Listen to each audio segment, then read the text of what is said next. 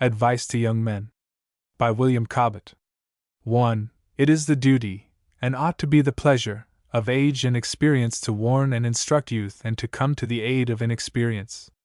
When sailors have discovered rocks or breakers, and have had the good luck to escape with life from amidst them, they, unless they be pirates or barbarians as well as sailors, point out the spots for the placing of buoys and of lights, in order that others may not be exposed to the danger which they have so narrowly escaped. What man of common humanity, having, by good luck, missed being engulfed in a quagmire or quicksand, will withhold from his neighbors a knowledge of the peril without which the dangerous spots are not to be approached? 2. The great effect which correct opinions and sound principles, imbibed in early life, together with the good conduct, at that age, which must naturally result from such opinions and principles, the great effect which these have on the whole course of our lives is, and must be, well known to every man of common observation. How many of us, arrived at only 40 years, have to repent, nay, which of us has not to repent, or has not had to repent, that he did not, at an earlier age, possess a great stock of knowledge of that kind which has an immediate effect on our personal ease and happiness, that kind of knowledge, upon which the cheerfulness and the harmony of our homes depend. 3. It is to communicate a stock of this sort of knowledge, in particular, that this work is intended, knowledge, indeed, relative to education, to many sciences, to trade, agriculture, horticulture, law, government, and religion, knowledge relating, incidentally, to all these. But the main object is to furnish that sort of knowledge to the young which but few men acquire until they be old, when it comes too late to be useful. 4. To communicate to others the knowledge that I possess has always been my taste and my delight, and few, who know anything of my progress through life, will be disposed to question my fitness for the task. Talk of rocks and breakers and quagmires and quicksands, who has ever escaped from amidst so many as I have? Thrown, by my own will, indeed, on the wide world at a very early age, not more than 11 or 12 years, without money to support, without friends to advise, and without book learning to assist me, passing a few years dependent solely on my own labor for my subsistence, then becoming a common soldier and leading a military life, chiefly in foreign parts, for 8 years, quitting that life after really, for me, high promotion, and with, for me, a large sum of money, marrying at an early age, going at once to France to acquire the French language, thence to America, passing 8 years there, becoming bookseller and author, and taking a prominent part in all the important discussions of the interesting period from 1793 to 1799, during which there was, in that country, a continued struggle carried on between the English and the French parties, conducting myself, in the ever active part which I took in that struggle, in such a way as to call forth marks of unequivocal approbation from the government at home, returning to England in 1800, resuming my labors here, suffering, during these 29 years, 2 years of imprisonment, heavy fines, 3 years self-banishment to the other side of the Atlantic, and a total breaking of fortune, so as to be left without a bed to lie on, and during these 29 years of troubles and of punishments, writing and publishing, every week of my life, whether in exile or not, 11 weeks only excepted, a periodical paper, containing more or less of matter worthy of public attention, writing and publishing, during the same 29 years, a grammar of the French and another of the English language, a work on the economy of the cottage, a work on forest trees and woodlands, a work on gardening, an account of America, a book of sermons, a work on the corn plant, a history of the Protestant Reformation, all books of great and continued sale, and the last unquestionably the book of greatest circulation in the whole world, the Bible only excepted, having, during these same 29 years of troubles and embarrassments without number, introduced into England the manufacture of straw plat, also several valuable trees, having introduced, during the same 29 years, the cultivation of the corn plant, so manifestly valuable as a source of food, having, during the same period, always, whether in exile or not, sustained a shop of some size, in London, having, during the whole of the same period, never employed less, on an average, than 10 persons, in some capacity or other, exclusive of printers, bookbinders, and others, connected with papers and books, and having, during these 29 years of troubles, embarrassments, prisons, fines, and banishments, bred up a family of 7 children to man's and woman's state. 5. If such a man be not, after he has survived and accomplished all this, qualified to give advice to young men, no man is qualified for that task. There may have been natural genius, but genius alone, not all the genius in the world, could, without something more, have conducted me through these perils. During these 29 years, I have had for deadly and ever watchful foes a government that has the collecting and distributing of 60 millions of pounds in a year, and also every soul who shares in that distribution. Until very lately, I have had, for the far greater part of the time, the whole of the press as my deadly enemy. Yet, at this moment, it will not be pretended that there is another man in the kingdom who has so many cordial friends. For as to the friends of ministers and the great, the friendship is towards the power, the influence. It is, in fact, towards those taxes, of which so many thousands are gaping to get at a share. And if we could, through so thick a veil, come at the naked fact, we should find the subscription, now going on in Dublin for the purpose of erecting a monument in that city, to commemorate the good recently done, or alleged to be done, to Ireland, by the Duke of Wellington, we should find that the subscribers have the taxes in view, and that, if the monument shall actually be raised, it ought to have selfishness, and not gratitude, engraven on its base. Nearly the same may be said with regard to all the praises that we hear bestowed on men in power. The friendship which is felt towards me is pure and disinterested. It is not founded in any hope that the parties can have, that they can ever profit from professing it. It is founded on the gratitude which they entertain for the good that I have done them, and of this sort of friendship, and friendship so cordial, no man ever possessed a larger portion. 6. Now, mere genius will not acquire this for a man. There must be something more than genius. There must be industry.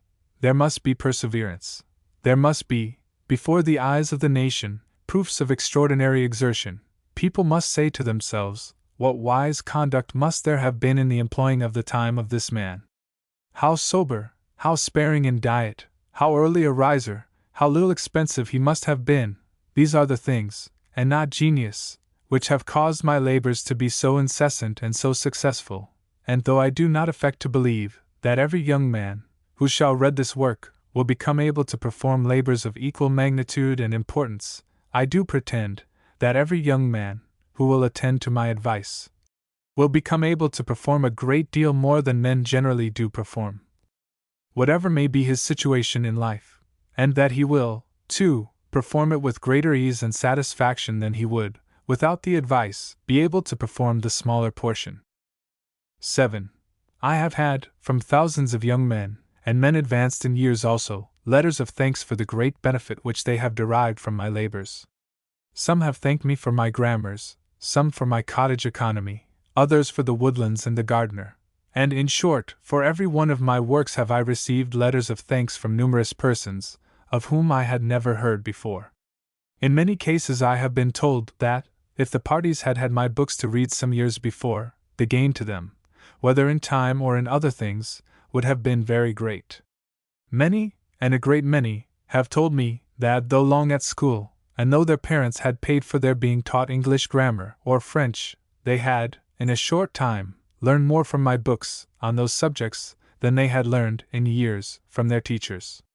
How many gentlemen have thanked me, in the strongest terms, for my woodlands and gardener, observing, just as Lord Bacon had observed in his time, that they had before seen no books on these subjects that they could understand.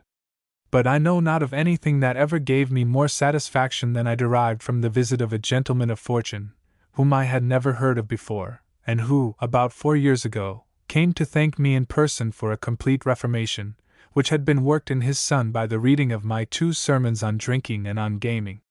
8. I have, therefore, done, already, a great deal in this way, but there is still wanting, in a compact form, a body of advice such as that which I now propose to give, and in the giving of which I shall divide my matter as follows. 1. Advice addressed to a youth. 2. Advice addressed to a bachelor. 3. Advice addressed to a lover. 4. To a husband. 5. To a father. 6. To a citizen or subject. 9. Some persons will smile, and others laugh outright, at the idea of Cobbett's giving advice for conducting the affairs of love. Yes. But I was once young, and surely I may say with the poet, I forget which of them. I forget, indeed, the names of the ladies as completely, pretty nigh, as I do that of the poets. But I remember their influence, and of this influence on the conduct and in the affairs and on the condition of men, I have, and must have, been a witness all my life long.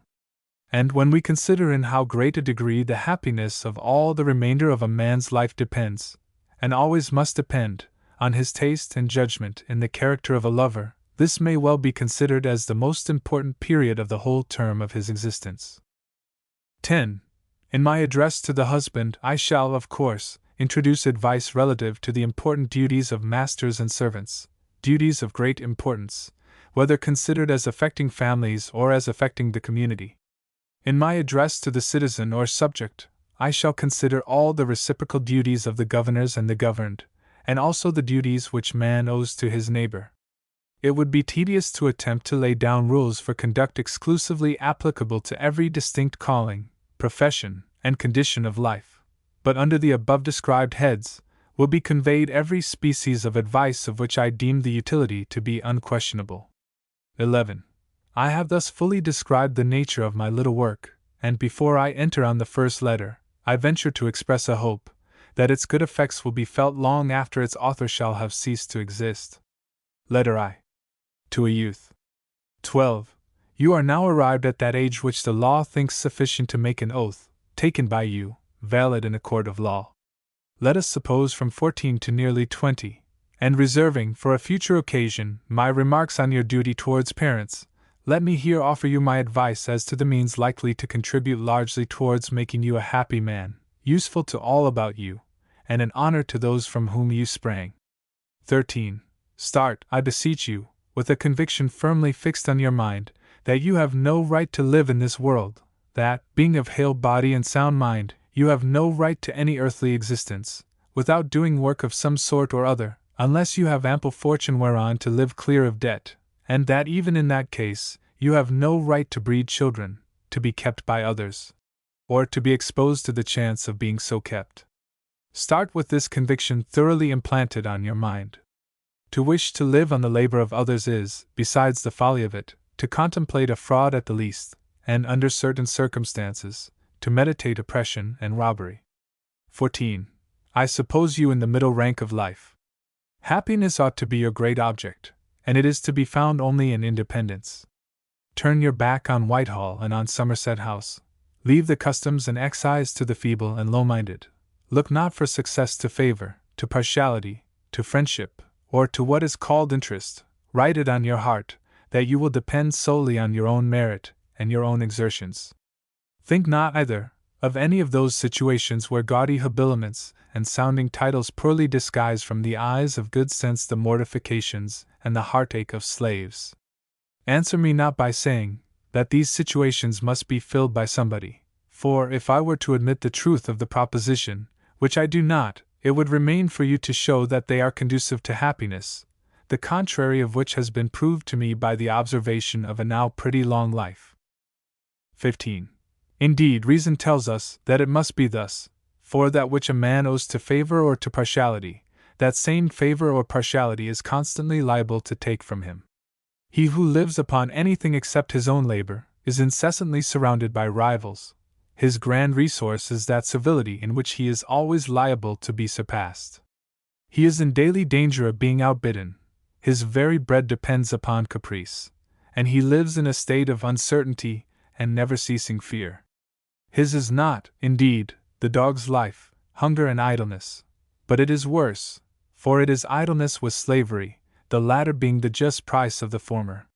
Slaves frequently are well fed and well clad, but slaves dare not speak, they dare not be suspected to think differently from their masters, hate his acts as much as they may, be he tyrant, be he drunkard, be he fool, or be he all three at once, they must be silent, or, 9 times out of 10, affect approbation. Though possessing 1,000 times his knowledge, they must feign a conviction of his superior understanding. though knowing that it is they who, in fact, do all that he is paid for. Doing, it is destruction to them to seem as if they thought any portion of the service belonged to them.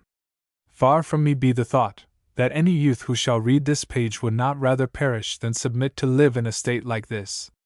Such a state is fit only for the refuse of nature, the halt, the half-blind, the unhappy creatures whom nature has marked out for degradation. 16.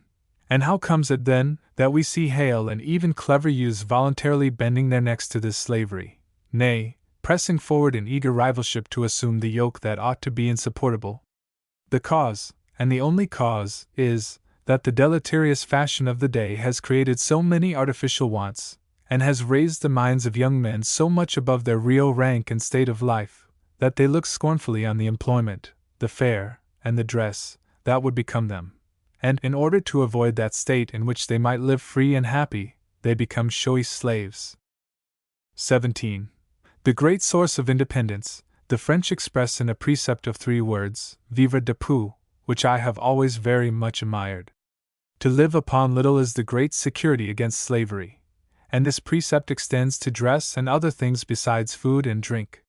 When Dr. Johnson wrote his dictionary, he put in the word pensioner thus: pensioner, a slave of state. After this he himself became a pensioner. And thus, agreeably to his own definition, he lived and died a slave of state.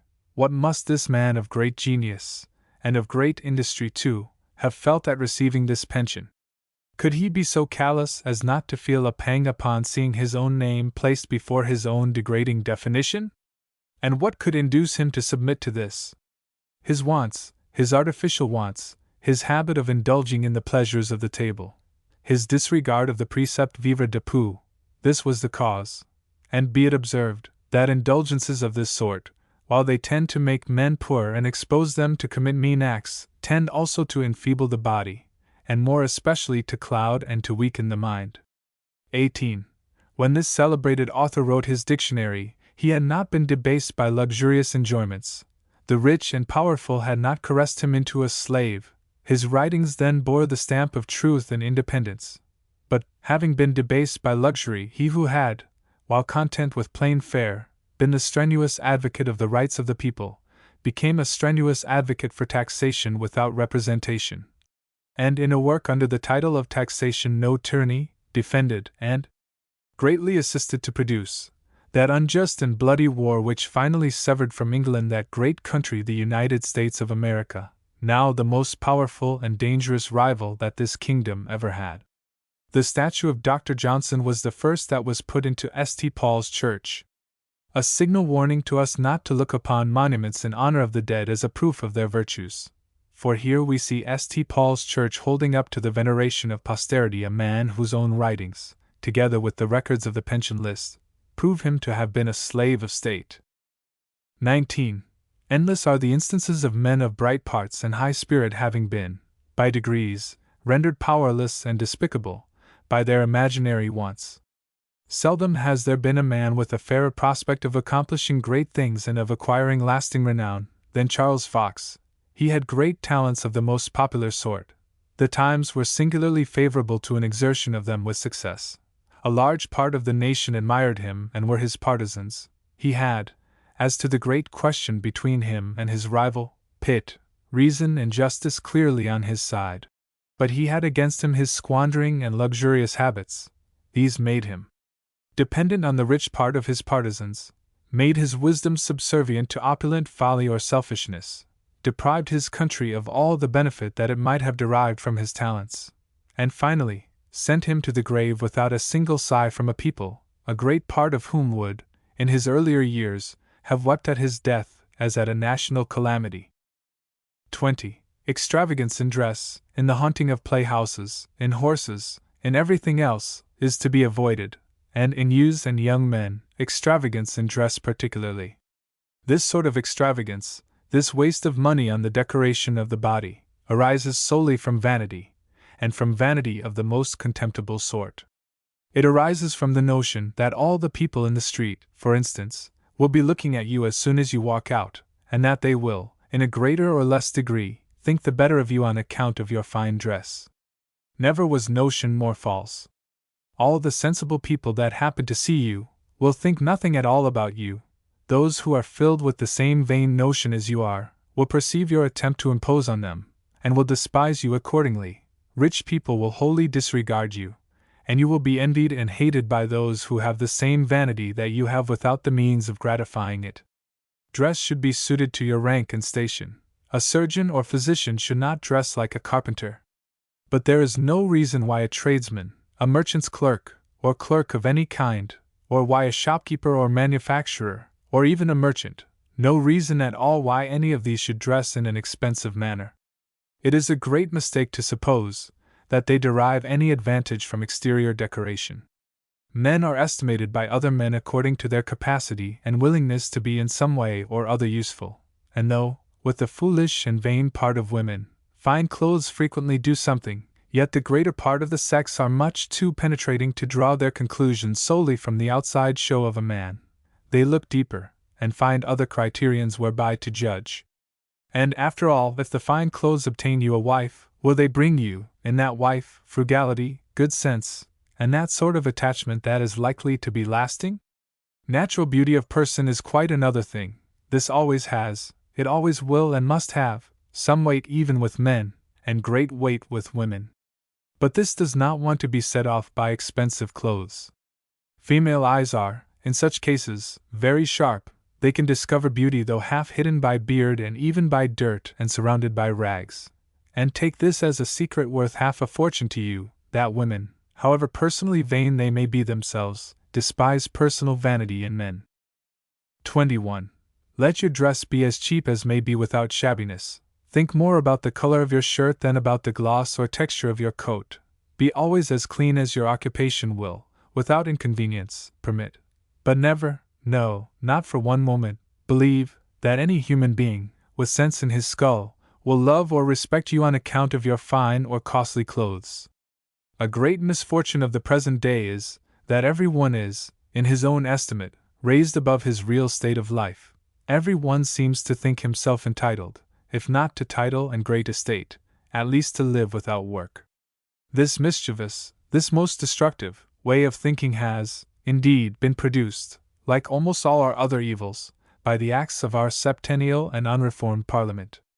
That body, by its acts, has caused an enormous debt to be created, and, in consequence, a prodigious sum to be raised annually in taxes. It has caused, by these means, a race of loanmongers and stockjobbers to arise. These carry on a species of gaming, by which some make fortunes in a day, and others, in a day, become beggars. The unfortunate gamesters, like the purchasers of blanks in a lottery, are never heard of, but the fortunate ones become companions for lords, and some of them lords themselves. We have, within these few years, seen many of these gamesters get fortunes of $250,000 in a few days, and then we have heard them, though notoriously amongst the lowest and basest of human creatures, called honorable gentlemen. In such a state of things, who is to expect patient industry, laborious study, frugality and care? Who, in such a state of things, is to expect these to be employed in pursuit of that competence which it is the laudable wish of all men to secure? Not long ago a man, who had served his time to a tradesman in London, became, instead of pursuing his trade, a stockjobber or gambler, and in about 2 years drove his coach and four, had his town house and country house, and was visited by peers of the highest rank. A fellow apprentice of this lucky gambler, though a tradesman in excellent business, seeing no earthly reason why he should not have his coach and four also, turned his stock in trade into a stake for the change. But alas! At the end of a few months, instead of being in a coach and four, he was in the Gazette. 22. This is one instance out of hundreds of thousands, not, indeed, exactly of the same description, but all arising from the same copious source. The words speculate and speculation have been substituted for gamble and gambling. The hatefulness of the pursuit is thus taken away, and while taxes to the amount of more than double the whole of the rental of the kingdom, while these cause such crowds of idlers, every one of whom calls himself a gentleman, and avoids the appearance of working for his bread, while this is the case, who is to wonder that a great part of the youth of the country, knowing themselves to be as good, as learned, and as well bred as these gentlemen, who is to wonder that they think that, they also ought to be considered as gentlemen? Then, the late war, also the work of the Septennial Parliament, has left us, amongst its many legacies, such swarms of titled men and women, such swarms of sirs and their ladies, men and women who, only the other day, were the fellow apprentices, fellow tradesmen's or farmers' sons and daughters, or indeed, the fellow servants, of those who are now in these several states of life. The late Septennial Parliament War has left us such swarms of these, that it is no wonder that the heads of young people are turned, and that they are ashamed of that state of life to act their part well in which ought to be their delight. 23. But though the cause of the evil is in acts of the Septennial Parliament, though this universal desire in people to be thought to be above their station, though this arises from such acts, and though it is no wonder that young men are thus turned from patient study and labor, though these things be undoubted, they form no reason why I should not warn you against becoming a victim to this national scourge. For, in spite of every art made use of to avoid labor, the taxes will, after all, maintain only so many idlers. We cannot all be knights and gentlemen. There must be a large part of us, after all, to make and mend clothes and houses, and carry on trade and commerce, and in spite of all that we can do, the far greater part of us must actually work at something, for, unless we can get at some of the taxes, we fall under the sentence of Holy Writ, he who will not work shall not eat. Yet, so strong is the propensity to be thought gentlemen, so general is this desire amongst the youth of this formerly laborious and unassuming nation, a nation famed for its pursuit of wealth through the channels of patience, punctuality, and integrity, a nation famed for its love of solid acquisitions and qualities, and its hatred of everything showy and false, so general is this really fraudulent desire amongst the youth of this now speculating nation, that thousands upon thousands of them are, at this moment, in a state of half-starvation, not so much because they are too lazy to earn their bread, as because they are too proud. And what are the consequences? Such a youth remains or becomes a burden to his parents, of whom he ought to be the comfort, if not the support. Always aspiring to something higher than he can reach, his life is a life of disappointment and of shame. If marriage befall him, it is a real affliction, involving others as well as himself. His lot is 1,000 times worse than that of the common laboring pauper. 19 times out of 20 a premature death awaits him, and alas! How numerous are the cases in which that death is most miserable, not to say ignominious. Stupid pride is one of the symptoms of madness. Of the two madmen mentioned in Don Quixote, one thought himself Neptune, and the other Jupiter. Shakespeare agrees with Cervantes, for Mad Tom, in King Lear, being asked who he is, answers, I am a tailor run mad with pride. How many have we heard of, who claimed relationship with noblemen and kings, while of not a few each has thought himself the son of God?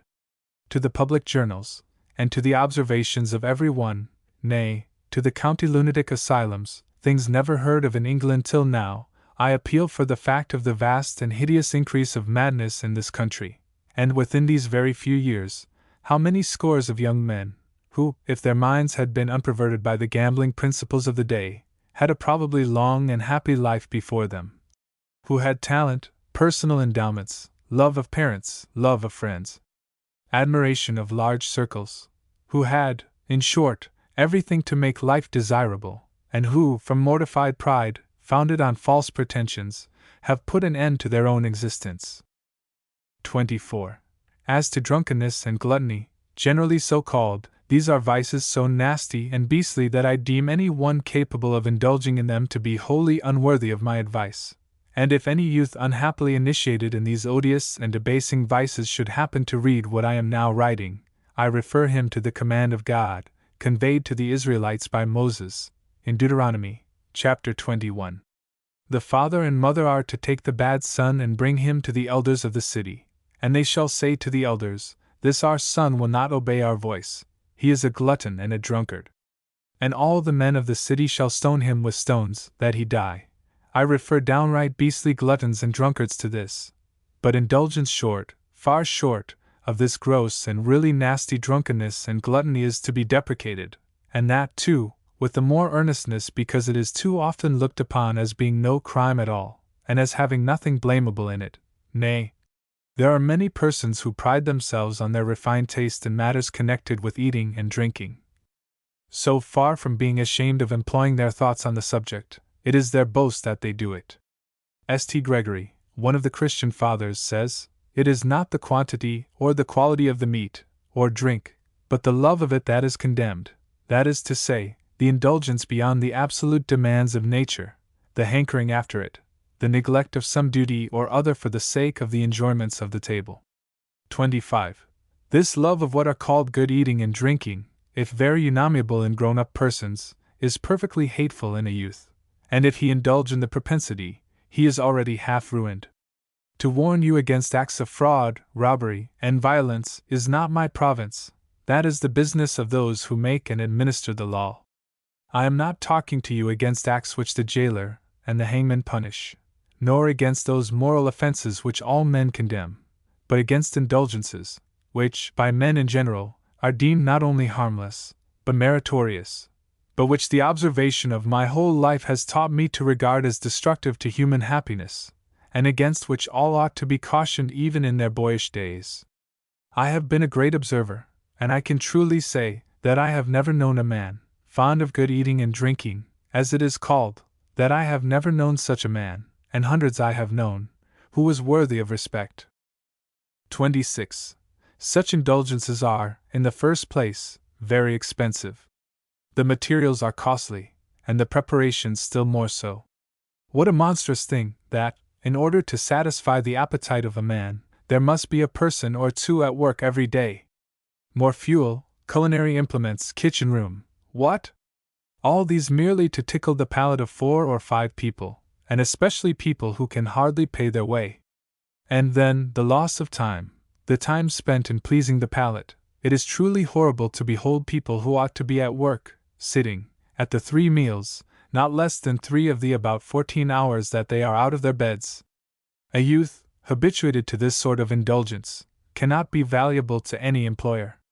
Such a youth cannot be deprived of his table enjoyments on any account. His eating and drinking form the momentous concern of his life.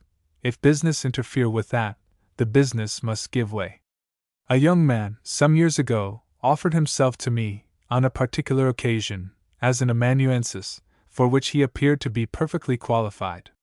The terms were settled, and I, who wanted the job dispatched, requested him to sit down and begin. But he, looking out of the window, whence he could see the church clock, said somewhat hastily, "I cannot stop now, sir, I must go to dinner." "Oh," said I, "you must go to dinner, must you?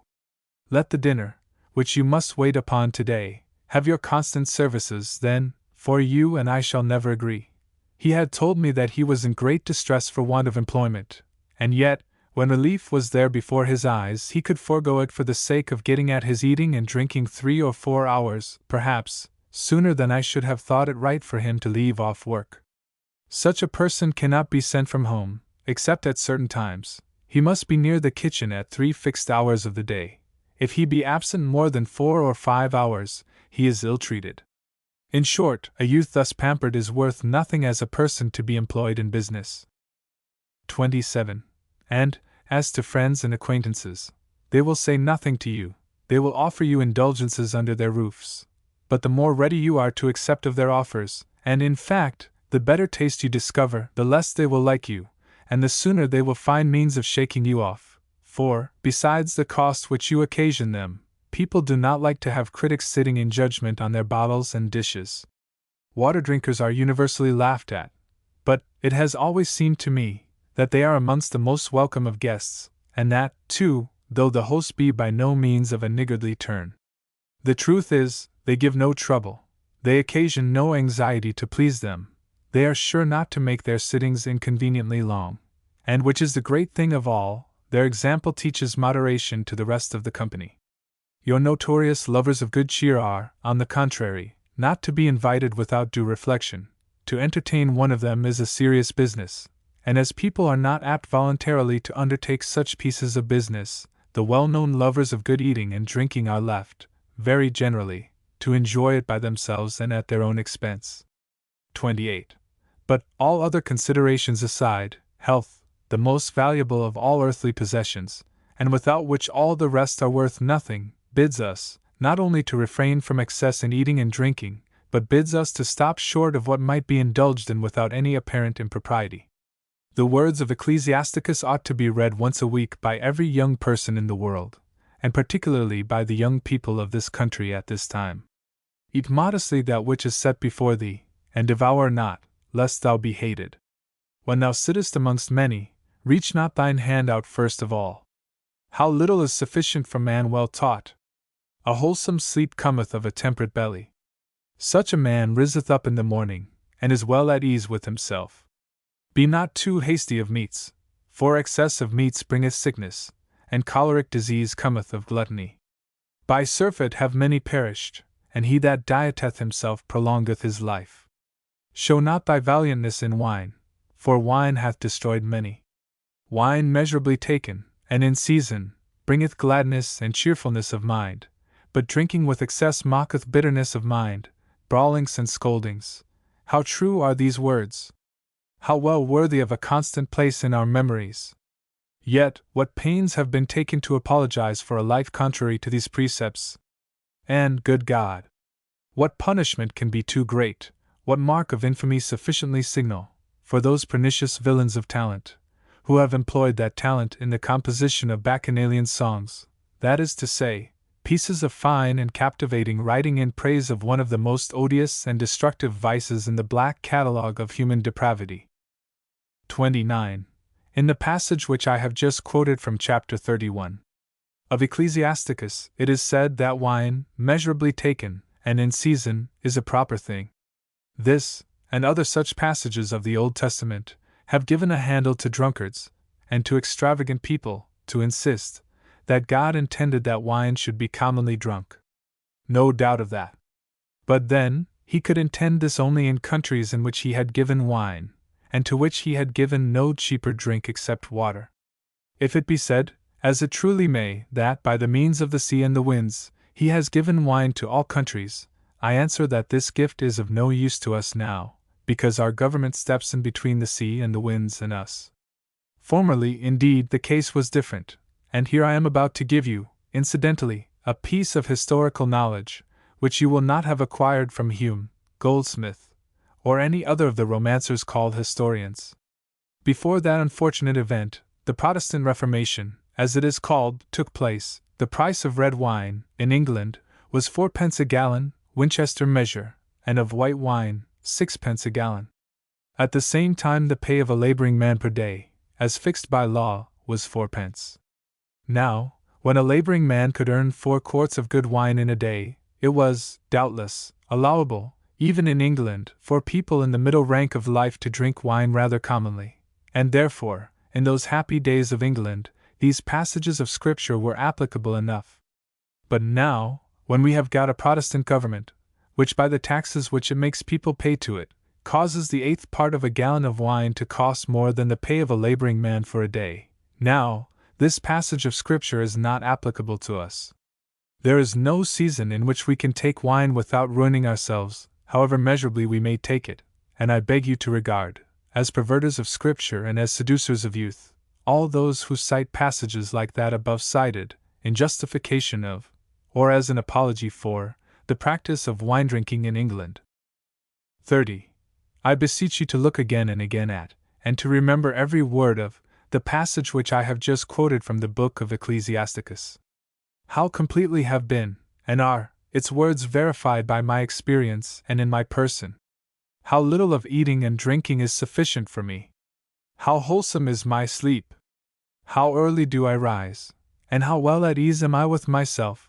I should not have deserved such blessings, if I had withheld from my neighbors a knowledge of the means by which they were obtained, and therefore, this knowledge I have been in the constant habit of communicating. When one gives a dinner to a company, it is an extraordinary affair, and is intended, by sensible men, for purposes other than those of eating and drinking. But, in general, in the everyday life, despicable are those who suffer any part of their happiness to depend upon what they have to eat or to drink, provided they have a sufficiency of wholesome food. Despicable is the man, and worse than despicable the youth, that would make any sacrifice, however small, whether of money or of time, or of anything else, in order to secure a dinner different from that which he would have had without such sacrifice. What man, ever performed a greater quantity of labor than I have performed? What man ever did so much? Now, in a great measure, I owe my capability to perform this labor to my disregard of dainties.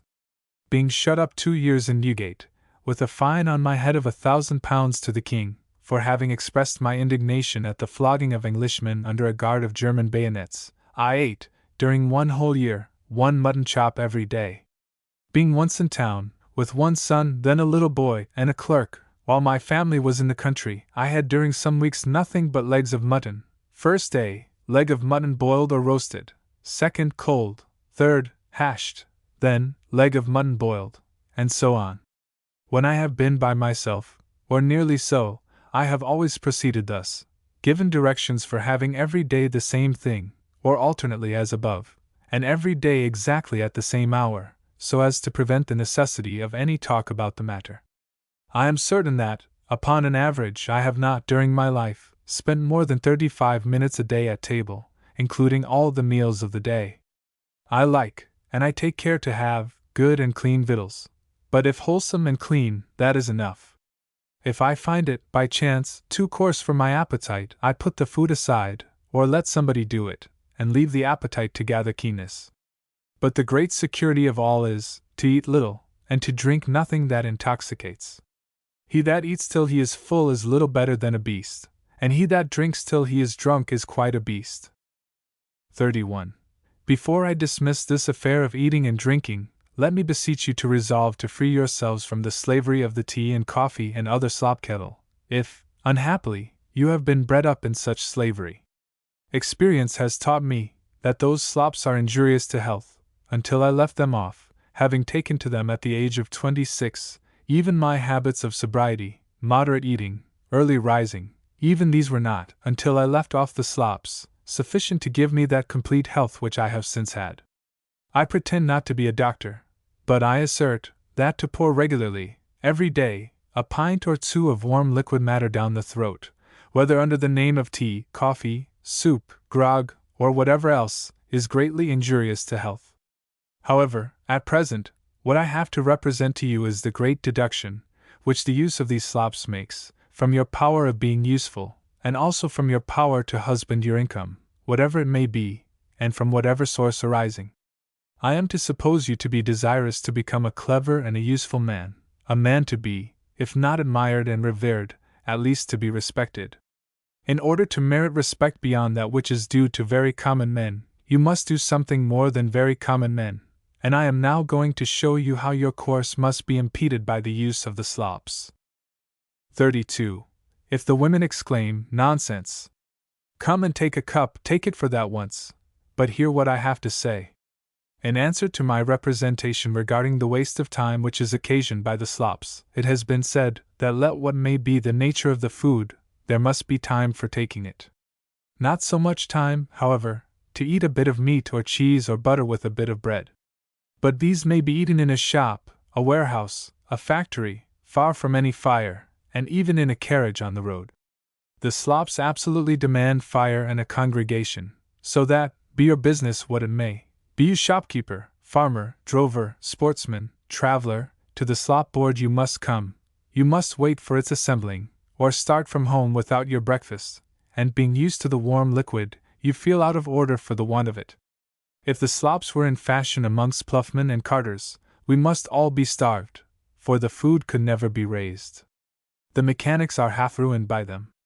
Many of them are become poor, enervated creatures, and chiefly from this cause. But is the positive cost nothing? At boarding schools an additional price is given on account of the tea slops.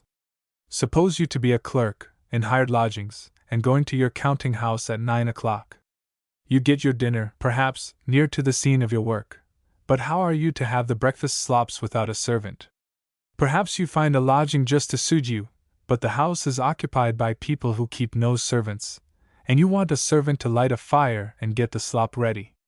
You could get this lodging for several shillings a week less than another at the next door, but there they keep a servant, who will get you your breakfast, and preserve you, benevolent creature as she is, from the cruel necessity of going to the cupboard and cutting off a slice of meat or cheese and a bit of bread.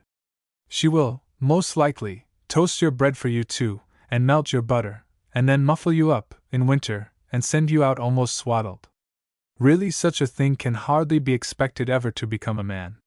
You are weak, you have delicate health, you are bilious. Why, my good fellow, it is these very slops that make you weak and bilious. And indeed, the poverty, the real poverty, that they and their concomitants bring on you, greatly assists, in more ways than one, in producing your delicate health. 33. So much for indulgences in eating, drinking, and dress. Next, as to amusements. It is recorded of the famous Alfred, that he devoted 8 hours of the 24 to labor, 8 to rest, and 8 to recreation. He was, however, a king, and could be thinking during the 8 hours of recreation. It is certain that there ought to be hours of recreation, and I do not know that 8 are too many, but then observe, those hours ought to be well chosen, and the sort of recreation ought to be attended to. It ought to be such as is at once innocent in itself, and in its tendency, and not injurious to health. The sports of the field are the best of all, because they are conducive to health, because they are enjoyed by daylight, and because they demand early rising.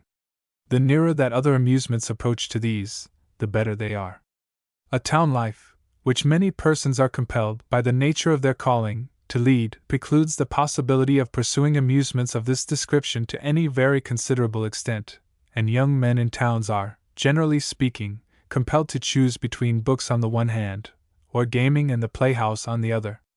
Dancing is at once rational and healthful, it gives animal spirits, it is the natural amusement of young people, and such it has been from the days of Moses, it is enjoyed in numerous companies, it makes the parties to be pleased with themselves and with all about them, it has no tendency to excite base and malignant feelings, and none but the most groveling and hateful tyranny, or the most stupid and despicable fanaticism, ever raised its voice against it. The bad modern habits of England have created one inconvenience attending the enjoyment of this healthy and innocent pastime, namely, late hours, which are at once injurious to health and destructive of order and of industry. In other countries people dance by daylight.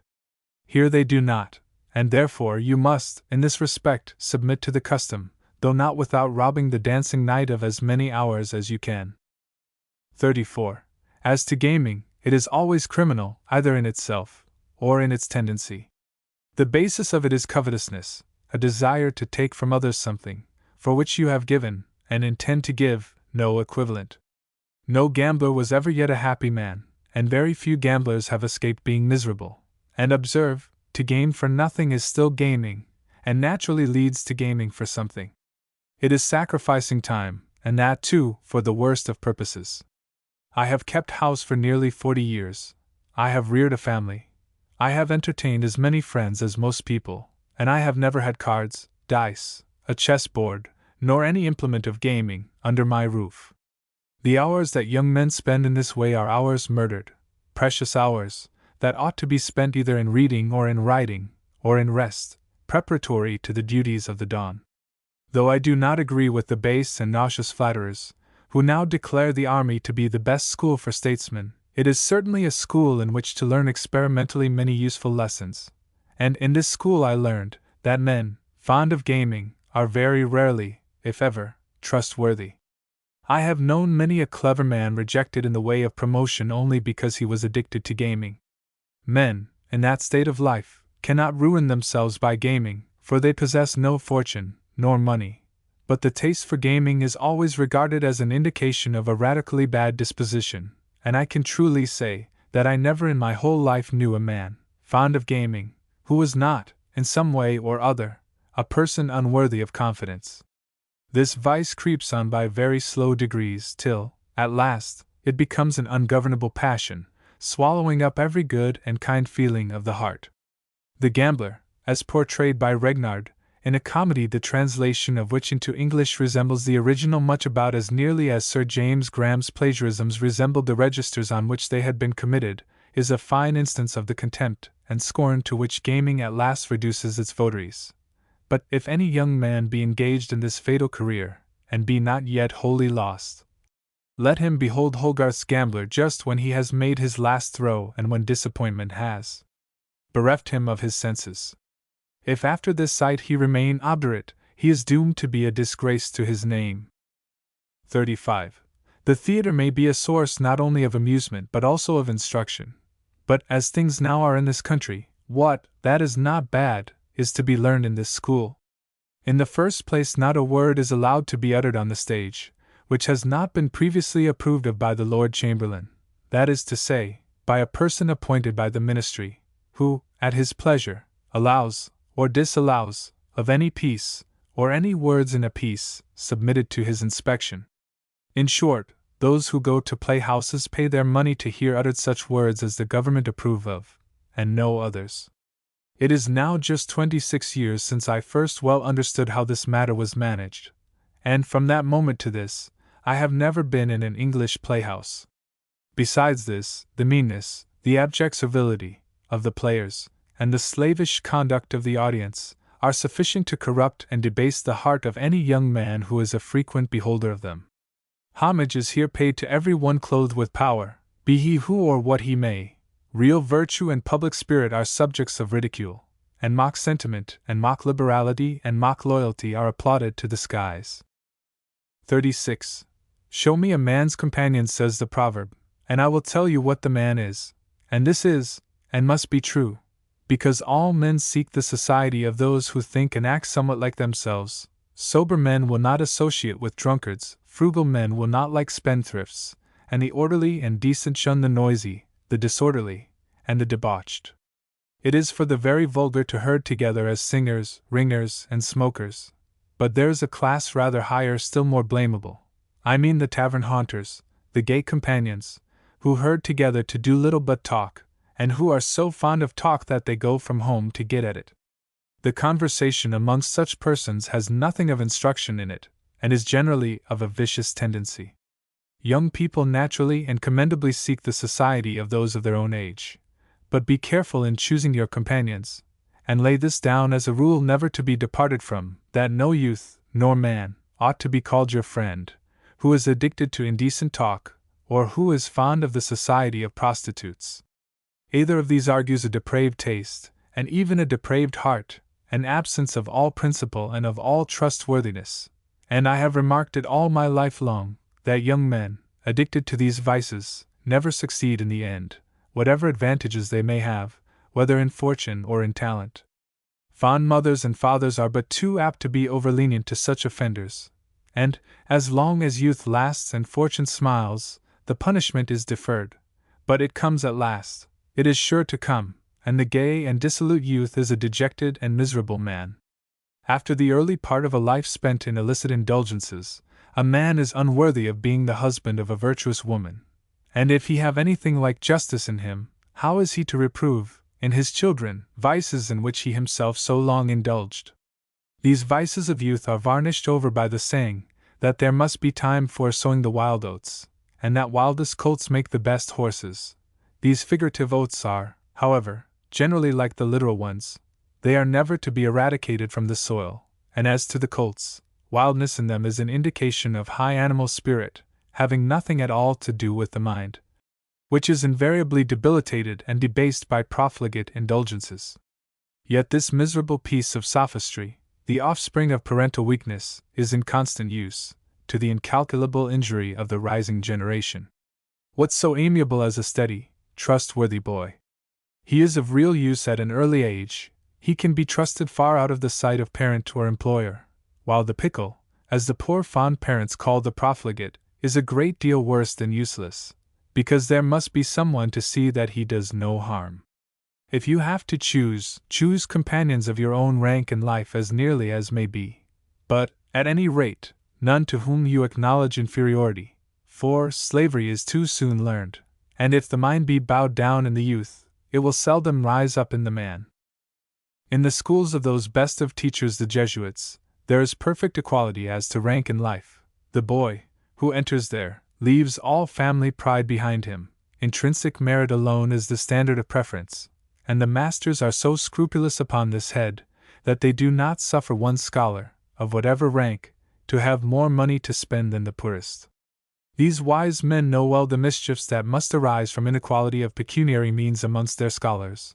They know how injurious it would be to learning, if deference were, by the learned, paid to the dunce, and they, therefore, take the most effectual means to prevent it. Hence, amongst other causes, it is that their scholars have, ever since the existence of their order, been the most celebrated for learning of any men in the world. 37. In your manners be neither boorish nor blunt, but even these are preferable to simpering and crawling. I wish every English youth could see those of the United States of America. Always civil, never servile. Be obedient, where obedience is due, for it is no act of meanness, and no indication of want of spirit, to yield implicit and ready obedience to those who have a right to demand it at your hands. In this respect England has been, and I hope always will be, an example to the whole world. To this habit of willing and prompt obedience in apprentices, in servants, in all inferiors in station, she owes, in a great measure, her multitudes of matchless merchants, tradesmen, and workmen of every description, and also the achievements of her armies and navies. It is no disgrace, but the contrary, to obey, cheerfully, lawful and just commands. None are so saucy and disobedient as slaves. And when you come to read history, you will find that in proportion as nations have been free has been their reverence for the laws. But there is a wide difference between lawful and cheerful obedience, and that servility which represents people as laying petitions at the king's feet, which makes us imagine that we behold the supplicants actually crawling upon their bellies. There is something so abject in this expression, there is such horrible self-abasement in it, that I do hope that every youth, who shall read this, will hold in detestation the reptiles who make use of it. In all other countries, the lowest individual can put a petition into the hands of the chief magistrate, be he king or emperor. Let us hope that the time will yet come when Englishmen will be able to do the same. In the meanwhile I beg you to despise these worse than pagan parasites. 38. Hitherto I have addressed you chiefly relative to the things to be avoided. Let me now turn to the things which you ought to do. And first of all, the husbanding of your time. The respect that you will receive, the real and sincere respect, will depend entirely on what you are able to do. If you be rich, you may purchase what is called respect, but it is not worth having. To obtain respect worth possessing, you must, as I observed before, do more than the common run of men in your state of life. And to be enabled to do this, you must manage well your time, and to manage it well, you must have as much of the daylight and as little of the candlelight as is consistent with the due discharge of your duties. When people get into the habit of sitting up merely for the purpose of talking, it is no easy matter to break themselves of it, and if they do not go to bed early, they cannot rise early. Young people require more sleep than those that are grown up. There must be the number of hours, and that number cannot well be, on an average, less than 8, and if it be more in winter time, it is all the better. For an hour in bed is better than an hour spent over fire and candle in an idle gossip. People never should sit talking till they do not know what to talk about. It is said by the country people that 1 hour's sleep before midnight is worth more than 2 are worth after midnight, and this I believe to be a fact. But it is useless to go to bed early and even to rise early, if the time be not well employed after rising. In general, half the morning is loitered away, the party being in a sort of half-dressed, half-naked state, out of bed, indeed, but still in a sort of bedding. Those who first invented morning gowns and slippers could have very little else to do. These things are very suitable to those who have had fortunes gained for them by others, very suitable to those who have nothing to do, and who merely live for the purpose of assisting to consume the produce of the earth. But he who has his bread to earn, or who means to be worthy of respect on account of his labors, has no business with morning gown and slippers. In short, be your business or calling what it may, dress at once for the day, and learn to do it as quickly as possible. A looking-glass is a piece of furniture a great deal worse than useless. Looking at the face will not alter its shape or its color, and perhaps, of all wasted time, none is so foolishly wasted as that which is employed in surveying one's own face. Nothing can be of little importance, if one be compelled to attend to it every day of our lives. If we shaved but once a year, or once a month, the execution of the thing would be hardly worth naming, but this is a piece of work that must be done once every day, and, as it may cost only about 5 minutes of time, and may be, and frequently is, made to cost 30, or even 50 minutes, and, as only 15 minutes make about a 58th part of the hours of our average daylight, this being the case, this is a matter of real importance.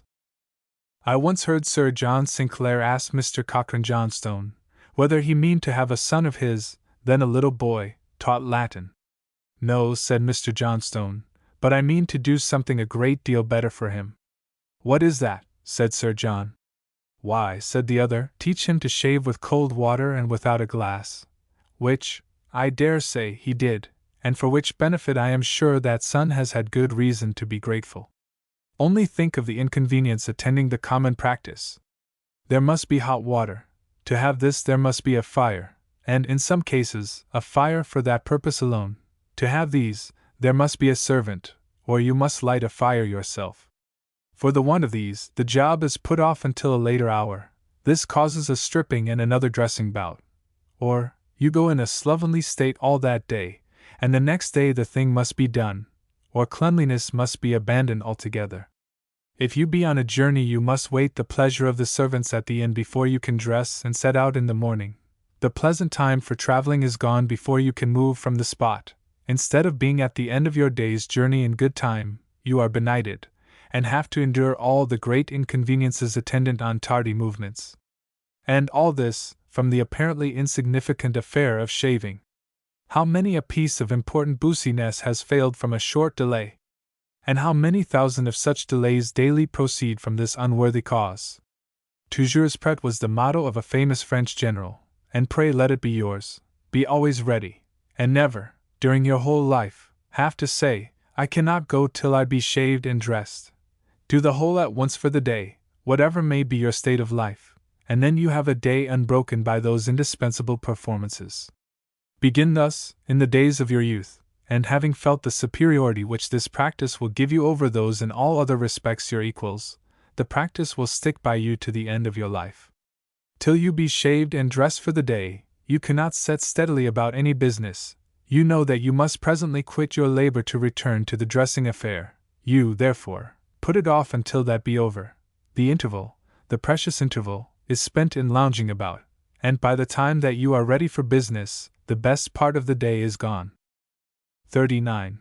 Trifling as this matter appears upon naming it, it is, in fact, one of the great concerns of life, and for my part I can truly say that I owe more of my great labors to my strict adherence to the precepts that I have here given you, than to all the natural abilities with which I have been endowed, for these, whatever may have been their amount, would have been of comparatively little use, even aided by great sobriety and abstinence, if I had not, in early life, contracted the blessed habit of husbanding while my time. To this, more than to any other thing, I owed my very extraordinary promotion in the army. I was always ready. If I had to mount guard at 10, I was ready at 9. Never did any man, or anything, wait one moment for me. Being, at an age under 20 years, raised from corporal to sergeant major at once, over the heads of 30 sergeants, I naturally should have been an object of envy and hatred. But this habit of early rising and of rigid adherence to the precepts which I have given you, really subdued these passions, because every one felt that what I did he had never done, and never could do. Before my promotion, a clerk was wanted to make out the morning report of the regiment. I rendered the clerk unnecessary, and long before any other man was dressed for the parade, my work for the morning was all done, and I myself was on the parade, walking, in fine weather, for an hour perhaps. My custom was this: to get up, in summer, at daylight, and in winter at 4 o'clock, shave, dress, even to the putting of my sword belt over my shoulder, and having my sword lying on the table before me, ready to hang by my side. Then I ate a bit of cheese or pork, and bread. Then I prepared my report, which was filled up as fast as the companies brought me in the materials. After this I had an hour or two to read, before the time came for any duty out of doors, unless when the regiment or part of it went out to exercise in the morning. When this was the case, and the matter was left to me, I always had it on the ground in such time as that the bayonets glistened in the rising sun, a sight which gave me delight, of which I often think, but which I should in vain endeavor to describe. If the officers were to go out, 8 or 10 o'clock was the hour, sweating the men in the heat of the day, breaking in upon the time for cooking their dinner, putting all things out of order and all men out of humor. When I was commander, the men had a long day of leisure before them. They could ramble into the town or into the woods, go to get raspberries, to catch birds, to catch fish, or to pursue any other recreation, and such of them as chose, and were qualified, to work at their trades.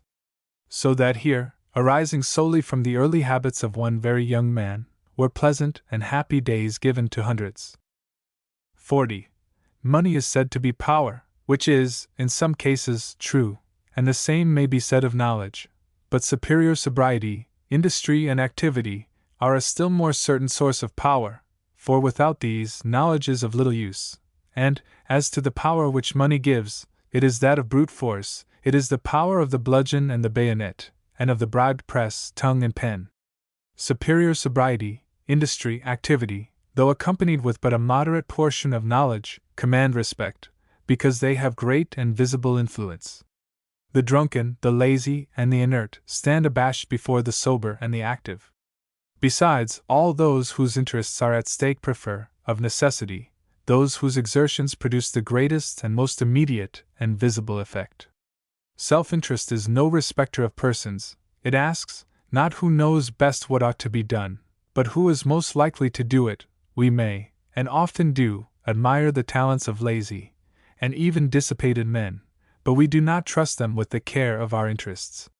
If, therefore, you would have respect and influence in the circle in which you move, be more sober, more industrious, more active than the general run of those amongst whom you live. 41. As to education, this word is now applied exclusively to things which are taught in schools, but education means rearing up, and the French speak of the education of pigs and sheep. In a very famous French book on rural affairs, there is a chapter entitled Education du cochon, that is, education of the hog. The word has the same meaning in both languages, for both take it from the Latin. Neither is the word learning properly confined to things taught in schools, or by books, for learning means knowledge, and but a comparatively small part of useful knowledge comes from books. Men are not to be called ignorant merely because they cannot make upon paper certain marks with a pen, or because they do not know the meaning of such marks when made by others. A plowman may be very learned in his line, though he does not know what the letters P, L, O, U, G, H mean when he sees them combined upon paper. The first thing to be required of a man is, that he understand well his own calling, or profession, and be you in what state of life you may, to acquire this knowledge ought to be your first and greatest care. A man who has had a new-built house tumble down will derive little more consolation from being told that the architect is a great astronomer, than this distressed nation now derives from being assured that its distresses arise from the measures of a long list of the greatest orators and greatest heroes that the world ever beheld. 42. Nevertheless, book learning is by no means to be despised, and it is a thing which may be laudably sought after by persons in all states of life. In those pursuits which are called professions, it is necessary, and also in certain trades, and in persons in the middle ranks of life, a total absence of such learning is somewhat disgraceful. There is, however, one danger to be carefully guarded against, namely, the opinion that your genius, or your literary acquirements, are such as to warrant you in disregarding the calling in which you are, and by which you gain your bread. Parents must have an uncommon portion of solid sense to counterbalance their natural affections sufficiently to make them competent judges in such a case. Friends are partial, and those who are not you deem enemies. Stick, therefore, to the shop, rely upon your mercantile or mechanical or professional calling, try your strength in literature, if you like, but rely on the shop. If Bloomfield, who wrote a poem called The Farmer's Boy, had placed no reliance on the faithless muses, his unfortunate and much to be pitied family would, in all probability, have not been in a state to solicit relief from charity. I remember that this loyal shoemaker was flattered to the skies, an ominous sign, if he had understood it, feasted at the tables of some of the great. Have, I beseech you, no hope of this sort, and if you find it creeping towards your heart, drive it instantly away as the mortal foe of your independence and your peace. 43. With this precaution, however, book learning is not only proper, but highly commendable, and portions of it are absolutely necessary in every case of trade or profession. One of these portions is distinct reading, plain and neat writing, and arithmetic. The two former are mere child's work, the latter not quite so easily acquired, but equally indispensable, and of it you ought to have a thorough knowledge before you attempt to study even the grammar of your own language. Arithmetic is soon learned. It is not a thing that requires much natural talent. It is not a thing that loads the memory or puzzles the mind, and it is a thing of everyday utility. Therefore, this is, to a certain extent, an absolute necessary, an indispensable acquisition. Every man is not to be a surveyor or an actuary, and therefore, you may stop far short of the knowledge of this sort, which is demanded by these professions, but, as far as common accounts and calculations go, you ought to be perfect, and this you may make yourself, without any assistance from a master, by bestowing upon this science, during 6 months, only 1/2 of the time that is, by persons of your age, usually wasted over the tea slops, or other kettle slops, alone. If you become fond of this science, there may be a little danger of wasting your time on it. When, therefore, you have got as much of it as your business or profession can possibly render necessary, turn the time to some other purpose. As to books on this subject, they are in everybody's hand, but there is one book on the subject of calculations, which I must point out to you, The Canvas, by Dr. Kelly. This is a bad title, because, to men in general, it gives no idea of what the book treats of. It is a book which shows the value of the several pieces of money of one country when stated in the money of another country. For instance, it tells us what a Spanish dollar, a Dutch dollar, a French franc, and so on, is worth in English money. It does the same with regard to weights and measures, and it extends its information to all the countries in the world. It is a work of rare merit, and every youth, be his state of life what it may, if it permit him to pursue book learning of any sort, and particularly if he be destined, or at all likely to meddle with commercial matters, ought, as soon as convenient, to possess this valuable and instructive book. 44. The next thing is the grammar of your own language. Without understanding this, you can never hope to become fit for anything beyond mere trade or agriculture. It is true that we do, God knows, but too often see men have great wealth, high titles, and boundless power heaped upon them, who can hardly write 10 lines together correctly. But remember, it is not merit that has been the cause of their advancement. The cause has been, in almost every such case, the subserviency of the party to the will of some government, and the baseness of some nation who have quietly submitted to be governed by brazen fools. Do not you imagine that you will have luck of this sort? Do not you hope to be rewarded and honored for that ignorance which shall prove a scourge to your country, and which will earn you the curses of the children yet unborn? Rely you upon your merit, and upon nothing else.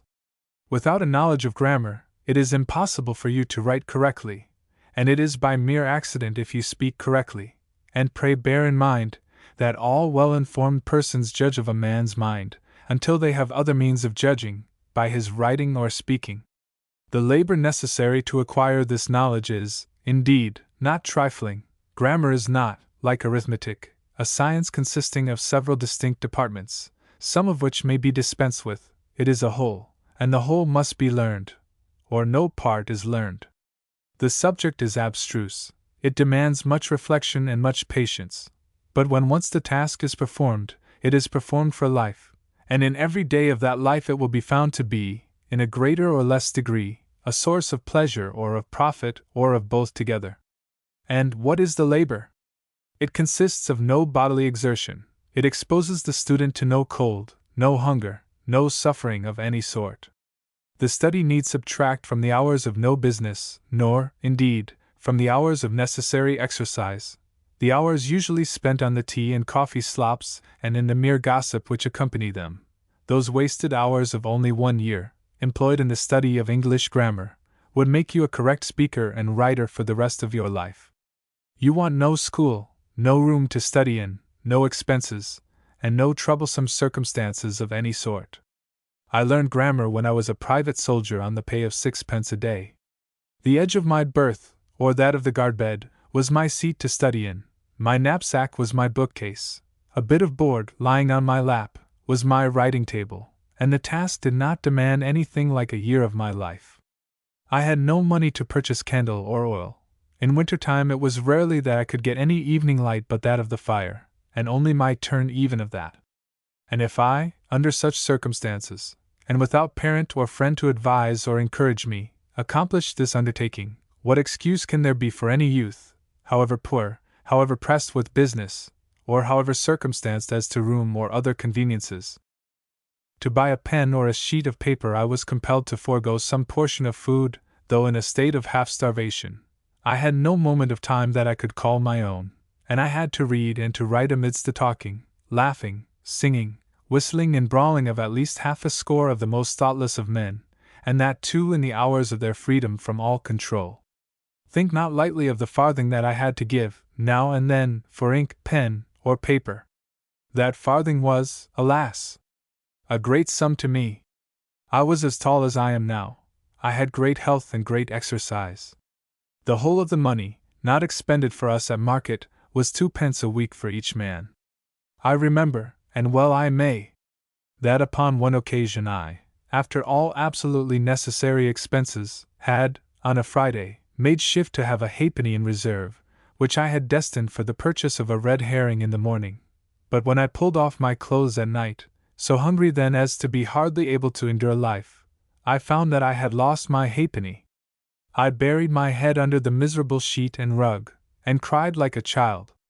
And again I say, if I, under circumstances like these, could encounter and overcome this task, can there be, in the whole world, a youth to find an excuse for the non-performance?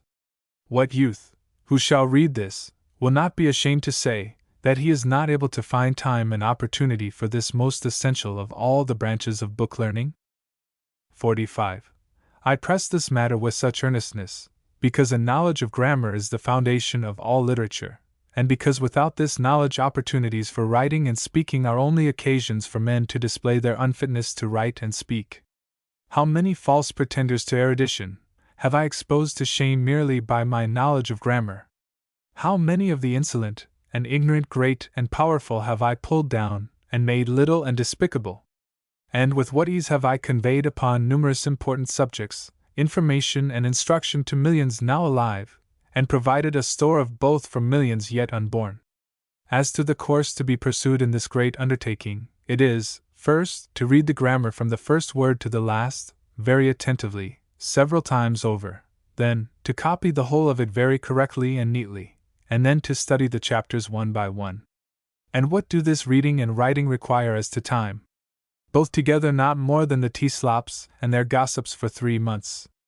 There are about 300 pages in my English grammar.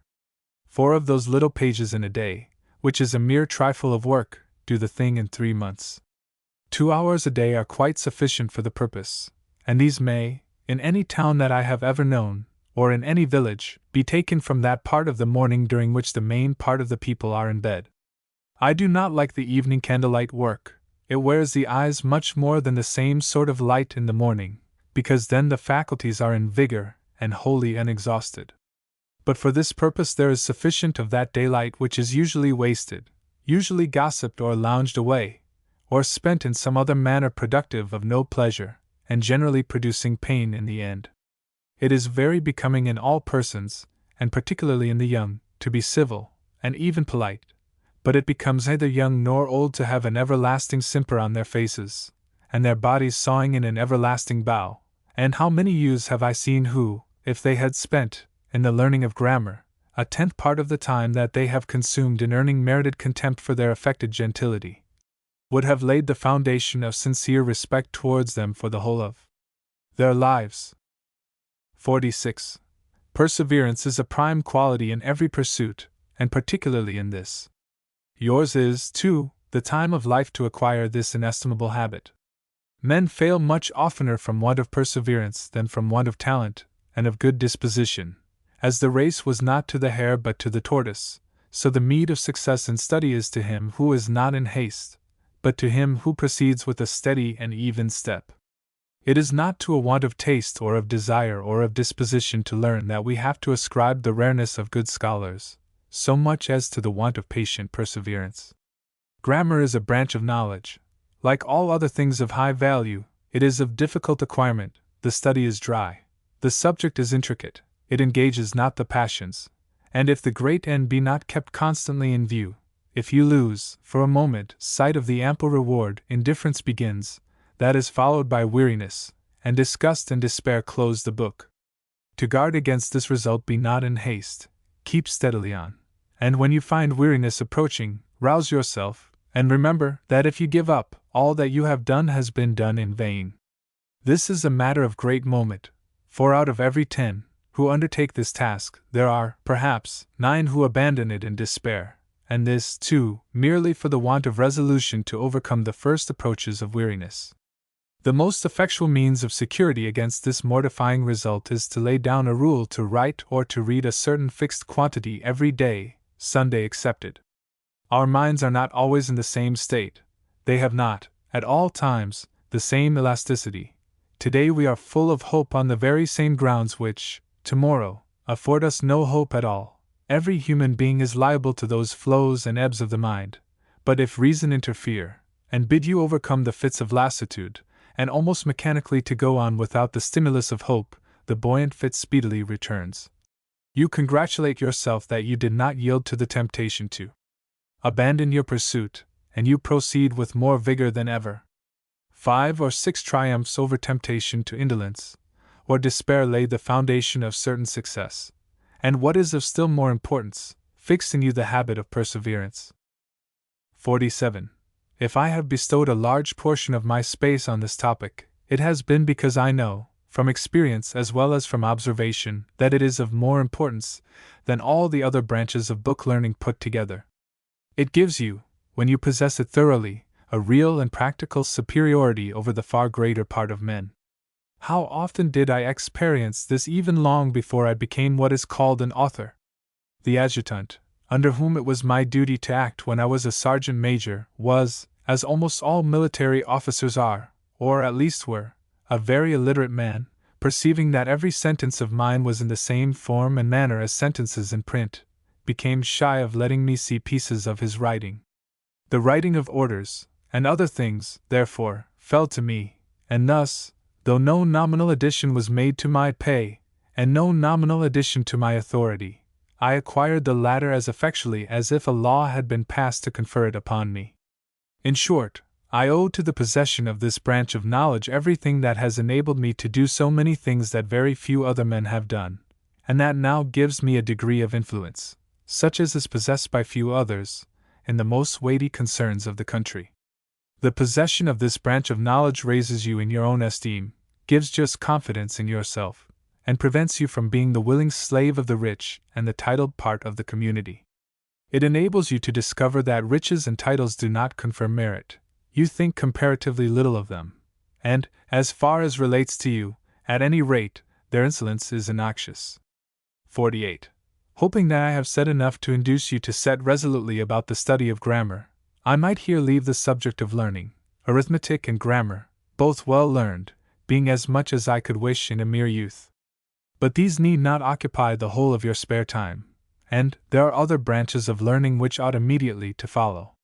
If your own calling or profession require book study, books treating of that are to be preferred to all others, for the first thing, the first object in life, is to secure the honest means of obtaining sustenance, raiment, and a state of being suitable to your rank, be that rank what it may. Excellence in your own calling is, therefore, the first thing to be aimed at.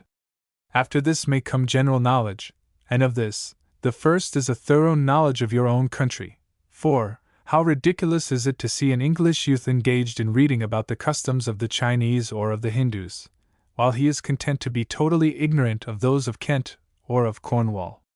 Well employed he must be in ascertaining how Greece was divided and how the Romans parcelled out their territory, while he knows not, and apparently does not want to know, how England came to be divided into counties, hundreds, parishes, and tithings. 49. Geography naturally follows grammar, and you should begin with that of this kingdom, which you ought to understand well, perfectly well, before you venture to look abroad. A rather slight knowledge of the divisions and customs of other countries is, generally speaking, sufficient. But not to know these full well, as far as relates to our own country, is, in one who pretends to be a gentleman or a scholar, somewhat disgraceful. Yet how many men are there, and those called gentlemen too, who seem to think that counties and parishes, and churches and parsons, and tithes and glebes, and manors and courts leet, and paupers and poorhouses, all grew up in England, or dropped down upon it, immediately after Noah's flood. Surely it is necessary for every man, having any pretensions to scholarship, to know how these things came, and the sooner this knowledge is acquired the better, for, until it be acquired, you read the history of your country in vain. Indeed, to communicate this knowledge is one main part of the business of history, but it is a part which no historian, commonly so called, has, that I know of, ever yet performed, except, in part, myself, in the history of the Protestant Reformation. I had read Hume's History of England, and the continuation by Smollett, but, in 1802, when I wanted to write on the subject of the non-residence of the clergy, I found, to my great mortification, that I knew nothing of the foundation of the office and the claims of the parsons, and that I could not even guess at the origin of parishes. This gave a new turn to my inquiries, and I soon found the romancers, called historians, had given me no information that I could rely on, and besides had done, apparently, all they could to keep me in the dark. 50. When you come to history, begin also with that of your own country, and here it is my bounden duty to put you well on your guard, for in this respect we are peculiarly unfortunate, and for the following reasons, to which I beg you to attend. 300 years ago, the religion of England had been, during 900 years, the Catholic religion. The Catholic clergy possessed about a third part of all the lands and houses, which they held in trust for their own support, for the building and repairing of churches, and for the relief of the poor, the widow, the orphan, and the stranger. But, at the time just mentioned, the king and the aristocracy changed the religion to Protestant, took the estates of the church and the poor to themselves as their own property, and taxed the people at large for the building and repairing of churches and for the relief of the poor. This great and terrible change, effected partly by force against the people and partly by the most artful means of deception, gave rise to a series of efforts, which has been continued from that day to this, to cause us all to believe that that change was for the better, that it was for our good, and that, before that time, our forefathers were a set of the most miserable slaves that the sun ever warmed with his beams.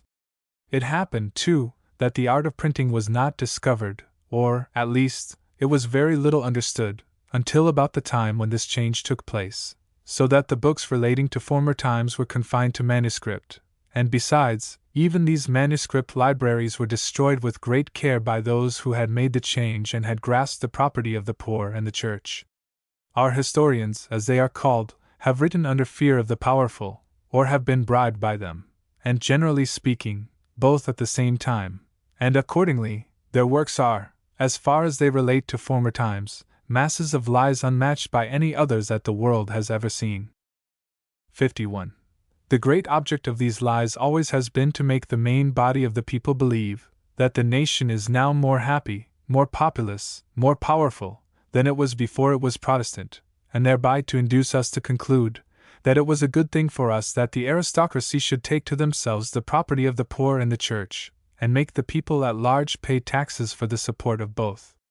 This has been, and still is, the great object of all those heaps of lies, and those lies are continually spread about amongst us in all forms of publication, from heavy folios down to halfpenny tracts. In refutation of those lies we have only very few and rare ancient books to refer to, and their information is incidental, seeing that their authors never dreamed of the possibility of the lying generations which were to come.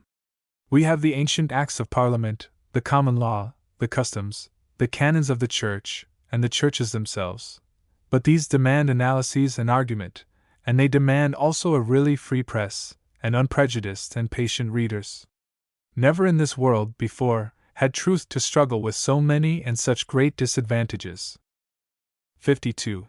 To refute lies is not, at present, my business, but it is my business to give you, in as small a compass as possible, one striking proof that they are lies, and thereby to put you well upon your guard for the whole of the rest of your life.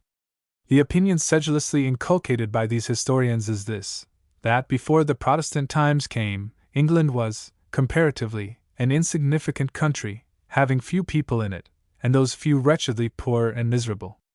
Now, take the following undeniable facts. All the parishes in England are now, except where they have been united, and 2, 3, or 4, have been made into one, in point of size, what they were 1,000 years ago. The county of Norfolk is the best cultivated of any one in England. This county has now 731 parishes, and the number was formerly greater. Of these parishes 22 have now no churches at all, 74 contain less than 100 souls each, and 268 have no parsonage houses. Now, observe, every parish had, in old times, a church and a parsonage house. The county contains 2,092 square miles, that is to say, something less than 3 square miles to each parish, and that is 1,920 statute acres of land, and the size of each parish is, on an average, that of a piece of ground about 1.5 miles each way, so that the churches are, even now, on an average, only about 1.5 miles from each other. Now, the questions for you to put to yourself are these: were churches formerly built and kept up without being wanted, and especially by a poor and miserable people? Did these miserable people build 74 churches out of 731, each of which 74 had not 100 souls belonging to it? Is it a sign of an augmented population that 22 churches out of 731 have tumbled down and been effaced? Was it a country thinly inhabited by miserable people that could build and keep a church in every piece of ground 1.5 miles each way, besides having, in this same county, 77 monastic establishments and 142 free chapels? Is it a sign of augmented population, ease and plenty, that, out of 731 parishes, 268 have suffered the parsonage houses to fall into ruins, and their sites to become patches of nettles and of brambles? Put these questions calmly to yourself. Common sense will dictate the answers, and truth will call for an expression of your indignation against the lying historians and the still more lying population mongers. Letter 2. To a young man. 53. In the foregoing letter, I have given my advice to a youth.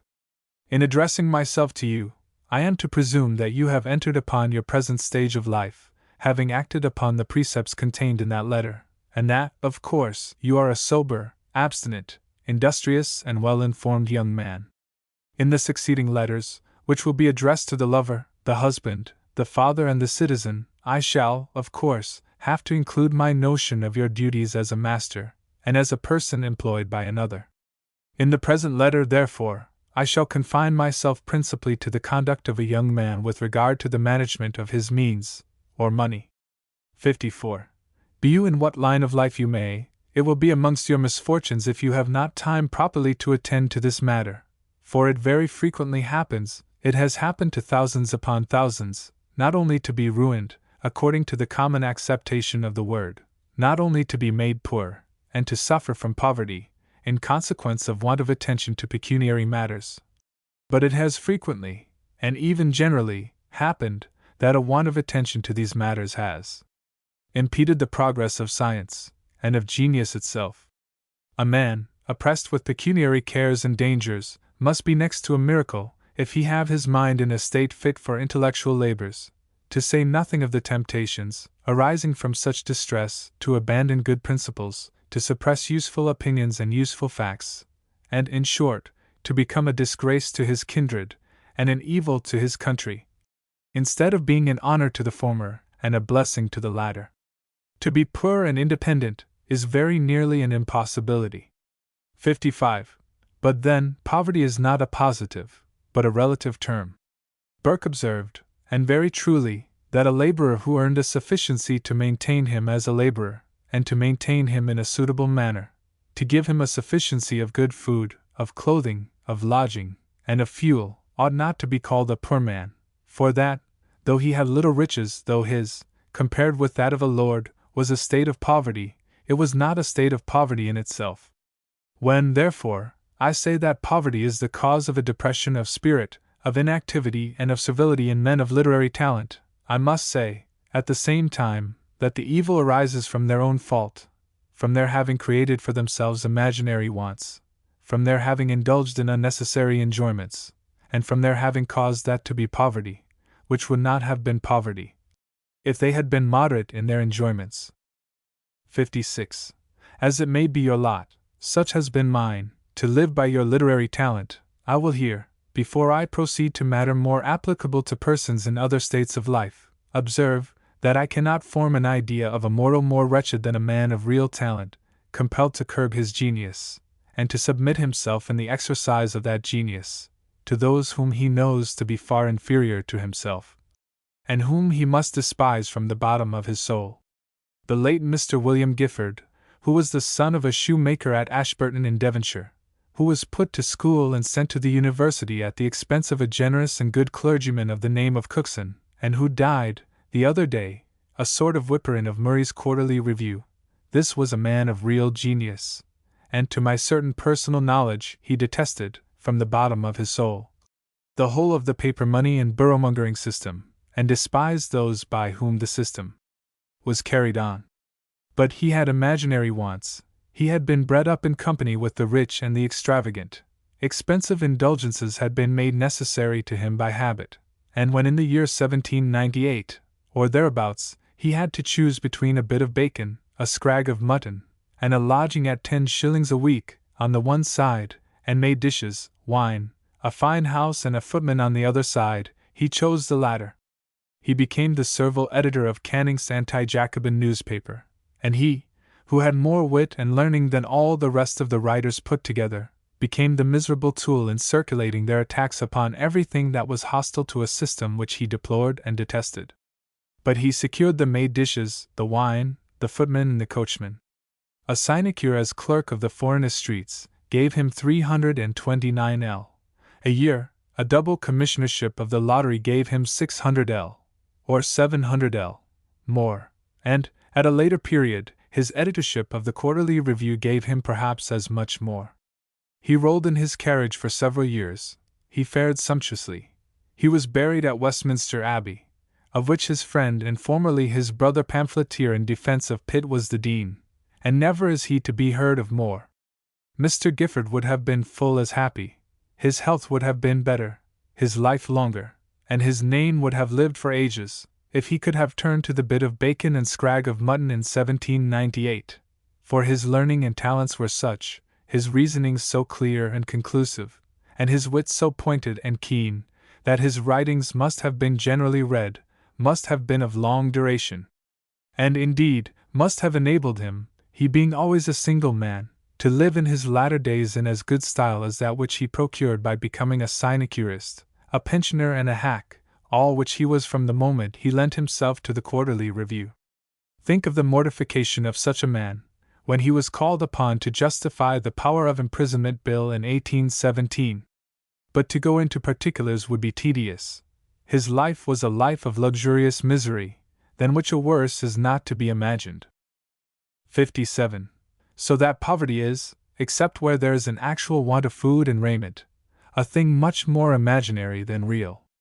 The shame of poverty, the shame of being thought poor, is a great and fatal weakness, though arising, in this country, from the fashion of the times themselves. When a good man, as in the phraseology of the city, means a rich man, we are not to wonder that every one wishes to be thought richer than he is. When adulation is sure to follow wealth, and when contempt would be awarded to many if they were not wealthy, who are spoken of with deference, and even lauded to the skies, because their riches are great and notorious, when this is the case, we are not to be surprised that men are ashamed to be thought to be poor.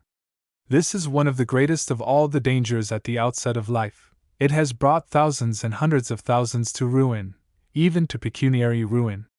One of the most amiable features in the character of American society is this, that men never boast of their riches, and never disguise their poverty, but they talk of both as of any other matter fit for public conversation. No man shuns another because he is poor, no man is preferred to another because he is rich.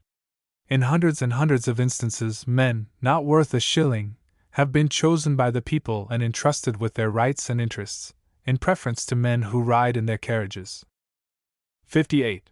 This shame of being thought poor is not only dishonorable in itself, and fatally injurious to men of talent, but it is ruinous even in a pecuniary point of view, and equally destructive to farmers, traders, and even gentlemen of landed estate. It leads to everlasting efforts to disguise one's poverty, the carriage, the servants, the wine, oh, that fatal wine, the spirits, the decanters, the glasses, all the table apparatus, the dress, the horses, the dinners, the parties, all must be kept up, not so much because he or she who keeps or gives them has any pleasure arising therefrom, as because not to keep and give them would give rise to a suspicion of the want of means so to give and keep, and thus thousands upon thousands are yearly brought into a state of real poverty by their great anxiety not to be thought poor. Look round you, mark well what you behold, and say if this be not the case. In how many instances have you seen most amiable and even most industrious families brought to ruin by nothing but this? Mark it well, resolve to set this false shame at defiance, and when you have done that, you have laid the first stone of the surest foundation of your future tranquility of mind. There are thousands of families, at this very moment, who are thus struggling to keep up appearances. The farmers accommodate themselves to circumstances more easily than tradesmen and professional men. They live at a greater distance from their neighbors. They can change their style of living unperceived. They can banish the decanter, change the dishes for a bit of bacon, make a treat out of a rasher and eggs, and the world is none the wiser all the while.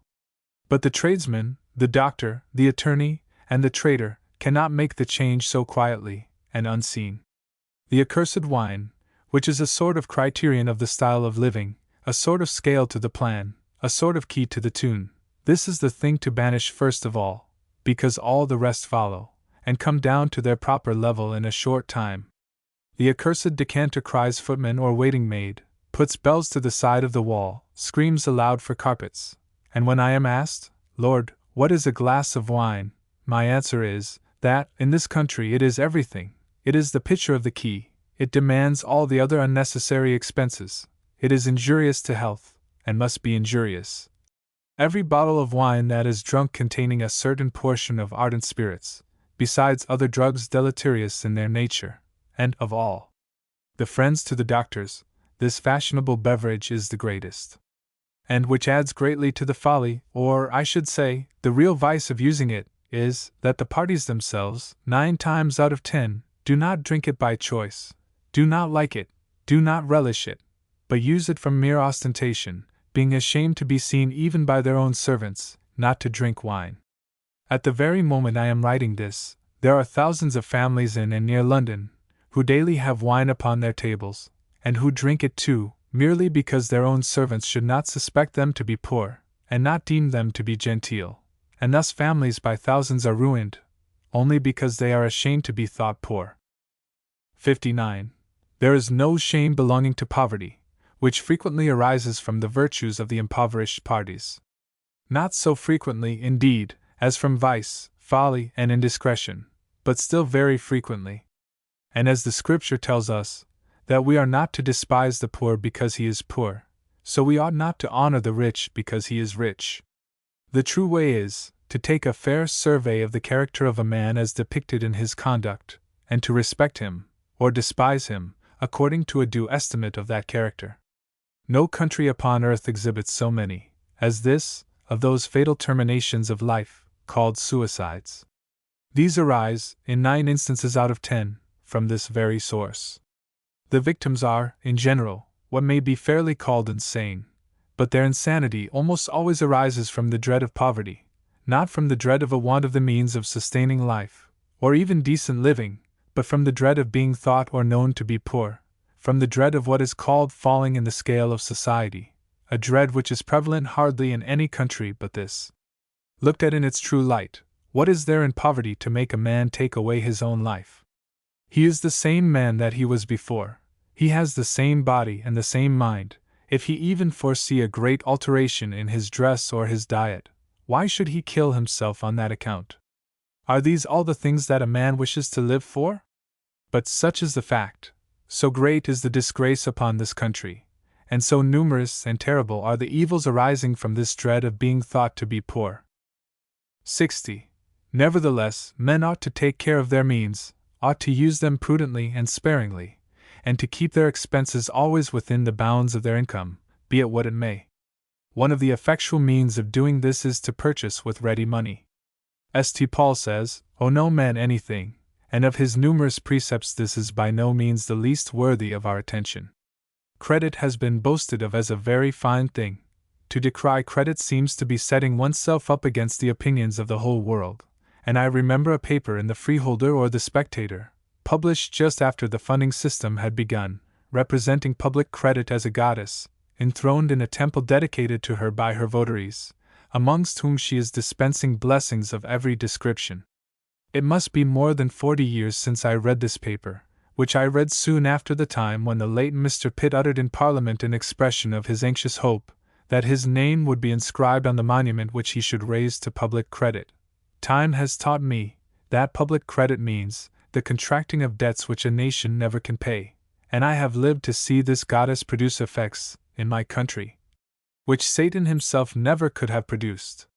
It is a very bewitching goddess, and not less fatal in her influence in private than in public affairs. It has been carried in this latter respect to such a pitch, that scarcely any transaction, however low and inconsiderable in amount, takes place in any other way. There is a trade in London, called the tally trade, by which household goods, coals, clothing, all sorts of things, are sold upon credit, the seller keeping a tally, and receiving payment for the goods, little by little, so that the income and the earnings of the buyers are always anticipated, are always gone, in fact, before they come in or are earned, the sellers receiving, of course, a great deal more than the proper profit. 61. Without supposing you to descend to so low a grade as this, and even supposing you to be lawyer, doctor, parson, or merchant, it is still the same thing, if you purchase on credit, and not, perhaps, in a much less degree of disadvantage. Besides the higher price that you pay, there is the temptation to have what you really do not want. The cost seems a trifle, when you have not to pay the money until a future time. It has been observed, and very truly observed, that men used to lay out a £1 note when they would not lay out a sovereign. A consciousness of the intrinsic value of the things produces a retentiveness in the latter case more than in the former. The sight and the touch assist the mind in forming its conclusions, and the £1 note was parted with, when the sovereign would have been kept. Far greater is the difference between credit and ready money. Innumerable things are not bought at all with ready money, which would be bought in case of trust. It is so much easier to order a thing than to pay for it. A future day, a day of payment must come, to be sure, but that is little thought of at the time. But if the money were to be drawn out, the moment the thing was received or offered, this question would arise: can I do without it? Is this thing indispensable? Am I compelled to have it, or suffer a loss or injury greater in amount than the cost of the thing? If this question were put every time we make a purchase, seldom should we hear of those suicides which are such a disgrace to this country. 62. I am aware that it will be said, and very truly said, that the concerns of merchants, that the purchasing of great estates, and various other great transactions, cannot be carried on in this manner. But these are rare exceptions to the rule. Even in these cases there might be much less of bills and bonds, and all the sources of litigation. But in the everyday business of life, in transactions with the butcher, the baker, the tailor, the shoemaker, what excuse can there be for pleading the example of the merchant, who carries on his work by ships and exchanges?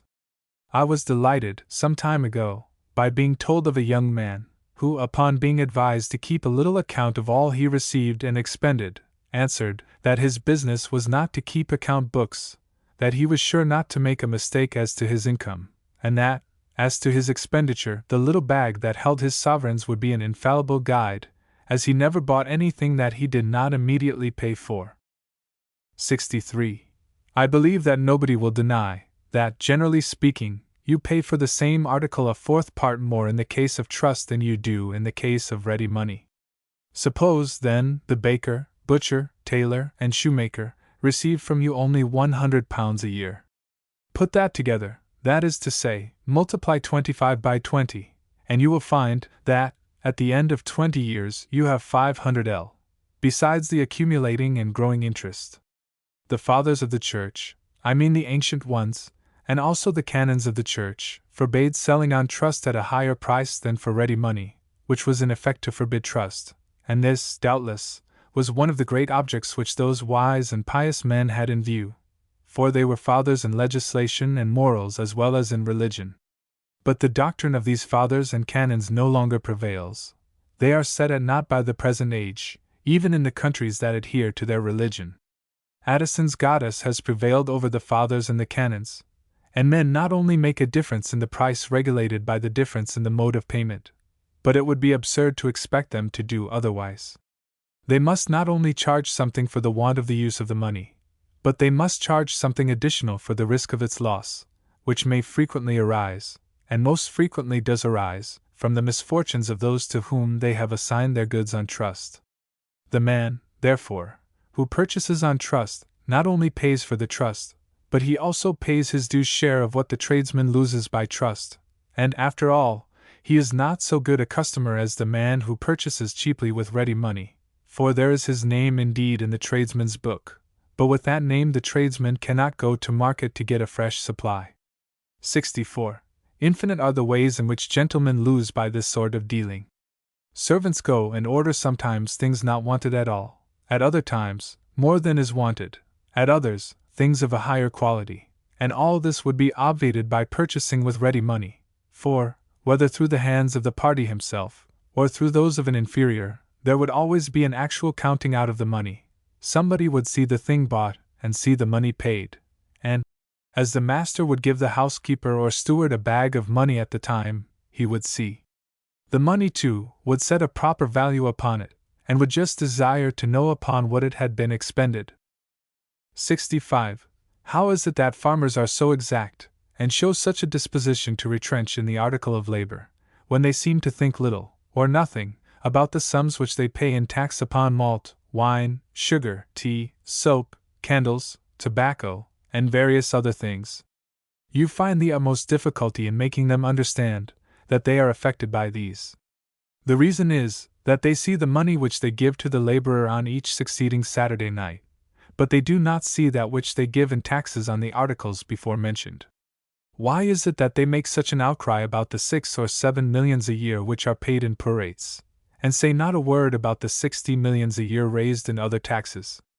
The consumer pays all, and therefore, they are as much interested in the one as the other, and yet the farmers think of no tax but the poor tax. The reason is, that the latter is collected from them in money, they see it go out of their hands into the hands of another, and therefore, they are everlastingly anxious to reduce the poor rates, and they take care to keep them within the smallest possible bounds. 66. Just thus would it be with every man that never purchased but with ready money. He would make the amount as low as possible in proportion to his means. This care and frugality would make an addition to his means, and therefore, in the end, at the end of his life, he would have had a great deal more to spend, and still be as rich as if he had gone in trust, while he would have lived in tranquillity all the while, and would have avoided all the endless papers and writings and receipts and bills and disputes and lawsuits inseparable from a system of credit. This is by no means a lesson of stinginess, by no means tends to inculcate a heaping up of money, for the purchasing with ready money really gives you more money to purchase with. You can afford to have a greater quantity and variety of things, and I will engage that, if horses or servants be your taste, the saving in this way gives you an additional horse or an additional servant, if you be in any profession or engaged in any considerable trade. In towns, it tends to accelerate your pace along the streets, for the temptation of the windows is answered in a moment by clapping your hand upon your thigh, and the question, "Do I really want that?" is sure to occur to you immediately, because the touch of the money is sure to put that thought in your mind. 67. Now, supposing you to have a plenty, to have a fortune beyond your wants, would not the money which you would save in this way be very well applied in acts of real benevolence? Can you walk many yards in the streets?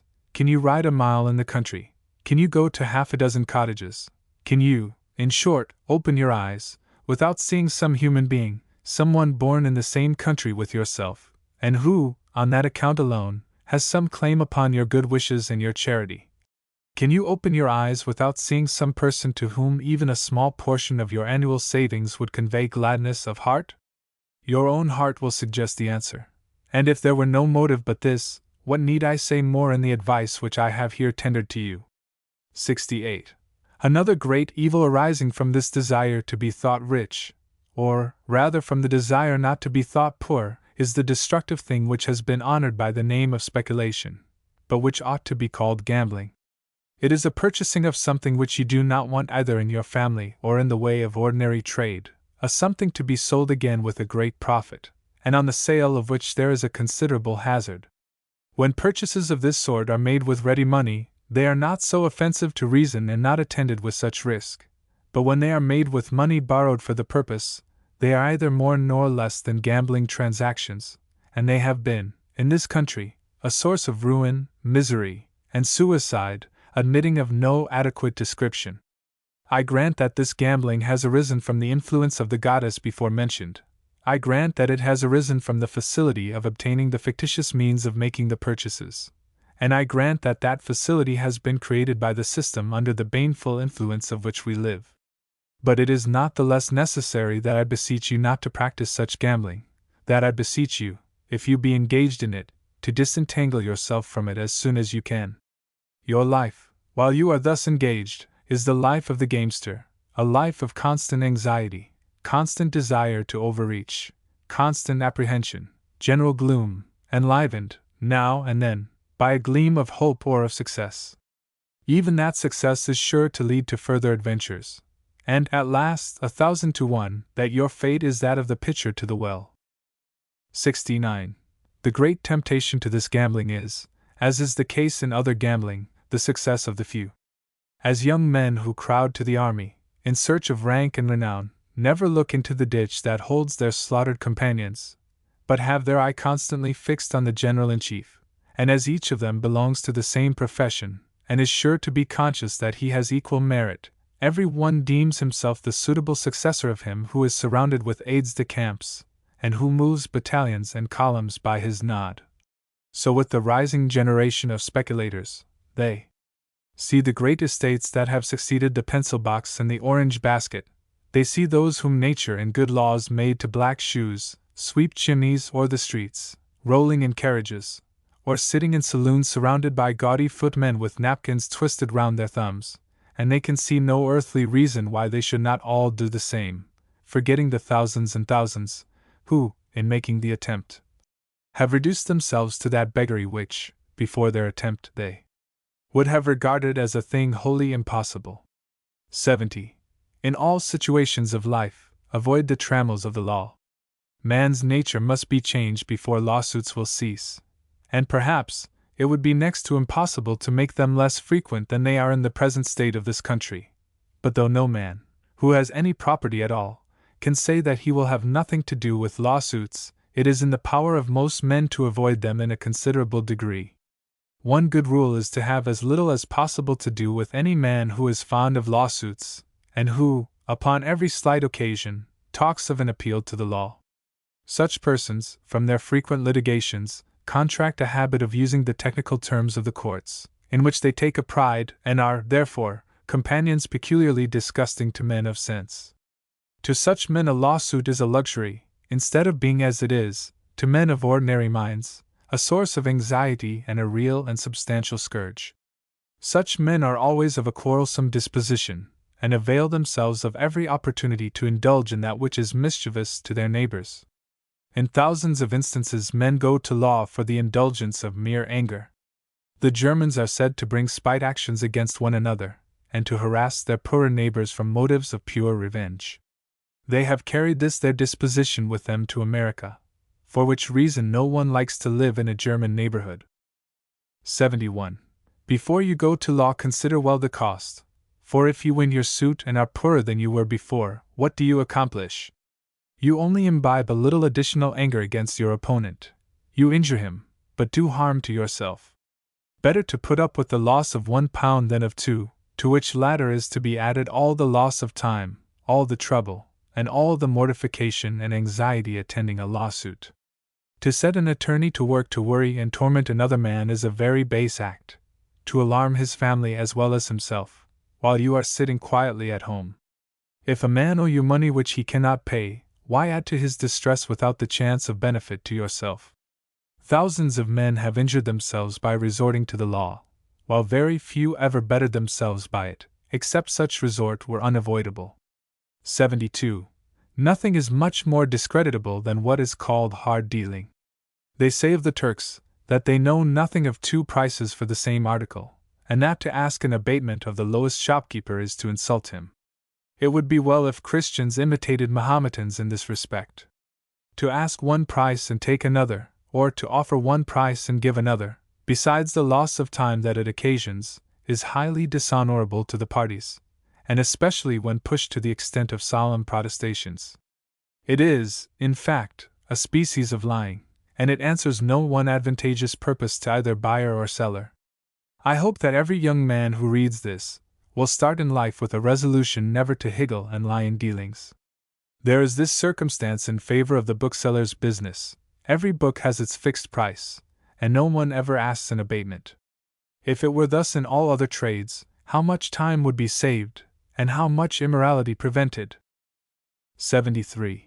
As to the spending of your time, your business or your profession is to claim the priority of everything else. Unless that be duly attended to, there can be no real pleasure in any other employment of a portion of your time. Men, however, must have some leisure, some relaxation from business, and in the choice of this relaxation much of your happiness will depend. Where fields and gardens are at hand, they present the most rational scenes for leisure. As to company, I have said enough in the former letter to deter any young man from that of drunkards and rioting companions, but there is such a thing as your quiet pipe and pot companions, which are, perhaps, the most fatal of all.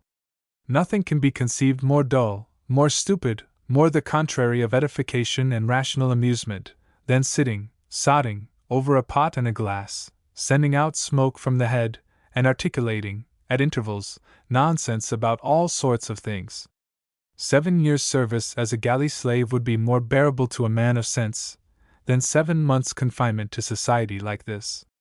Yet, such is the effect of habit, that, if a young man become a frequenter of such scenes, the idle propensity sticks to him for life. Some companions, however, every man must have, but these every well-behaved man will find in private houses, where families are found residing and where the suitable intercourse takes place between women and men. A man that cannot pass an evening without drink merits the name of a sot. Why should there be drink for the purpose of carrying on conversation? Women stand in need of no drink to stimulate them to converse, and I have 1,000 times admired their patience in sitting quietly at their work, while their husbands are engaged, in the same room, with bottles and glasses before them, thinking nothing of the expense, and still less of the shame which the distinction reflects upon them.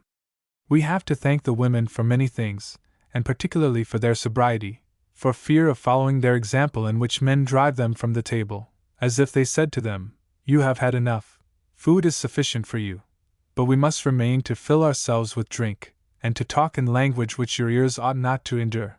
When women are getting up to retire from the table, men rise in honor of them, but they take special care not to follow their excellent example. That which is not fit to be uttered before women is not fit to be uttered at all, and it is next to a proclamation, tolerating drunkenness and indecency, to send women from the table the moment they have swallowed their food. The practice has been ascribed to a desire to leave them to themselves, but why should they be left to themselves? Their conversation is always the most lively, while their persons are generally the most agreeable objects. No, the plain truth is, that it is the love of the drink and of the indecent talk that send women from the table, and it is a practice which I have always abhorred. I like to see young men, especially, follow them out of the room, and prefer their company to that of the sots who are left behind. 74. Another mode of spending the leisure time is that of books. Rational and well-informed companions may be still more instructive, but books never annoy, they cost little, and they are always at hand, and ready at your call. The sort of books must, in some degree, depend upon your pursuit in life, but there are some books necessary to every one who aims at the character of a well-informed man. I have slightly mentioned history and geography in the preceding letter, but I must here observe that, As to both these, you should begin with your own country, and make yourself well acquainted, not only with its ancient state, but with the origin of all its principal institutions. To read of the battles which it has fought, and of the intrigues by which one king or one minister has succeeded another, is very little more profitable than the reading of a romance. To understand well the history of the country, you should first understand how it came to be divided into counties, hundreds, and into parishes, how judges, sheriffs, and juries first arose, to what end they were all invented, and how the changes with respect to any of them have been produced. But it is of particular consequence that you ascertain the state of the people in former times, which is to be ascertained by comparing the then price of labor with the then price of food.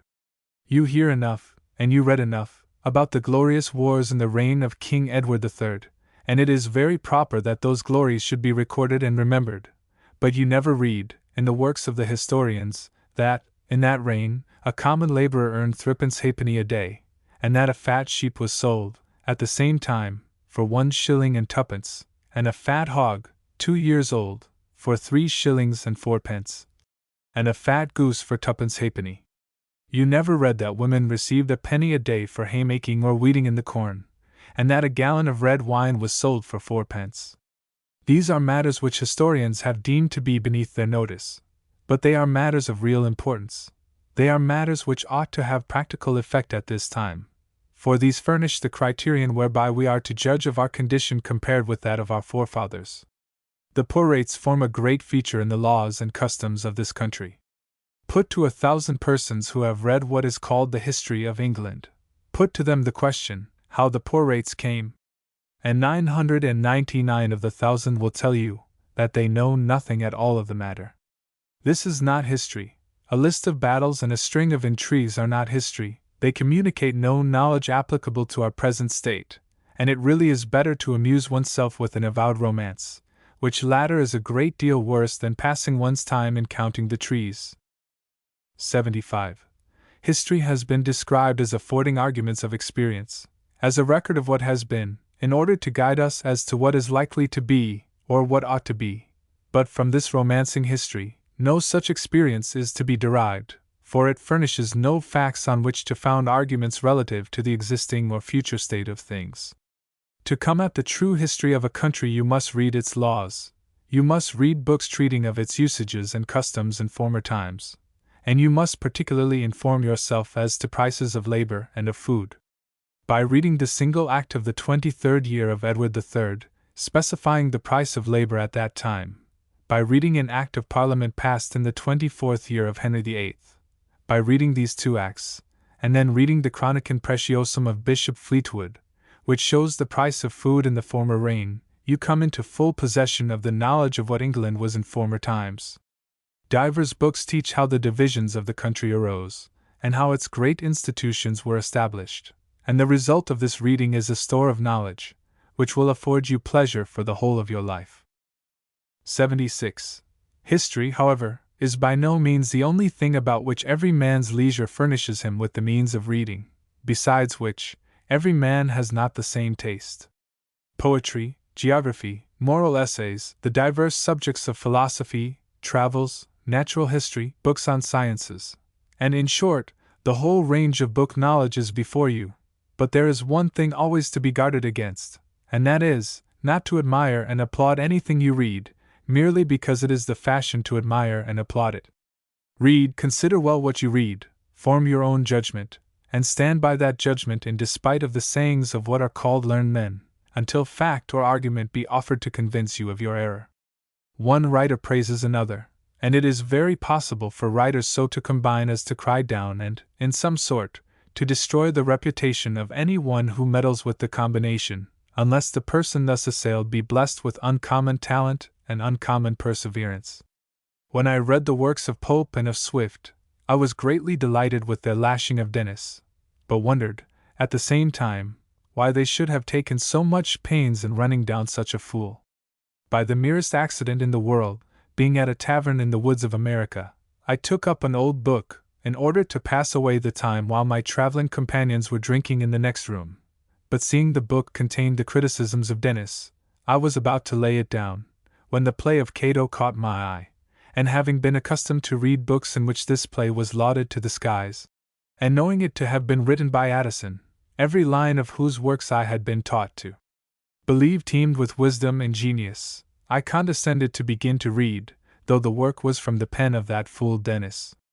I read on, and soon began to laugh, not at Dennis, but at Addison. I laughed so much and so loud, that the landlord, who was in the passage, came in to see what I was laughing at. In short, I found it a most masterly production, one of the most witty things that I had ever read in my life. I was delighted with Dennis, and was heartily ashamed of my former admiration of Cato, and felt no little resentment against Pope and Swift for their endless reviling of this most able and witty critic. This, as far as I recollect, was the first emancipation that had assisted me in my reading. I have, since that time, never taken anything upon trust. I have judged for myself, trusting neither to the opinions of writers nor in the fashions of the day. Having been told by Dr. Blair, in his lectures on rhetoric, that if I meant to write correctly, I must give my days and nights to Addison, I read a few numbers of The Spectator at the time I was writing my English grammar. I gave neither my nights nor my days to him, but I found an abundance of matter to afford examples of false grammar, and, upon a reperusal, I found that the criticisms of Dennis might have been extended to this book too. 77. But that which never ought to have been forgotten by those who were men at the time, and that which ought to be made known to every young man of the present day, in order that he may be induced to exercise his own judgment with regard to books, is the transactions relative to the writings of Shakespeare, which transactions took place about 30 years ago. It is still, and it was then much more, the practice to extol every line of Shakespeare to the skies. Not to admire Shakespeare has been deemed to be a proof of want of understanding and taste. Mr. Garrick, and some others after him, had their own good and profitable reasons for crying up the works of this poet. When I was a very little boy, there was a jubilee in honor of Shakespeare, and as he was said to have planted a mulberry tree, boxes, and other little ornamental things in wood, were sold all over the country, as having been made out of the trunk or limbs of this ancient and sacred tree. We Protestants laugh at the relics so highly prized by Catholics, but never was a Catholic people half so much duped by the relics of saints, as this nation was by the mulberry tree, of which, probably, more wood was sold than would have been sufficient in quantity to build a ship of war, or a large house. This madness abated for some years, but towards the end of the last century it broke out again with more fury than ever. Shakespeare's works were published by Boydell, an alderman of London, at a subscription of £500 for each copy, accompanied by plates, each forming a large picture. Amongst the mad men of the day was a Mr. Ireland, who seemed to be more mad than any of the rest. His adoration of the poet led him to perform a pilgrimage to an old farmhouse, near Stratford-upon-Avon, said to have been the birthplace of the poet. Arrived at the spot, he requested the farmer and his wife to let him search the house for papers, first going upon his knees, and praying, in the poetic style, the gods to aid him in his quest. He found no papers, but he found that the farmer's wife, in clearing out a garret some years before, had found some rubbishy old papers which she had burnt, and which had probably been papers used in the wrapping up of pigs' cheeks to keep them from the bats. "Oh, wretched woman!" exclaimed he, "do you know what you have done?" "Oh dear, no," said the woman, half frightened out of her wits. "No harm, I hope, for the papers were very old. I dare say as old as the house itself." This threw him into an additional degree of excitement, as it is now fashionably called. He raved, he stamped, he foamed, and at last quitted the house, covering the poor woman with very term of reproach, and hastening back to Stratford, took post-chaise for London, to relate to his brother madman the horrible sacrilege of this heathenish woman. Unfortunately for Mr. Ireland, unfortunately for his learned brothers in the metropolis, and unfortunately for the reputation of Shakespeare, Mr. Ireland took with him to the scene of his adoration a son, about 16 years of age, who was articled to an attorney in London. The son was by no means so sharply bitten as the father, and upon returning to town, he conceived the idea of supplying the place of the invaluable papers which the farmhouse heathen had destroyed. He thought, and he thought rightly, that he should have little difficulty in writing plays just like those of Shakespeare. To get paper that should seem to have been made in the reign of Queen Elizabeth, and ink that should give to writing the appearance of having the same age, was somewhat difficult, but both were overcome. Young Ireland was acquainted with the son of a bookseller, who dealt in old books. The blank leaves of these books supplied the young author with paper, and he found out the way of making proper ink for his purpose. To work he went, wrote several plays, some love letters, and other things, and having got a Bible, extant in the time of Shakespeare, he wrote notes in the margin. All these, together with sonnets in abundance, and other little detached pieces, he produced to his father, telling him he got them from a gentleman, who had made him swear that he would not divulge his name. The father announced the invaluable discovery to the literary world. The literary world rushed to him.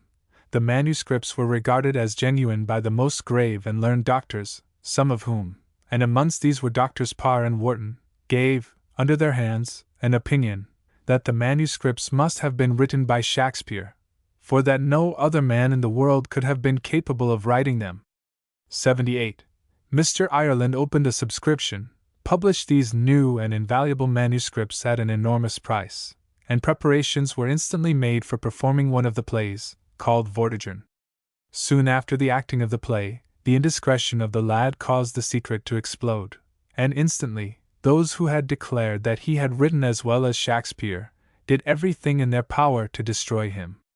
The attorney drove him from his office, the father drove him from his house, and in short he was hunted down as if he had been a malefactor of the worst description. The truth of this relation is undeniable. It is recorded in numberless books. The young man is, I believe, yet alive, and in short, no man will question any one of the facts. 79. After this, where is the person of sense who will be guided in these matters by fashion? Where is the man who wishes not to be deluded, who will not, when he has read a book, judge for himself?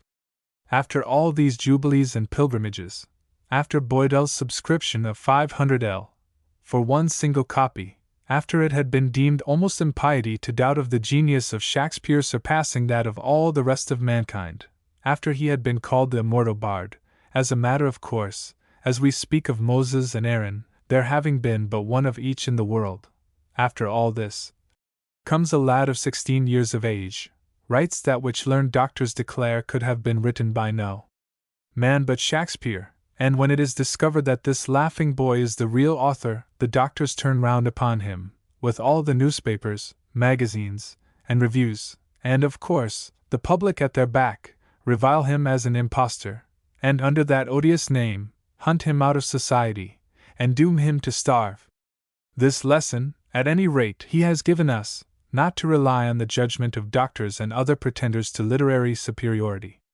Every young man, when he takes up a book for the first time, ought to remember this story, and if he do remember it, he will disregard fashion with regard to the book, and will pay little attention to the decision of those who call themselves critics. 80.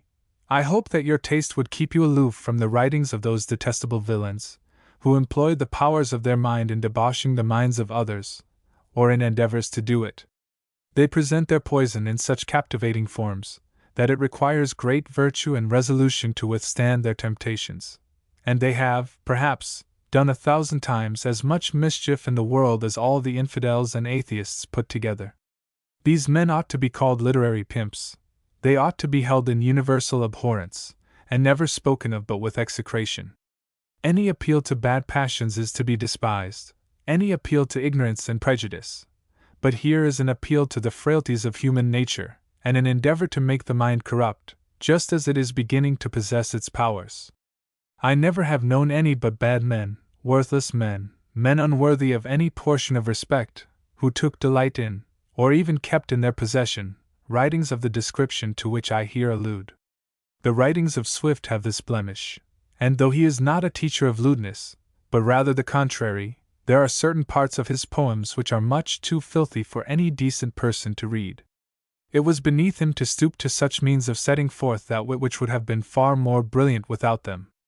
I have heard that, in the library of what is called an illustrious person, sold some time ago, there was an immense collection of books of this infamous description, and from this circumstance, if from no other, I should have formed my judgment of the character of that person. 81. Besides reading, a young man ought to write, if he have the capacity and the leisure. If you wish to remember a thing well, put it into writing, even if you burn the paper immediately after you have done, for the eye greatly assists the mind. Memory consists of a concatenation of ideas. The place, the time, and other circumstances lead to the recollection of facts, and no circumstance more effectually than stating the facts upon paper. A journal should be kept by every young man. Put down something against every day in the year, if it be merely a description of the weather. You will not have done this for 1 year without finding the benefit of it. It disburthens the mind of many things to be recollected. It is amusing and useful, and ought by no means to be neglected. How often does it happen that we cannot make a statement of facts, sometimes very interesting to ourselves and our friends, for the want of a record of the places where we were, and of things that occurred on such and such a day? How often does it happen that we get into disagreeable disputes about things that have passed, and about the time and other circumstances attending them? As a thing of mere curiosity, it is of some value, and may frequently prove of very great utility. It demands not more than a minute in the 24 hours, and that minute is most agreeably and advantageously employed. It tends greatly to produce regularity in the conducting of affairs. It is a thing demanding a small portion of attention once in every day. I myself have found it to be attended with great and numerous benefits, and I therefore strongly recommend it to the practice of every reader. Letter 3. To a Lover. 82. There are 2 descriptions of lovers on whom all advice would be wasted, namely, those in whose minds passion so wholly overpowers reason as to deprive the party of his sober senses. Few people are entitled to more compassion than young men thus affected. It is a species of insanity that assails them, and when it produces self-destruction, which it does in England more frequently than in all the other countries in the world put together, the mortal remains of the sufferer ought to be dealt with in as tender a manner as that of which the most merciful construction of the law will allow. If Sir Samuel Romilly's remains were, as they were, in fact, treated as those of a person laboring under temporary mental derangement, surely the youth who destroys his life on account of unrequited love ought to be considered in as mild a light. Sir Samuel was represented, in the evidence taken before the coroner's jury, to have been inconsolable for the loss of his wife, that this loss had so dreadful an effect upon his mind, that it bereft him of his reason, made life insupportable, and led him to commit the act of suicide, and on this ground alone, his remains and his estate were rescued from the awful, though just and wise, sentence of the law. But, unfortunately for the reputation of the administration of that just and wise law, there had been, only about 2 years before, a poor man, at Manchester, buried in Crossroads, and under circumstances which entitled his remains to mercy much more clearly than in the case of Sir Samuel Romilly. 83. This unfortunate youth, whose name was Smith, and who was a shoemaker, was in love with a young woman, who, in spite of all his importunities and his proofs of ardent passion, refused to marry him, and even discovered her liking for another, and he, unable to support life, accompanied by the thought of her being in possession of any body but himself, put an end to his life by the means of a rope. If, in any case, we are to presume the existence of insanity, if, in any case, we are led to believe the thing without positive proof, if, in any case, there can be an apology in human nature itself, for such an act, this was that case.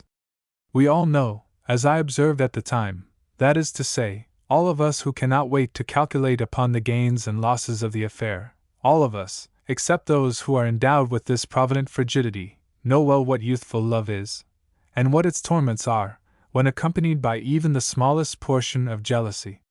Every man, and especially every Englishman, for here we seldom love or hate by halves, will recollect how many mad pranks he has played, how many wild and ridiculous things he has said and done between the age of 16 and that of 22. How many times a kind glance has scattered all his reasoning and resolutions to the winds. How many times a cool look has plunged him into the deepest misery. Poor Smith, who was at this age of love and madness, might, surely, be presumed to have done the deed in a moment of temporary mental derangement. He was an object of compassion in every humane breast, He had parents and brethren and kindred and friends to lament his death, and to feel shame at the disgrace inflicted on his lifeless body, yet he was pronounced to be a fellow de se, or self-murderer. And his body was put into a hole by the wayside, with a stake driven down through it, while that of Romilly had mercy extended to it, on the ground that the act had been occasioned by temporary mental derangement caused by his grief for the death of his wife. 84. To reason with passion like that of the unfortunate Smith is perfectly useless. You may, with as much chance of success, reason and remonstrate with the winds or the waves. If you make impression, it lasts but for a moment. Your effort, like an inadequate stoppage of waters, only adds, in the end, to the violence of the torrent. The current must have and will have its course, be the consequences what they may. In cases not quite so decided, absence, the sight of new faces, the sound of new voices, generally serve, if not as a radical cure, as a mitigation, at least, of the disease.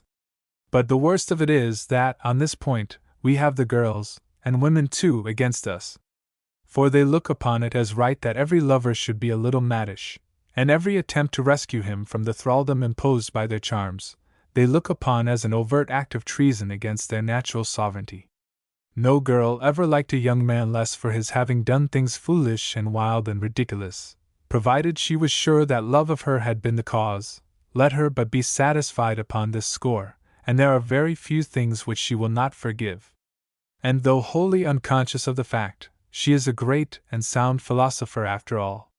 For, from the nature of things, the rearing of a family always has been, is, and must ever be, attended with cares and troubles, which must infallibly produce, at times, feelings to be combated and overcome by nothing short of that ardent affection which first brought the parties together. So that, talk as long as Parson Malthus likes about moral restraint, and report as long as the committees of Parliament please about preventing premature and improvident marriages amongst the labouring classes, the passion that they would restrain, while it is necessary to the existence of mankind, is the greatest of all the compensations for the inevitable cares, troubles, hardships, and sorrows of life. And, as to the marriages, if they could once be rendered universally provident, every generous sentiment would quickly be banished from the world. 85. The other description of lovers, with whom it is useless to reason, are those who love according to the rules of arithmetic, or who measure their matrimonial expectations by the chain of the land surveyor. These are not love and marriage, they are bargain and sale. Young men will naturally, and almost necessarily, fix their choice on young women in their own rank in life, because from habit and intercourse they will know them best. But if the length of the girl's purse, present or contingent, be a consideration with the man, or the length of his purse, present or contingent, be a consideration with her, it is an affair of bargain and sale. I know that kings, princes, and princesses are, in respect of marriage, restrained by the law. I know that nobles, if not thus restrained by positive law, are restrained, in fact, by the very nature of their order. And here is a disadvantage which, as far as real enjoyment of life is concerned, more than counterbalances all the advantages that they possess over the rest of the community. This disadvantage, generally speaking, pursues rank and riches downwards, till you approach very nearly to that numerous class who live by manual labor, becoming, however, less and less as you descend. You generally find even very vulgar rich men making a sacrifice of their natural and rational taste to their mean and ridiculous pride, and thereby providing for themselves an ample supply of misery for life. By preferring provident marriages to marriages of love, they think to secure themselves against all the evils of poverty.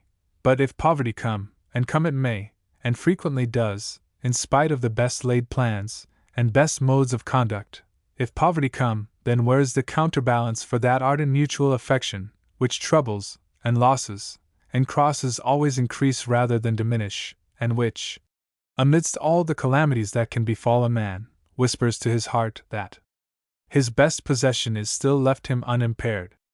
The Worcestershire baronet, who has had to endure the sneers of fools on account of his marriage with a beautiful and virtuous servant maid, would, were the present ruinous measures of the government to drive him from his mansion to a cottage, still have a source of happiness, while many of those, who might fall in company with him, would, in addition to all their other troubles, have, perhaps, to endure the reproaches of wives to whom poverty, or even humble life, would be insupportable.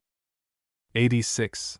If marrying for the sake of money be, under any circumstances, despicable, if not disgraceful, if it be, generally speaking, a species of legal prostitution, only a little less shameful than that which, under some governments, is openly licensed for the sake of a tax, if this be the case generally, what ought to be said of a young man, who, in the heyday of youth, should couple himself unto a libidinous woman, old enough, perhaps, to be his grandmother, ugly as the nightmare, offensive alike to the sight and the smell, and who should pretend to love her too, and all this merely for the sake of her money?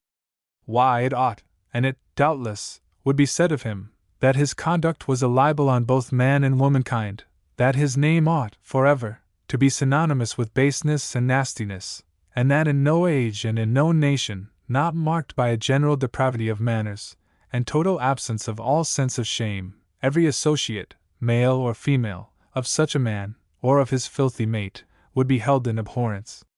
Public morality would drive such a hateful pair from society, and strict justice would hunt them from the face of the earth. 87. Bonaparte could not be said to marry for money, but his motive was little better. It was for dominion, for power, for ambition, and that, too, of the most contemptible kind. I knew an American gentleman, with whom Bonaparte had always been a great favorite, but the moment the news arrived of his divorce and second marriage, he gave him up. This piece of grand prostitution was too much to be defended. And the truth is, that Bonaparte might have dated his decline from the day of that marriage. My American friend said if I had been he, I would, in the first place, have married the poorest and prettiest girl in all France. If he had done this, he would, in all probability, have now been on an imperial throne, instead of being eaten by worms at the bottom of a very deep hole in St. Helena, whence, however, his bones conveyed to the world the moral, that to marry for money, for ambition, or from any motive other than the one pointed out by affection, is not the road to glory, to happiness, or to peace. 88. Let me now turn from these two descriptions of lovers, with whom it is useless to reason, and address myself to you, my reader, whom I suppose to be a real lover, but not so smitten as to be bereft of your reason. You should never forget that marriage, which is a state that every young person ought to have in view, is a thing to last for life, and that, generally speaking, it is to make life happy, or miserable, for though a man may bring his mind to something nearly a state of indifference, even that is misery, except with those who can hardly be reckoned among sensitive beings. Marriage brings numerous cares, which are amply compensated by the more numerous delights which are their companions. But to have the delights, as well as the cares, the choice of the partner must be fortunate. I say fortunate, for, after all, love, real love, impassioned affection, is an ingredient so absolutely necessary, that no perfect reliance can be placed on the judgment. Yet the judgment may do something, reason may have some influence, and therefore, I here offer you my advice with regard to the exercise of that reason. 89. The things which you ought to desire in a wife are 1. Chastity, 2. Sobriety, 3. Industry, 4. Frugality, 5. Cleanliness, 6. Knowledge of domestic affairs, 7. Good temper, 8. Beauty. 90. Chastity, perfect modesty in word, deed, and even thought, is so essential, that, without it, no female is fit to be a wife. It is not enough that a young woman abstain from everything approaching towards indecorum in her behavior towards men. It is, with me, not enough that she cast down her eyes, or turn aside her head with a smile, when she hears an indelicate allusion. She ought to appear not to understand it, and to receive from it no more impression than if she were a post. A loose woman is a disagreeable acquaintance. What must she be, then, as a wife? Love is so blind, and vanity is so busy in persuading us that our own qualities will be sufficient to ensure fidelity, that we are very apt to think nothing, or, at any rate, very little, of trifling symptoms of levity. But if such symptoms show themselves now, we may be well assured that we shall never possess the power of effecting a cure. If prudery mean false modesty, it is to be despised. But if it mean modesty pushed to the utmost extent, I confess that I like it. Your free and hearty girls I have liked very well to talk and laugh with, but never, for one moment, did it enter into my mind that I could have endured a free and hearty girl for a wife. The thing is, I repeat, to last for life. It is to be a counterbalance for troubles and misfortunes, and it must, therefore, be perfect, or it had better not be at all. To say that one despises jealousy is foolish. It is a thing to be lamented, but the very elements of it ought to be avoided. Gross indeed is the beast, for he is unworthy of the name of man. Nasty indeed is the wretch, who can even entertain the thought of putting himself between a pair of sheets with a wife of whose infidelity he possesses the proof. But, in such cases, a man ought to be very slow to believe appearances, and he ought not to decide against his wife but upon the clearest proof. The last, and indeed, the only effectual safeguard is, to begin well, to make a good choice, to let the beginning be such as to render infidelity and jealousy next to impossible. If you begin in grossness, if you couple yourself on to one with whom you have taken liberties, infidelity is the natural and just consequence. When a peer of the realm, who had not been over-fortunate in his matrimonial affairs, was urging Major Cartwright to seek for nothing more than moderate reform, the Major, forgetting the domestic circumstances of his lordship, asked him how he should relish moderate chastity in a wife. The bare use of the two words, thus coupled together, is sufficient to excite disgust. Yet with this moderate chastity you must be, and ought to be, content, if you have entered into marriage with one, in whom you have ever discovered the slightest approach towards lewdness, either in deeds, words, or looks. To marry has been your own act. You have made the contract for your own gratification. You knew the character of the other party, and the children, if any, or the community, are not to be the sufferers for your gross and corrupt passion. Moderate chastity is all that you have, in fact, contracted for. You have it, and you have no reason to complain. When I come to address myself to the husband, I shall have to say more upon this subject, which I dismiss for the present with observing, that my observation has convinced me, that, when families are rendered unhappy from the existence of moderate chastity, the fault, first or last, has been in the man, 99 times out of every 100. 91. Sobriety.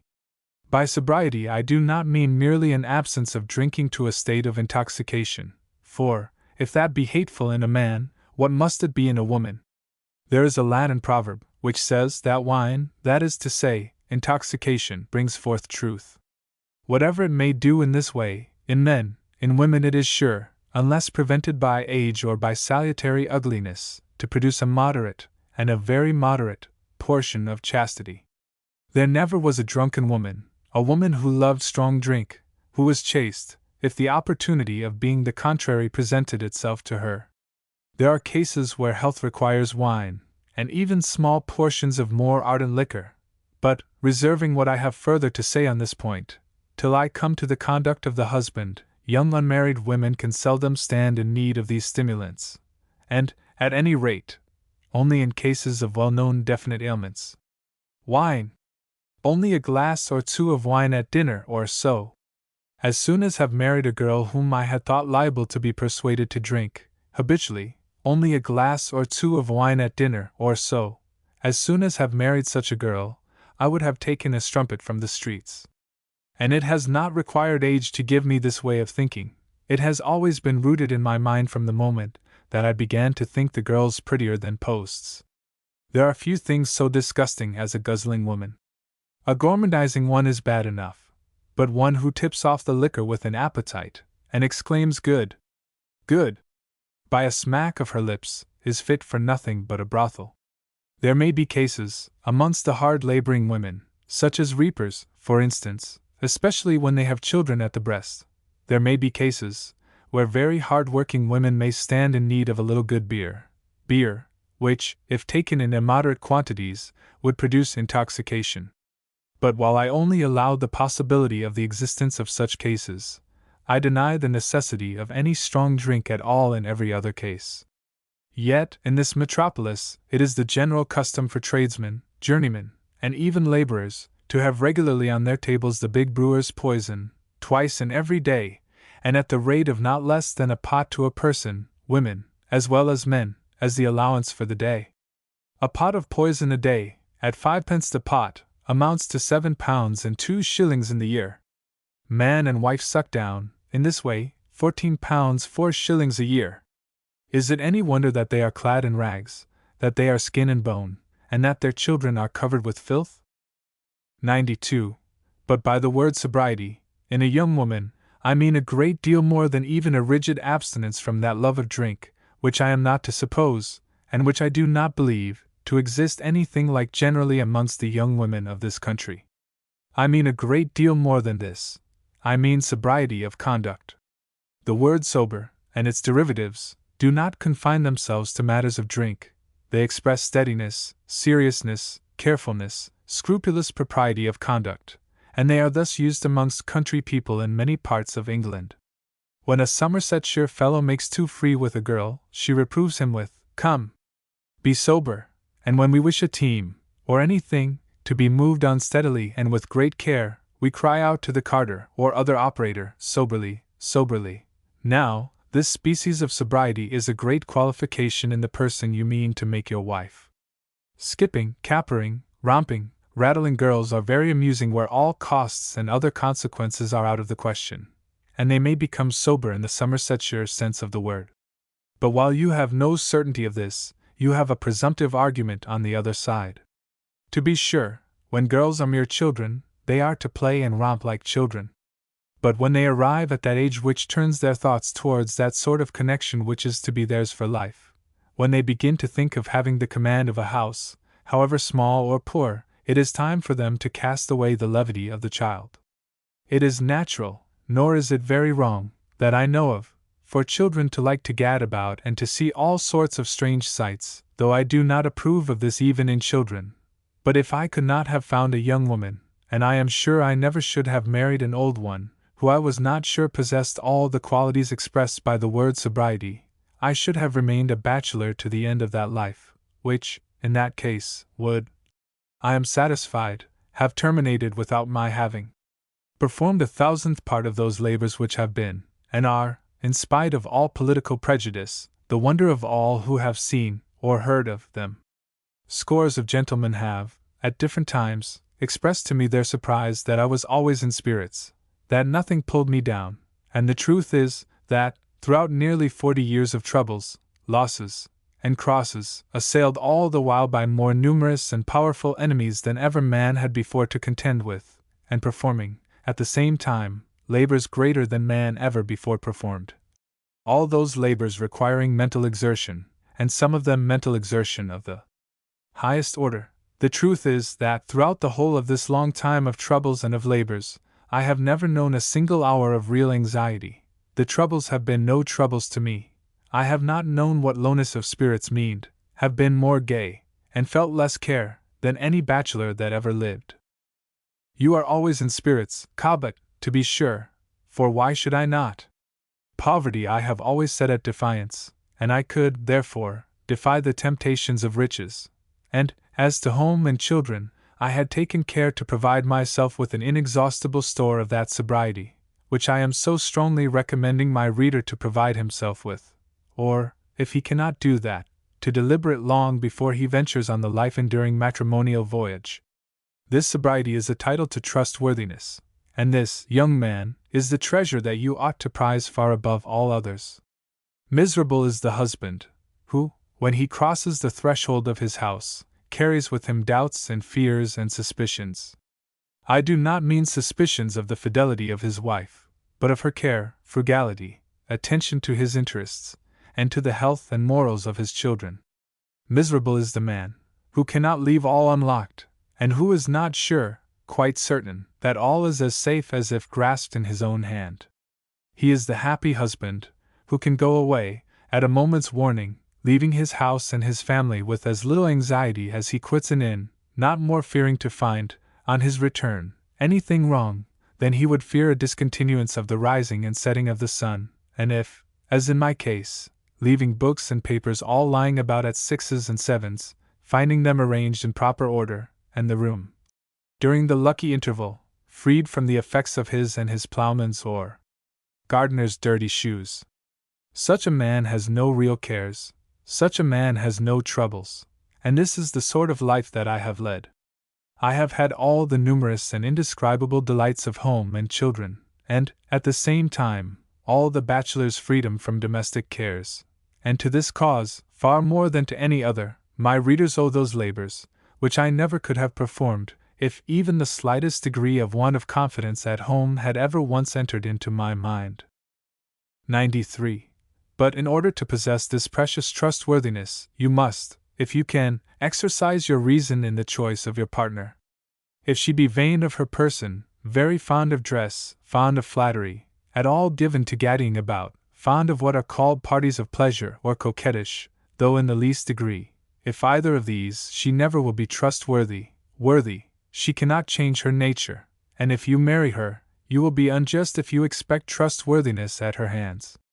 But besides this, even if you find in her that innate sobriety of which I have been speaking, there requires on your part, and that at once too, confidence and trust without any limit. Confidence is, in this case, nothing unless it be reciprocal. To have a trustworthy wife, you must begin by showing her, even before you are married, that you have no suspicions, no fears, no doubts, with regard to her. Many a man has been discarded by a virtuous girl, merely on account of his querulous conduct. All women despise jealous men, and if they marry such their motive is other than that of affection. Therefore, begin by proofs of unlimited confidence, and, as example may serve to assist precept, and as I never have preached that which I have not practiced, I will give you the history of my own conduct in this respect. 94. When I first saw my wife, she was 13 years old, and I was within about a month of 21. She was the daughter of a sergeant of artillery, and I was the sergeant major of a regiment of foot, both stationed in forts near the city of St. John, in the province of New Brunswick. I sat in the same room with her, for about an hour, in company with others, and I made up my mind that she was the very girl for me. That I thought her beautiful is certain, for that I had always said should be an indispensable qualification, but I saw in her what I deemed marks of that sobriety of conduct of which I have said so much, and which has been by far the greatest blessing of my life. It was now dead of winter, and of course, the snow several feet deep on the ground, and the weather piercing cold. It was my habit, when I had done my morning's riding, to go out at break of day to take a walk on a hill at the foot of which our barracks lay. In about 3 mornings after I had first seen her, I had, by an invitation to breakfast with me, got up 2 young men to join me in my walk, and our road lay by the house of her father and mother. It was hardly light, but she was out on the snow, scrubbing out a washing tub. "That's the girl for me," said I, when we had got out of her hearing. One of these young men came to England soon afterwards, and he, who keeps an inn in Yorkshire, came over to Preston, at the time of the election, to verify whether I were the same man. When he found that I was, he appeared surprised. But what was his surprise, when I told him that those tall young men, whom he saw around me, were the sons of that pretty little girl that he and I saw scrubbing out the washing tub on the snow in New Brunswick at daybreak in the morning. 95. From the day that I first spoke to her, I never had a thought of her ever being the wife of any other man, more than I had a thought of her being transformed into a chest of drawers, and I formed my resolution at once, to marry her as soon as we could get permission, and to get out of the army as soon as I could. So that this matter was, at once, settled as firmly as if written in the book of fate. At the end of about 6 months, my regiment, and I along with it, were removed to Fredericton, a distance of 100 miles, up the river of St. John, and, which was worse, the artillery were expected to go off to England a year or 2 before our regiment. The artillery went, and she along with them, and now it was that I acted a part becoming a real and sensible lover. I was aware that, when she got to that gay place Woolwich, the house of her father and mother, necessarily visited by numerous persons not the most select, might become unpleasant to her, and I did not like, besides, that she should continue to work hard. I had saved 150 guineas, the earnings of my early hours, in writing for the paymaster, the quartermaster, and others, in addition to the savings of my own pay. I sent her all my money, before she sailed, and wrote to her to beg of her, if she found her home uncomfortable, to hire a lodging with respectable people, and, at any rate, not to spare the money, by any means, but to buy herself good clothes, and to live without hard work, until I arrived in England, and I, in order to induce her to lay out the money, told her that I should get plenty more before I came home. 96. As the malignity of the devil would have it, we were kept abroad 2 years longer than our time, Mr. Pitt, England not being so tame then as she is now, having knocked up a dust with Spain about Nootka Sound. Oh, how I curse Nootka Sound, and poor bawling Pitt too, I am afraid.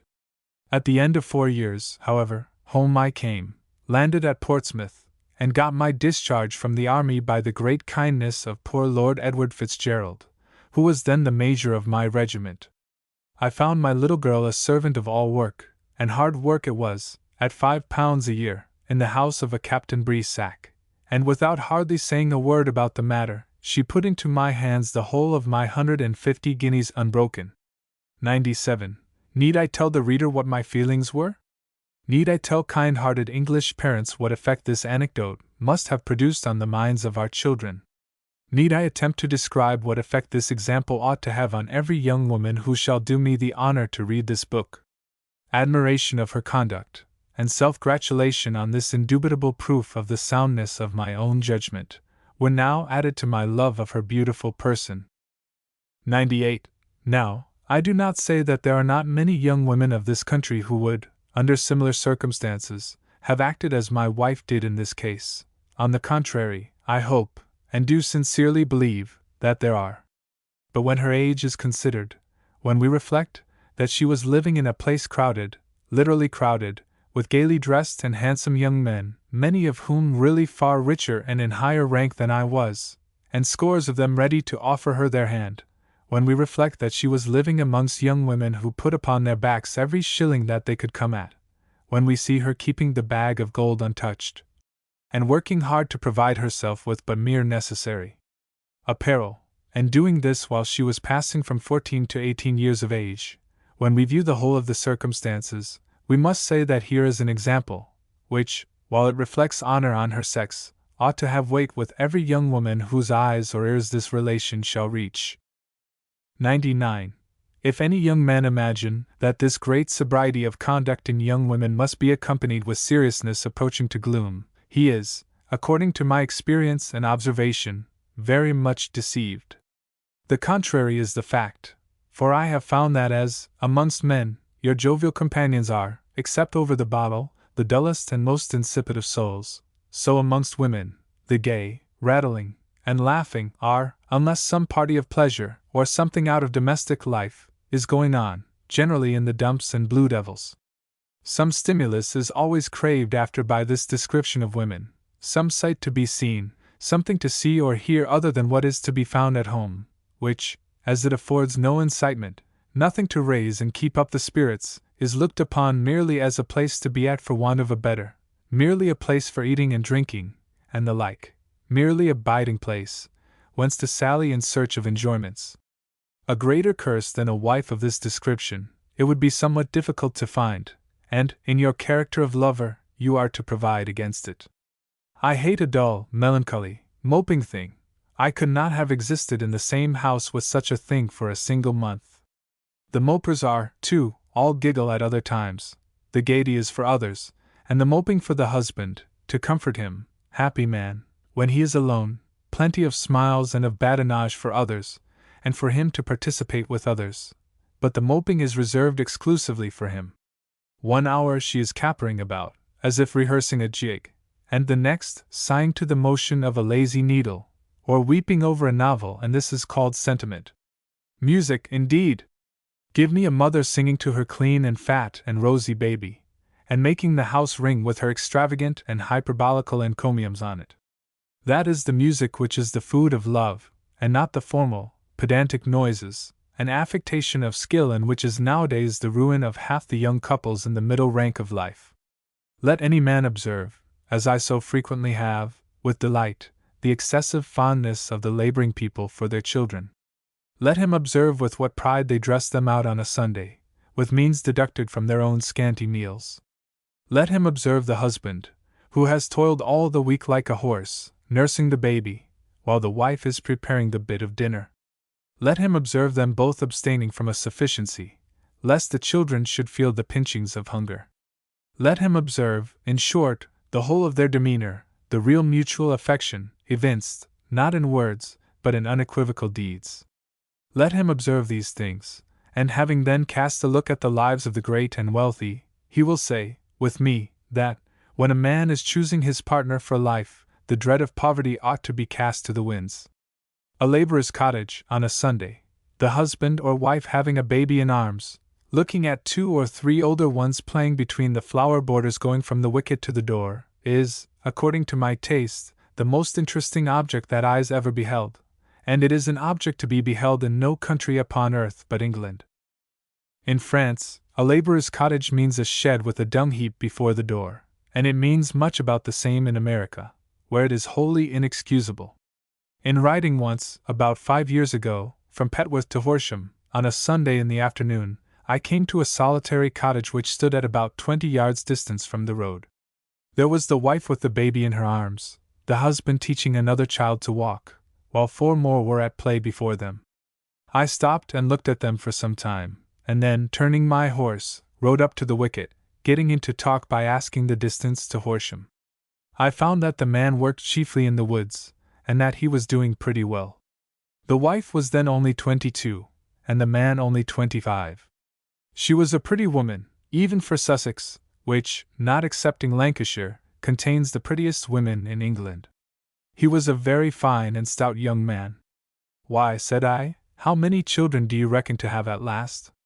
"I do not care how many," said the man, "God never sends mouths without sending meat."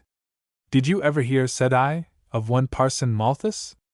"No, sir." "Why, if he were to hear of your works, he would be outrageous, for he wants an Act of Parliament to prevent poor people from marrying young, and from having such lots of children." "Oh, the brute!" exclaimed the wife, while the husband laughed, thinking that I was joking. I asked the man whether he had ever had relief from the parish, and upon his answering in the negative, I took out my purse, took from it enough to bait my horse at Horsham, and to clear my turnpikes to Worth, whither I was going in order to stay a while, and gave him all the rest. Now, is it not a shame, is it not a sin of all sins, that people like these should, by acts of the government, be reduced to such misery as to be induced to abandon their homes and their country, to seek, in a foreign land, the means of preventing themselves and their children from starving? And this has been, and now is, actually the case with many such families in this same county of Sussex. 100. An ardent-minded young man, who, by the by, will, as I am afraid, have been wearied by this rambling digression, may fear that this great sobriety of conduct in a young woman, for which I have been so strenuously contending, argues a want of that warmth, which he naturally so much desires.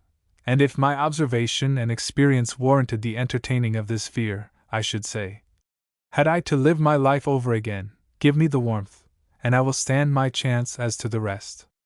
But this observation and this experience tell me the contrary. They tell me that levity is, 99 times out of 100, the companion of a want of ardent feeling. Prostitutes never love, and for the far greater part, never did. Their passion, which is more mere animal than anything else, is easily gratified. They, like rakes, change not only without pain, but with pleasure, that is to say, pleasure as great as they can enjoy. Women of light minds have seldom any ardent passion. Love is a mere name, unless confined to one object, and young women, in whom levity of conduct is observable, will not be thus restricted.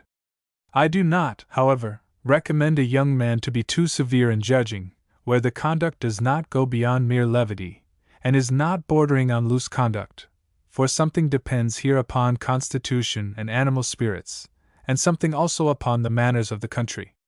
That levity, which, in a French girl, I should not have thought a great deal of, would have frightened me away from an English or an American girl. When I was in France, just after I was married, there happened to be amongst our acquaintance a gay, sprightly girl, of about 17. I was remonstrating with her, one day, on the facility with which she seemed to shift her smiles from object to object, and she, stretching one arm out in an upward direction, the other in a downward direction, raising herself upon one foot, leaning her body on one side, and thus throwing herself into flying attitude, answered my grave lecture by singing, in a very sweet voice, significantly bowing her head and smiling at the same time, the following lines from the vaudeville, in the play of Figaro. That is, if love has wings, is it not to flutter about with? The wit, argument, and manner, altogether, silenced me. She, after I left France, married a very worthy man, has had a large family, and has been, and is, a most excellent wife and mother. But that which does sometimes well in France, does not do here at all. Our manners are more grave, steadiness is the rule, and levity the exception.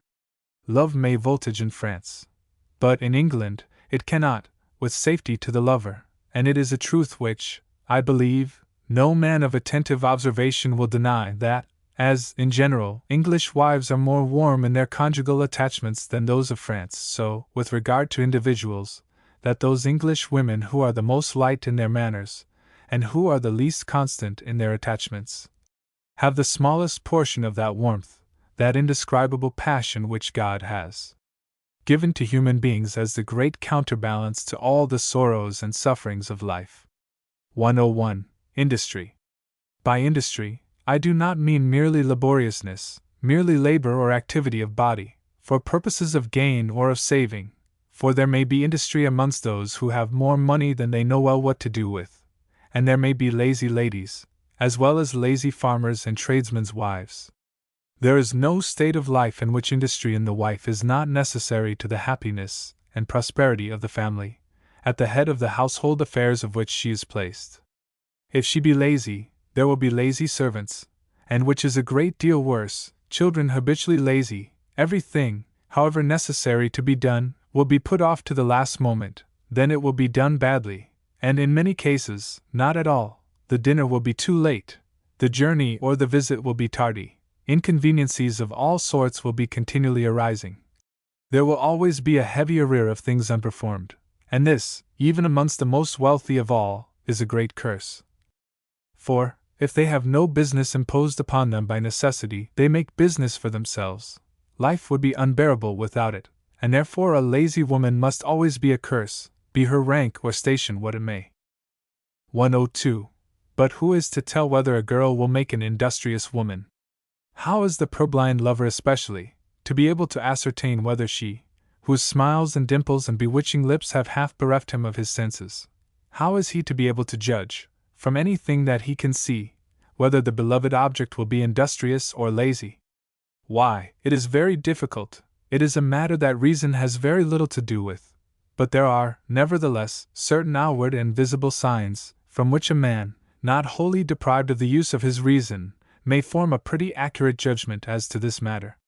It was a story in Philadelphia, some years ago, that a young man, who was courting one of 3 sisters, happened to be on a visit to her, when all the 3 were present, and when one said to the others, "I wonder where our needle is," upon which he withdrew, as soon as was consistent with the rules of politeness, resolved never to think more of a girl who possessed a needle only in partnership, and who, it appeared, was not too well informed as to the place where even that share was deposited.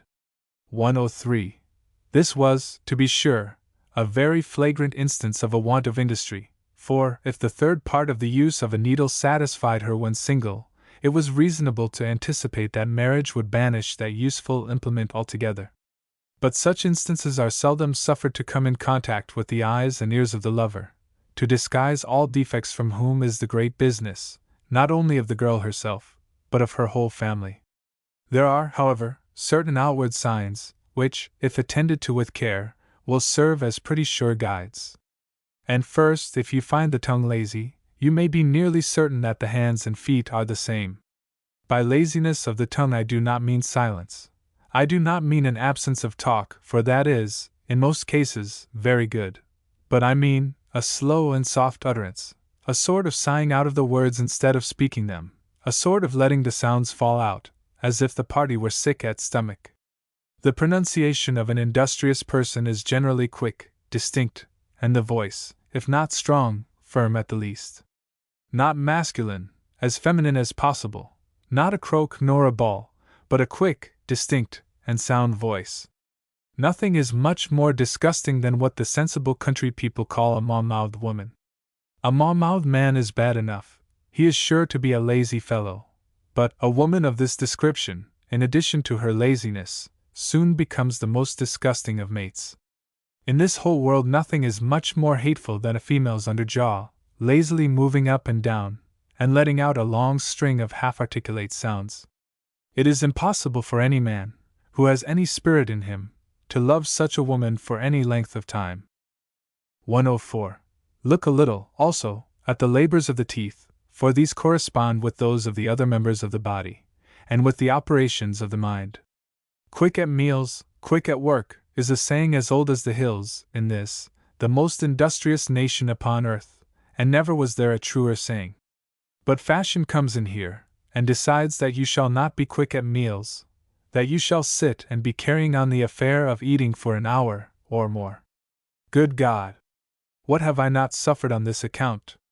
However, though she must sit as long as the rest, and though she must join in the performance, for it is a real performance, unto the end of the last scene, she cannot make her teeth abandon their character. She may, and must, suffer the slice to linger on the plate, and must make the supply slow, in order to fill up the time. But when she does bite, she cannot well disguise what nature has taught her to do, and you may be assured that if her jaws move in slow time, and if she rather squeeze than bite the food, if she so deal with it as to leave you in doubt as to whether she mean finally to admit or reject it, if she deal with it thus, set her down as being, in her very nature, incorrigibly lazy. Never mind the pieces of needlework, the tambouring, the maps of the world made by her needle. Get to see her at work upon a mutton chop, or a bit of bread and cheese, and if she deal quickly with these, you have a pretty good security for that activity, that stirring industry, without which a wife is a burden instead of being a help. And as to love, it cannot live for more than a month or two, in the breast of a man of spirit, towards a lazy woman. 105. Another mark of industry is a quick step, and a somewhat heavy tread, showing that the foot comes down with a hearty goodwill, and if the body lean a little forward, and the eyes keep steadily in the same direction, while the feet are going, so much the better, for these discover earnestness to arrive at the intended point. I do not like, and I never liked, your sauntering, soft-stepping girls, who move as if they were perfectly indifferent as to the result, and, as to the love part of the story, whoever expects ardent and lasting affection from one of these sauntering girls, will, when too late, find his mistake. The character runs the same all the way through, and no man ever yet saw a sauntering girl, who did not, when married, make a mawkish wife, and a cold-hearted mother, cared very little for either by husband or children, and of course, having no store of those blessings which are the natural resources to apply to in sickness and in old age. 106. Early rising is another mark of industry, and though, in the higher situations of life, it may be of no importance in a mere pecuniary point of view, it is, even there, of importance in other respects, for it is, I should imagine, pretty difficult to keep love alive towards a woman who never sees the dew, never beholds the rising sun, and who constantly comes directly from a reeking bed to the breakfast table, and there chews about, without appetite, the choicest morsels of human food. A man might, perhaps, endure this for a month or two, without being disgusted, but that is ample allowance of time. And, as to people in the middle rank of life, where a living and a provision for children is to be sought by labor of some sort or other, late rising in the wife is certain ruin, and never was there yet an early rising wife, who had been a late rising girl. If brought up to late rising, she will like it, it will be her habit, she will, when married, never want excuses for indulging in the habit. At first she will be indulged without bounds, to make a change afterwards will be difficult, it will be deemed a wrong done to her. She will ascribe it to diminished affection, a quarrel must ensue, or the husband must submit to be ruined, or, at the very least, to see half the fruit of his labor snored and lounged away. And is this being rigid? Is it being harsh? Is it being hard upon women? Is it the offspring of the frigid severity of age? It is none of these. It arises from an ardent desire to promote the happiness, and to add to the natural, legitimate, and salutary influence of the female sex. The tendency of this advice is to promote the preservation of their health, to prolong the duration of their beauty, to cause them to be beloved to the last day of their lives, and to give them, during the whole of those lives, weight and consequence, of which laziness would render them wholly unworthy. 107. Frugality. This means the contrary of extravagance. It does not mean stinginess, it does not mean a pinching of the belly, nor a stripping of the back, but it means an abstaining from all unnecessary expenditure, and all unnecessary use, of goods of any and of every sort, and a quality of great importance it is, whether the rank in life be high or low. Some people are, indeed, so rich, they have such an overabundance of money and goods, that how to get rid of them would, to a looker-on, seem to be their only difficulty.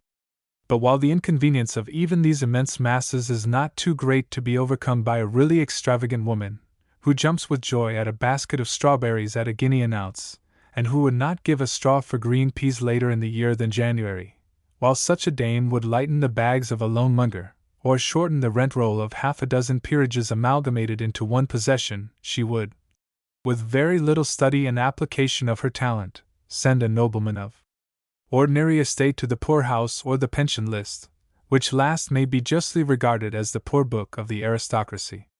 How many noblemen and gentlemen, of fine estates, have been ruined and degraded by the extravagance of their wives? More frequently by their own extravagance, perhaps, but, in numerous instances, by that of those whose duty it is to assist in upholding their stations by husbanding their fortunes. 108. If this be the case amongst the opulent, who have estates to draw upon, what must be the consequences of a want of frugality in the middle and lower ranks of life? Here it must be fatal, and especially amongst that description of persons whose wives have, in many cases, the receiving as well as the expending of money. In such a case, there wants nothing but extravagance in the wife to make ruin as sure as the arrival of old age. To obtain security against this is very difficult, yet, if the lover be not quite blind, he may easily discover a propensity towards extravagance. The object of his addresses will, 9 times out of 10, not be the manager of a house, but she must have her dress, and other little matters under her control. If she be costly in these, if, in these, she step above her rank, or even to the top of it, if she purchase all she is able to purchase, and prefer the showy to the useful, the gay and the fragile to the less sightly and more durable, he may be sure that the disposition will cling to her through life. If he perceive in her a taste for costly food, costly furniture, costly amusements, if he find her love of gratification to be bounded only by her want of means, if he find her full of admiration of the trappings of the rich, and of desire to be able to imitate them, he may be pretty sure that she will not spare his purse, when once she gets her hand into it, and therefore, if he can bid adieu to her charms, the sooner he does it the better. 109. The outward and visible and vulgar signs of extravagance are rings, brooches, bracelets, buckles, necklaces, diamonds, real or mock, and, in short, all the hardware which women put upon their persons. These things may be proper enough in palaces, or in scenes resembling palaces, but when they make their appearance amongst people in the middle rank of life, where, after all, they only serve to show that poverty in the parties which they wish to disguise, when the nasty, mean, tawdry things make their appearance in this rank of life, they are the sure indications of a disposition that will always be straining at what it can never attain. To marry a girl of this disposition is really self-destruction. You never can have either property or peace. Earn her a horse to ride, she will want a gig; earn the gig, she will want a chariot; get her that, she will long for a coach and four, and from stage to stage she will torment you to the end of her or your days, for still there will be somebody with a finer equipage than you can give her, and, as long as this is the case, you will never have rest. Reason would tell her that she could never be at the top, that she must stop at some point short of that, and that, therefore, all expenses in the rivalship are so much thrown away. But reason and brooches and bracelets do not go in company. The girl who has not the sense to perceive that her person is disfigured, and not beautified by parcels of brass and tin, for they are generally little better, and other hardware, stuck about her body, the girl that is so foolish as not to perceive that, when silks and cottons and cambrics, in their neatest form, have done their best, nothing more is to be done. The girl that cannot perceive this is too great a fool to be trusted with the purse of any man. 110. Cleanliness. This is a capital ingredient, for there never yet was, and there never will be, love of long duration, sincere and ardent love, in any man, towards a filthy mate.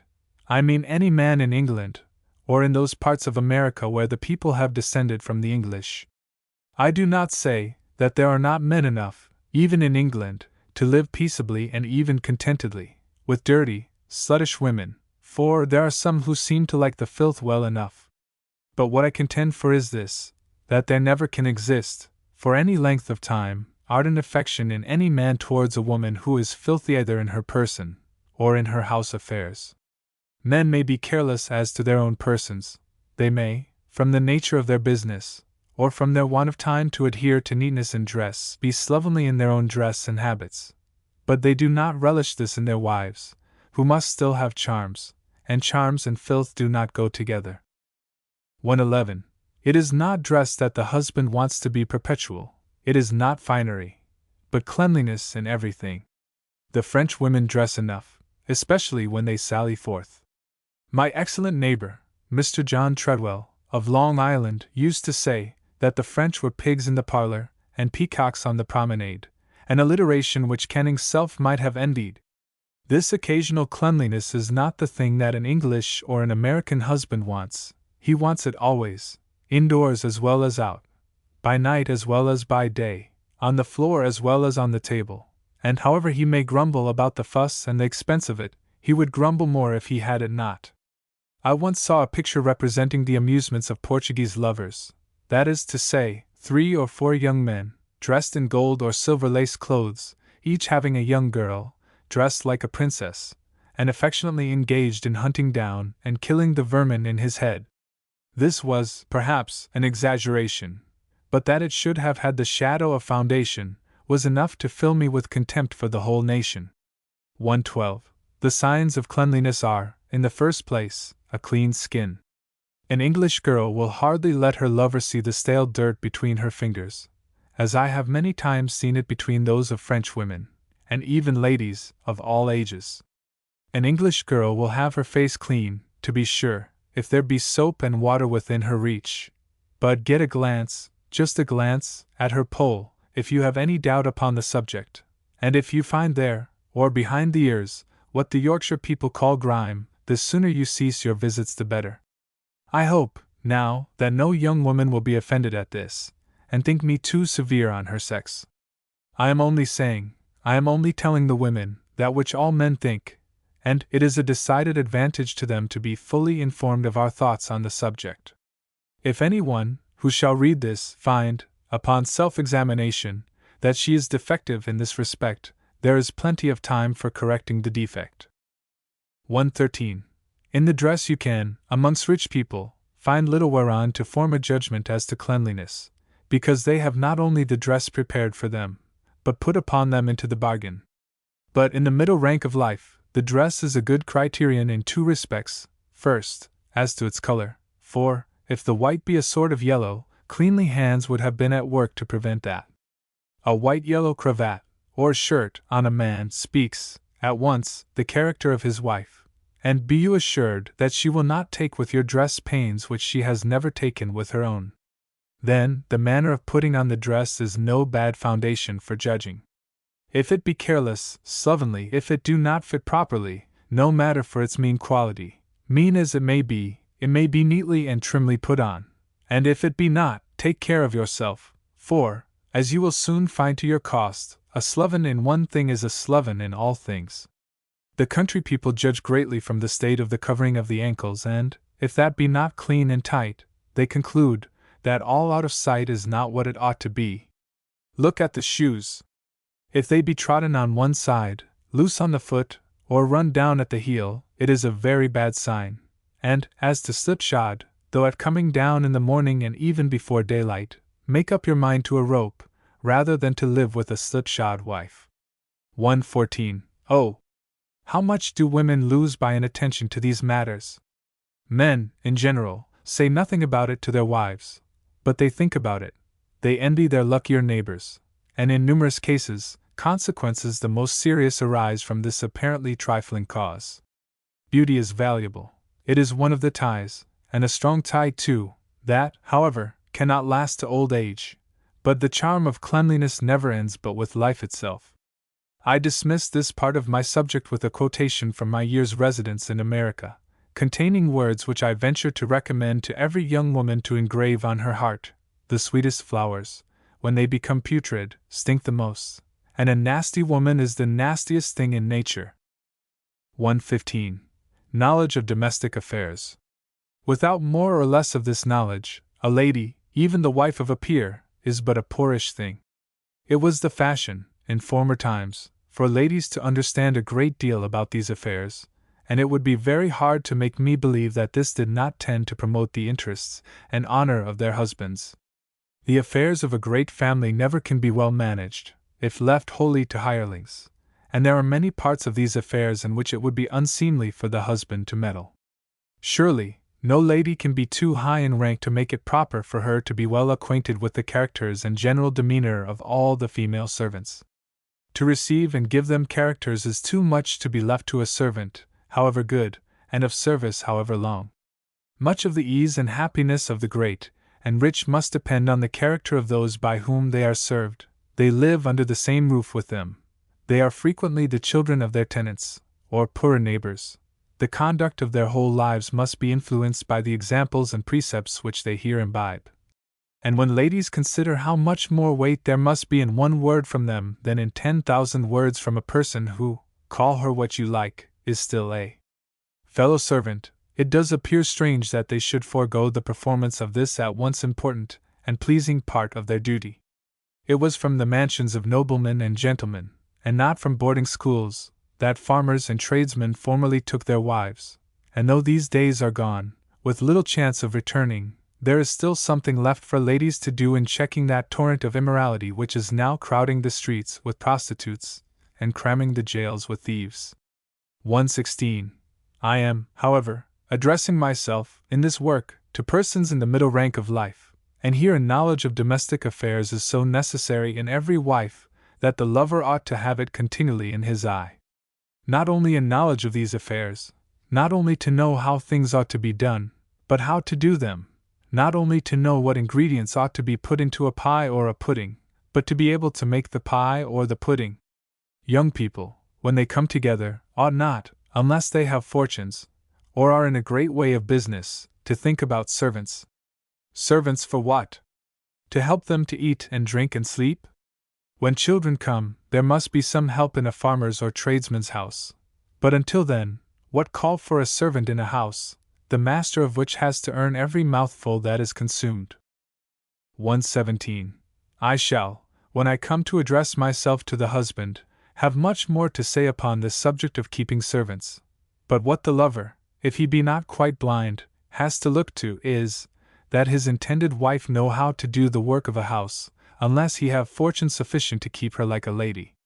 Eating and drinking, as I observe in cottage economy, came 3 times every day. They must come, and however little we may, in the days of our health and vigor, care about choice food and about cookery, we very soon get tired of heavy or burnt bread and of spoiled joints of meat. We bear them for a time, or for 2, perhaps, but about the 3rd time, we lament inwardly.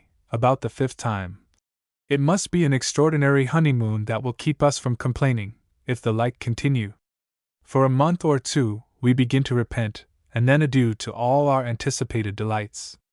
We discover, when it is too late, that we have not got a helpmate, but a burden, and the fire of love being damped, the unfortunately educated creature, whose parents are more to blame than she is, unless she resolve to learn her duty, doomed to lead a life very nearly approaching to that of misery, for, however considerate the husband, he never can esteem her as he would have done had she been skilled and able in domestic affairs. 118. The mere manual performance of domestic labors is not, indeed, absolutely necessary in the female head of the family of professional men, such as lawyers, doctors, and parsons. But, even here, and also in the case of great merchants and of gentlemen living on their fortunes, surely the head of the household ought to be able to give directions as to the purchasing of meat, salting meat, making bread, making preserves of all sorts, and ought to see the things done, or that they be done. She ought to take care that food be well cooked, drink properly prepared and kept, that there be always a sufficient supply, that there be good living without waste, and that, in her department, nothing shall be seen inconsistent with the rank, station, and character of her husband, who, if he have a skilful and industrious wife, will, unless he be of a singularly foolish turn, gladly leave all these things to her absolute dominion, controlled only by the extent of the whole expenditure, of which he must be the best, and indeed the sole, judge. 119.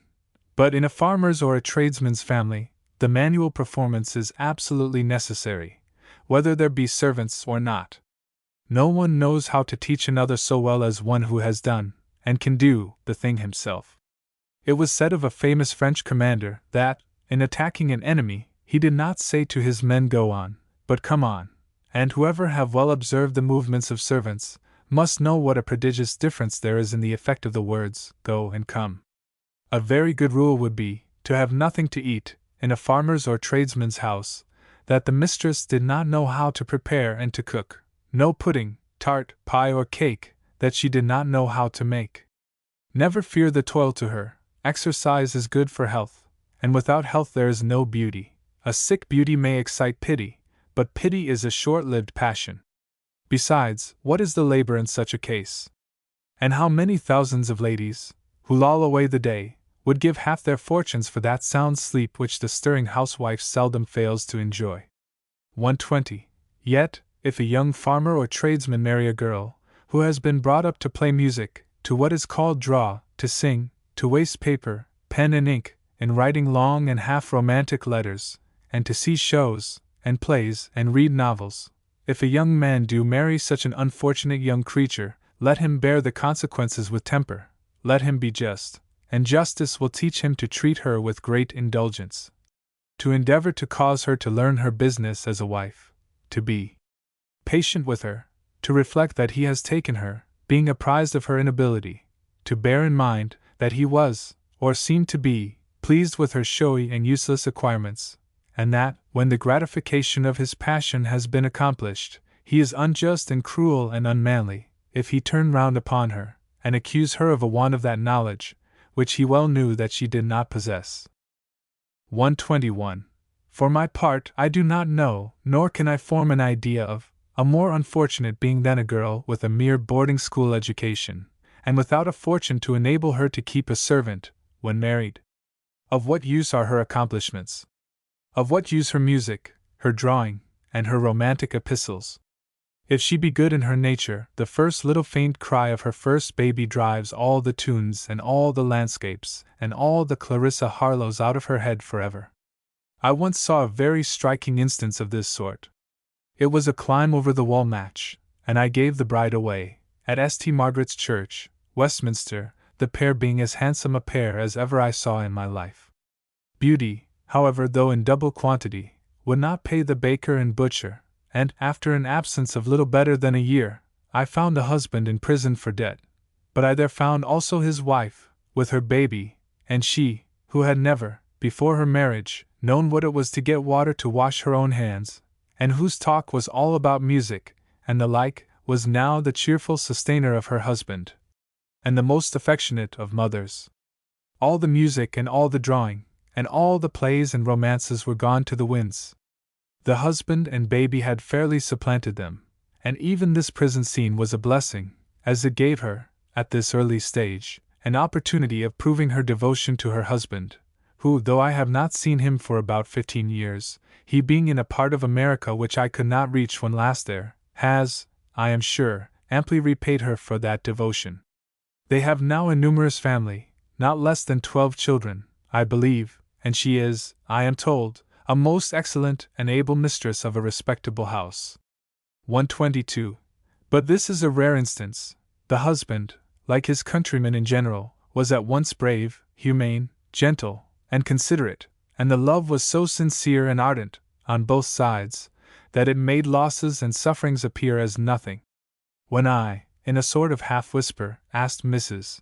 Dickens where her piano was, she smiled, and turned her face towards her baby, that was sitting on her knee, as much as to say, "This little fellow has beaten the piano," and if what I am now writing should ever have the honor to be read by her, let it be the bearer of a renewed expression of my admiration of her conduct, and of that regard for her kind and sensible husband, which time and distance have not in the least diminished, and which will be an inmate of my heart until it shall cease to beat. 123. The like of this is, however, not to be expected. No man ought to think that he has even a chance of it. Besides, the husband was, in this case, a man of learning and of great natural ability. He has not had to get his bread by farming or trade, and in all probability, his wife has had the leisure to practice those acquirements which she possessed at the time of her marriage. But can this be the case with the farmer or the tradesman's wife? She has to help to earn a provision for her children, or, at the least, to help to earn a store for sickness or old age. She, therefore, ought to be qualified to begin, at once, to assist her husband in his earnings. The way in which she can most efficiently assist is by taking care of his property, by expending his money to the greatest advantage, by wasting nothing, by making the table sufficiently abundant with the least expense. And how is she to do these things, unless she have been brought up to understand domestic affairs? How is she to do these things, if she have been taught to think these matters beneath her study? How is any man to expect her to do these things, if she have been so bred up as to make her habitually look upon them as worthy the attention of none but low and ignorant women? 124. Ignorant, indeed! Ignorance consists in a want of knowledge of those things which your calling or state of life naturally supposes you to understand. A plowman is not an ignorant man because he does not know how to read. If he knows how to plow, he is not to be called an ignorant man. But a wife may be justly called an ignorant woman if she does not know how to provide a dinner for her husband. It is cold comfort for a hungry man to tell him how delightfully his wife plays and sings. Lovers may live on very aerial diet, but husbands stand in need of the solids, and young women may take my word for it that a constantly clean board, well-cooked victuals, a house in order, and a cheerful fire will do more in preserving a husband's heart than all the accomplishments taught in all the establishments in the world. 125. Good temper. This is a very difficult thing to ascertain beforehand.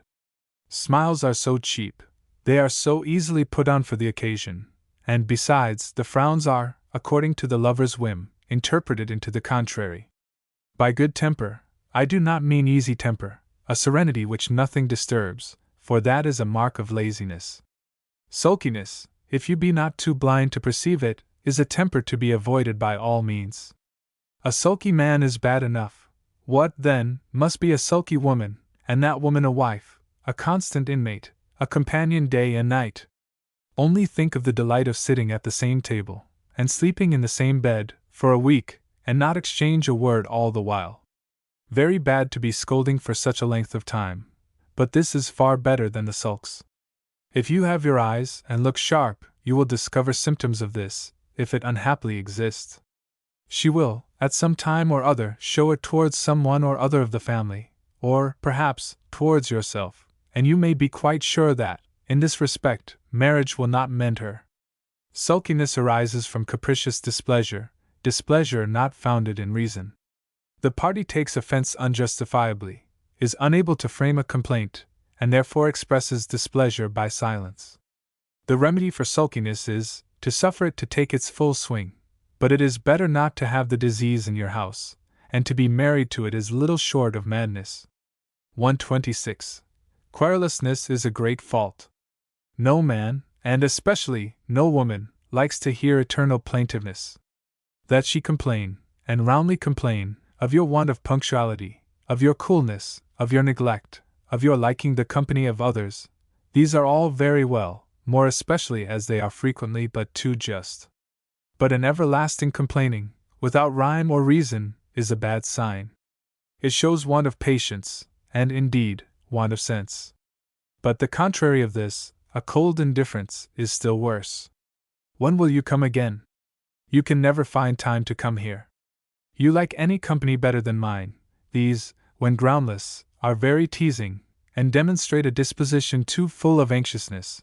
But from a girl who always receives you with the same civil smile, lets you, at your own good pleasure, depart with the same, and who, when you take her by the hand, holds her cold fingers as straight as sticks, I say, or should if I were young, God, in His mercy, preserve me.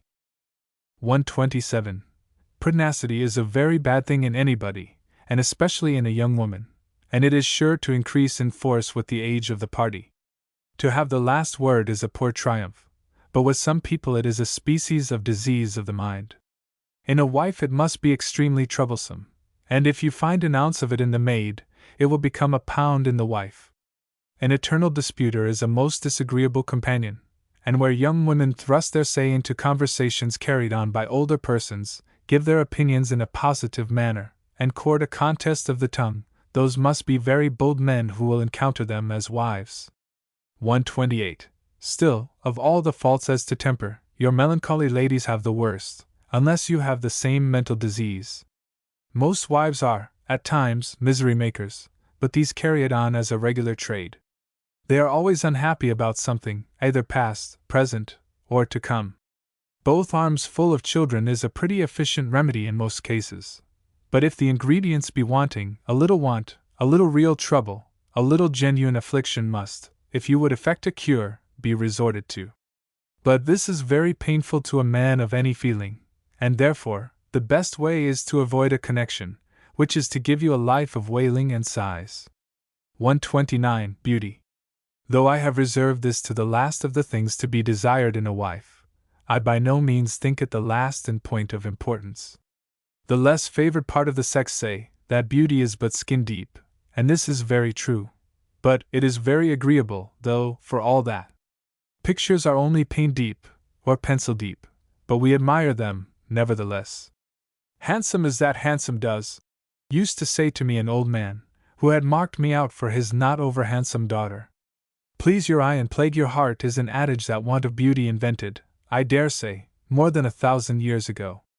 These adages would say, if they had but the courage, that beauty is inconsistent with chastity, with sobriety of conduct, and with all the female virtues.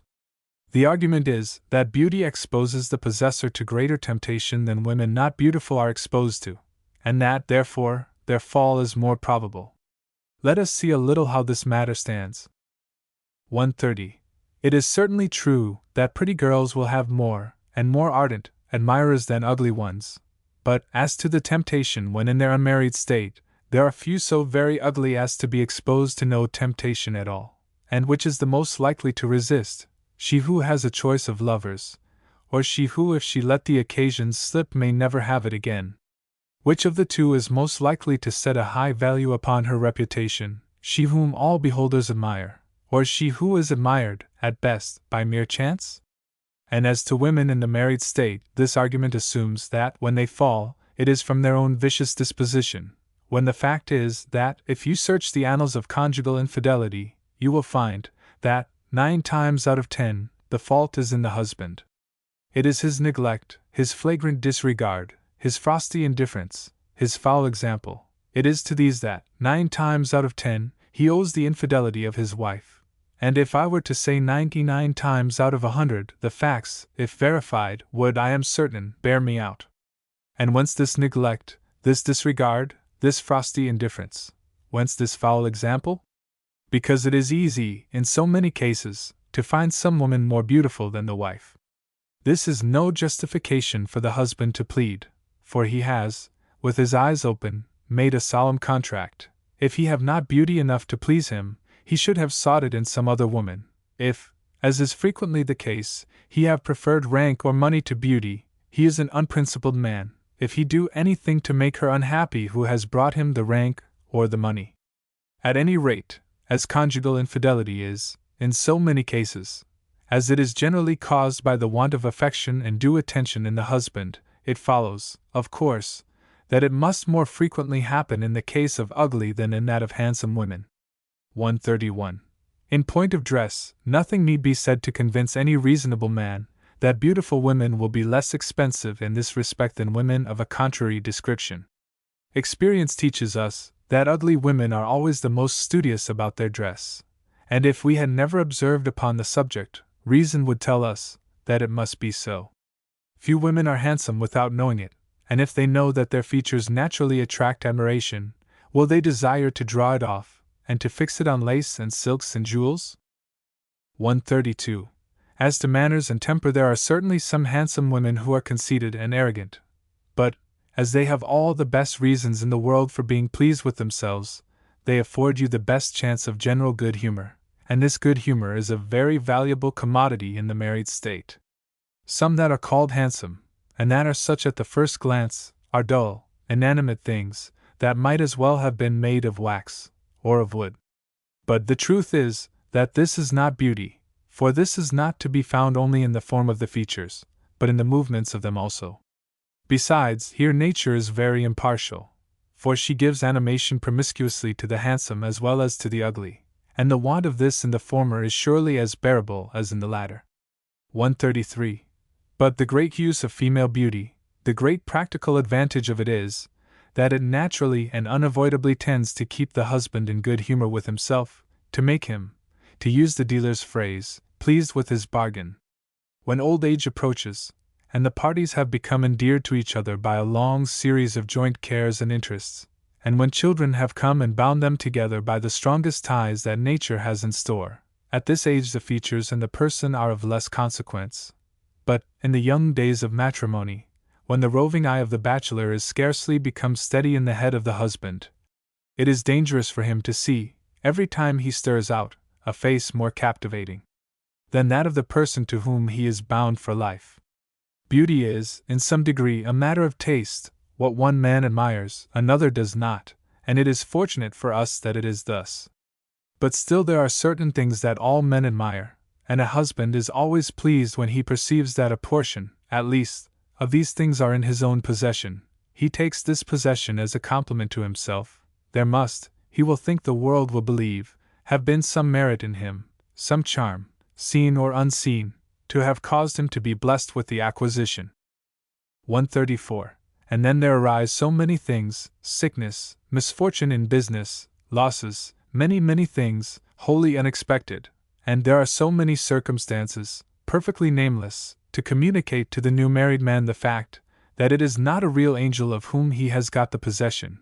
There are so many things of this sort, so many and such powerful dampers of the passions, and so many incentives to cool reflection, that it requires something, and a good deal too, to keep the husband in countenance in this his altered and enlightened state.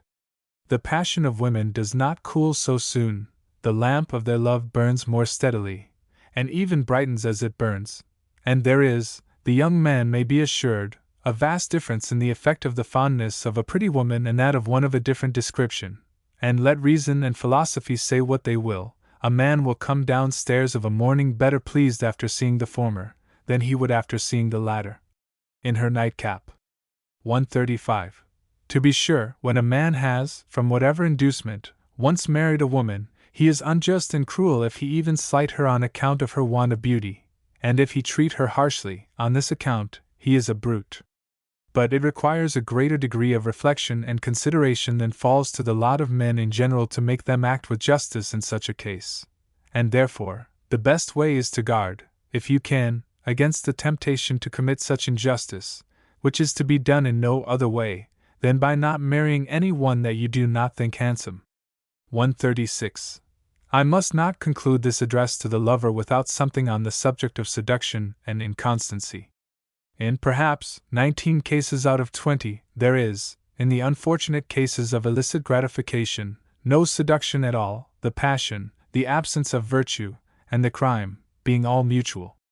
But there are other cases of a very different description, and where a man goes coolly and deliberately to work, first to gain and rivet the affections of a young girl, then to take advantage of those affections to accomplish that which he knows must be her ruin, and plunge her into misery for life.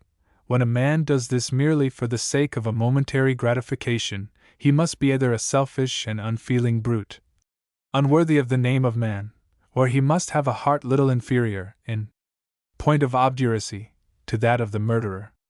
Let young women, however, be aware, let them be well aware, that few, indeed, are the cases in which this apology can possibly avail them. Their character is not solely theirs, but belongs, in part, to their family and kindred. They may, in the case contemplated, be objects of compassion with the world, But what contrition, what repentance, what remorse, what that even the tenderest benevolence can suggest, is to heal the wounded hearts of humbled, disgraced, but still affectionate, parents, brethren and sisters. 137. As to constancy in lovers, though I do not approve of the saying, at lovers' lies Jove laughs, yet, when people are young, one object may supplant another in their affections, not only without criminality in the party experiencing the change, but without blame, and it is honest, and even humane, to act upon the change, because it would be both foolish and cruel to marry one girl while you liked another better. And the same holds good with regard to the other sex. Even when marriage has been promised, and that, too, in the most solemn manner, it is better for both parties to break off than to be coupled together with the reluctant assent of either, and I have always thought that actions for damages, on this score, if brought by the girl, show a want of delicacy as well as of spirit, and if brought by the man, excessive meanness. Some damage may, indeed, have been done to the complaining party, but no damage equal to what that party would have sustained from a marriage, to which the other party would have yielded by a sort of compulsion, producing to almost a certainty what Hogarth, in his Marriage à la Mode, most aptly typifies by two curs, of different sexes, fastened together by what sportsmen call couples, pulling different ways, and snarling and barking and foaming like furies. 138. But when promises have been made to a young woman, when they have been relied on for any considerable time, when it is manifest that her peace and happiness, and perhaps her life, depend upon their fulfillment, when things have been carried to this length, the change in the lover ought to be announced in the manner most likely to make the disappointment as supportable as the case will admit of, for, though it is better to break the promise than to marry one while you like another better, though it is better for both parties, you have no right to break the heart of her who has, and that, too, with your accordance, and indeed, at your instigation or, at least, by your encouragement, confided it to your fidelity. You cannot help your change of affections, but you can help making the transfer in such a way as to cause the destruction, or even probable destruction, nay, if it were but the deep misery, of her, to gain whose heart you had pledged your own. You ought to proceed by slow degrees. You ought to call time to your aid in executing the painful task. You ought scrupulously to avoid everything calculated to aggravate the sufferings of the disconsolate party. 139.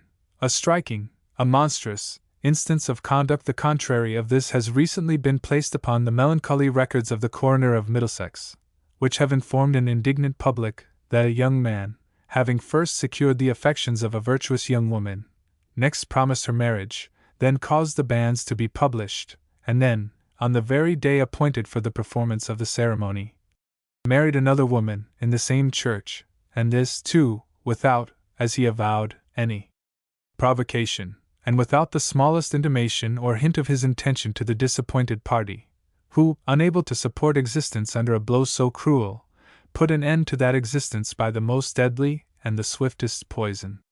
If anything could wipe from our country the stain of having given birth to a monster so barbarous as this, it would be the abhorrence of him which the jury expressed, and which, from every tongue, he ought to hear to the last moment of his life. 140. Nor has a man any right to sport with the affections of a young woman, though he stops short of positive promises. Vanity is generally the tempter in this case, a desire to be regarded as being admired by the women, a very despicable species of vanity, but frequently greatly mischievous, notwithstanding. You do not, indeed, actually, in so many words, promise to marry, but the general tenor of your language and deportment has that meaning. You know that your meaning is so understood, and if you have not such meaning, if you be fixed by some previous engagement with, or greater liking for, another, if you know you are here sowing the seeds of disappointment, and if you, keeping your previous engagement or greater liking a secret, persevere, in spite of the admonitions of conscience, you are guilty of deliberate deception, injustice, and cruelty. You make to God an ungrateful return for those endowments which have enabled you to achieve this inglorious and unmanly triumph, and if, as is frequently the case, you glory in such triumph, you may have person, riches, talents to excite envy, but every just and humane man will abhor your heart. 141.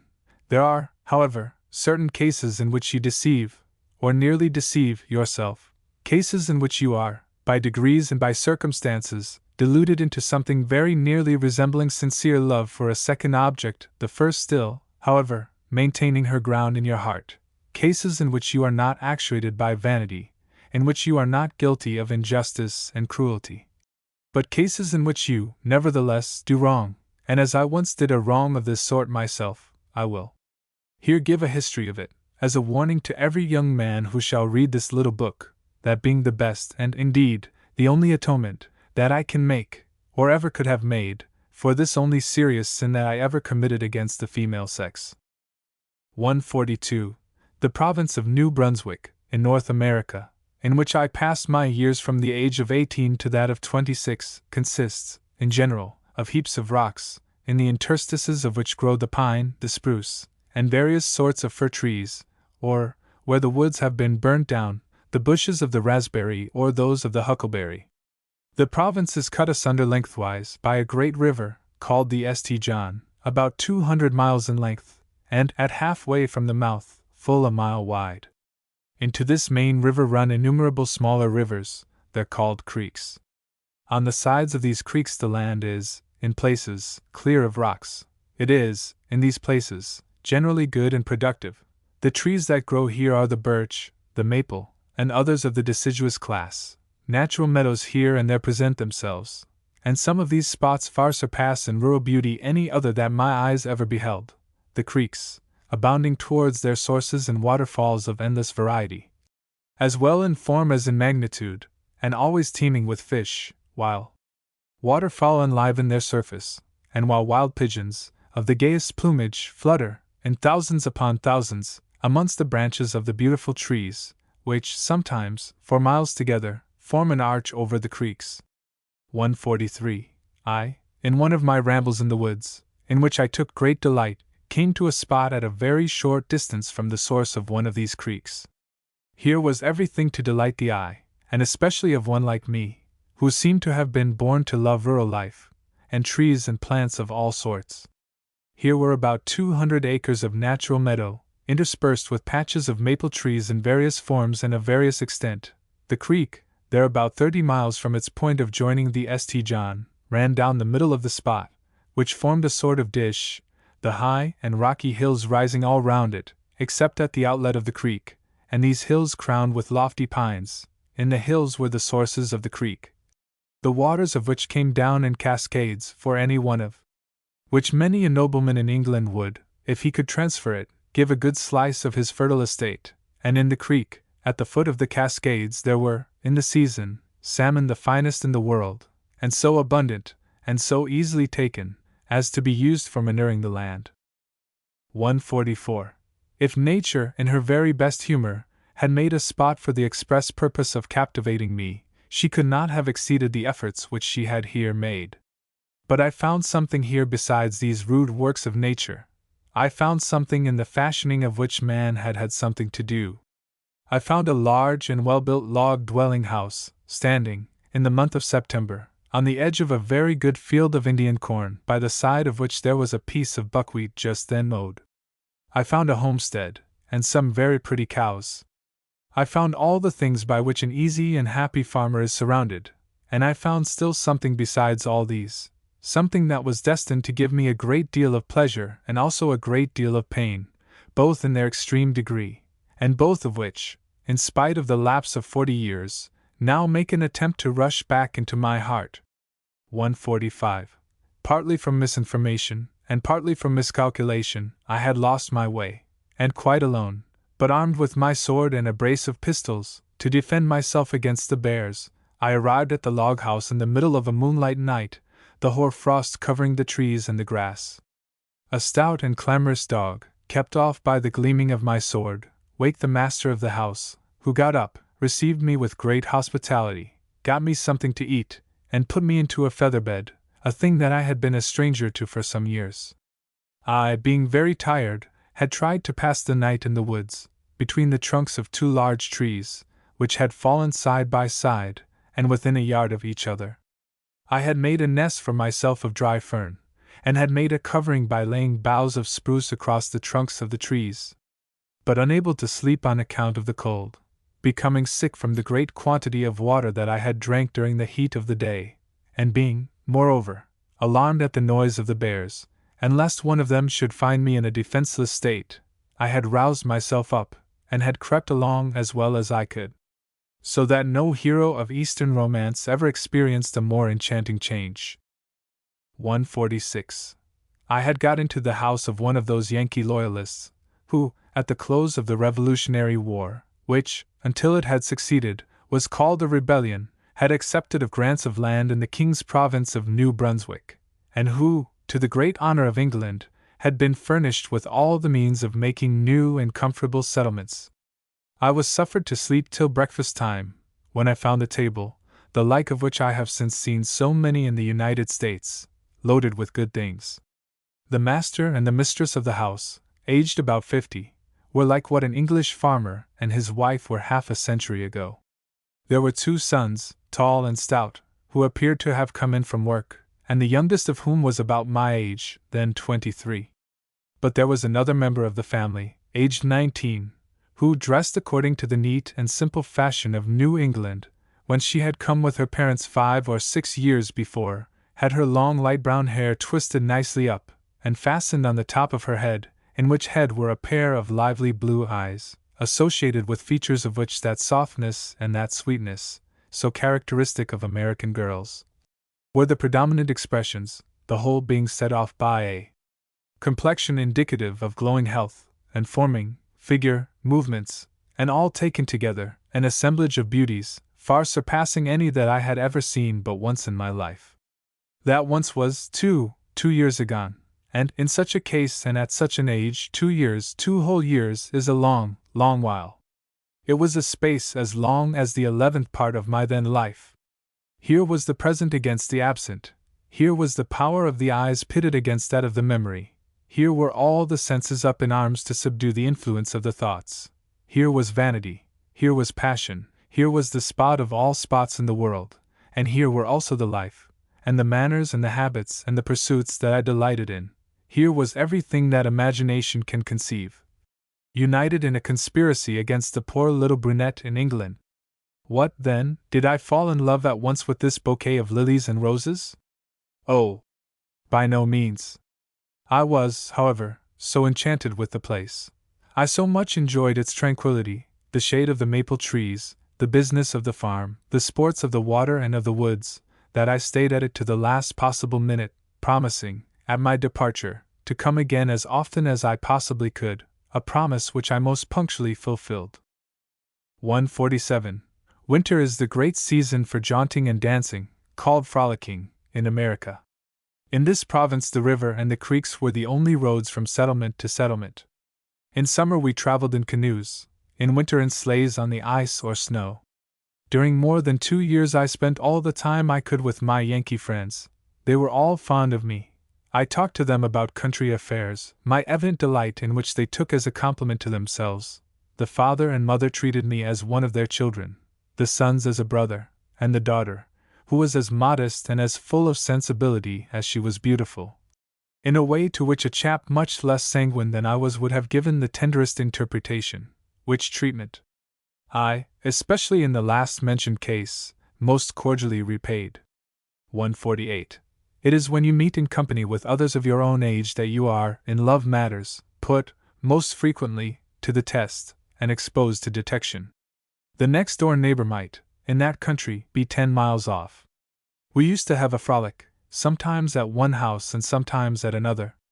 Here, where female eyes are very much on the alert, no secret can long be kept, and very soon father, mother, brothers and the whole neighborhood looked upon the thing as certain, not excepting herself, to whom I, however, had never once even talked of marriage, and had never even told her that I loved her. But I had 1,000 times done these by implication, taking into view the interpretation that she would naturally put upon my looks, appellations and acts, and it was of this that I had to accuse myself. Yet I was not a deceiver, for my affection for her was very great. I spent no really pleasant hours but with her. I was uneasy if she showed the slightest regard for any other young man.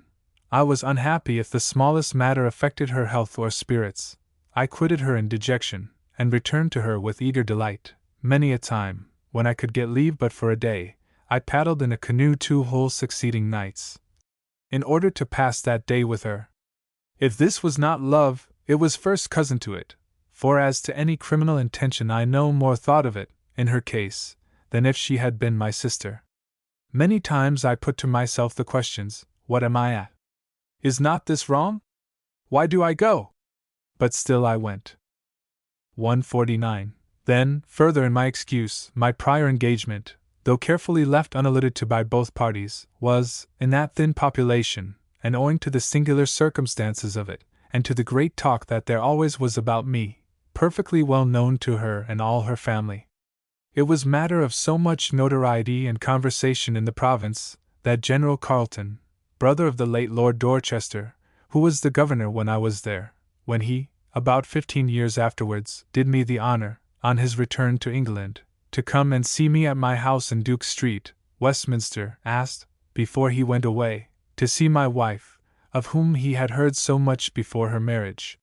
So that here was no deception on my part, but still I ought not to have suffered even the most distant hope to be entertained by a person so innocent, so amiable, for whom I had so much affection, and to whose heart I had no right to give a single twinge. I ought, from the very first, to have prevented the possibility of her ever feeling pain on my account. I was young, to be sure, but I was old enough to know what was my duty in this case, and I ought, dismissing my own feelings, to have had the resolution to perform it. 150. The last parting came, and now came my just punishment. The time was known to everybody, and was irrevocably fixed, for I had to move with a regiment, and the embarkation of a regiment is an epoch in a thinly settled province. To describe this parting would be too painful even at this distant day, and with this frost of age upon my head.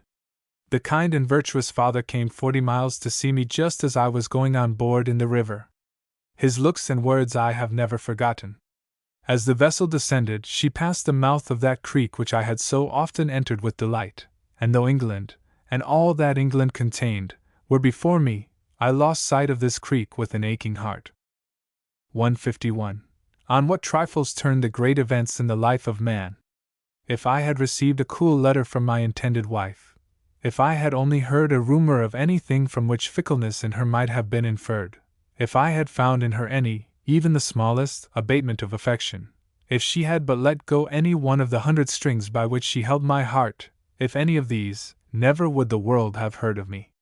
Young as I was, able as I was as a soldier, proud as I was of the admiration and commendations of which I was the object, fond as I was, too, of the command, which, at so early an age, my rare conduct and great natural talents had given me, sanguine as was my mind, and brilliant as were my prospects, yet I had seen so much of the meannesses, the unjust partialities, the insolent pomposity, the disgusting dissipations of that way of life, that I was weary of it.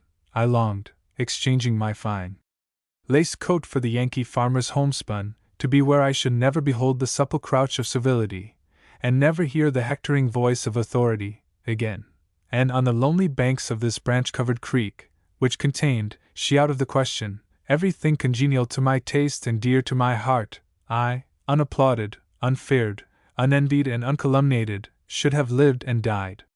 Letter 4. To a husband. 152.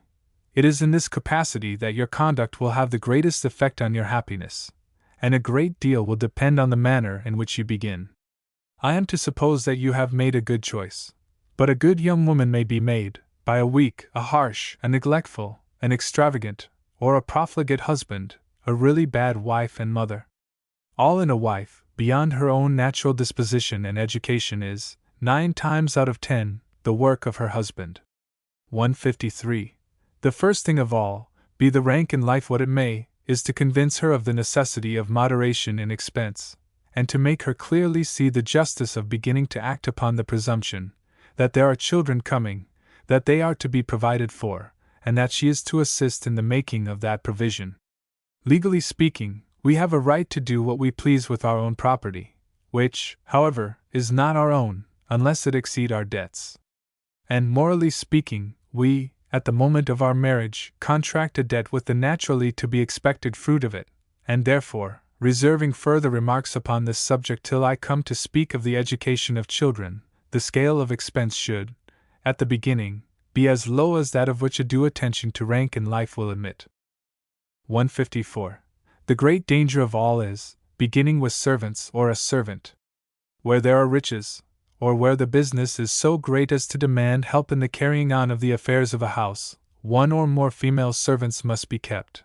But where the work of a house can be done by one pair of hands, why should there be two, especially as you cannot have the hands without having the mouth, and which is frequently not less costly, inconvenient and injurious, the tongue?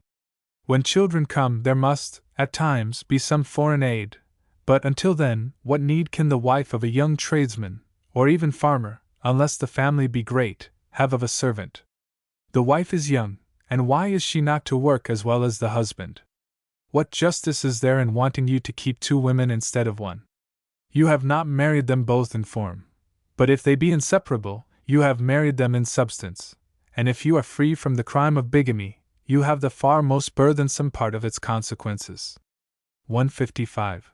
I am well aware of the unpopularity of this doctrine, well aware of its hostility to prevalent habits, well aware that almost every tradesman and every farmer, though with scarcely a shilling to call his own, and that every clerk, and every such person, begins by keeping a servant, and that the latter is generally provided before the wife be installed.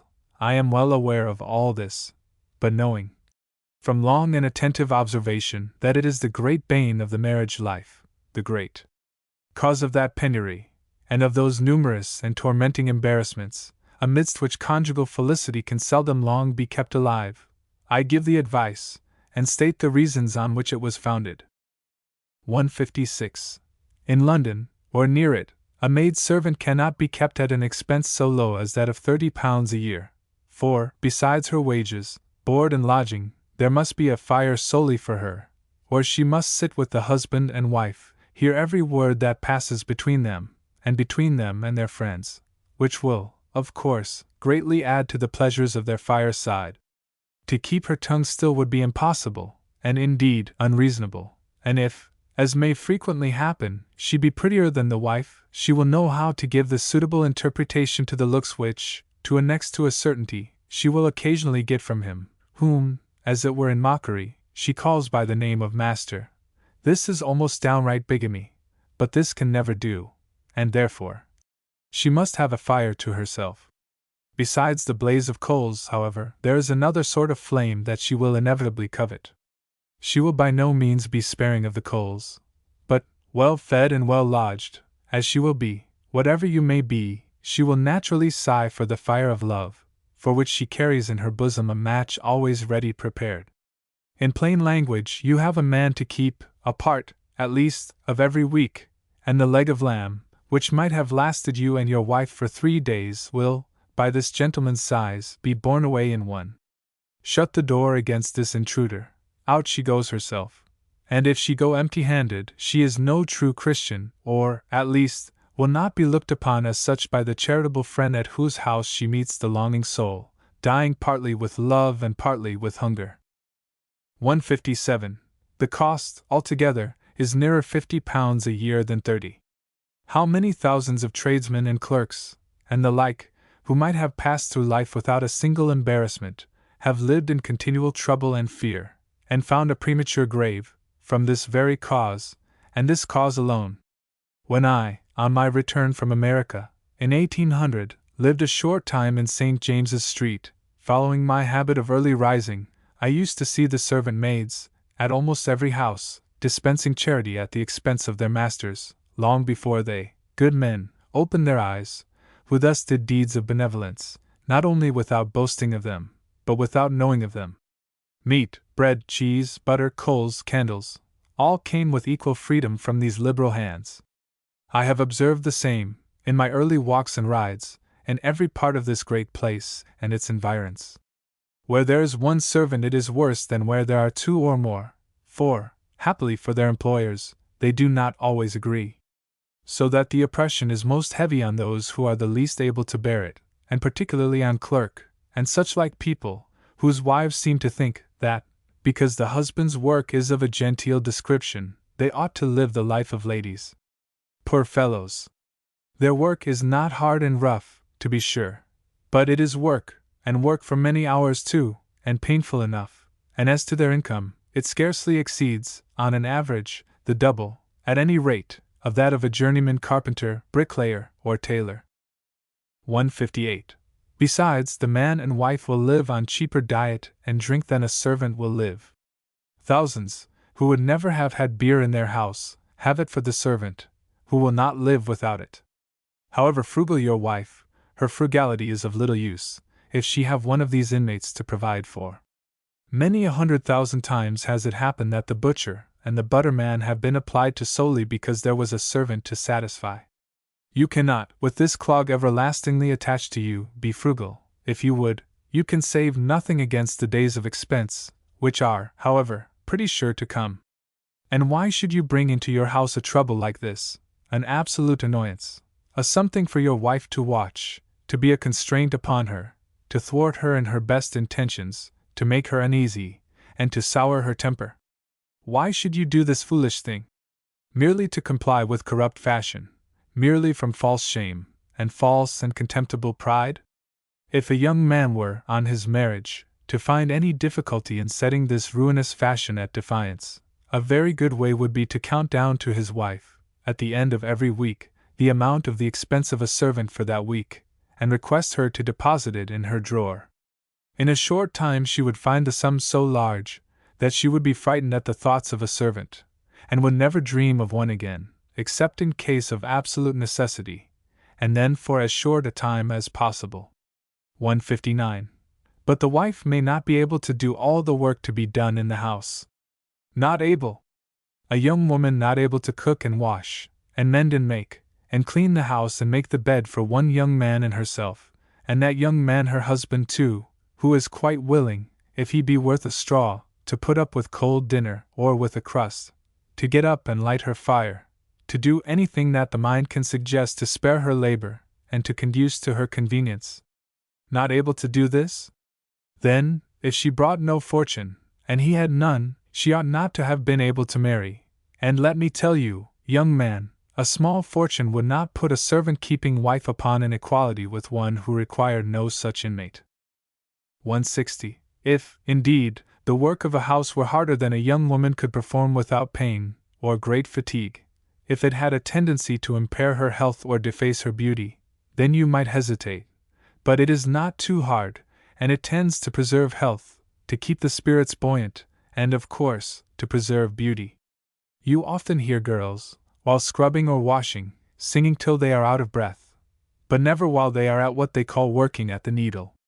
The American wives are most exemplary in this respect. They have none of that false pride, which prevents thousands in England from doing that which interest, reason, and even their own inclination would prompt them to do. They work, not from necessity, not from compulsion of any sort, for their husbands are the most indulgent in the whole world. In the towns they go to the market, and cheerfully carry home the result. In the country, they not only do the work in the house, but extend their labors to the garden, plant and weed and hoe, and gather and preserve the fruits and the herbs, and this, too, in a climate far from being so favorable to labor as that of England. And they are amply repaid for these by those gratifications which their excellent economy enables their husbands to bestow upon them, and which it is their universal habit to do with a liberal hand. 161. But did I practice what I am here preaching? Aye, and to the full extent. Till I had a second child, no servant ever entered my house, though well able to keep one, and never, in my whole life, did I live in a house so clean, in such trim order, and never have I eaten or drunk, or slept or dressed, in a manner so perfectly to my fancy, as I did then. I had a great deal of business to attend to, that took me a great part of the day from home. But whenever I could spare a minute from business, the child was in my arms. I rendered the mother's labor as light as I could, any bit of food satisfied me. When watching was necessary, we shared it between us, and that famous grammar for teaching French people English, which has been for 30 years, and still is, the great work of this kind, throughout all America, and in every nation in Europe, was written by me, in hours not employed in business, and in great part during my share of the night watchings over a sick, and then only child, who, after lingering many months, died in my arms. 162. This was the way that we went on, this was the way that we began the married life, and surely, that which we did with pleasure no young couple, unendowed with fortune, ought to be ashamed to do. But she may be ill, the time may be near at hand, or may have actually arrived, when she must encounter that particular pain and danger of which you have been the happy cause. Oh, that is quite another matter. And if you now exceed in care, in watchings over her, in tender attention to all her wishes, in anxious efforts to quiet her fears, if you exceed in pains and expense to procure her relief and secure her life, if you, in any of these, exceed that which I would recommend, you must be romantic indeed. She deserves them all, and more than all, 10,000 times told. And now it is that you feel the blessing conferred by her economy. That heap of money, which might have been squandered on, or by, or in consequence of, an useless servant, you now have in hand wherewith to procure an abundance of that skill and that attendance of which she stands in absolute need, and she, when restored to you in smiling health, has the just pride to reflect that she may have owed her life and your happiness to the effects of her industry. 163. It is the beginning that is everything in this important case, and you will have, perhaps, much to do to convince her, not that what you recommend is advantageous, not that it is right, but to convince her that she can do it without sinking below the station that she ought to maintain. She would cheerfully do it, but there are her next-door neighbors, who do not do it, though, in all other respects, on a par with her. It is not laziness, but pernicious fashion, that you will have to combat. But the truth is, that there ought to be no combat at all. This important matter ought to be settled and fully agreed on beforehand. If she really love you, and have common sense, she will not hesitate a moment, and if she be deficient in either of these respects, and if you be so mad in love as to be unable to exist without her, it is better to cease to exist at once, than to become the toiling and embarrassed slave of a wasting and pillaging servant. 164. The next thing to be attended to is your demeanor towards a young wife. As to oldish ones, or widows, time and other things have, in most cases, blunted their feelings, and rendered harsh or stern demeanor in the husband a matter not of heartbreaking consequence. But with a young and inexperienced one, the case is very different, and you should bear in mind that the first frown that she receives from you is a dagger to her heart. Nature has so ordered it, that men shall become less ardent in their passion after the wedding day, and that women shall not. Their ardor increases rather than the contrary, and they are surprisingly quick-sighted and inquisitive on this score. When the child comes, it divides this ardor with the father, but until then you have it all, and if you have a mind to be happy, repay it with all your soul. Let what may happen to put you out of humor with others, let nothing put you out of humor with her. Let your words and looks and manners be just what they were before you called her wife. 165.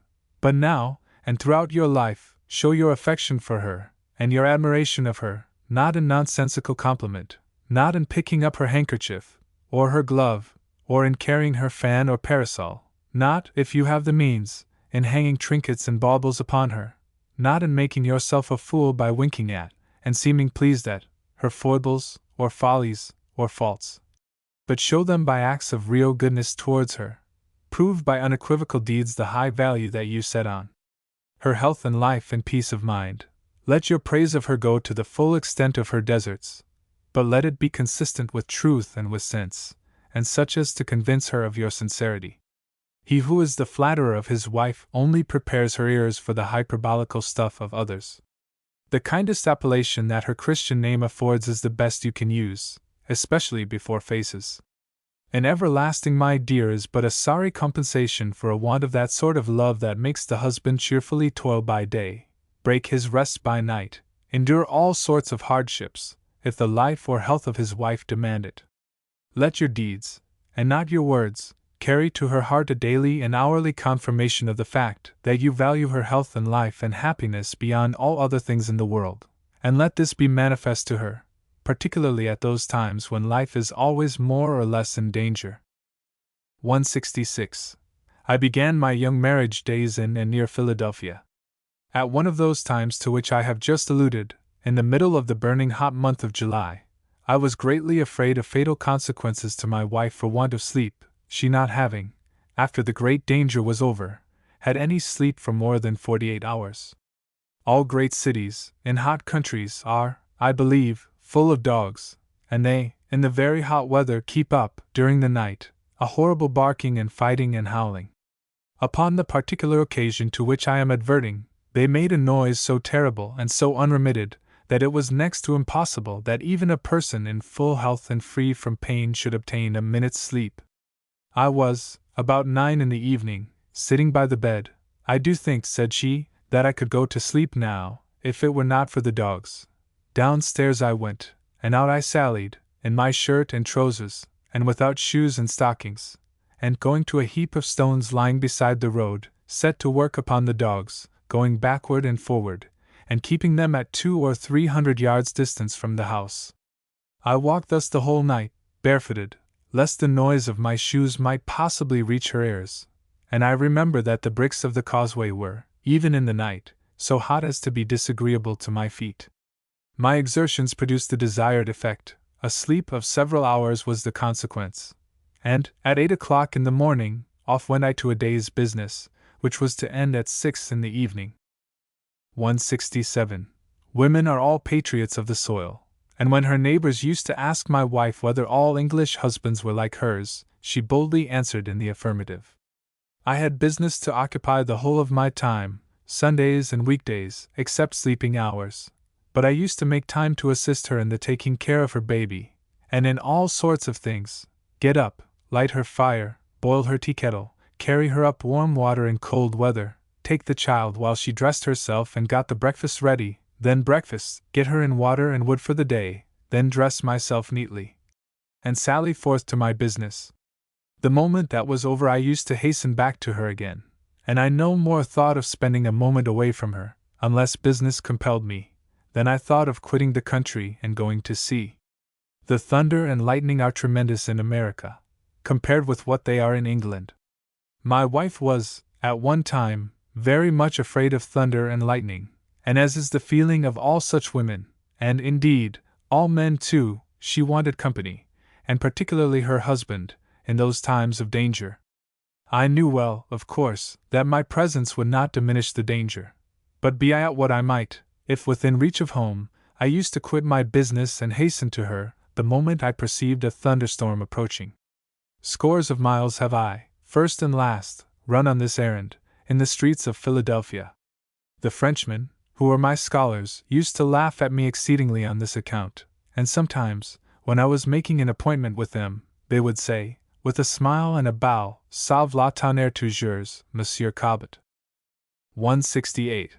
I never dangled about at the heels of my wife, seldom, very seldom, ever walked out, as it is called, with her. I never went a walking in the whole course of my life, never went to walk without having some object in view other than the walk, and, as I never could walk at a slow pace, it would have been hard work for her to keep up with me, so that, in the nearly 40 years of our married life, we have not walked out together, perhaps, 20 times. I hate a dangler, who is more like a footman than a husband. It is very cheap to be kind in trifles, but that which rivets the affections is not to be purchased with money. The great thing of all, however, is to prove your anxiety at those times of peril to her, and for which times you, nevertheless, wish. Upon those occasions I was never from home, be the necessity for it ever so great. It was my rule, that everything must give way to that. In the year 1809, some English local militiamen were flogged, in the Isle of Ely, in England, under a guard of Hanoverians, then stationed in England. I, reading an account of this in a London newspaper, called the Courier, expressed my indignation at it in such terms as it became an Englishman to do. The Attorney General, Gibbs, was set on upon me. He harassed me for nearly a year, then brought me to trial, and I was, by Ellenborough, Grose, LeBlanc, and Bailey, sentenced to 2 years' imprisonment in Newgate, to pay a fine to the King of £1,000, and to be held in heavy bail for 7 years after the expiration of the imprisonment. Every one regarded it as a sentence of death. I lived in the country at the time, 70 miles from London. I had a farm on my hands. I had a family of small children, amongst whom I had constantly lived, I had a most anxious and devoted wife, who was, too, in that state, which rendered the separation more painful tenfold. I was put into a place amongst felons, from which I had to rescue myself at the price of 12 guineas a week for the whole of the 2 years. The king, poor man, was, at the close of my imprisonment, not in a condition to receive the £1,000, but his son, the present king, punctually received it in his name and behalf, and he keeps it still. 169. The sentence, though it proved not to be one of death, was, in effect, one of ruin, as far as then possessed property went. But this really appeared as nothing, compared with the circumstance, that I must now have a child born in a felon's jail, or be absent from the scene at the time of the birth. My wife, who had come to see me for the last time previous to her lying in, perceiving my deep dejection at the approach of her departure for Botley, resolved not to go, and actually went and took a lodging as near to Newgate as she could find one, in order that the communication between us might be as speedy as possible, and in order that I might see the doctor, and receive assurances from him relative to her state. The nearest lodging that she could find was in Skinner Street, at the corner of a street leading to Smithfield. So that there she was, amidst the incessant rattle of coaches and butchers' carts, and the noise of cattle, dogs, and bawling men, instead of being in a quiet and commodious country house, with neighbors and servants and everything necessary about her. Yet, so great is the power of the mind in such cases, she, though the circumstances proved uncommonly perilous, and were attended with the loss of the child, bore her sufferings with the greatest composure, because, at any minute she could send a message to, and hear from, me. If she had gone to Botley, leaving me in that state of anxiety in which she saw me, I am satisfied that she would have died, and that event taking place at such a distance from me, how was I to contemplate her corpse, surrounded by her distracted children, and to have escaped death, or madness, myself? If such was not the effect of this merciless act of the government towards me, that amiable body may be well assured that I have taken and recorded the will for the deed, and that as such it will live in my memory as long as that memory shall last. 170. I make no apology for this account of my own conduct, because example is better than precept, and because I believe that my example may have weight with many thousands, as it has had in respect to early rising, abstinence, sobriety, industry, and mercy towards the poor. It is not, then, dangling about after a wife, it is not the loading her with baubles and trinkets, it is not the jaunting of her about from show to show, and from what is called pleasure to pleasure. It is none of these that endears you to her, it is the adherence to that part of the promise you have made her. With my body I thee worship, that is to say, respect and honor by personal attention and acts of affection. And remember, that the greatest possible proof that you can give of real and solid affection is to give her your time, when not wanted in matters of business, when not wanted for the discharge of some duty, either towards the public or towards private persons. Amongst duties of this sort, we must, of course, in some ranks and circumstances of life, include the intercourse amongst friends and neighbors, which may frequently and reasonably call the husband from his home. But what are we to think of the husband who is in the habit of leaving his own fireside, after the business of the day is over, and seeking promiscuous companions in the ale or the coffee house? I am told that, in France, it is rare to meet with a husband who does not spend every evening of his life in what is called a café, that is to say, a place for no other purpose than that of gossiping, drinking and gaming. And it is with great sorrow that I acknowledge that many English husbands indulge too much in a similar habit. Drinking clubs, smoking clubs, singing clubs, clubs of odd fellows, whist clubs, sodding clubs, these are inexcusable, they are censurable, they are at once foolish and wicked, even in single men. What must they be, then, in husbands? And how are they to answer, not only to their wives, but to their children, for this profligate abandonment of their homes, this breach of their solemn vow made to the former, this evil example to the latter? 171. Innumerable are the miseries that spring from this cause. The expense is, in the first place, very considerable. I much question whether, amongst tradesmen, a shilling a night pays the average score, and that too for that which is really worth nothing at all, and cannot, even by possibility, be attended with any one single advantage, however small. £15 a year thus thrown away would amount, in the course of a tradesman's life, to a decent fortune for a child. Then there is the injury to health from these night adventures. There are the quarrels, there is the vicious habit of loose and filthy talk, there are the slanders and the backbitings, there is the admiration of contemptible wit, and there are the scoffings at all that is sober and serious. 172. And does the husband who thus abandons his wife and children imagine that she will not, in some degree at least, follow his example? If he do, he is very much deceived. If she imitate him even in drinking, he has no great reason to complain, and then the cost may be 2 shillings the night instead of 1, equal in amount to the cost of all the bread wanted in the family, while the baker's bill is, perhaps, unpaid. Here are the slanderings, too, going on at home, for, while the husbands are assembled, it would be hard if the wives were not to do the same, and the very least that is to be expected is, that the teapot should keep pace with the porter-pot or grog-glass. Hence crowds of female acquaintances and intruders, and all the consequent and inevitable squabbles which form no small part of the torment of the life of man. 173. If you have servants, they know to a moment the time of your absence, and they regulate their proceedings accordingly. Like master like man, is an old and true proverb, and it is natural, if not just, that it should be thus, for it would be unjust if the careless and neglectful sot were served as faithfully as the vigilant, attentive, and sober man. Late hours, cards and dice, are amongst the consequences of the master's absence, and why not, seeing that he is setting the example? Fire, candle, profligate visitants, expenses, losses, children ruined in habits and morals, and, in short, a train of evils hardly to be enumerated, arise from this most vicious habit of the master spending his leisure time from home. But beyond all the rest is the ill treatment of the wife. When left to ourselves, we all seek the company that we like best, the company in which we take the most delight, and therefore every husband, be his state of life what it may, who spends his leisure time, or who, at least, is in the habit of doing it, in company other than that of his wife and family, tells her and them, as plainly by deeds as he could possibly do by words, that he takes more delight in other company than in theirs. Children repay this with disregard for their father, but to a wife of any sensibility, it is either a dagger to her heart or an incitement to revenge, and revenge, too, of a species which a young woman will seldom be long in want of the means to gratify. In conclusion of these remarks respecting absentee husbands, I would recommend all those who are prone to, or likely to fall into, the practice, to remember the words of Mrs.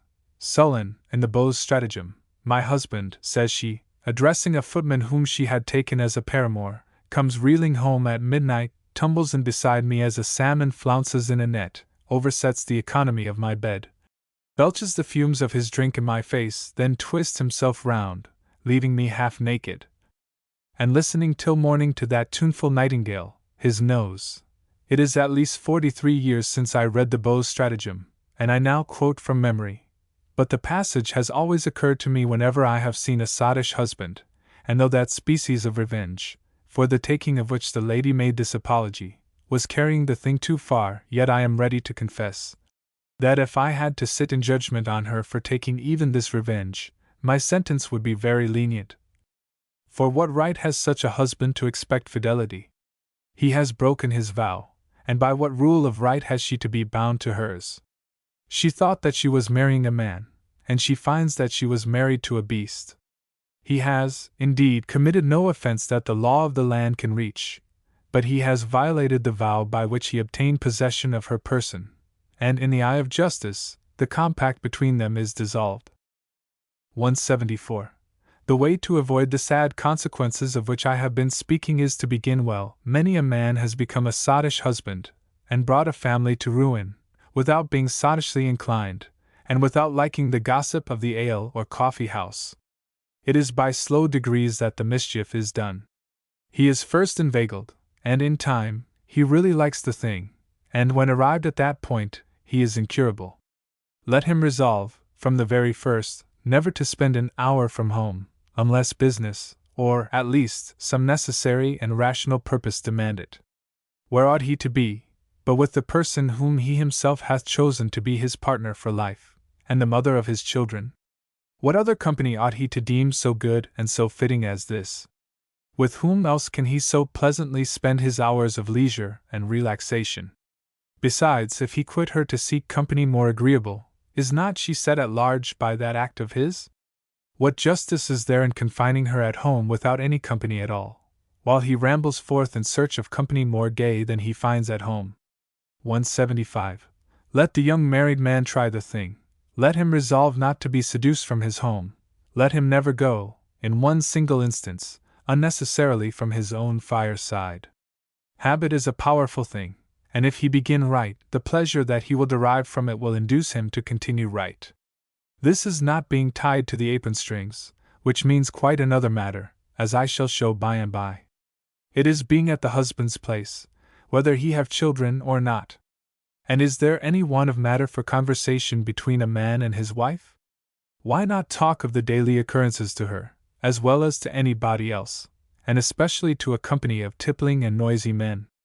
If you excuse yourself by saying that you go to read the newspaper, I answer by the newspaper, if you must read it, the cost is not half of what you spend per day at the pothouse, and then you have it your own, and may read it at your leisure, and your wife can read it as well as yourself, if read it you must. And, in short, what must that man be made of, who does not prefer sitting by his own fireside with his wife and children, reading to them, or hearing them read, to hearing the gabble and balderdash of a club or a pothouse company? 176. Men must frequently be from home at all hours of the day and night. Sailors, soldiers, merchants, all men out of the common track of labor, and even some in the very lowest walks, are sometimes compelled by their affairs, or by circumstances, to be from their homes. But what I protest against is the habit of spending leisure hours from home, and near to it, and doing this without any necessity, and by choice, liking the next door, or any house in the same street, better than your own. When absent from necessity, there is no wound given to the heart of the wife. She concludes that you would be with her if you could, and that satisfies. She laments the absence, but submits to it without complaining. Yet, in these cases, her feelings ought to be consulted as much as possible. She ought to be fully apprised of the probable duration of the absence, and of the time of return, and if these be dependent on circumstances, those circumstances ought to be fully stated, for you have no right to keep her mind upon the rack, when you have it in your power to put it in a state of ease. Few men have been more frequently taken from home by business, or by a necessity of some sort, than I have, and I can positively assert that, as to my return, I never once disappointed my wife in the whole course of our married life. If the time of return was contingent, I never failed to keep her informed from day to day. If the time was fixed, or when it became fixed, my arrival was as sure as my life. Going from London to Botley, once, with Mr. Finnerty, whose name I can never pronounce without an expression of my regard for his memory, we stopped at Alton, to dine with a friend, who, delighted with Finnerty's talk, as everybody else was, kept us till 10 or 11 o'clock, and was proceeding to the other bottle, when I put in my protests, saying, "We must go, my wife will be frightened." "Blood, man," said Finnerty, "you do not mean to go home tonight." I told him I did, and then sent my son, who was with us, to order out the post-chaise. We had 23 miles to go, during which we debated the question, whether Mrs. Cobbett would be up to receive us, I contending for the affirmative, and he for the negative. She was up, and had a nice fire for us to sit down at. She had not committed the matter to a servant, her servants and children were all in bed, and she was up, to perform the duty of receiving her husband and his friend. "You did not expect him," said Finnerty. "To be sure I did," said she. "He never disappointed me in his life."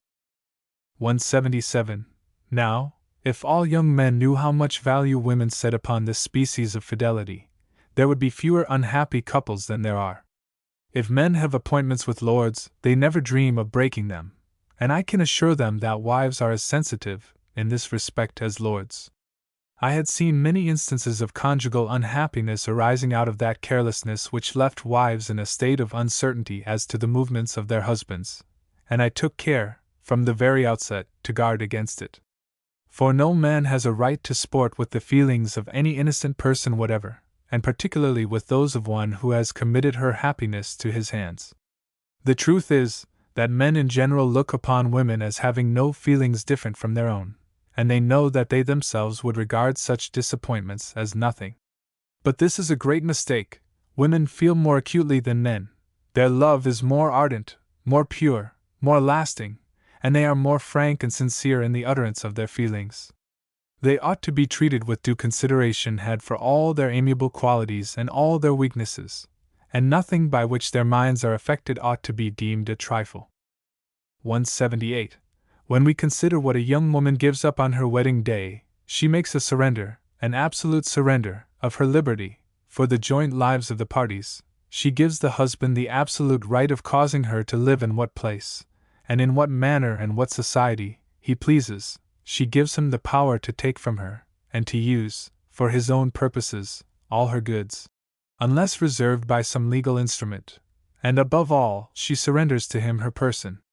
Then, when we consider the pains which they endure for us, and the large share of all the anxious parental cares that fall to their lot, when we consider their devotion to us, and how unshaken their affection remains in our ailments, even though the most tedious and disgusting, when we consider the offices that they perform, and cheerfully perform, for us, when, were we left to one another, we should perish from neglect. When we consider their devotion to their children, how evidently they love them better, in numerous instances, than their own lives. When we consider these things, how can a just man think anything a trifle that affects their happiness? I was once going, in my gig, up the hill, in the village of Frankfurt, near Philadelphia, when a little girl, about 2 years old, who had toddled away from a small house, was lying basking in the sun, in the middle of the road. About 200 yards before I got to the child, the teams, 5 big horses in each, of 3 wagons, the drivers of which had stopped to drink at a tavern on the brow of the hill, started off, and came, nearly abreast, galloping down the road. I got my gig off the road as speedily as I could, but expected to see the poor child crushed to pieces. A young man, a journeyman carpenter, who was shingling a shed by the side of the road, seeing the child, and seeing the danger, though a stranger to the parents, jumped from the top of the shed, ran into the road, and snatched up the child, from scarcely an inch before the hoof of the leading horse. The horse's leg knocked him down, but he, catching the child by its clothes, flung it back, out of the way of the other horses, and saved himself by rolling back with surprising agility. The mother of the child, who had, apparently, been washing, seeing the teams coming, and seeing the situation of the child, rushed out, and catching up the child, just as the carpenter had flung it back, and hugging it in her arms, uttered a shriek such as I never heard before, never heard since, and I hope, shall never hear again, and then she dropped down, as if perfectly dead.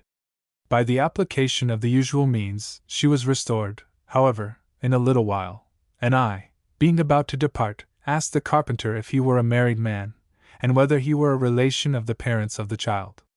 He said he was neither. Well, then, said I, you merit the gratitude of every father and mother in the world, and I will show mine, by giving you what I have, pulling out the $9 or $10 that I had in my pocket.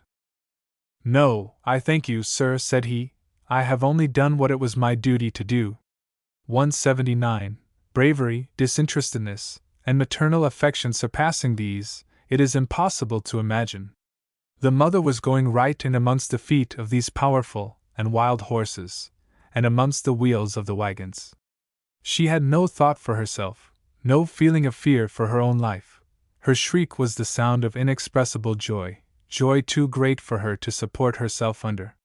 Perhaps 99 mothers out of every 100 would have acted the same part, under similar circumstances. There are, comparatively, very few women not replete with maternal love, and by the by, take you care, if you meet with a girl who is not fond of children, not to marry her by any means. Some few there are who even make a boast that they cannot bear children, that is, cannot endure them. I never knew a man that was good for much who had a dislike to little children, and I never knew a woman of that taste who was good for anything at all. I have seen a few such in the course of my life, and I have never wished to see one of them a second time. 180. Being fond of little children argues no effeminacy in a man, but, as far as my observation has gone, the contrary. A regiment of soldiers presents no bad school wherein to study character. Soldiers have leisure, too, to play with children, as well as with women and dogs, for which the proverb has made them famed. And I have never observed that effeminacy was at all the marked companion of fondness for little children. This fondness manifestly arises from a compassionate feeling towards creatures that are helpless, and that must be innocent. For my own part, how many days, how many months, all put together, have I spent with babies in my arms? My time, when at home, and when babies were going on, was chiefly divided between the pen and the baby. I have fed them and put them to sleep hundreds of times, though there were servants to whom the task might have been transferred. Yet I have not been effeminate, I have not been idle, I have not been a waster of time, but I should have been all these if I had disliked babies, and had liked the porter-pot and the grog-glass. 181. It is an old saying, praise the child, and you make love to the mother, and it is surprising how far this will go. To a fond mother you can do nothing so pleasing as to praise the baby, and the younger it is, the more she values the compliment. Say fine things to her, and take no notice of her baby, and she will despise you. I have often beheld this, in many women, with great admiration, and it is a thing that no husband ought to overlook, for if the wife wish her child to be admired by others, what must be the ardor of her wishes with regard to his admiration? There was a drunken dog of a Norfolk man in our regiment, who came from Thetford, I recollect, who used to say that his wife would forgive him for spending all the pay, and the washing money into the bargain, if he would but kiss her ugly brat, and say it was pretty. Now, though this was a very profligate fellow, he had philosophy in him, and certain it is, that there is nothing worthy of the name of conjugal happiness, unless the husband clearly evince that he is fond of his children, and that, too, from their very birth. 182. But though all the aforementioned considerations demand from us the kindest possible treatment of a wife, the husband is to expect dutiful deportment at her hands. He is not to be her slave, he is not to yield to her against the dictates of his own reason and judgment.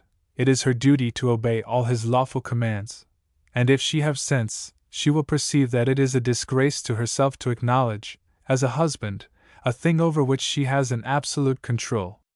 It should always be recollected that you are the party whose body must, if any do, lie in jail for debt, and for debts of her contracting, too, as well as of your own contracting. Over her tongue, too, you possess a clear right to exercise, if necessary, some control, for if she use it in an unjustifiable manner, it is against you, and not against her, that the law enables, and justly enables, the slandered party to proceed, which would be monstrously unjust, if the law were not founded on the right which the husband has to control, if necessary, the tongue of the wife, to compel her to keep it within the limits prescribed by the law. A charming, a most enchanting, life, indeed, would be that of a husband, if he were bound to cohabit with and to maintain one for all the debts and all the slanders of whom he was answerable, and over whose conduct he possessed no compulsory control. 183. Of the remedies in the case of really bad wives, squanderers, drunkards, adulteresses, I shall speak further on, it being the habit of us all to put off to the last possible moment the performance of disagreeable duties. But far short of these vices, there are several faults in a wife that may, if not cured in time, lead to great unhappiness, great injury to the interests as well as character of her husband and children, and which faults it is, therefore, the husband's duty to correct. A wife may be chaste, sober in the full sense of the word, industrious, cleanly, frugal, and may be devoted to her husband and her children to a degree so enchanting as to make them all love her beyond the power of words to express, and yet she may, partly under the influence of her natural disposition, and partly encouraged by the great and constant homage paid to her virtues, and presuming, too, on the pain with which she knows her will would be thwarted, she may, with all her virtues, be thus led to a bold interference in the affairs of her husband, may attempt to dictate to him in matters quite out of her own sphere, and in the pursuit of the gratification of her love of power and command, may wholly overlook the acts of folly or injustice which she would induce her husband to commit, and overlook, too, the contemptible thing that she is making the man whom it is her duty to honor and obey. and the abasement of whom cannot take place without some portion of degradation falling upon herself. At the time when the book came out, relative to the late ill-treated Queen Caroline, I was talking upon the subject, one day, with a parson, who had not read the book, but who, as was the fashion with all those who were looking up to the government, condemned the Queen unheard. Now, said I, be not so shamefully unjust, but get the book, read it, and then give your judgment. Indeed, said his wife, who was sitting by, but he shan't, pronouncing the word shan't with an emphasis and a voice tremendously masculine. Oh, said I, if he shan't, that is another matter. But if he shan't read, if he shan't hear the evidence, he shan't be looked upon, by me, as a just judge, and I shan't regard him, in future, as having any opinion of his own in anything, all which the husband, the poor henpecked thing, heard without a word escaping his lips. 184. A husband thus under command is the most contemptible of God's creatures. Nobody can place reliance on him for anything, whether in the capacity of employer or employed, you are never sure of him. No bargain is firm, no engagement sacred, with such a man. Feeble as a reed before the boisterous she-commander, he is bold in injustice towards those whom it pleases her caprice to mark out for vengeance. In the eyes of neighbors, for friends such a man cannot have, in the eyes of servants, in the eyes of even the beggars at his door, such a man is a mean and despicable creature, though he may roll in wealth and possess great talents into the bargain. Such a man has, in fact, no property. He has nothing that he can rightly call his own. He is a beggarly dependent under his own roof, and if he have anything of the man left in him, and if there be rope or river near, the sooner he betakes him to the one or the other the better. How many men, how many families, have I known brought to utter ruin only by the husband suffering himself to be subdued, to be cowed down, to be held in fear, of even a virtuous wife? What, then, must be the lot of him who submits to a commander who, at the same time, sets all virtue at defiance? 185. Women are a sisterhood. They make common cause in behalf of the sex, and indeed, this is natural enough, when we consider the vast power that the law gives us over them. The law is for us, and they combine, wherever they can, to mitigate its effects. This is perfectly natural, and to a certain extent, laudable, evincing fellow-feeling and public spirit, but when carried to the length of he shan't, it is despotism on the one side and slavery on the other. Watch, therefore, the incipient steps of encroachment, and they come on so slowly, so softly, that you must be sharp-sighted if you perceive them, but the moment you do perceive them, your love will blind for too long a time, but the moment you do perceive them, put at once an effectual stop to their progress. Never mind the pain that it may give you. A day of pain at this time will spare you years of pain in time to come. Many a man has been miserable, and made his wife miserable too, for a score or two of years, only for want of resolution to bear one day of pain, and it is a great deal to bear. It is a great deal to do to thwart the desire of one whom you so dearly love, and whose virtues daily render her more and more dear to you.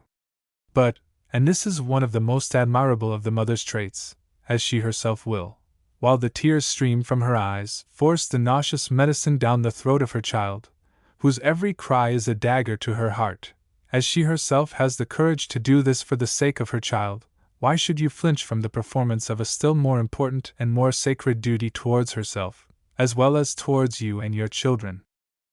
186. Am I recommending tyranny? Am I recommending disregard of the wife's opinions and wishes? Am I recommending a reserve towards her that would seem to say that she was not trustworthy, or not a party interested in her husband's affairs? By no means. On the contrary, though I would keep anything disagreeable from her, I should not enjoy the prospect of good without making her a participator. But reason says, and God has said, that it is the duty of wives to be obedient to their husbands, and the very nature of things prescribes that there must be a head of every house, and an undivided authority. And then it is so clearly just that the authority should rest with him on whose head rests the whole responsibility, that a woman, when patiently reasoned with on the subject, must be a virago in her very nature not to submit with docility to the terms of her marriage vow. 187. There are, in almost every considerable neighborhood, a little squadron of she-commanders, generally the youngish wives of old or weak-minded men, and generally without children. These are the tutoresses of the young wives of the vicinage. They, in virtue of their experience, not only school the wives, but scold the husbands. They teach the former how to encroach and the latter how to yield, so that if you suffer this to go quietly on, you are soon under the care of a Cobbett as completely as if you were insane. You want no Cobbett, reason, law, religion, the marriage vow. All these have made you head, have given you full power to rule your family, and if you give up your right, you deserve the contempt that assuredly awaits you, and also the ruin that is, in all probability, your doom. 188. Taking it for granted that you will not suffer more than a second or third session of the female Cobbett, let me say a word or two about the conduct of men in deciding between the conflicting opinions of husbands and wives. When a wife has a point to carry, and finds herself hard pushed, or when she thinks it necessary to call to her aid all the force she can possibly muster, one of her resources is the vote on her side of all her husband's visiting friends. My husband thinks so, and I think so and so. Now, Mr. Tompkins, don't you think I am right? To be sure he does. And so does Mr. Jenkins, and so does Wilkins, and so does Mr. Dickens, and you would swear that they were all her kins. Now this is very foolish, to say the least of it. None of these complaisant kins would like this in their own case. It is the fashion to say aye to all that a woman asserts, or contends for, especially in contradiction to her husband, and a very pernicious fashion it is. It is, in fact, not to pay her a compliment worthy of acceptance, but to treat her as an empty and conceited fool, and no sensible woman will, except from mere inadvertence, make the appeal. This fashion, however, foolish and contemptible as it is in itself, is attended, very frequently, with serious consequences. Backed by the opinions of her husband's friends, the wife returns to the charge with redoubled vigor and obstinacy, and if you do not yield, 10 to 1 but a quarrel is the result, or, at least, something approaching towards it. A gentleman at whose house I was, about 5 years ago, was about to take a farm for his eldest son, who was a very fine young man, about 18 years old. The mother, who was as virtuous and as sensible a woman as I have ever known, wished him to be in the law. There were 6 or 8 intimate friends present, and all unhesitatingly joined the lady, thinking it a pity that Harry, who had had such a good education, should be buried in a farmhouse. And don't you think so too, Mr. Cobbett? Said the lady, with great earnestness. Indeed, ma'am, said I should think it very great presumption in me to offer any opinion at all, and especially in opposition to the known decision of the father, who is the best judge, and the only rightful judge, in such a case. This was a very sensible and well-behaved woman, and I still respect her very highly, but I could perceive that I instantly dropped out of her good graces. Harry, however, I was glad to hear, went to be buried in the farmhouse. 189. A house divided against itself, or rather, in itself, cannot stand, and it is divided against itself if there be a divided authority. The wife ought to be heard, and patiently heard, she ought to be reasoned with, and if possible, convinced. But if, after all endeavors in this way, she remain opposed to the husband's opinion, his will must be obeyed, or he, at once, becomes nothing. She is, in fact, the master, and he is nothing but an insignificant inmate. As to matters of little comparative moment, as to what shall be for dinner, as to how the house shall be furnished, as to the management of the house and of menial servants, as to these matters, and many others, the wife may have her way without any danger. But when the questions are, what is to be the calling to be pursued, what is to be the place of residence, what is to be the style of living and scale of expense, what is to be done with property, what the manner and place of educating children, what is to be their calling or state of life, who are to be employed or entrusted by the husband, what are the principles that he is to adopt as to public matters, whom he is to have for coadjutors or friends, all these must be left solely to the husband. In all these he must have his will, or there never can be any harmony in the family. 190. Nevertheless, in some of these concerns, wives should be heard with a great deal of attention, especially in the affairs of choosing your male acquaintances and friends and associates. Women are more quick-sighted than men. They are less disposed to confide in persons upon a first acquaintance. They are more suspicious as to motives. They are less liable to be deceived by professions and protestations. They watch words with a more scrutinizing ear, and looks with a keener eye, and, making due allowance for their prejudices in particular cases, their opinions and remonstrances, with regard to matters of this sort, ought not to be set at naught without great deliberation. Louvet, one of the Brissotins, who fled for their lives in the time of Robespierre, this Louvet, in his narrative, entitled Mes Perils, and which I read, for the first time, to divert my mind from the perils of the yellow fever, in Philadelphia, but with which I was so captivated as to have read it many times since, this writer, giving an account of his wonderful dangers and escapes, relates that being on his way to Paris from the vicinity of Bordeaux, and having no regular passport, fell lame, but finally crept on to a miserable pothouse, in a small town in the Limousin. The landlord questioned him with regard to who and what he was and whence he came, and was satisfied with his answers. But the landlady, who had looked sharply at him on his arrival, whispered a little boy, who ran away, and quickly returned with the mayor of the town. Louvet soon discovered that there was no danger in the mayor, who could not decipher his forged passport, and who, being well plied with wine, wanted to hear no more of the matter.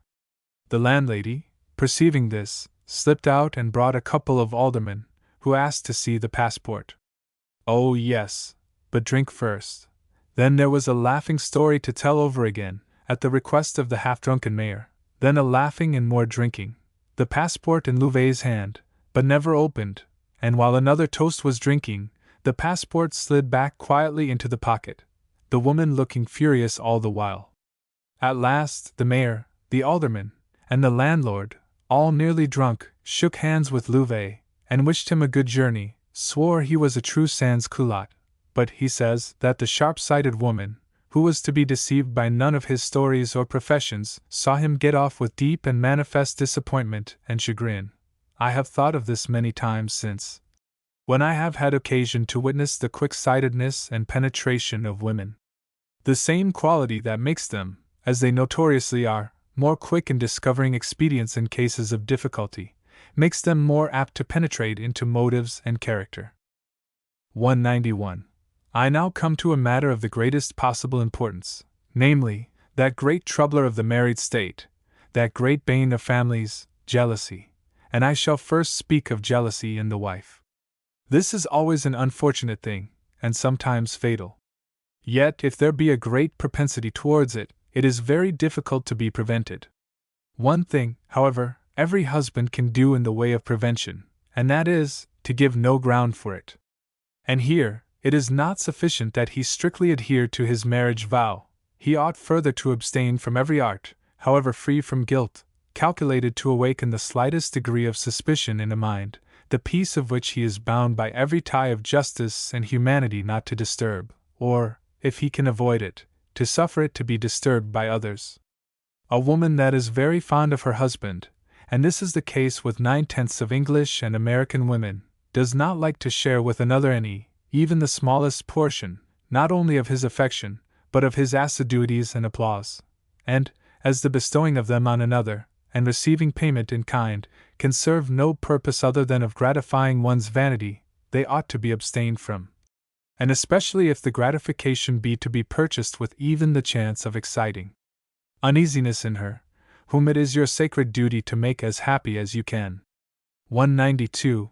For about 2 or 3 years after I was married, I, retaining some of my military manners, used, both in France and America, to romp most famously with the girls that came in my way, till one day, at Philadelphia, my wife said to me, in a very gentle manner, "Don't do that. I do not like it." That was quite enough. I had never thought on the subject before. One hair of her head was more dear to me than all the other women in the world, and this I knew that she knew, but I now saw that this was not all that she had a right to from me. I saw that she had the further claim upon me that I should abstain from everything that might induce others to believe that there was any other woman for whom, even if I were at liberty, I had any affection. I beseech young married men to bear this in mind, for, on some trifle of this sort, the happiness or misery of a long life frequently turns. If the mind of a wife be disturbed on this score, every possible means ought to be used to restore it to peace, and though her suspicions be perfectly groundless, though they be wild as the dreams of madmen, though they may present a mixture of the furious and the ridiculous, still they are to be treated with the greatest lenity and tenderness, and if, after all, you fail, the frailty is to be lamented as a misfortune, and not punished as a fault, seeing that it must have its foundation in a feeling towards you, which it would be the basest of ingratitude, and the most ferocious of cruelty, to repay by harshness of any description. 193. As to those husbands who make the unjust suspicions of their wives a justification for making those suspicions just, as to such as can make a sport of such suspicions, rather brag of them than otherwise, and endeavor to aggravate rather than assuage them, as to such I have nothing to say, they being far without the scope of any advice that I can offer. But to such as are not of this description, I have a remark or two to offer with respect to measures of prevention. 194. And first, I never could see the sense of its being a piece of etiquette, a sort of mark of good breeding, to make it a rule that man and wife are not to sit side by side in a mixed company, that if a party walk out, the wife is to give her arm to some other than her husband, that if there be any other hand near, his is not to help to a seat or into a carriage. I never could see the sense of this, but I have always seen the nonsense of it plainly enough. It is, in short, amongst many other foolish and mischievous things that we do in aping the manners of those whose riches, frequently ill-gotten, and whose power embolden them to set, with impunity, pernicious examples, and to their examples this nation owes more of its degradation in morals than to any other source. The truth is, that this is a piece of false refinement. It, being interpreted, means that so free are the parties from a liability to suspicion, so innately virtuous and pure are they, that each man can safely trust his wife with another man, and each woman her husband with another woman. But this piece of false refinement, like all others, overshoots its mark. It says too much, for it says that the parties have lewd thoughts in their minds. This is not the fact, with regard to people in general, but it must have been the origin of this set of consummately ridiculous and contemptible rules. 195. Now I would advise a young man, especially if he have a pretty wife, not to commit her unnecessarily to the care of any other man, not to be separated from her in this studious and ceremonious manner, and not to be ashamed to prefer her company and conversation to that of any other woman. I never could discover any good breeding in setting another man, almost expressly, to poke his nose up in the face of my wife, and talk nonsense to her, for, in such cases, nonsense it generally is. It is not a thing of much consequence, to be sure, but when the wife is young, especially, it is not seemly, at any rate, and it cannot possibly lead to any good, though it may not lead to any great evil.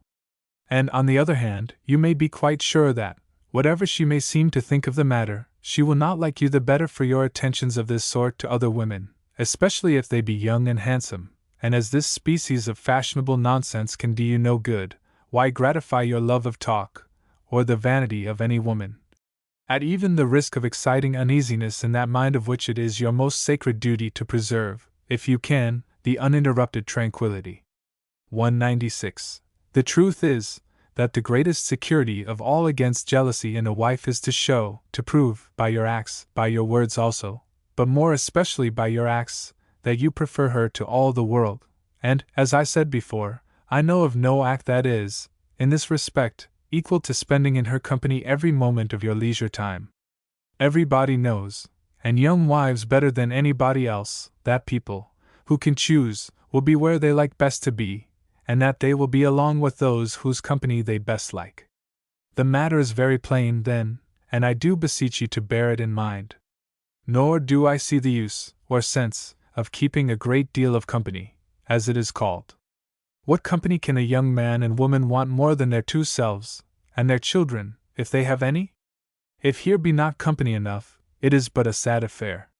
The pernicious cards are brought forth by the company keeping, the rival expenses, the sittings up late at night, the seeing of the ladies home, and 1,000 squabbles and disagreeable consequences.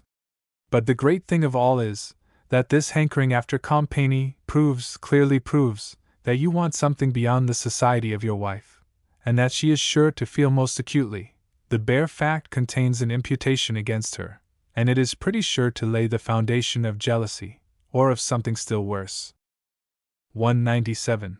If acts of kindness in you are necessary in all cases, they are especially so in cases of her illness, from whatever cause arising. I will not suppose myself to be addressing any husband capable of being unconcerned while his wife's life is in the most distant danger from illness, though it has been my very great mortification to know in my lifetime 2 or 3 brutes of this description. But far short of this degree of brutality, a great deal of fault may be committed. When men are ill, they feel every neglect with double anguish, and what then must be in such cases the feelings of women, whose ordinary feelings are so much more acute than those of men, what must be their feelings in case of neglect and illness, and especially if the neglect come from the husband? Your own heart will, I hope, tell you what those feelings must be, and will spare me the vain attempt to describe them, and if it do thus instruct you, you will want no arguments from me to induce you, at such a season, to prove the sincerity of your affection by every kind word and kind act that your mind can suggest. This is the time to try you, and be you assured that the impression left on her mind now will be the true and lasting impression, and if it be good, will be a better preservative against her being jealous, than 10,000 of your professions 10,000 times repeated. In such a case, you ought to spare no expense that you can possibly afford, you ought to neglect nothing that your means will enable you to do, for, what is the use of money if it be not to be expended in this case? But more than all the rest, is your own personal attention.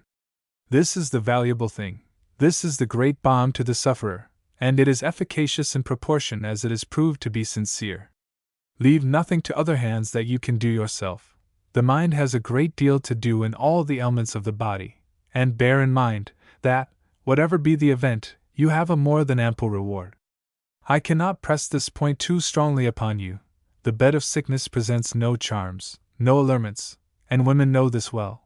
They watch, in such a case, your every word and every look, and now it is that their confidence is secured, or their suspicions excited, for life. 198. In conclusion of these remarks, as to jealousy in a wife, I cannot help expressing my abhorrence of those husbands who treat it as a matter for ridicule. To be sure, infidelity in a man is less heinous than infidelity in the wife. But still, is the marriage vow nothing? Is a promise solemnly made before God, and in the face of the world, nothing? Is a violation of a contract, and that too, with a feebler party, nothing of which a man ought to be ashamed? But besides all these, there is the cruelty. First, you win, by great pains, perhaps, a woman's affections, then, in order to get possession of her person, you marry her, then, after enjoyment, you break your vow, you bring upon her the mixed pity and jeers of the world, and thus you leave her to weep out her life. Murder is more horrible than this, to be sure, and the criminal law, which punishes divers other crimes, does not reach this. But, in the eye of reason and of moral justice, it is surpassed by very few of those crimes. Passion may be pleaded, and so it may, for almost every other crime of which man can be guilty. It is not a crime against nature, nor are any of these which men commit in consequence of their necessities. The temptation is great, and is not the temptation great when men thieve or rob?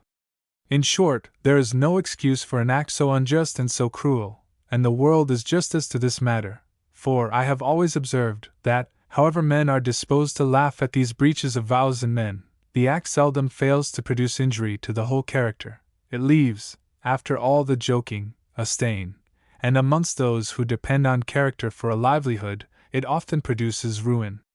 At the very least, it makes an unhappy and wrangling family.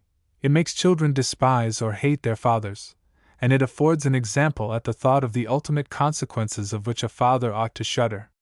In such a case, children will take part, and they ought to take part, with the mother. She is the injured party.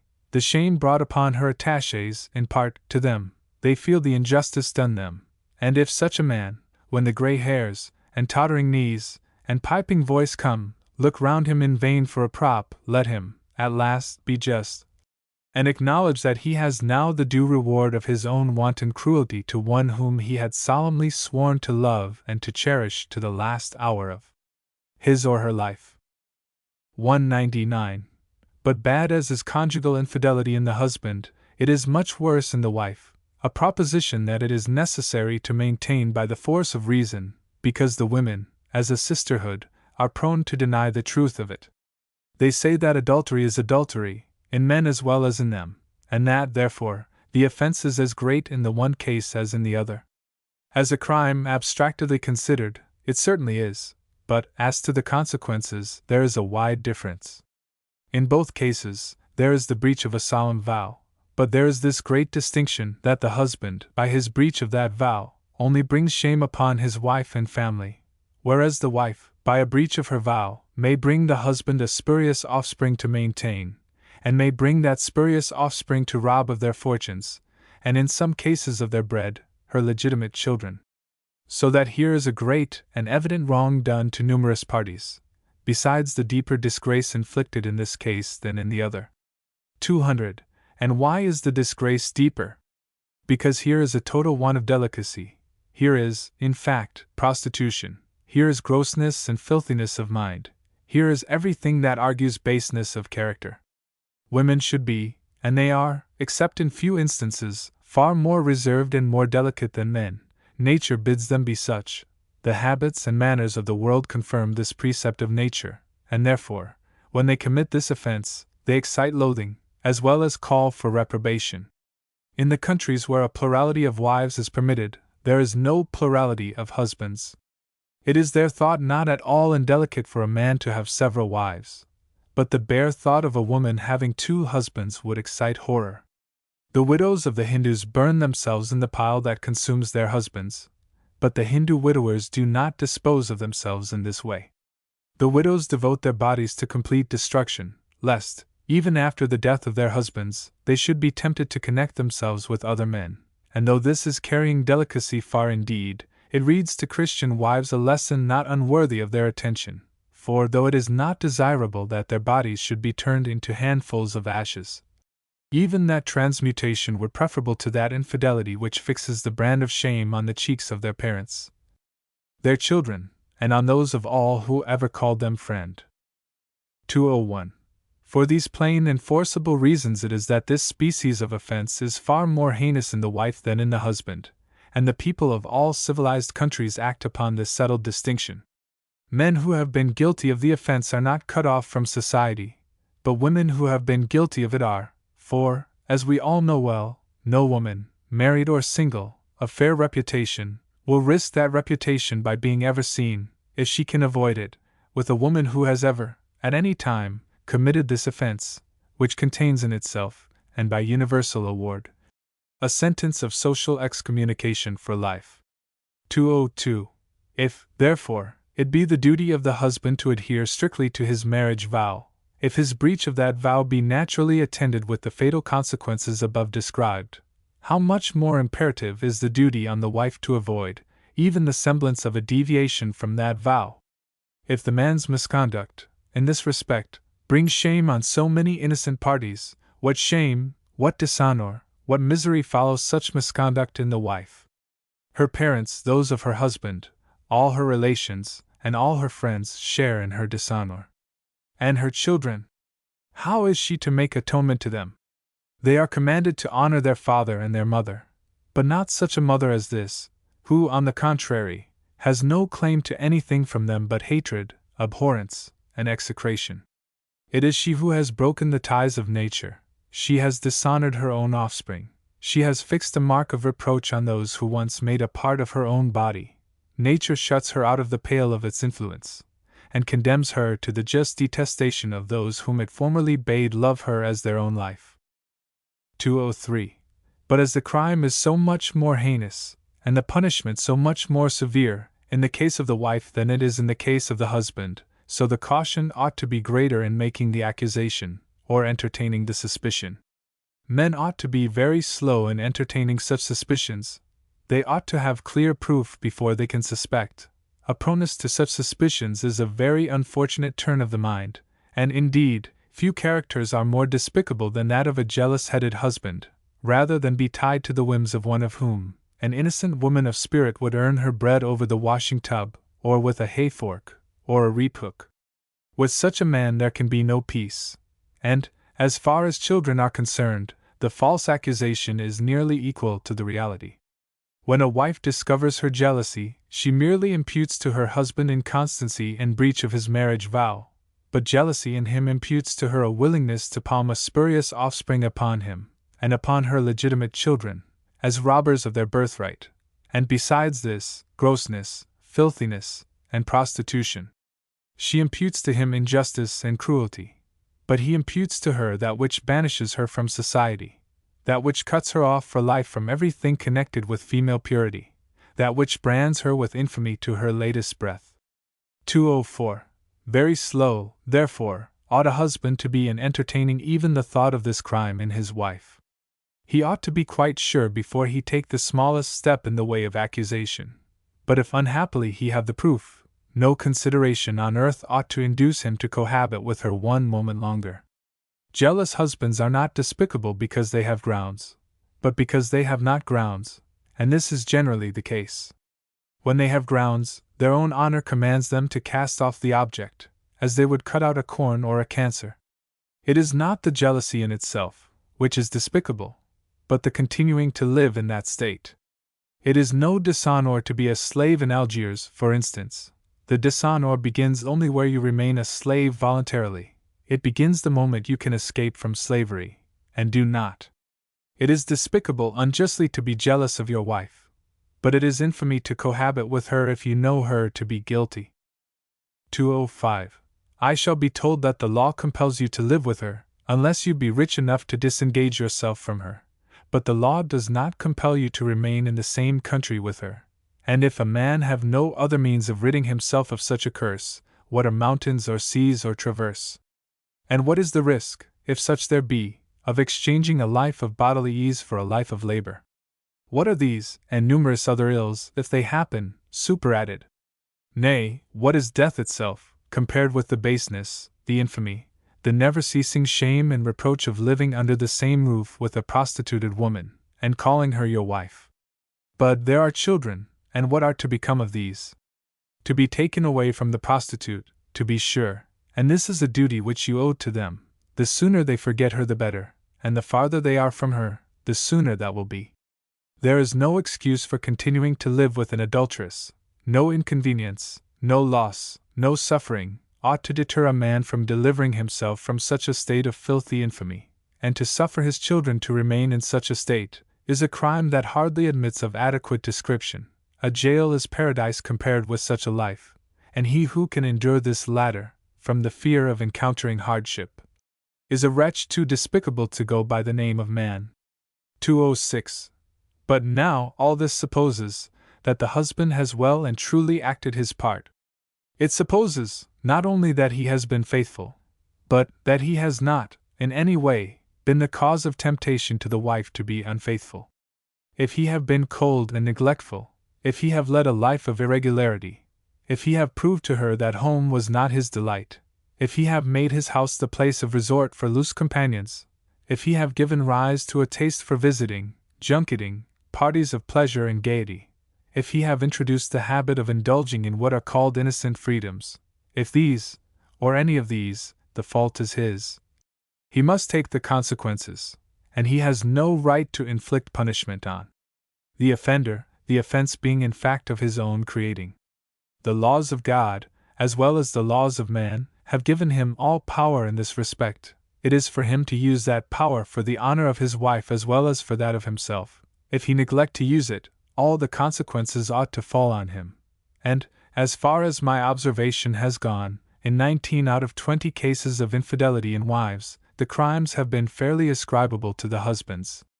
Folly or misconduct in the husband cannot, indeed, justify or even palliate infidelity in the wife, whose very nature ought to make her recoil at the thought of the offense, but it may, at the same time, deprive him of the right of inflicting punishment on her. Her kindred, her children, and the world would justly hold her in abhorrence, but the husband must hold his peace. 207. Innocent freedoms. I know of none that a wife can indulge in. The words, as applied to the demeanor of a married woman, or even a single one, imply a contradiction. For freedom, thus used, means an exemption or departure from the strict rules of female reserve, and I do not see how this can be innocent. It may not amount to crime, indeed, but still it is not innocent, and the use of the phrase is dangerous. If it had been my fortune to be yoked to a person who liked innocent freedoms, I should have unyoked myself in a very short time. But, to say the truth, it is all a man's own fault. If he have not sense and influence enough to prevent innocent freedoms, even before marriage, he will do well to let the thing alone, and leave wives to be managed by those who have.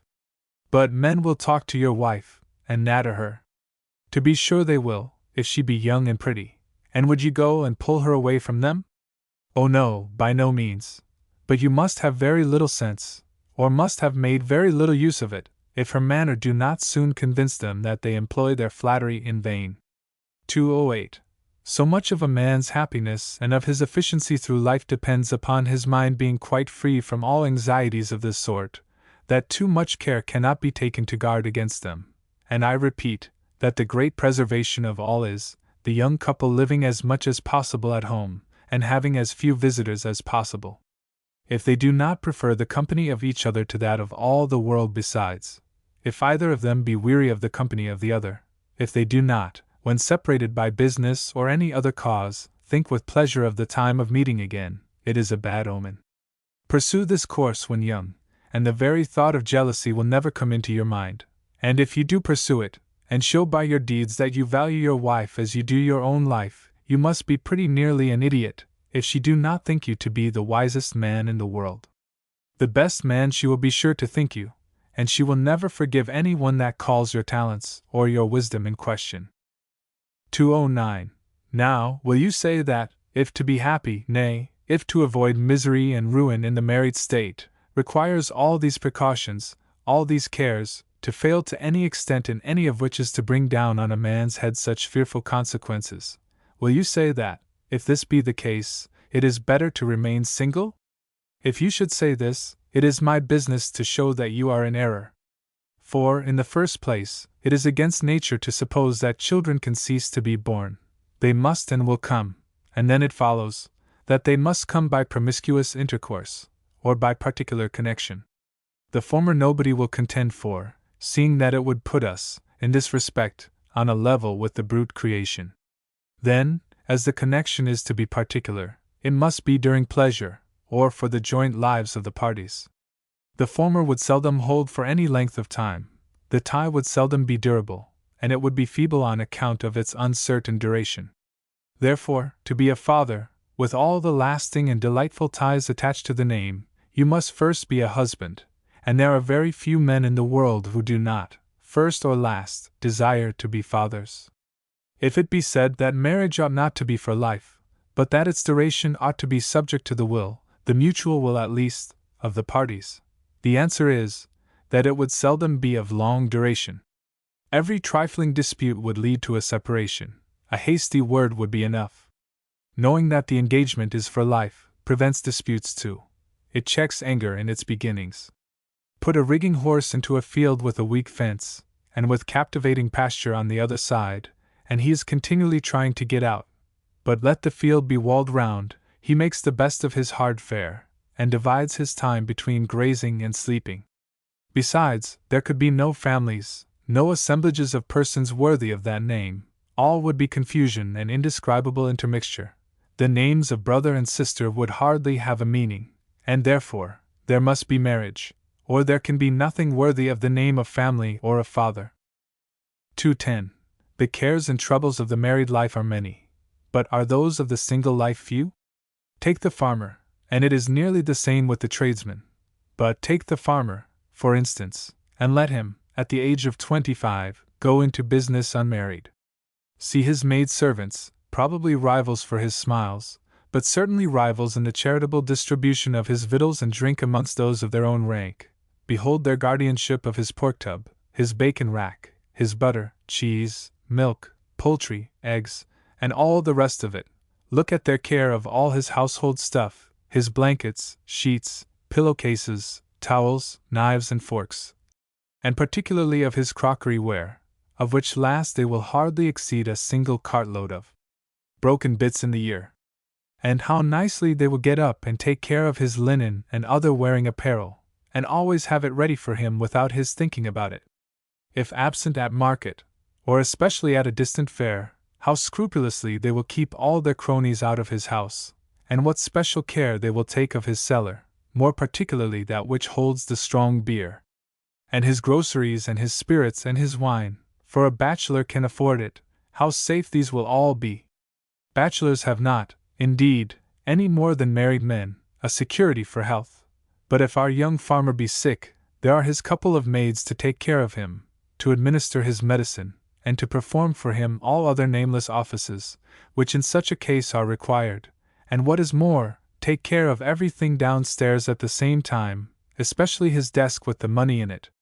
Never will they, good-humored girls as they are, scold him for coming home too late, but, on the contrary, like him the better for it, and if he have drunk a little too much, so much the better, for then he will sleep late in the morning, and when he comes out at last, he will find that his men have been so hard at work, and that all his animals have been taken such good care of. 211. Nonsense! A bare glance at the thing shows that a farmer, above all men living, can never carry on his affairs with profit without a wife, or a mother, or a daughter, or some such person, and mother and daughter imply matrimony. To be sure, a wife would cause some trouble, perhaps, to this young man. There might be the midwife and nurse to gallop after at midnight. There might be, and there ought to be, if called for, a little complaining of late hours. But good God! What are these, and all the other troubles that could attend a married life? What are they, compared to the one single circumstance of the want of a wife at your bedside during one single night of illness? A nurse! What is a nurse to do for you? Will she do the things that a wife will do? Will she watch your looks and your half-uttered wishes? Will she use the urgent persuasions so often necessary to save life in such cases? Will she, by her acts, convince you that it is not a toil, but a delight, to break her rest for your sake?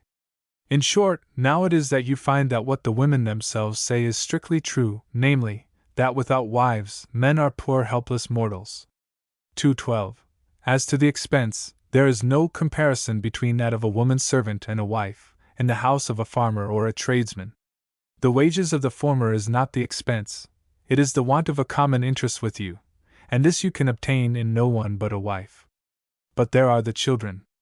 I, for my part, firmly believe that a farmer, married at 25, and having 10 children during the first 10 years, would be able to save more money during these years than a bachelor, of the same age, would be able to save, on the same farm, in a like space of time, he keeping only one maid-servant.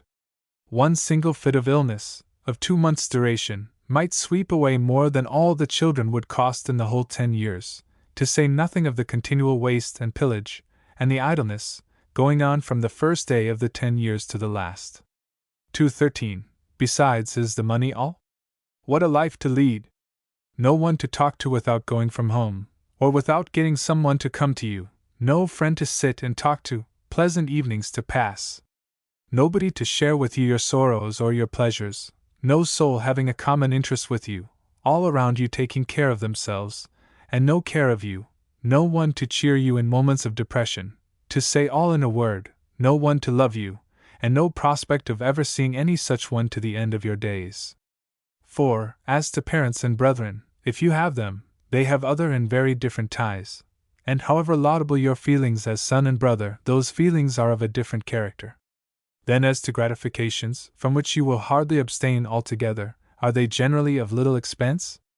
And are they attended with no trouble, no vexation, no disappointment, no jealousy even, and are they never followed by shame or remorse? 214. It does very well in bantering songs to say that the bachelor's life is devoid of care. My observation tells me the contrary, and reason concurs, in this regard, with experience. The bachelor has no one on whom he can in all cases rely.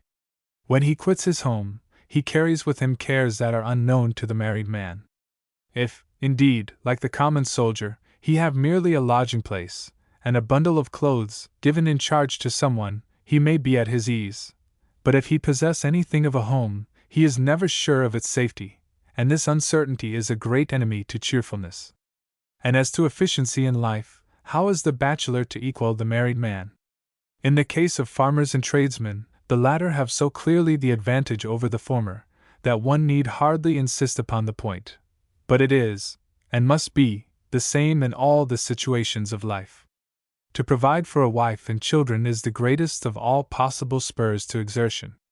Many a man, naturally prone to idleness, has become active and industrious when he saw children growing up about him. Many a dull sluggard has become, if not a bright man, at least a bustling man, when roused to exertion by his love. Dryden's account of the change wrought in Simon is only a strong case of the kind. And indeed, if a man will not exert himself for the sake of a wife and children, he can have no exertion in him, or he must be deaf to all the dictates of nature. 2:15.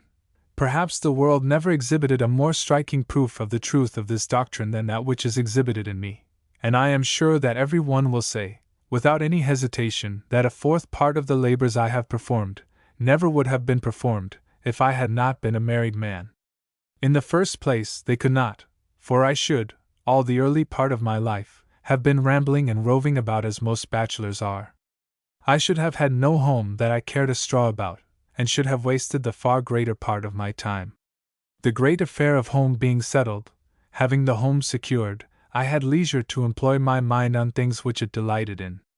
I got rid at once of all cares, all anxieties, and had only to provide for the very moderate wants of that home. But the children began to come. They sharpened my industry, they spurred me on. To be sure, I had other and strong motives. I wrote for fame, and was urged forward by ill-treatment, and by the desire to triumph over my enemies. But, after all, a very large part of my nearly 100 volumes may be fairly ascribed to the wife and children. 2:16. I might have done something, but perhaps not 1,000th part of what I have done, not even 1,000th part, for the chances are that I, being fond of a military life, should have ended my days 10 or 20 years ago, in consequence of wounds, or fatigue, or, more likely, in consequence of the persecutions of some haughty and insolent fool, whom nature had formed to black my shoes, and whom a system of corruption had made my commander.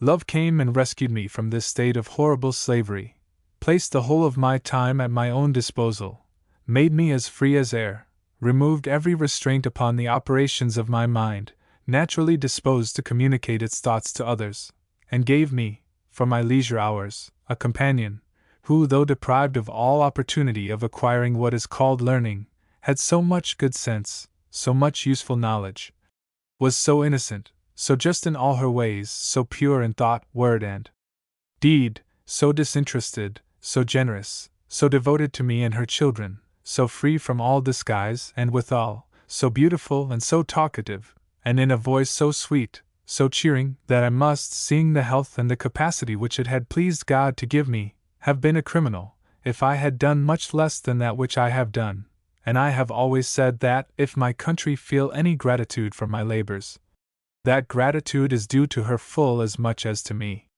2:17. Care. What care have I known? I have been buffeted about by this powerful and vindictive government. I have repeatedly had the fruit of my labor snatched away from me by it.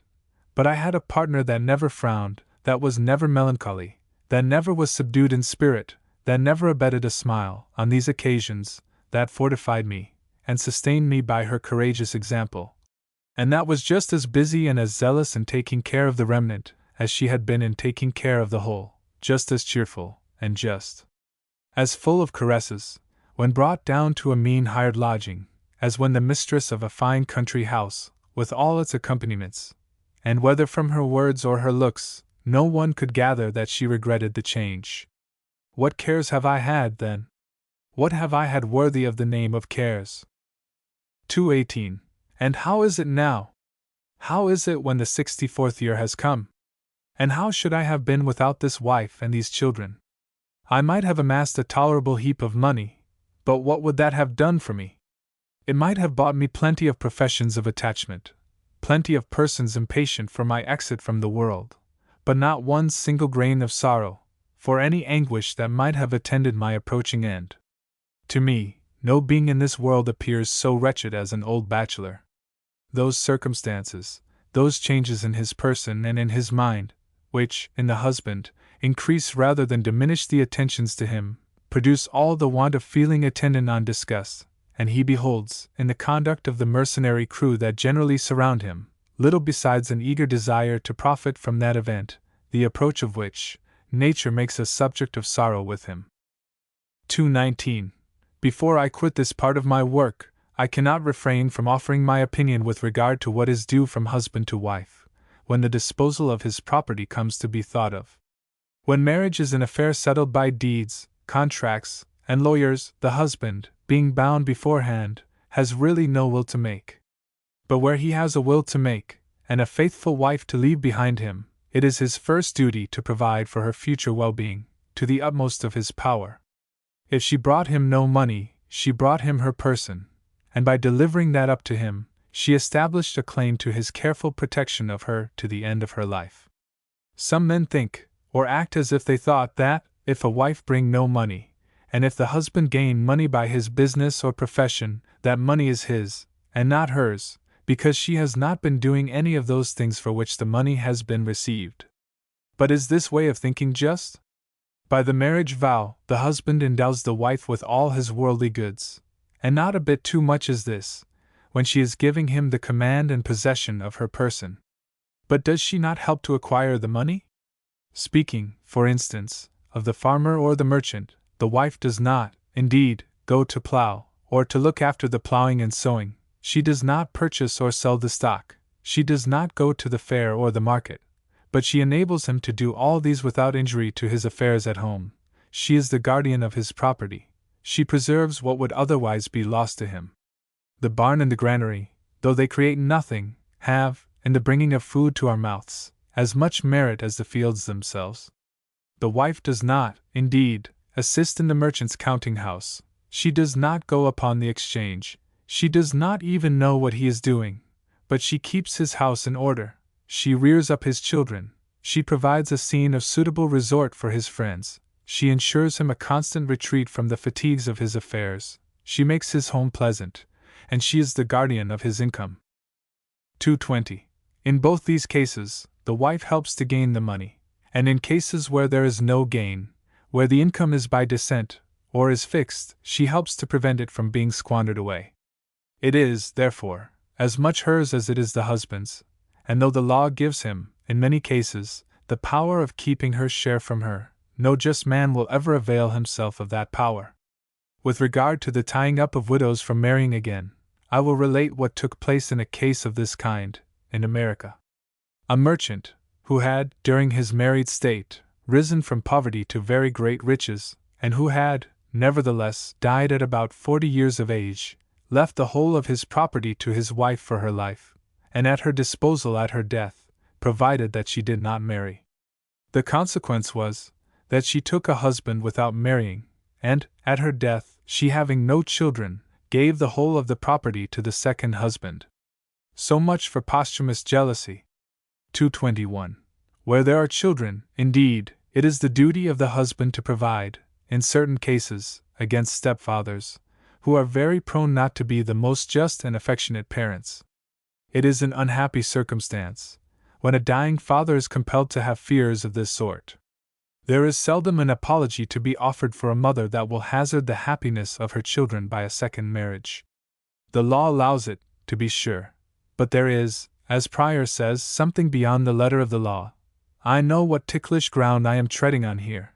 But though it is as lawful for a woman to take a second husband as for a man to take a second wife, the cases are different, and widely different, in the eye of morality and of reason, for, as adultery in the wife is a greater offense than adultery in the husband, as it is more gross, as it includes prostitution, so a second marriage in the woman is more gross than in the man, argues great deficiency in that delicacy, that innate modesty, which, after all, is the great charm, the charm of charms, in the female sex. I do not like to hear a man talk of his first wife, especially in the presence of a second, but to hear a woman thus talk of her first husband, has never, however beautiful and good she might be, failed to sink her in my estimation. I have, in such cases, never been able to keep out of my mind that concatenation of ideas, which, in spite of custom, in spite of the frequency of the occurrence, leave an impression deeply disadvantageous to the party, for, after the greatest of ingenuity has exhausted itself in the way of apology, it comes to this at last, that the person has a second time undergone that surrender, to which nothing but the most ardent affection could ever reconcile a chaste and delicate woman. 222. The usual apologies, that a lone woman wants a protector, that she cannot manage her estate, that she cannot carry on her business, that she wants a home for her children, all these apologies are not worth a straw, for what is the amount of them? Why, that she surrenders her person to secure these ends. And if we admit the validity of such apologies, are we far from apologizing for the kept mistress, and even the prostitute? Nay, the former of these may, if she confine herself to one man, plead more boldly in her defense, and even the latter may plead that hunger, which knows no law, and no decorum, and no delicacy. These unhappy, but justly reprobated and despised parties, are allowed no apology at all. Though reduced to the begging of their bread, the world grants them no excuse. The sentence on them is, you shall suffer every hardship, you shall submit to hunger and nakedness, you shall perish by the wayside, rather than you shall surrender your person to the dishonor of the female sex. But can we, without crying injustice, pass this sentence upon them, and, at the same time, hold it to be proper, decorous, and delicate, that widows shall surrender their persons for worldly gain, for the sake of ease, or for any consideration whatsoever? 223. It is disagreeable to contemplate the possibility of cases of separation, but amongst the evils of life, such have occurred, and will occur, and the injured parties, while they are sure to meet with the pity of all just persons, must console themselves that they have not merited their fate. In the making one's choice, no human foresight or prudence can, in all cases, guard against an unhappy result. There is one species of husbands to be occasionally met with in all countries, meriting particular reprobation, and causing us to lament that there is no law to punish offenders so enormous. There was a man in Pennsylvania, apparently a very amiable young man, having a good estate of his own, and marrying a most beautiful woman of his own age, of rich parents, and of virtue perfectly spotless. He very soon took to both gaming and drinking, the last being the most fashionable vice of the country. He neglected his affairs and his family. In about 4 years spent his estate, and became a dependent on his wife's father, together with his wife and 3 children. Even this would have been of little consequence, as far as related to expense, but he led the most scandalous life, and was incessant in his demands of money for the purposes of that infamous life. All sorts of means were resorted to reclaim him, and all in vain, and the wretch, availing himself of the pleading of his wife's affection, and of his power over the children more especially, continued for 10 or 12 years to plunder the parents, and to disgrace those whom it was his bounden duty to assist in making happy. At last, going out in the dark, in a boat, and being partly drunk, he went to the bottom of the Delaware, and became food for otters or fishes, to the great joy of all who knew him, excepting only his amiable wife. I can form an idea of no baseness equal to this. There is more of baseness in this character than in that of the robber. The man who obtains the means of indulging in vice, by robbery, exposes himself to the inflictions of the law, but though he merits punishment, he merits it less than the base miscreant who obtains his means by his threats to disgrace his own wife, children, and the wife's parents. The short way in such a case is the best. Set the wretch at defiance. Resort to the strong arm of the law wherever it will avail you. Drive him from your house like a mad dog, for, be assured, that a being so base and cruel is never to be reclaimed. All your efforts at persuasion are useless. His promises and vows are made but to be broken. All your endeavors to keep the thing from the knowledge of the world only prolong his plundering of you, and many a tender father and mother have been ruined by such endeavors. The whole story must come out at last, and it is better to come out before you be ruined than after your ruin is completed. 224. However, let me hope that those who read this work will always be secure against evils like these. Let me hope that the young men who read it will abstain from those vices which lead to such fatal results, that they will, before they utter the marriage vow, duly reflect on the great duties that that vow imposes on them, that they will repel, from the outset, every temptation to anything tending to give pain to the defenseless persons whose love for them have placed them at their mercy. And that they will imprint on their own minds this truth, that a bad husband was never yet a happy man. Letter V. To a Father. 225. Little children, says the Scripture, are like arrows in the hands of the giant, and blessed is the man that hath his quiver full of them. A beautiful figure to describe, in forcible terms, the support, the power, which a father derives from being surrounded by a family. And what father thus blessed is there who does not feel, in this sort of support, a reliance which he feels in no other? In regard to this sort of support there is no uncertainty, no doubts, no misgivings. It is yourself that you see in your children. Their bosoms are the safe repository of even the whispers of your mind. They are the great and unspeakable delight of your youth, the pride of your prime of life, and the props of your old age. They proceed from that love, the pleasures of which no tongue or pen can adequately describe, and the various blessings which they bring are equally incapable of description. 226. But to make them blessings, you must act your part well, for they may, by your neglect, your ill treatment, your evil example, be made to be the contrary of blessings. Instead of pleasure, they may bring you pain. Instead of making your heart glad, the sight of them may make it sorrowful. Instead of being the staff of your old age, they may bring your gray hairs in grief to the grave. 227. It is, therefore, of the greatest importance that you here act well your part, omitting nothing, even from the very beginning, tending to give you great and unceasing influence over their minds, and above all things, to ensure, if possible, an ardent love of their mother. Your first duty towards them is resolutely to prevent their drawing the means of life from any breast but hers. That is their own, it is their birthright, and if that fail from any natural cause, the place of it ought to be supplied by those means which are frequently resorted to without employing a hireling breast. I am aware of the too frequent practice of the contrary. I am well aware of the offense which I shall here give to many, but it is for me to do my duty, and to set, with regard to myself, consequences at defiance. 228. In the first place, no food is so congenial to the child as the milk of its own mother. Its quality is made by nature to suit the age of the child. It comes with the child, and is calculated precisely for its stomach. And then, what sort of a mother must that be who can endure the thought of seeing her child at another breast? The suckling may be attended with great pain, and it is so attended in many cases, but this pain is a necessary consequence of pleasures foregone, and besides, it has its accompanying pleasures too. No mother ever suffered more than my wife did from suckling her children. How many times have I seen her, when the child was beginning to draw, bite her lips while the tears ran down her cheeks.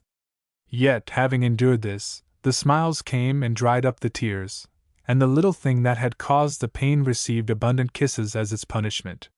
229. Why, now, did I not love her the more for this? Did not this tend to rivet her to my heart? She was enduring this for me, and would not this endearing thought have been wanting, if I had seen the baby at a breast that I had hired and paid for, if I had had two women, one to bear the child and another to give it milk? Of all the sights that this world affords, the most delightful in my eyes, even to an unconcerned spectator, is a mother with her clean and fat baby lugging at her breast, leaving off now and then and smiling, and she, occasionally, half smothering it with kisses. What must that sight be, then, to the father of the child? 230. Besides, are we to overlook the great and wonderful effect that this has on the minds of children? As they succeed each other, they see with their own eyes the pain, the care, the caresses, which their mother has endured for or bestowed on them, and nature bids them love her accordingly. To love her ardently becomes part of their very nature, and when the time comes that her advice to them is necessary as a guide for their conduct, this deep and early impression has all its natural weight, which must be wholly wanting if the child be banished to a hireling breast, and only brought at times into the presence of the mother, who is, in fact, no mother, or, at least, but half a one. The children who are thus banished, love, as is natural and just, the foster mother better than the real mother as long as they are at the breast. When this ceases, they are taught to love their own mother most, but this teaching is of a cold and formal kind. They may, and generally do, in a short time, care little about the foster mother. The teaching weans all their affection from her, but it does not transfer it to the other. 231. I had the pleasure to know, in Hampshire, a lady who had brought up a family of 10 children by hand, as they call it. Owing to some defect, she could not suckle her children, but she wisely and heroically resolved that her children should hang upon no other breast, and that she would not participate in the crime of robbing another child of its birthright, and, as is mostly the case, of its life. Who has not seen these banished children, when brought and put into the arms of their mothers, screaming to get from them, and stretch out their little hands to get back into the arms of the nurse, and when safely got there, hugging the hireling as if her bosom were a place of refuge? Why, such a sight is, one would think, enough to strike a mother dead. And what sort of a husband and father, I want to know, must that be, who can endure the thought of his child loving another woman more than its own mother and his wife? 232. And besides all these considerations, is there no crime in robbing the child of the nurse, and in exposing it to perish? It will not do to say that the child of the nurse may be dead, and thereby leave her breast for the use of some other. Such cases must happen too seldom to be at all relied on, and indeed, every one must see that, generally speaking, there must be a child cast off for every one that is put to a hireling breast. Now, without supposing it possible that the hireling will, in any case, contrive to get rid of her own child, every man who employs such hireling must know that he is exposing such child to destruction, that he is assisting to rob it of the means of life, and of course, assisting to procure its death, as completely as a man can, in any case, assist in causing death by starvation. A consideration which will make every just man in the world recoil at the thought of employing a hireling breast. For he is not to think of pacifying his conscience by saying that he knows nothing about the hireling's child. He does know, for he must know, that she has a child, and that he is a principal in robbing it of the means of life. He does not cast it off and leave it to perish himself, but he causes the thing to be done, and to all intents and purposes, he is a principal in the cruel and cowardly crime. 233. And if an argument could possibly be yet wanting to the husband, if his feelings were so stiff as still to remain unmoved, must not the wife be aware that whatever face the world may put upon it, however custom may seem to bear her out, must she not be aware that every one must see the main motive which induces her to banish from her arms that which has formed part of her own body? All the pretenses about her sore breasts and her want of strength are vain. Nature says that she is to endure the pains as well as the pleasures.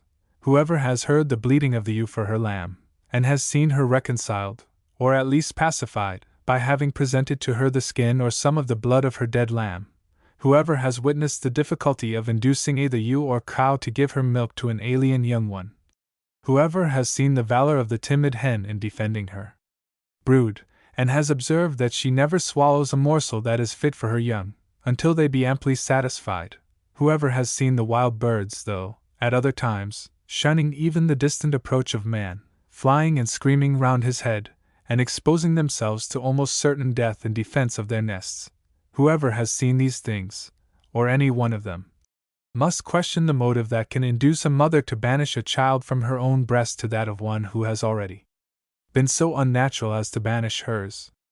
And in seeking for a motive sufficiently powerful to lead to such an act, women must excuse men, if they be not satisfied with the ordinary pretenses. They must excuse me, at any rate, if I do not stop even at love of ease and want of maternal affection, and if I express my fear that, superadded to the unjustifiable motives, there is one which is calculated to excite disgust, namely, a desire to be quickly freed from that restraint which the child imposes, and to hasten back, unbridled and undisfigured, to those enjoyments, to have an eagerness for which, or to wish to excite a desire for which, a really delicate woman will shudder at the thought of being suspected. 234. I am well aware of the hostility that I have here been exciting, but there is another, and still more furious, bull to take by the horns, and which would have been encountered some pages back, that being the proper place, had I not hesitated between my duty and my desire to avoid giving offense. I mean the employing of male operators, on those occasions where females used to be employed. And here I have everything against me, the now general custom, Even amongst the most chaste and delicate women, the ridicule continually cast on old midwives, the interest of a profession, for the members of which I entertain more respect and regard than for those of any other, and above all the rest, my own example to the contrary, and my knowledge that every husband has the same apology that I had. But because I acted wrong myself, it is not less, but rather more, my duty to endeavor to dissuade others from doing the same. My wife had suffered very severely with her second child, which, at last, was stillborn. The next time I pleaded for the doctor, and, after every argument that I could think of, obtained a reluctant consent. Her life was so dear to me, that everything else appeared as nothing. Every husband has the same apology to make, and thus, from the good, and not from the bad, feelings of men, the practice has become far too general, for me to hope even to narrow it, but nevertheless, I cannot refrain from giving my opinion on the subject. 235.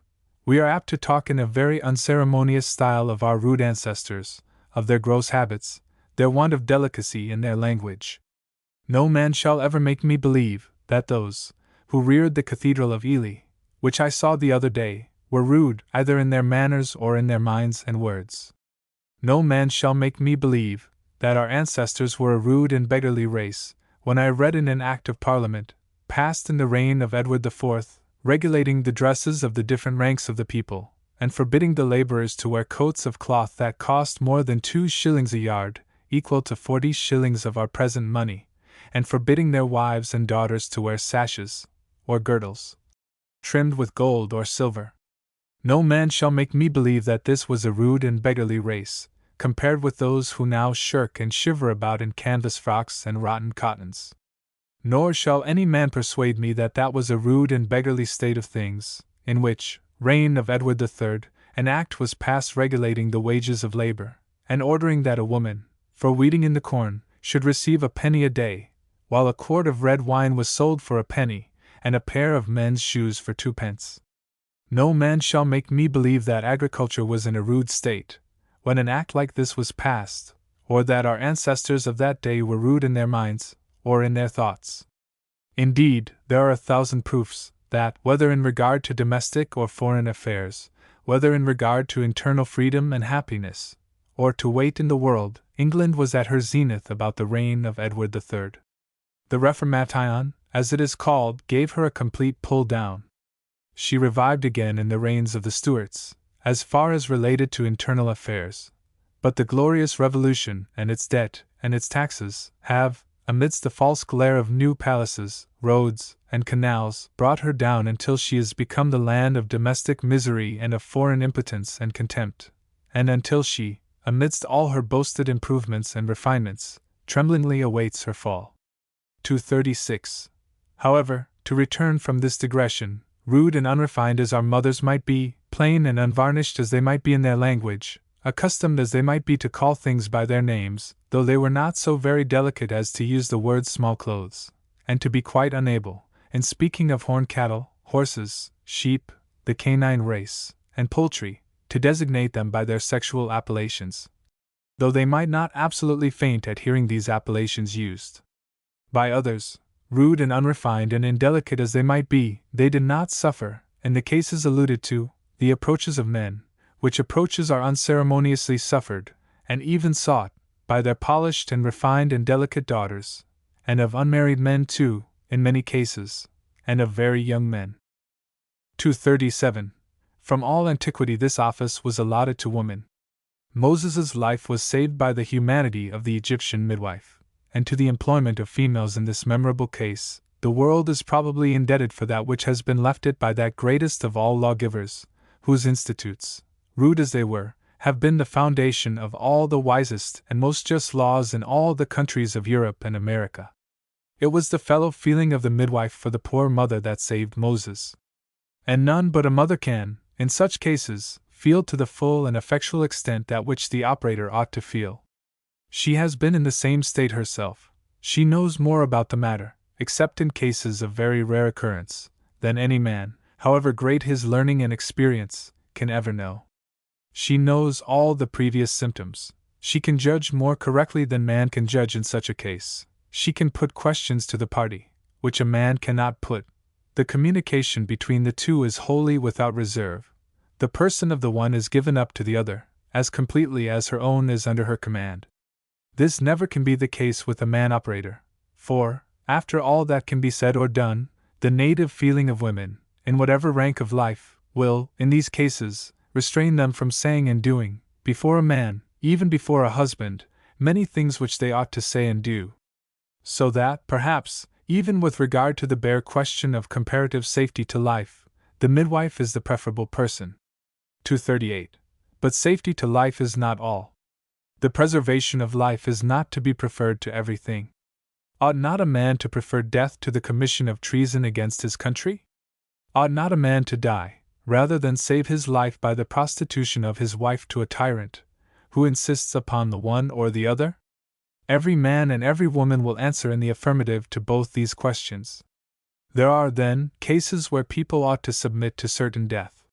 Surely, then, the mere chance, the mere possibility of it, ought not to outweigh the mighty considerations on the other side, ought not to overcome that inborn modesty, that sacred reserve as to their persons, which, as I said before, is the charm of charms of the female sex, and which our mothers, rude as they are called by us, took, we may be satisfied, the best and most effectual means of preserving.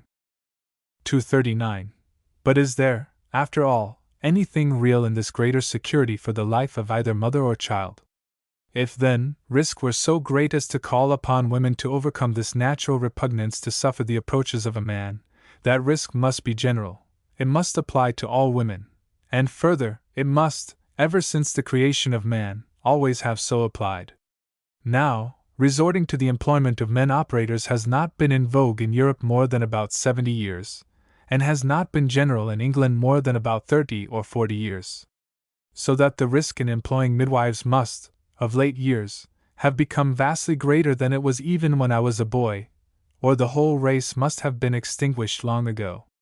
And then, how puzzled we should be to account for the building of all the cathedrals, and all the churches, and the draining of all the marshes, and all the fens, more than 1,000 years before the word accoucheur ever came from the lips of woman, and before the thought came into her mind?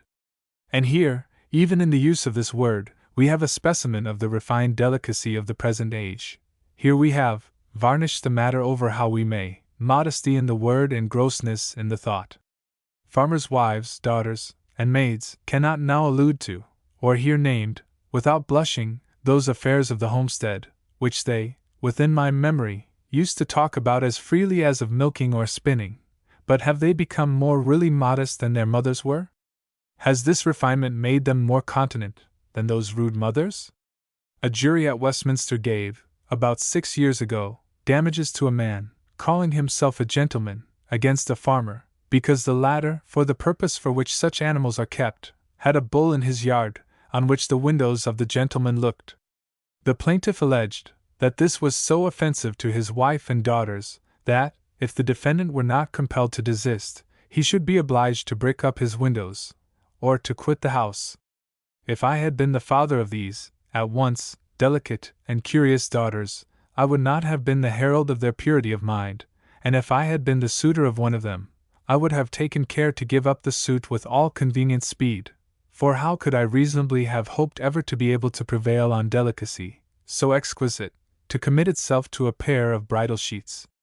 In spite, however, of all this refinement in the human mind, which is everlastingly dinned in our ears, in spite of the small clothes, and of all the other affected stuff, we have this conclusion, this indubitable proof, of the falling off in real delicacy, namely, that common prostitutes, formerly unknown, now swarm in our towns, and are seldom wanting even in our villages, and where there was one illegitimate child, including those coming before the time, only 50 years ago, there are now 20. 240. And who can say how far the employment of men, in the cases alluded to, may have assisted in producing this change, so disgraceful to the present age, and so injurious to the female sex? The prostitution and the swarms of illegitimate children have a natural and inevitable tendency to lessen that respect, and that kind and indulgent feeling, which is due from all men to virtuous women. It is well known that the unworthy members of any profession, calling, or rank in life, cause, by their acts, the whole body to sink in the general esteem. It is well known that the habitual dishonesty of merchants trading abroad, the habitual profligate behavior of travelers from home, the frequent proofs of abject submission to tyrants, it is well known that these may give the character of dishonesty, profligacy, or cowardice to a whole nation. There are, doubtless, many men in Switzerland who abhor the infamous practices of men selling themselves, by whole regiments, to fight for any foreign state that will pay them, no matter in what cause, and no matter whether against their own parents or brethren. But the censure falls upon the whole nation, and no money, no Swiss, is a proverb throughout the world.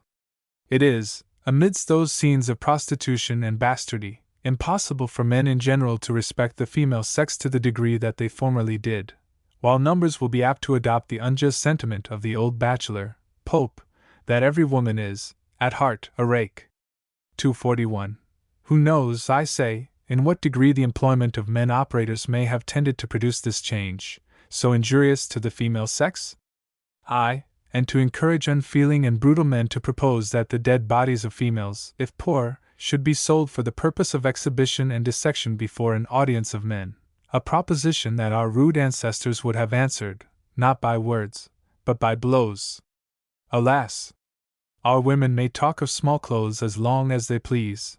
They may blush to scarlet at hearing animals designated by their sexual appellations. It may, to give the world a proof of our excessive modesty and delicacy, even pass a law, indeed we have done it, to punish an exposure of the person. But as long as our streets swarm with prostitutes, our asylums and private houses with bastards, as long as we have man operators in the delicate cases alluded to, and as long as the exhibiting of the dead body of a virtuous female before an audience of men shall not be punished by the law, and even with death, as long as we shall appear to be satisfied in this state of things, it becomes us, at any rate, to be silent about purity of mind, improvement of manners, and an increase of refinement and delicacy. 242. This practice has brought the doctor into every family in the kingdom, which is of itself no small evil. I am not thinking of the expense, for, in cases like these, nothing in that way ought to be spared. If necessary to the safety of his wife, a man ought not only to part with his last shilling, but to pledge his future labor. But we all know that there are imaginary ailments, many of which are absolutely created by the habit of talking with or about the doctor. Read the domestic medicine, and by the time that you have done, you will imagine that you have, at times, all the diseases of which it treats. This practice has added to, has doubled, has augmented, I verily believe, tenfold the number of the gentlemen who are, in common parlance, called doctors, at which, indeed, I, on my own private account, ought to rejoice, for, invariably I have, even in the worst of times, found them everywhere amongst my staunchest and kindest friends.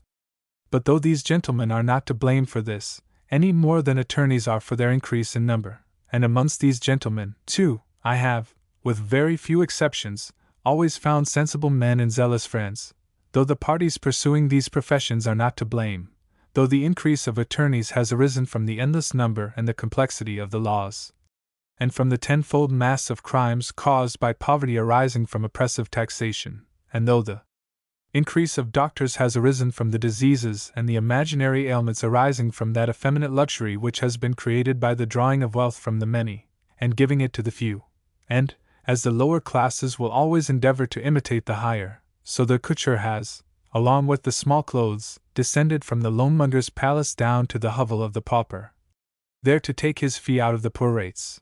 Though these parties are not to blame, the thing is not less an evil. Both professions have lost in character, in proportion to the increase in the number of its members. Peaches, if they grew on hedges, would rank but little above the berries of the bramble. 243. But to return once more to the matter of risk of life, can it be that nature has so ordered it, that, as a general thing, the life of either mother or child shall be in danger, even if there were no attendant at all? Can this be? Certainly it cannot. Safety must be the rule, and danger the exception. This must be the case, or the world never could have been peopled, and perhaps, in 99 cases out of every 100, if nature were left wholly to herself, all would be right. The great doctor in these cases is comforting, consoling, cheering up. And who can perform this office like women? Who have for these occasions a language and sentiments which seem to have been invented for the purpose, and be they what they may as to general demeanor and character, they have all, upon these occasions, one common feeling, and that so amiable, so excellent, as to admit of no adequate description. They completely forget, for the time, all rivalships, all squabbles, all animosities, all hatred even. Every one feels as if it were her own particular concern. 244. These, we may be well assured, are the proper attendants on these occasions: the mother, the aunt, the sister, the cousin, and female neighbor. These are the suitable attendants, having some experienced woman to afford extraordinary aid, if such be necessary, and in the few cases where the preservation of life demands the surgeon's skill, he is always at hand. The contrary practice, which we got from the French, is not, however, so general in France as in England. We have outstripped all the world in this, as we have in everything which proceeds from luxury and effeminacy on the one hand, and from poverty on the other. The millions have been stripped of their means to heap wealth on the thousands, and have been corrupted in manners, as well as in morals, by vicious examples set them by the possessors of that wealth. As reason says that the practice of which I complain cannot be cured without a total change in society, it would be presumption in me to expect such cure from any efforts of mine. I therefore must content myself with hoping that such change will come, and with declaring that if I had to live my life over again, I would act upon the opinions which I have thought it my bounden duty here to state and endeavor to maintain. 245. Having gotten over these thorny places as quickly as possible, I gladly come back to the babies, with regard to whom I shall have no prejudices, no affectation, no false pride, no sham fears to encounter, every heart, except there be one made of flint, being with me here. Then were there brought unto him little children, that he should put his hands on them, and pray, and the disciples rebuked them. But Jesus said, Suffer little children, and forbid them not to come unto me, for of such is the kingdom of heaven. A figure most forcibly expressive of the character and beauty of innocence, and, at the same time, most aptly illustrative of the doctrine of regeneration. And where is the man? The woman who is not fond of babies is not worthy the name, but where is the man who does not feel his heart softened, who does not feel himself become gentler, who does not lose all the hardness of his temper, when, in any way, for any purpose, or by anybody, an appeal is made to him in behalf of these so helpless and so perfectly innocent little creatures? 246. Shakespeare, who is cried up as the great interpreter of the human heart, has said that the man in whose soul there is no music, or love of music, is fit for murders, treasons, stratagems, and spoils. Our immortal bard, as the profligate Sheridan used to call him in public, while he laughed at him in private, our immortal bard seems to have forgotten that Shadrach, Meshach, and Abednego were flung into the fiery furnace, made 7 times hotter than usual, amidst the sound of the cornet, flute, harp, sackbut, and dulcimer, and all kinds of music. He seems to have forgotten that it was a music and a dance-loving damsel that chose, as a recompense for her elegant performance, the bloody head of John the Baptist, brought to her in a charger. He seems to have forgotten that, while Rome burned, Nero fiddled. He did not know, perhaps, that cannibals always dance and sing while their victims are roasting, but he might have known, and he must have known, that England's greatest tyrant, Henry VIII, had, as his agent in blood, Thomas Cromwell, expressed it, his sweet soul enwrapped in the celestial sounds of music. And this was just at the time when the ferocious tyrant was ordering Catholics and Protestants to be tied back to back on the same hurdle, dragged to Smithfield on that hurdle, and there tied to, and burnt from, the same stake. Shakespeare must have known these things, for he lived immediately after their date, and if he had lived in our day, he would have seen instances enough of sweet souls enwrapped in the same manner, and capable, if not of deeds equally bloody, of others, discovering a total want of feeling for sufferings not unfrequently occasioned by their own wanton waste, and waste arising, too, in part, from their taste for these celestial sounds. 247. Oh no! The heart of man is not to be known by this test. A great fondness for music is a mark of great weakness, great vacuity of mind, not of hardness of heart, not of vice, not of downright folly, but of a want of capacity, or inclination, for sober thought. This is not always the case. Accidental circumstances almost force the taste upon people, but generally speaking, it is a preference of sound sense. But the man, and especially the father, who is not fond of babies, who does not feel his heart soften when he touches their almost boneless limbs, when he sees their little eyes first begin to discern, when he hears their tender accents, the man whose heart does not beat truly to this test, is, to say the best of him, an object of compassion. 248. But the mother's feelings are here to be thought of too, for, of all gratifications, the very greatest that a mother can receive is notice taken of, and praise bestowed on, her baby. The moment that gets into her arms, everything else diminishes in value, the father only excepted. Her own personal charms, notwithstanding all that men say and have written on the subject, become, at most, a secondary object as soon as the baby arrives. A saying of the old, profligate king of Prussia is frequently quoted in proof of the truth of the maxim, that a woman will forgive anything but calling her ugly, a very true maxim, perhaps, as applied to prostitutes, whether in high or low life. But a pretty long life of observation has told me that a mother, worthy of the name, will care little about what you say of her person, so that you will but extol the beauty of her baby. Her baby is always the very prettiest that ever was born. It is always an eighth wonder of the world. And thus it ought to be, or there would be a want of that wondrous attachment to it which is necessary to bear her up through all those cares and pains and toils inseparable from the preservation of its life and health. 249. It is, however, of the part which the husband has to act, in participating in these cares and toils, that I am now to speak. Let no man imagine that the world will despise him for helping to take care of his own child. Thoughtless fools may attempt to ridicule. The unfeeling few may join in the attempt. But all, whose good opinion is worth having, will applaud his conduct, and will, in many cases, be disposed to repose confidence in him on that very account. To say of a man that he is fond of his family is, of itself, to say that, in private life at least, he is a good and trustworthy man.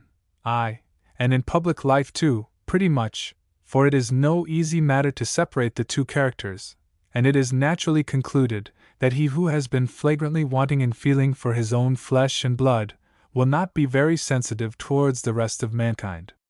There is nothing more amiable, nothing more delightful to behold, than a young man especially taking part in the work of nursing the children, and how often have I admired this in the laboring men in Hampshire.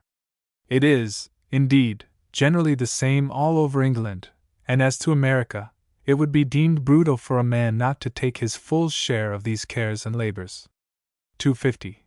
The man who is to gain a living by his labor must be drawn away from home, or, at least, from the cradle side, in order to perform that labor. But this will not, if he be made of good stuff, prevent him from doing his share of the duty due to his children. There are still many hours in the 24 that he will have to spare for this duty, and there ought to be no toils, no watchings, no breaking of rest, imposed by this duty, of which he ought not to perform his full share, and that, too, without grudging. This is strictly due from him in payment for the pleasures of the marriage state. What right has he to the sole possession of a woman's person? What right to a husband's vast authority? What right to the honorable title and the boundless power of father? What right has he to all, or any of these, unless he can found his claim on the faithful performance of all the duties which these titles imply? 251. One great source of the unhappiness amongst mankind arises, however, from a neglect of these duties. But, as if by way of compensation for their privations, they are much more duly performed by the poor than by the rich. The fashion of the laboring people is this: the husband, when free from his toil in the fields, takes his share in the nursing, which he manifestly looks upon as a sort of reward for his labor. However distant from his cottage, his heart is always at that home towards which he is carried, at night, by limbs that feel not their weariness, being urged on by a heart anticipating the welcome of those who attend him there. Those who have, as I so many hundreds of times have, seen the laborers in the woodland parts of Hampshire and Sussex, coming, at nightfall, towards their cottage wickets, laden with fuel for a day or two, Whoever has seen 3 or 4 little creatures looking out for the father's approach, running in to announce the glad tidings, and then scampering out to meet him, clinging round his knees, or hanging on his skirts? Whoever has witnessed scenes like this, to witness which has formed one of the greatest delights of my life, will hesitate long before he prefer a life of ease to a life of labor, before he prefer a communication with children intercepted by servants and teachers to that communication which is here direct, and which admits not of any division of affection. 252. Then comes the Sunday, and amongst all those who keep no servants, a great deal depends on the manner in which the father employs that day. When there are 2 or 3 children, or even 1 child, the first thing, after the breakfast, which is late on this day of rest, is to wash and dress the child or children. Then, while the mother is dressing the dinner, the father, being in his Sunday clothes himself, takes care of the child or children. When dinner is over, the mother puts on her best, and then all go to church, or, if that cannot be, whether from distance or other cause, all pass the afternoon together. This used to be the way of life amongst the laboring people, and from this way of life arose the most able and most moral people that the world ever saw, until grinding taxation took from them the means of obtaining a sufficiency of food and of raiment, plunged the whole, good and bad, into one indiscriminate mass, under the degrading and hateful name of paupers. 253. The working man, in whatever line, and whether in town or country, who spends his day of rest, or any part of it, except in case of absolute necessity, away from his wife and children, is not worthy of the name of father, and is seldom worthy of the trust of any employer. Such absence argues a want of fatherly and of conjugal affection, which want is generally duly repaid by a similar want in the neglected parties.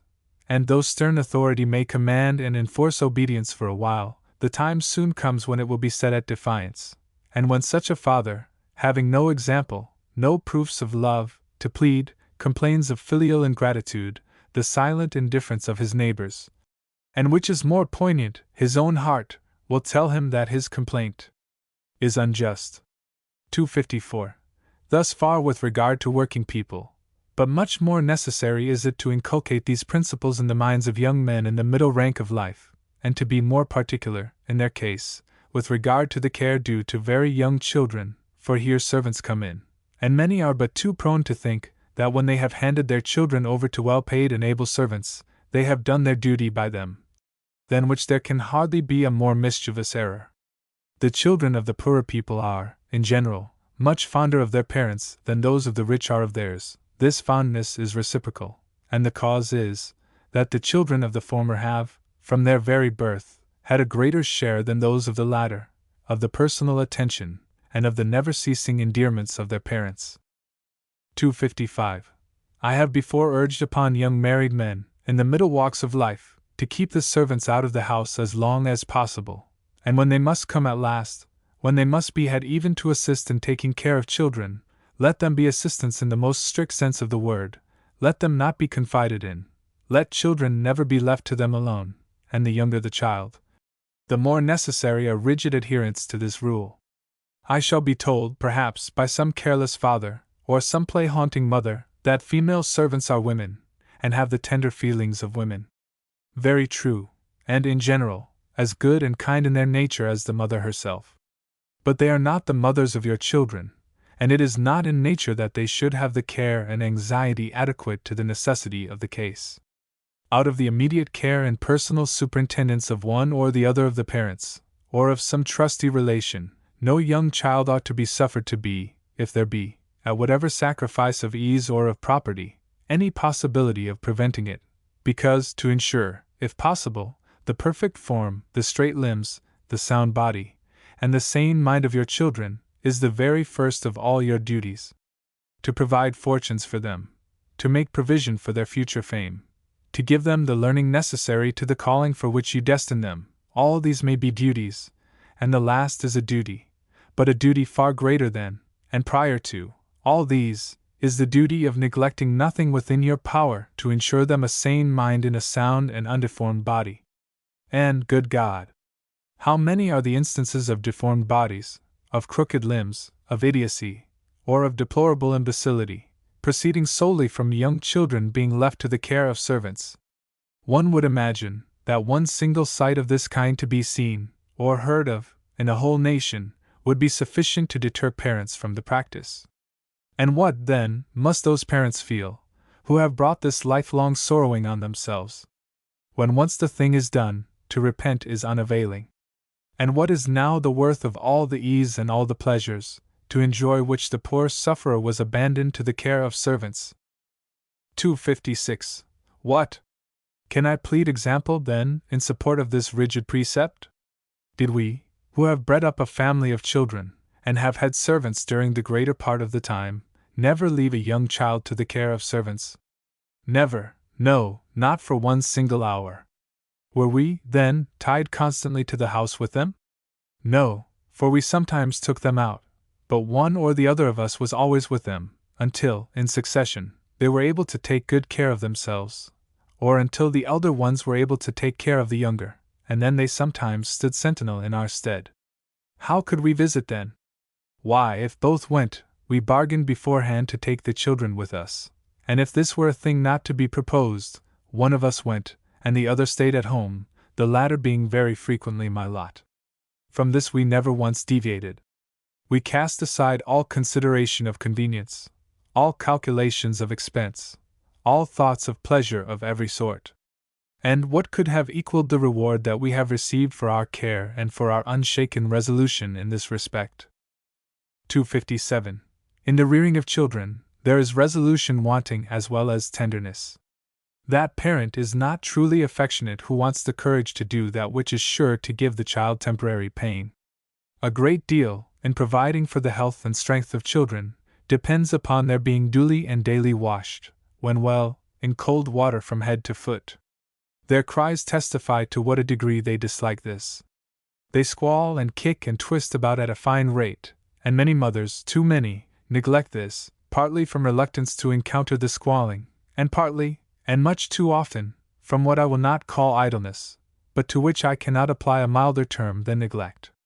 Well and duly performed, it is an hour's good tight work, for, besides the bodily labor, which is not very slight when the child gets to be 5 or 6 months old, there is the singing to overpower the voice of the child.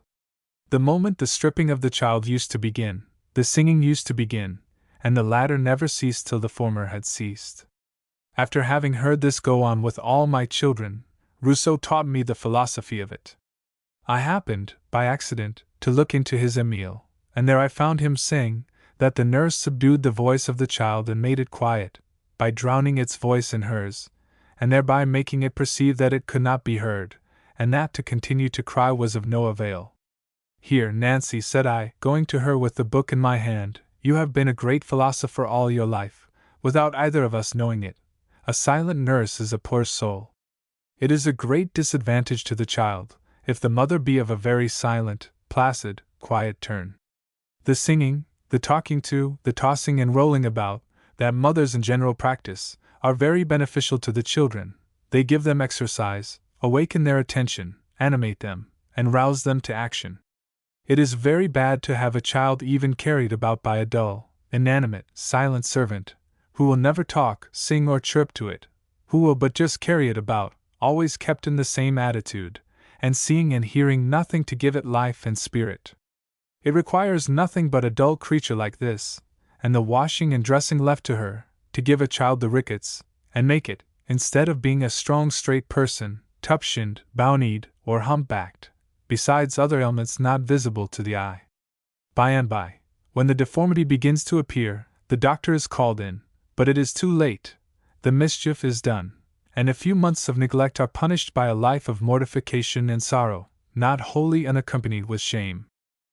258. It is, therefore, a very spurious kind of tenderness that prevents a mother from doing the things which, though disagreeable to the child, are so necessary to its lasting well-being. The washing daily in the morning is a great thing, cold water winter or summer, and this never left to a servant, who has not, in such a case, either the patience or the courage that is necessary for the task. When the washing is over, and the child dressed in its day clothes, how gay and cheerful it looks!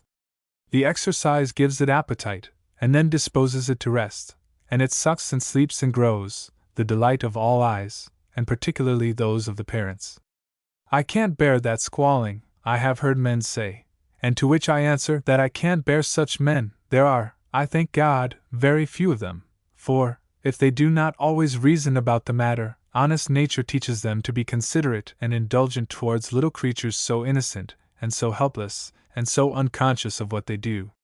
And the noise, after all, why should it disturb a man? He knows the exact cause of it.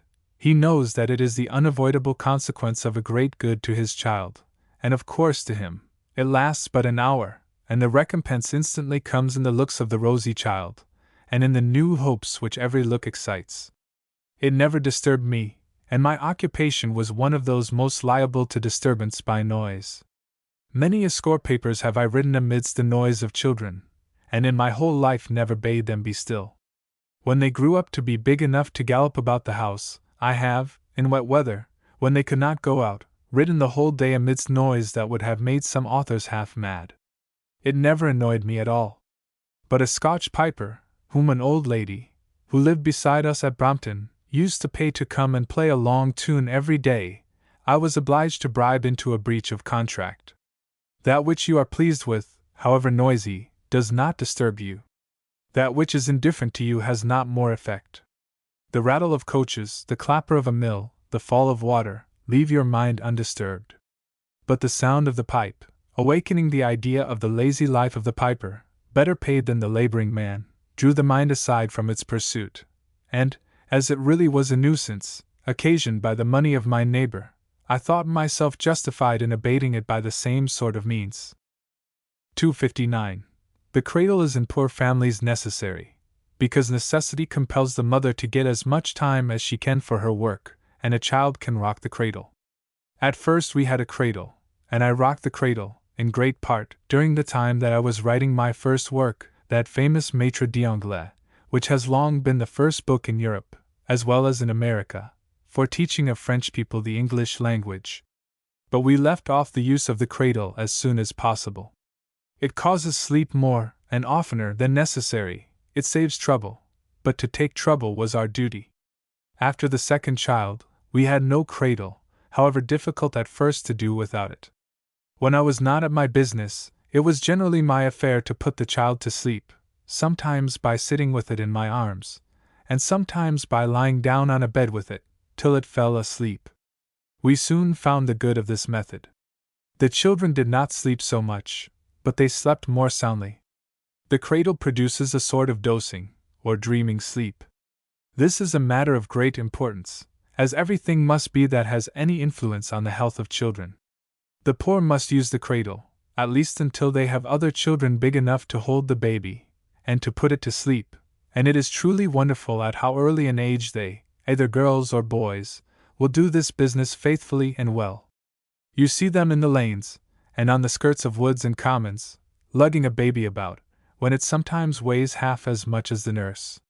The poor mother is frequently compelled, in order to help to get bread for her children, to go to a distance from home, and leave the group, baby and all, to take care of the house and of themselves, the eldest of 4 or 5, not, perhaps, above 6 or 7 years old, and it is quite surprising that, considering the millions of instances in which this is done in England, in the course of a year, so very few accidents or injuries arise from the practice, and not 1/100th part so many as arise in the comparatively few instances in which children are left to the care of servants. In summer time you see these little groups rolling about up the green, or amongst the heath, not far from the cottage, and at a mile, perhaps, from any other dwelling, the dog their only protector. And what fine and straight and healthy and fearless and acute persons they become! It used to be remarked in Philadelphia, when I lived there, that there was not a single man of any eminence, whether doctor, lawyer, merchant, trader, or anything else, that had not been born and bred in the country, and of parents in a low state of life. Examine London, and you will find it much about the same. From this very childhood they are from necessity entrusted with the care of something valuable. They practically learn to think, and to calculate as to consequences. They are thus taught to remember things, and it is quite surprising what memories they have, and how scrupulously a little carter boy will deliver half a dozen messages, each of a different purport from the rest, to as many persons, all the messages committed to him at one and the same time, and he not knowing one letter of the alphabet from another. When I want to remember something, and am out in the field, and cannot write it down, I say to one of the men, or boys, come to me at such a time, and tell me so and so. He is sure to do it, and I therefore look upon the memorandum as written down. One of these children, boy or girl, is much more worthy of being entrusted with the care of a baby, anybody's baby, than a servant maid with curled locks and with eyes rolling about for admirers. The locks and the rolling eyes, very nice, and for aught I know, very proper things in themselves, but incompatible with the care of your baby, ma'am, her mind being absorbed in contemplating the interesting circumstances which are to precede her having a sweet baby of her own, and a sweeter than yours, if you please, ma'am, or, at least, such will be her anticipations. And this is all right enough. It is natural that she should think and feel thus, and knowing this, you are admonished that it is your bounden duty not to delegate this sacred trust to anybody. 260. The courage, of which I have spoken, so necessary in the case of washing the children in spite of their screaming remonstrances, is, if possible, more necessary in cases of illness, requiring the application of medicine, or of surgical means of cure. Here the heart is put to the test indeed. Here is anguish to be endured by a mother, who has to force down the nauseous physic, or to apply the tormenting plaster. Yet it is the mother, or the father, and more properly the former, who is to perform this duty of exquisite pain. To no nurse, to no hireling, to no alien hand, ought, if possible to avoid it, this task to be committed. I do not admire those mothers who are too tender-hearted to inflict this pain on their children, and who, therefore, leave it to be inflicted by others. Give me the mother who, while the tears stream down her face, has the resolution scrupulously to execute, with her own hands, the doctor's commands. Will a servant, will any hireling do this? Committed to such hands, the least trouble will be preferred to the greater. The thing will, in general, not be half done, and if done, the suffering from such hands is far greater in the mind of the child than if it came from the hands of the mother. In this case, above all others, there ought to be no delegation of the parental office. Here life or limb is at stake, and the parent, man or woman, who, in any one point, can neglect his or her duty here, is unworthy of the name of parent.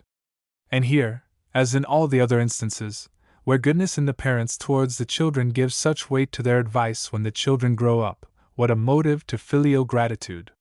The children who are old enough to deserve and remember, will witness this proof of love and self-devotion in their mother. Each of them feels that she has done the same towards them all, and they love her and admire and revere her accordingly. 261.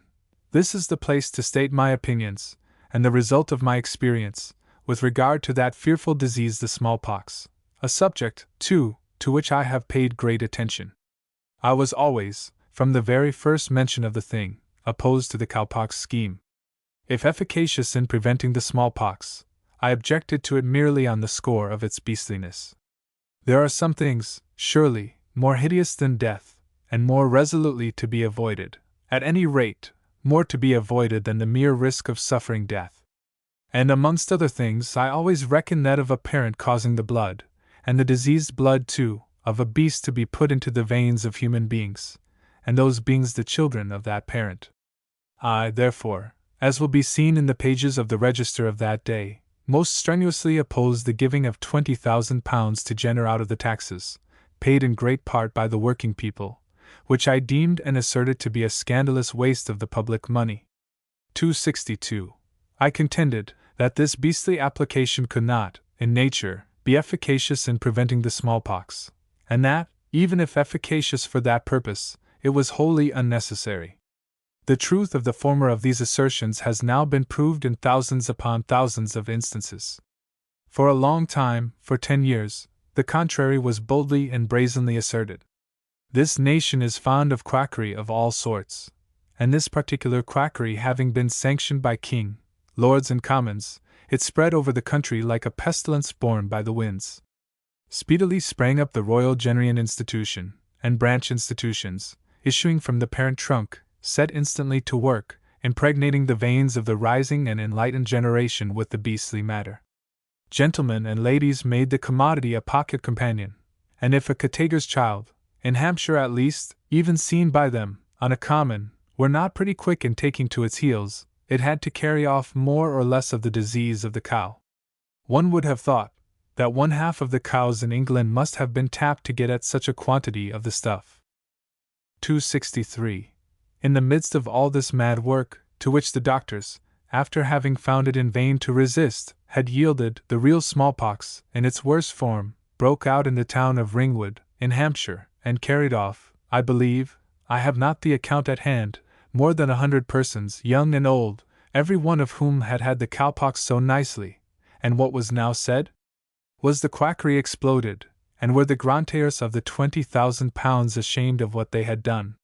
Not at all. The failure was imputed to unskilful operators, to the staleness of the matter, to its not being of the genuine quality. Admitting all this, the scheme stood condemned, for the great advantages held forth were, that any body might perform the operation, and that the matter was everywhere abundant and cost-free. But these were paltry excuses, the mere shuffles of quackery, for what do we know now? Why, that in hundreds of instances, persons cowpoxed by Jenner himself, have taken the real smallpox afterwards, and have either died from the disorder, or narrowly escaped with their lives. I will mention 2 instances, the parties concerned being living and well known, one of them to the whole nation, and the other to a very numerous circle in the higher walks of life. The first is Sir Richard Phillips, so well known by his able writings, and equally well known by his exemplary conduct as Sheriff of London, and by his lifelong labors in the cause of real charity and humanity. Sir Richard had, I think, 2 sons, whose veins were impregnated by the grantee himself. At any rate he had one, who had, several years after Jenner had given him the insuring matter, a very hard struggle for his life, under the hands of the good, old-fashioned, scene-giving, and dimple-dipping smallpox. The second is Philip Codd, Esq., formerly of Kensington, and now of Rumstead Court, near Maidstone, in Kent, who has a son that had a very narrow escape under the real smallpox, about 4 years ago, and who also had been cowpoxed by Jenner himself. This last mentioned gentleman I have known, and most sincerely respected, from the time of our both being about 18 years of age. When the young gentleman, of whom I am now speaking, was very young, I having him upon my knee one day, asked his kind and excellent mother, whether he had been inoculated. "Oh, no," said she, "we are going to have him vaccinated." Whereupon I, going into the garden to the father, said, "I do hope, Codd, that you are not going to have that beastly cow stuff put into that fine boy." "Why," said he, "you see, Cobbett, it is to be done by Jenner himself." What answer I gave, what names and epithets I bestowed upon Jenner and his quackery, I will leave the reader to imagine. 264. Now, here are instances enough, but every reader has heard of, if not seen, scores of others. Young Mr. Codd caught the smallpox at a school, and if I recollect rightly, there were several other vaccinated youths who did the same, at the same time. Quackery, however, has always a shuffle left. Now that the cowpox has been proved to be no guarantee against the smallpox, it makes it milder when it comes. A pretty shuffle, indeed, this. You are to be all your life in fear of it, having as your sole consolation that when it comes, and it may overtake you in a camp, or on the seas, it will be milder. It was not too mild to kill at Ringwood, and its mildness, in case of young Mr. Codd, did not restrain it from blinding him for a suitable number of days. I shall not easily forget the alarm and anxiety of the father and mother upon this occasion, both of them the best of parents, and both of them now punished for having yielded to this fashionable quackery. I will not say, justly punished, for affection for their children, in which respect they were never surpassed by any parents on earth, was the cause of their listening to the danger-obviating quackery. This, too, is the case with other parents, but parents should be under the influence of reason and experience, as well as under that of affection, and now, at any rate, they ought to set this really dangerous quackery at naught. 265. And what does my own experience say on the other side? There are my 7 children, the sons as tall, or nearly so, as their father, and the daughters as tall as their mother, all, in due succession, inoculated with the good old-fashioned face-tearing smallpox, either of them with a single mark of that disease on their skins, either of them having been, that we could perceive, ill for a single hour, in consequence of the inoculation. When we were in the United States, we observed that the Americans were never marked with the smallpox, or, if such a thing were seen, it was very rarely.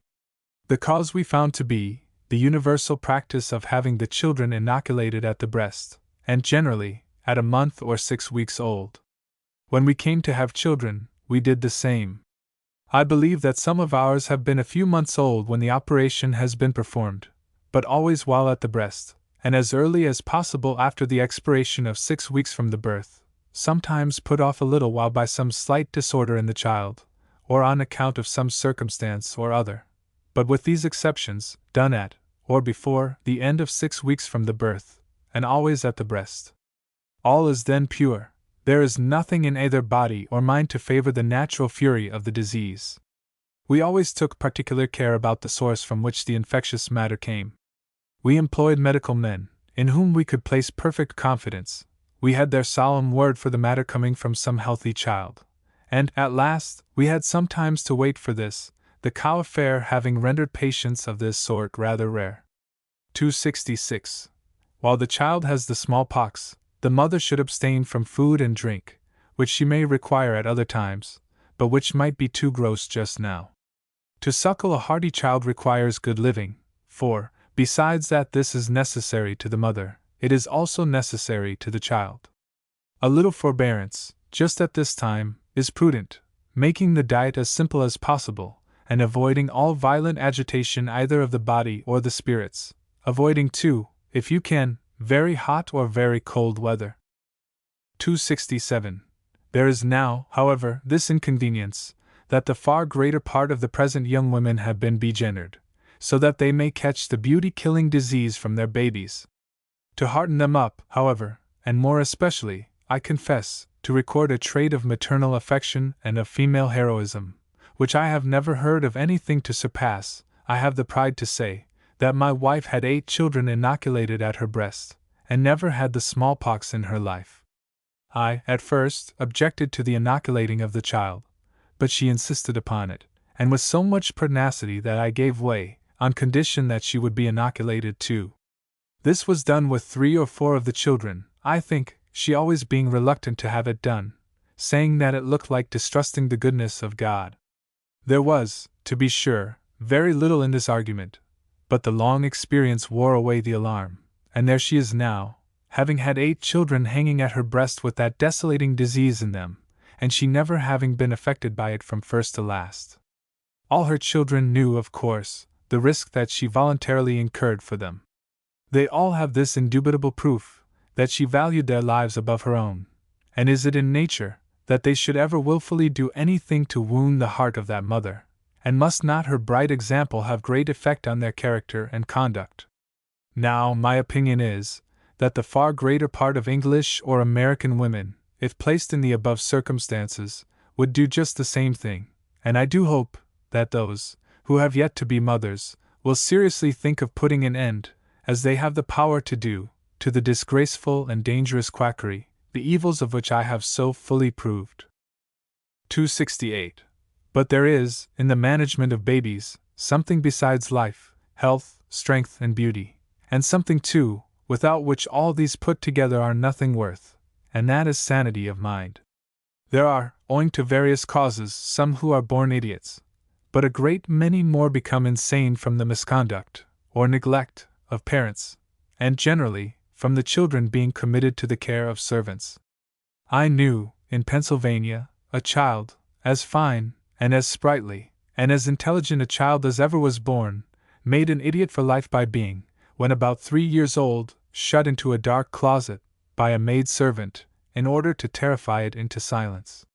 The thoughtless creature first menaced it with sending it to the bad place, as the phrase is there, and, at last, to reduce it to silence, put it into the closet, shut the door, and went out of the room. She went back, in a few minutes, and found the child in a fit. It recovered from that, but was for life an idiot. When the parents, who had been out 2 days and 2 nights on a visit of pleasure, came home, they were told that the child had had a fit, but they were not told the cause. The girl, however, who was a neighbor's daughter, being on her deathbed about 10 years afterwards, could not die in peace without sending for the mother of the child, now become a young man, and asking forgiveness of her. The mother herself was, however, the greatest offender of the two. A whole lifetime of sorrow and of mortification was a punishment too light for her and her husband. Thousands upon thousands of human beings have been deprived of their senses by these and similar means. 269. It is not long since that we read, in the newspapers, of a child being absolutely killed, at Birmingham, I think it was, by being thus frightened. The parents had gone out into what is called an evening party. The servants, naturally enough, had their party at home, and the mistress, who, by some unexpected accident, had been brought home at an early hour, finding the parlor full of company, ran upstairs to see about her child, about 2 or 3 years old. She found it with its eyes open, but fixed. Touching it, she found it inanimate. The doctor was sent for in vain, it was quite dead. The maid affected to know nothing of the cause, but some one of the parties assembled discovered, pinned up to the curtains of the bed, a horrid figure, made up partly of a frightful mask. This, as the wretched girl confessed, had been done to keep the child quiet, while she was with her company below. When one reflects on the anguish that the poor little thing must have endured before the life was quite frightened out of it, one can find no terms sufficiently strong to express the abhorrence due to the perpetrator of this crime, which was, in fact, a cruel murder, and if it was beyond the reach of the law, it was so and is so, because, as in the cases of parricide, the law, in making no provision for punishment peculiarly severe, has, out of respect to human nature, supposed such crimes to be impossible. But if the girl was criminal, if death, or a life of remorse, was her due, what was the due of her parents, and especially of the mother? And what was the due of the father, who suffered that mother, and who, perhaps, tempted her to neglect her most sacred duty? 270. If this poor child had been deprived of its mental faculties, instead of being deprived of its life, the cause would, in all likelihood, never have been discovered. The insanity would have been ascribed to brain fever, or to some other of the usual causes of insanity, or, as in thousands upon thousands of instances, to some unaccountable cause. When I was, in No. 9, paragraphs from 227 to 233, both inclusive, maintaining with all my might the unalienable right of the child to the milk of its mother, I omitted, amongst the evils arising from banishing the child from the mother's breast, to mention, or rather, it had never occurred to me to mention, the loss of reason to the poor, innocent creatures, thus banished. And now, as connected with this measure, I have an argument of experience, enough to terrify every young man and woman upon earth from the thought of committing this offense against nature. I wrote No. 9. At Cambridge, on Sunday, the 28th of March, and before I quitted Shrewsbury, on the 14th of May, the following facts reached my ears. A very respectable tradesman, who, with his wife, have led a most industrious life, in a town that it is not necessary to name, said to a gentleman that told it to me, I wish to God I had read No. 9. Of Mr. Cobbett's advice to young men 15 years ago. He then related that he had had 10 children, all put out to be suckled, in consequence of the necessity of his having the mother's assistance to carry on his business, and that 2 out of the 10 had come home idiots, though the rest were all sane, and though insanity had never been known in the family of either father or mother. These parents, whom I myself saw, are very clever people, and the wife singularly industrious and expert in her affairs. 271. Now the motive, in this case, unquestionably was good. It was that the mother's valuable time might, as much as possible, be devoted to the earning of a competence for her children. But, alas! What is this competence to these 2 unfortunate beings? And what is the competence to the rest, when put in the scale against the mortification that they must, all their lives, suffer on account of the insanity of their brother and sister, exciting, as it must, in all their circle, and even in themselves, suspicions of their own perfect soundness of mind? When weighed against this consideration, what is all the wealth in the world? And as to the parents, where are they to find compensation for such a calamity, embittered additionally, too, by the reflection that it was in their power to prevent it, and that nature, with loud voice, cried out to them to prevent it. Money! Wealth acquired in consequence of this banishment of these poor children, these victims of this, I will not call it avarice, but overeager love of gain. Wealth, thus acquired. What wealth can console these parents for the loss of reason in these children?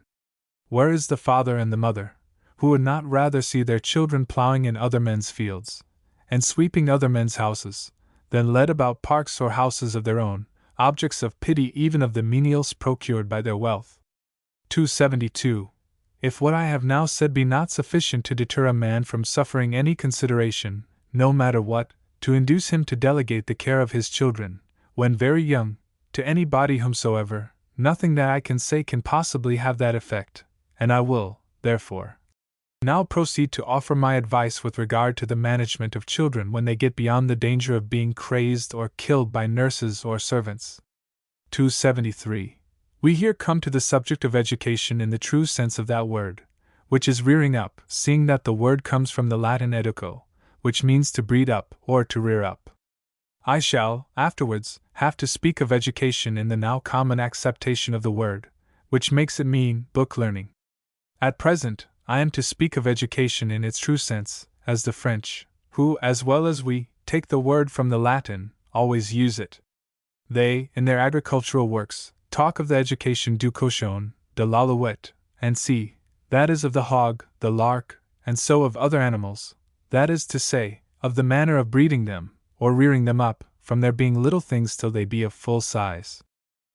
274. The first thing, in the rearing of children, who have passed from the baby state, is, as to the body, plenty of good food, and, as to the mind, constant good example in the parents. Of the latter I shall speak more by and by. With regard to the former, it is of the greatest importance that children be well fed, and there never was a greater error than to believe that they do not need good food. Every one knows that to have fine horses, the colts must be kept well, and that it is the same with regard to all animals of every sort and kind. The fine horses and cattle and sheep all come from the rich pastures. To have them fine, it is not sufficient that they have plenty of food when young, but that they have rich food. Were there no land, no pasture, in England, but such as is found in Middlesex, Essex, and Surrey, we should see none of those coach horses and dray horses, whose height and size make us stare. It is the keep when young that makes the fine animal. 275. There is no other reason for the people in the American states being generally so much taller and stronger than the people in England are. Their forefathers went, for the greater part, from England. In the 4 northern states they went wholly from England, and then, on their landing, they founded a new London, a new Falmouth, a new Plymouth, a new Portsmouth, a new Dover, a new Yarmouth, a new Lynn, a new Boston, and a new Hull, and the country itself they called, and their descendants still call, New England. This country of the best and boldest seamen, and of the most moral and happy people in the world, is also the country of the tallest and ablest bodied men in the world. And why?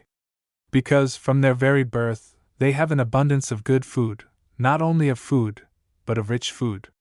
Even when the child is at the breast, a strip of beefsteak, or something of that description, as big and as long as one's finger, is put into its hand. When a baby gets a thing in its hand, the first thing it does is to poke some part of it into its mouth. It cannot bite the meat, but its gums squeeze out the juice. When it has done with the breast, it eats meat constantly twice, if not thrice, a day. And this abundance of good food is the cause, to be sure, of the superior size and strength of the people of that country. 276. Nor is this, in any point of view, an unimportant matter. A tall man is, whether as laborer, carpenter, bricklayer, soldier or sailor, or almost anything else, worth more than a short man. He can look over a higher thing, he can reach higher and wider, he can move on from place to place faster.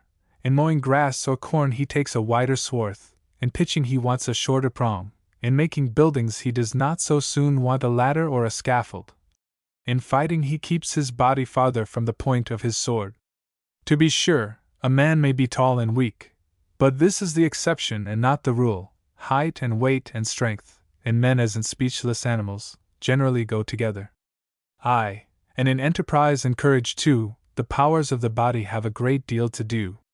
Doubtless there are, have been, and always will be, great numbers of small and enterprising and brave men, but it is not in nature that, generally speaking, those who are conscious of their inferiority in point of bodily strength should possess the boldness of those who have a contrary description. 277. To what but this difference in the size and strength of the opposing combatants are we to ascribe the ever-to-be blushed-at events of our last war against the United States? The hearts of our seamen and soldiers were as good as those of the Yankees. On both sides they had sprung from the same stock, on both sides equally well supplied with all the materials of war. If on either side, the superior skill was on ours, French, Dutch, Spaniards, all had confessed our superior prowess. Yet, when, with our whole undivided strength, and to that strength adding the flush and pride of victory and conquest, crowned even in the capital of France, when, with all these tremendous advantages, and with all the nations of the earth looking on, we came foot to foot and yardarm to yardarm with the Americans, the result was such as an English pen refuses to describe. What, then, was the great cause of this result, which filled us with shame and the world with astonishment? Not the want of courage in our men. There were, indeed, some moral causes at work, but the main cause was the great superiority of size and of bodily strength on the part of the enemy's soldiers and sailors. It was so many men on each side, but it was men of a different size and strength, and on the side of the foe, men accustomed to daring enterprise from a consciousness of that strength. 278. Why are abstinence and fasting enjoined by the Catholic Church? Why, to make men humble, meek, and tame, and they have this effect too. This is visible in whole nations as well as in individuals. So that good food, and plenty of it, is not more necessary to the forming of a stout and able body than to the forming of an active and enterprising spirit.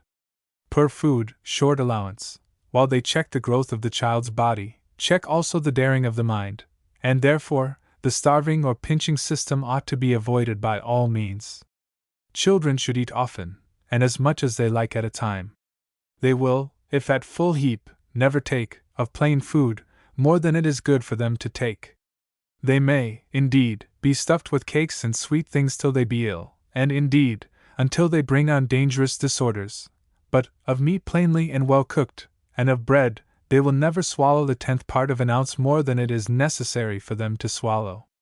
Ripe fruit, or cooked fruit, if no sweetening take place, will never hurt them, but when they once get a taste for sugary stuff, and to cram down loads of garden vegetables, when ices, creams, tarts, raisins, almonds, all the endless pamperings come, the doctor must soon follow with his drugs.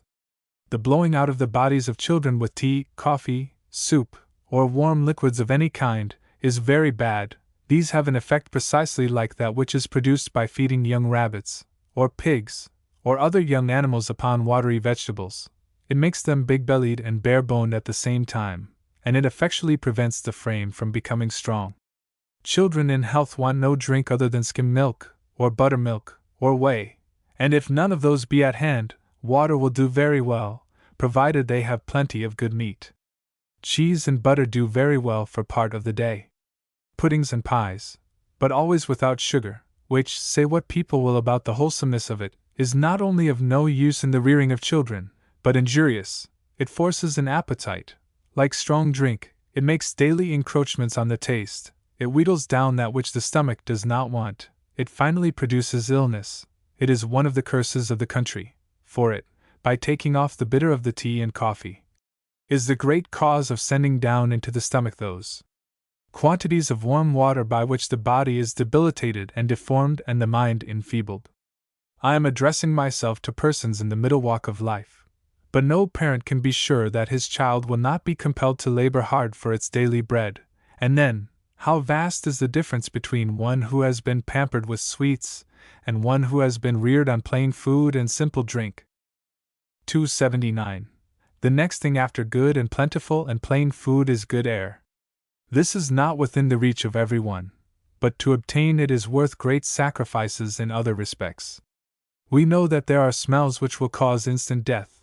We know that there are others which will cause death in a few years, and therefore, we know that it is the duty of parents to provide, if possible, against this danger to the health of their offspring. To be sure, when a man is so situated that he cannot give his children sweet air without putting himself into a jail for debt, when, in short, he has the dire choice of sickly children, children with big heads, small limbs, and rickety joints, or children sent to the poorhouse, when this is his hard lot, he must decide for the former sad alternative. But before he will convince me that this is his lot, he must prove to me that he and his wife expend not a penny in the decoration of their persons, that on his table, morning, noon, or night, nothing ever comes that is not the produce of English soil, that of his time not 1 hour is wasted in what is called pleasure, that down his throat not one drop or morsel ever goes, unless necessary to sustain life and health. How many scores and how many hundreds of men have I seen? How many thousands could I go and point out, tomorrow, in London, the money expended on whose guzzlings in porter, grog and wine, would keep, and keep well, in the country, a considerable part of the year, a wife surrounded by healthy children, instead of being stewed up in some alley, or back room, with a parcel of poor creatures about her, whom she, though their fond mother, is almost ashamed to call hers. Compared with the life of such a woman, that of the laborer, however poor, is paradise. Tell me not of the necessity of providing money for them. Even if you waste not a farthing, you can provide them with no money equal in value to health and straight limbs and good looks. These it is, if within your power, your bounden duty to provide for them. As to providing them with money, you deceive yourself. It is your own avarice, or vanity, that you are seeking to gratify, and not to ensure the good of your children. Their most precious possession is health and strength, and you have no right to run the risk of depriving them of these for the sake of heaping together money to bestow on them. You have the desire to see them rich. It is to gratify yourself that you act in such a case. And you, however you may deceive yourself, are guilty of injustice towards them. You would be ashamed to see them without fortune, but not at all ashamed to see them without straight limbs, without color in their cheeks, without strength, without activity, and with only half their due portion of reason.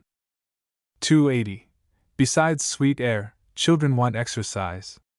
Even when they are babies in arms, they want tossing and pulling about, and want talking and singing too. They should be put upon their feet by slow degrees, according to the strength of their legs, and this is a matter which a good mother will attend to with incessant care. If they appear to be likely to squint, she will, always when they wake up, and frequently in the day, take care to present some pleasing object right before, and never on the side of their face. If they appear, when they begin to talk, to indicate a propensity to stammer, she will stop them, repeat the word or words slowly herself, and get them to do the same. These precautions are amongst the most sacred of the duties of parents, for, remember, the deformity is for life, a thought which will fill every good parent's heart with solicitude. All swaddling and tight covering are mischievous.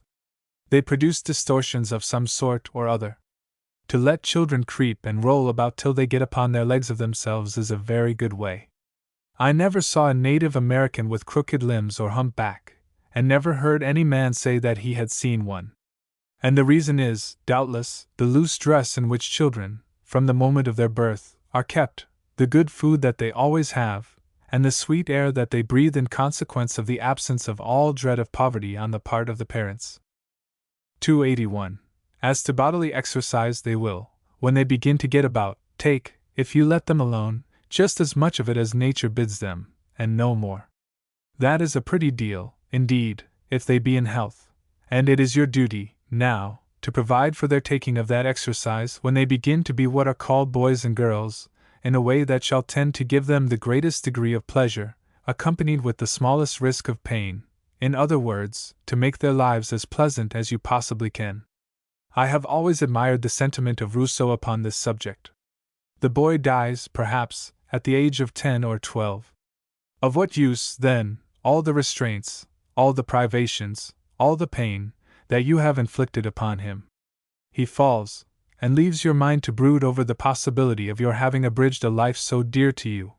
I do not recollect the very words, but the passage made a deep impression upon my mind, just at the time, too, when I was about to become a father, and I was resolved never to bring upon myself remorse from such a cause, a resolution from which no importunities, coming from what quarter they might, ever induced me, in one single instance, or for one single moment, to depart.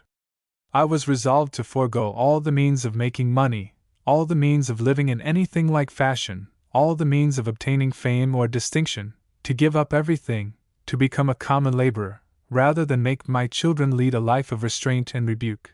I could not be sure that my children would love me as they loved their own lives, but I was, at any rate, resolved to deserve such love at their hands, and, in possession of that, I felt that I could set calamity of whatever description at defiance. 282. Now, proceeding to relate what was, in this respect, my line of conduct, I am not pretending that every man, and particularly every man living in a town, can, in all respects, do as I did in the rearing up of children. But in many respects, any man may, whatever may be his state of life. For I did not lead an idle life. I had to work constantly for the means of living. My occupation required unremitted attention. I had nothing but my labor to rely on, and I had no friend to whom, in case of need, I could fly for assistance. I always saw the possibility, and even the probability, of being totally ruined by the hand of power. But happen what would, I was resolved that, as long as I could cause them to do it, my children should lead happy lives, and happy lives they did lead, if ever children did in this whole world. 283. The first thing that I did, when the fourth child had come, was to get into the country, and so far as to render a going backward and forward to London, at short intervals, quite out of the question. Thus was health, the greatest of all things, provided for, as far as I was able to make the provision. Next, my being always at home was secured as far as possible, always with them to set an example of early rising, sobriety, and application to something or other. Children, and especially boys, will have some out-of-door pursuits, and it was my duty to lead them to choose such pursuits as combined future utility with present innocence. Each his flower bed, little garden, plantation of trees, rabbits, dogs, asses, horses, pheasants and hares, hoes, spades, whips, guns, always some object of lively interest, and as much earnestness and bustle about the various objects as if our living had solely depended upon them. I made everything give way to the great object of making their lives happy and innocent. I did not know what they might be in time, or what might be my lot, but I was resolved not to be the cause of their being unhappy then, let what might become of us afterwards. I was, as I am, of opinion that it is injurious to the mind to press book learning upon it at an early age. I always felt pain for poor little things set up, before company, to repeat verses, or bits of plays, at 6 or 8 years old. I have sometimes not known which way to look, when a mother, and too often, a father, whom I could not but respect on account of her fondness for her child, has forced the feeble-voiced eighth wonder of the world, to stand with its little hand stretched out, spouting the soliloquy of Hamlet, or some such thing. I remember, on one occasion, a little pale-faced creature, only 5 years old, was brought in, after the feeding part of the dinner was over, first to take his regular half-glass of Vintner's brewings, commonly called wine, and then to treat us to a display of his wonderful genius. The subject was a speech of a robust and bold youth, in a Scotch play, the title of which I have forgotten, but the speech began with, "My name is Norval, on the Grampian Hills my father fed his flocks," and this in a voice so weak and distressing as to put me in mind of the plaintive squeaking of little pigs when the sow is lying on them. As we were going home, one of my boys and I, he, after a silence of half a mile perhaps, rode up close to the side of my horse, and said, "Papa, where be the Grampian Hills?" "Oh," said I, "they are in Scotland, poor, barren, beggarly places, covered with heath and rushes, 10 times as barren as Sherrill Heath." "But," said he, "how could that little boy's father feed his flocks there, then?" I was ready to tumble off the horse with laughing. 284. I do not know anything much more distressing to the spectators than exhibitions of this sort. Every one feels, not for the child, for it is insensible to the uneasiness it excites, but for the parents, whose amiable fondness displays itself in this ridiculous manner. Upon these occasions, no one knows what to say, or whither to direct his looks.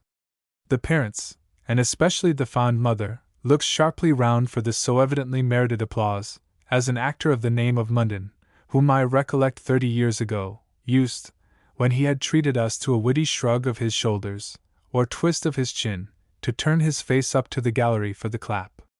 If I had to declare on my oath which have been the most disagreeable moments of my life, I verily believe that, after due consideration, I should fix upon those, in which parents, whom I have respected, have made me endure exhibitions like these, for this is your choice, to be insincere, or to give offense. 285. And, as towards the child, it is to be unjust thus to teach it to set a high value on trifling, not to say mischievous, attainments, to make it, whether it be in its natural disposition or not, vain and conceited.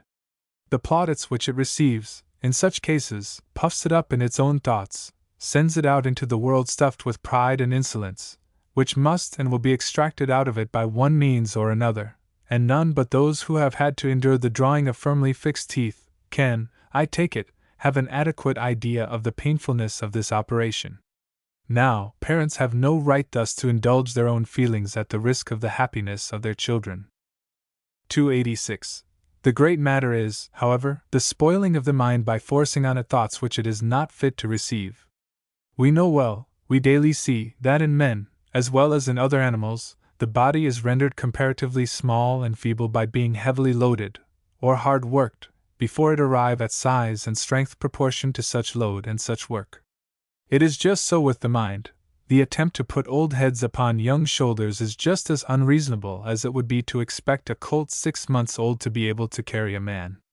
The mind, as well as the body, requires time to come to its strength, and the way to have it possess, at last, its natural strength, is not to attempt to load it too soon, and to favor it in its progress by giving to the body good and plentiful food, sweet air, and abundant exercise, accompanied with as little discontent or uneasiness as possible. It is universally known that ailments of the body are, in many cases, sufficient to destroy the mind, and to debilitate it in innumerable instances. It is equally well known that the torments of the mind are, in many cases, sufficient to destroy the body. This, then, being so well known, is it not the first duty of a father to secure to his children, if possible, sound and strong bodies? Lord Bacon says that a sound mind in a sound body is the greatest of God's blessings. To see his children possess these, therefore, ought to be the first object with every father, an object which I cannot too often endeavor to fix in his mind. 287. I am to speak presently of that sort of learning which is derived from books, and which is a matter by no means to be neglected, or to be thought little of, seeing that it is the road, not only to fame, but to the means of doing great good to one's neighbors and to one's country, and thereby, of adding to those pleasant feelings which are, in other words, our happiness. But notwithstanding this, I must here insist, and endeavor to impress my opinion upon the mind of every father, that his children's happiness ought to be first object, that book learning, if it tend to militate against this, ought to be disregarded, and that, as to money, as to fortune, as to rank and title, that father who can, in the destination of his children, think of them more than of the happiness of those children, is, if he be of sane mind, a great criminal. Who is there, having lived to the age of 30, or even 20 years, and having the ordinary capacity for observation, who is there, being of this description, who must not be convinced of the inadequacy of riches and what are called honors to ensure happiness? Who, amongst all the classes of men, experience, on an average, so little of real pleasure, and so much of real pain as the rich and the lofty? Pope gives us, as the materials for happiness, health, peace, and competence. Aye, but what is peace, and what is competence? If by peace he mean that tranquility of mind which innocence and good deeds produce, he is right and clear so far, for we all know that, without health, which has a well-known positive meaning, there can be no happiness. But competence is a word of unfixed meaning. It may, with some, mean enough to eat, drink, wear and be lodged and warmed with, but with others, it may include horses, carriages, and footmen laced over from top to toe. So that, here, we have no guide, no standard, and indeed, there can be none. But as every sensible father must know that the possession of riches do not, never did, and never can, afford even a chance of additional happiness, it is his duty to inculcate in the minds of his children to make no sacrifice of principle, of moral obligation of any sort, in order to obtain riches, or distinction, and it is a duty still more imperative on him, not to expose them to the risk of loss of health, or diminution of strength, for purposes which have, either directly or indirectly, the acquiring of riches in view, whether for himself or for them. 288. With these principles immovably implanted in my mind, I became the father of a family, and on these principles I have reared that family. Being myself fond of book learning, and knowing well its powers, I naturally wished them to possess it too, but never did I impose it upon any one of them. My first duty was to make them healthy and strong if I could, and to give them as much enjoyment of life as possible. Born and bred up in the sweet air myself, I was resolved that they should be bred up in it too. Enjoying rural scenes and sports, as I had done, when a boy, as much as any one that ever was born, I was resolved that they should have the same enjoyments tendered to them.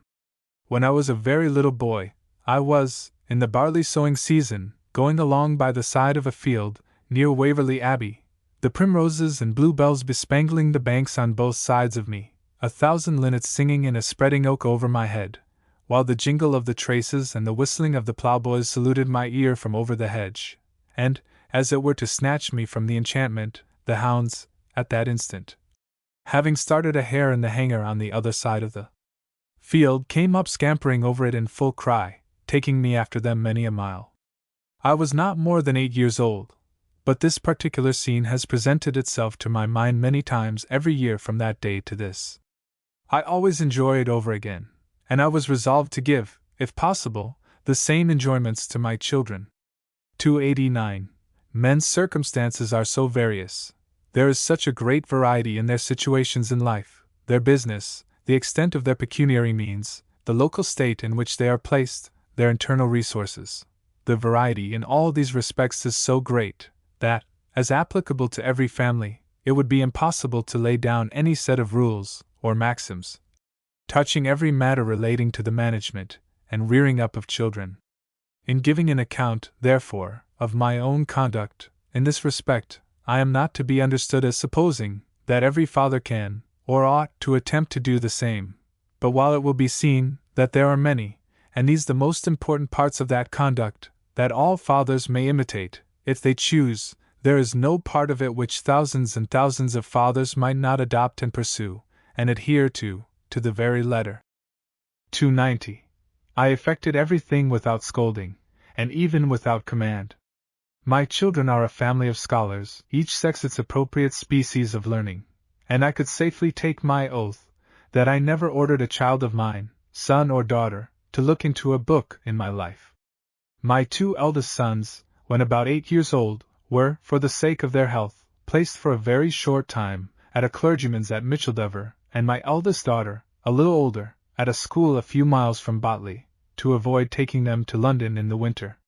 But with these exceptions, never had they, while children, teacher of any description, and I never, and nobody else ever, taught any one of them to read, write, or anything else, except in conversation, and yet, no man was ever more anxious to be the father of a family of clever and learned persons.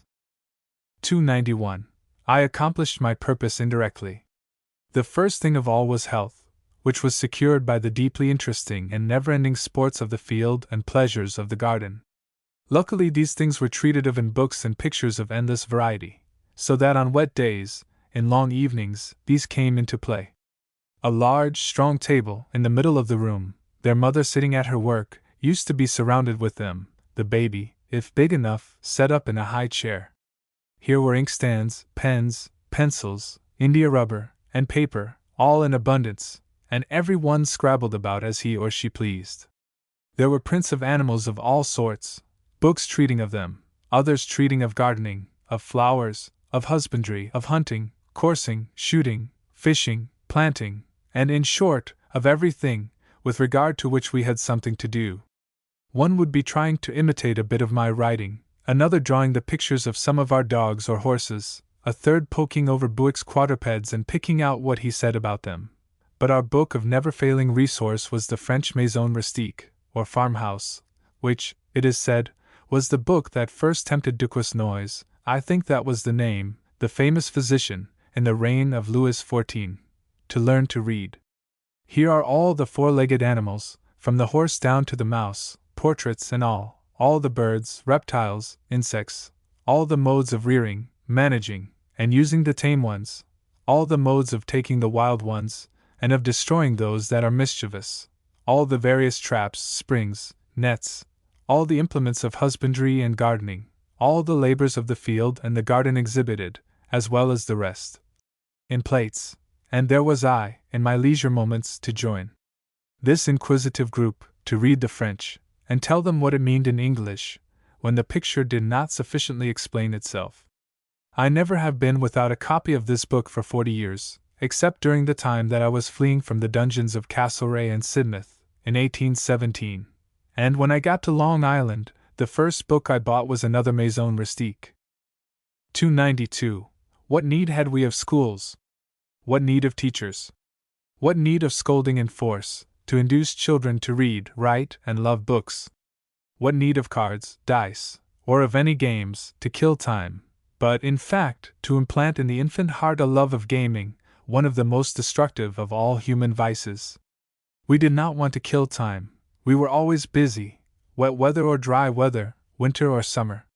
There was no force in any case, no command, no authority, none of these was ever wanted. To teach the children the habit of early rising was a great object, and every one knows how young people cling to their beds, and how loath they are to go to those beds. This was a capital matter, because here were industry and health both at stake. Yet I avoided command even here, and merely offered a reward. The child that was downstairs first was called the Lark for that day, and further, sat at my right hand at dinner. They soon discovered that to rise early, they must go to bed early, and thus was this most important object secured, with regard to girls as well as boys. Nothing more inconvenient, and indeed, more disgusting, than to have to do with girls, or young women, who lounge in bed, a little more sleep, a little more slumber, a little more folding of the hands to sleep.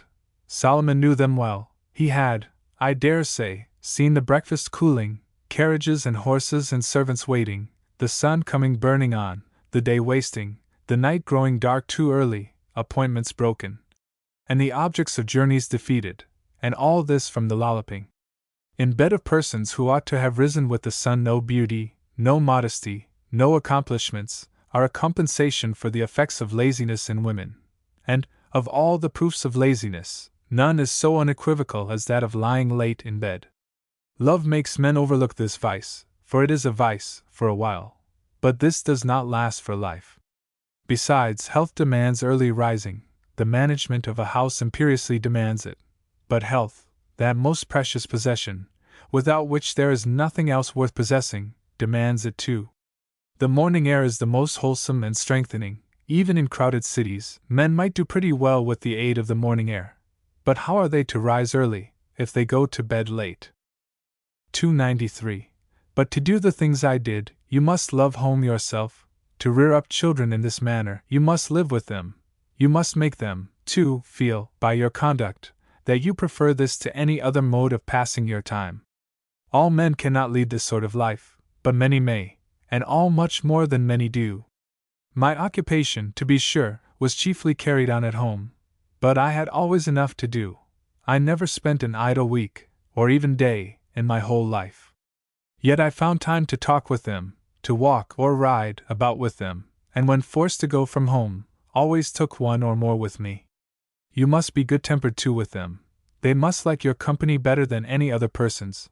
They must not wish you away, not fear your coming back, not look upon your departure as a holiday. When my business kept me away from the scrabbling table, a petition often came, that I would go and talk with the group, and the bearer generally was the youngest, being the most likely to succeed. When I went from home, all followed me to the outer gate, and looked after me, till the carriage, or horse, was out of sight. At the time appointed for my return, all were prepared to meet me, and if it were late at night, they sat up as long as they were able to keep their eyes open. This love of parents, and this constant pleasure at home, made them not even think of seeking pleasure abroad, and they, thus, were kept from vicious playmates and early corruption. 294. This is the age, too, to teach children to be trustworthy, and to be merciful and humane.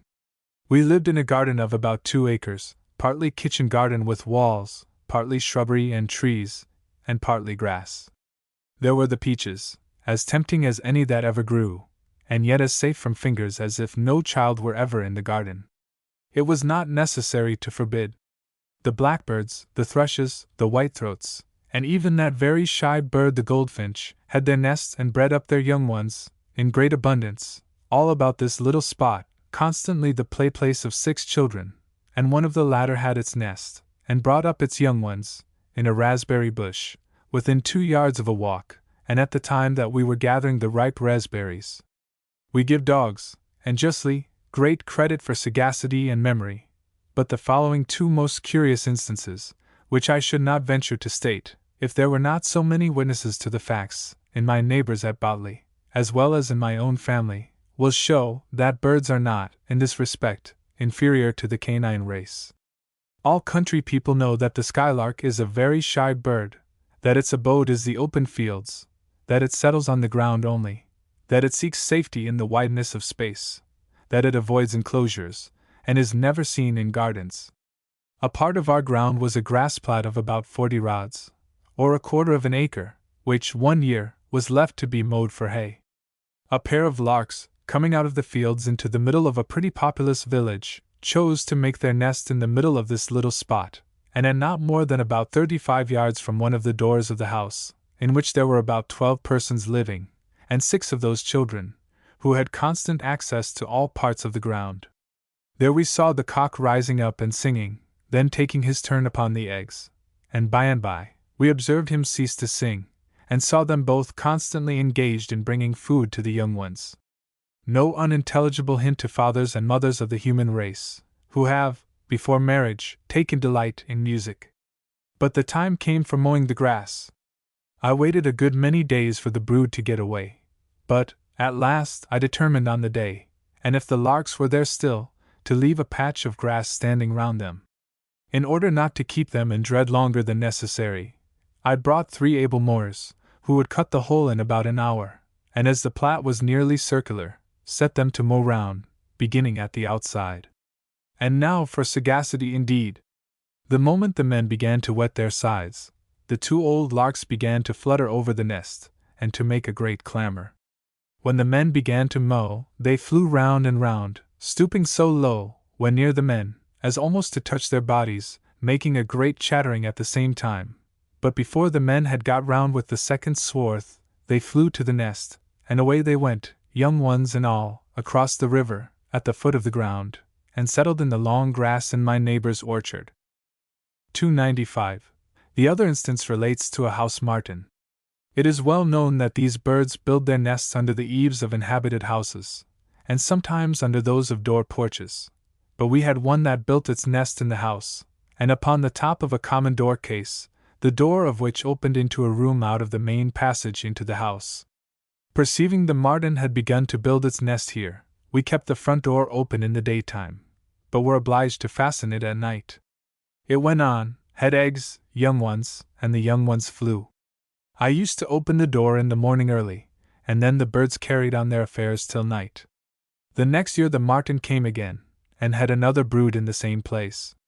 It found its old nest, and having repaired it, and put it in order, went on again in the former way, and it would, I dare say, have continued to come to the end of its life, if we had remained there so long, notwithstanding there were 6 healthy children in the house, making just as much noise as they pleased. 296. Now, what sagacity in these birds, to discover that those were places of safety! And how happy must it have made us, the parents, to be sure that our children had thus deeply imbibed habits the contrary of cruelty!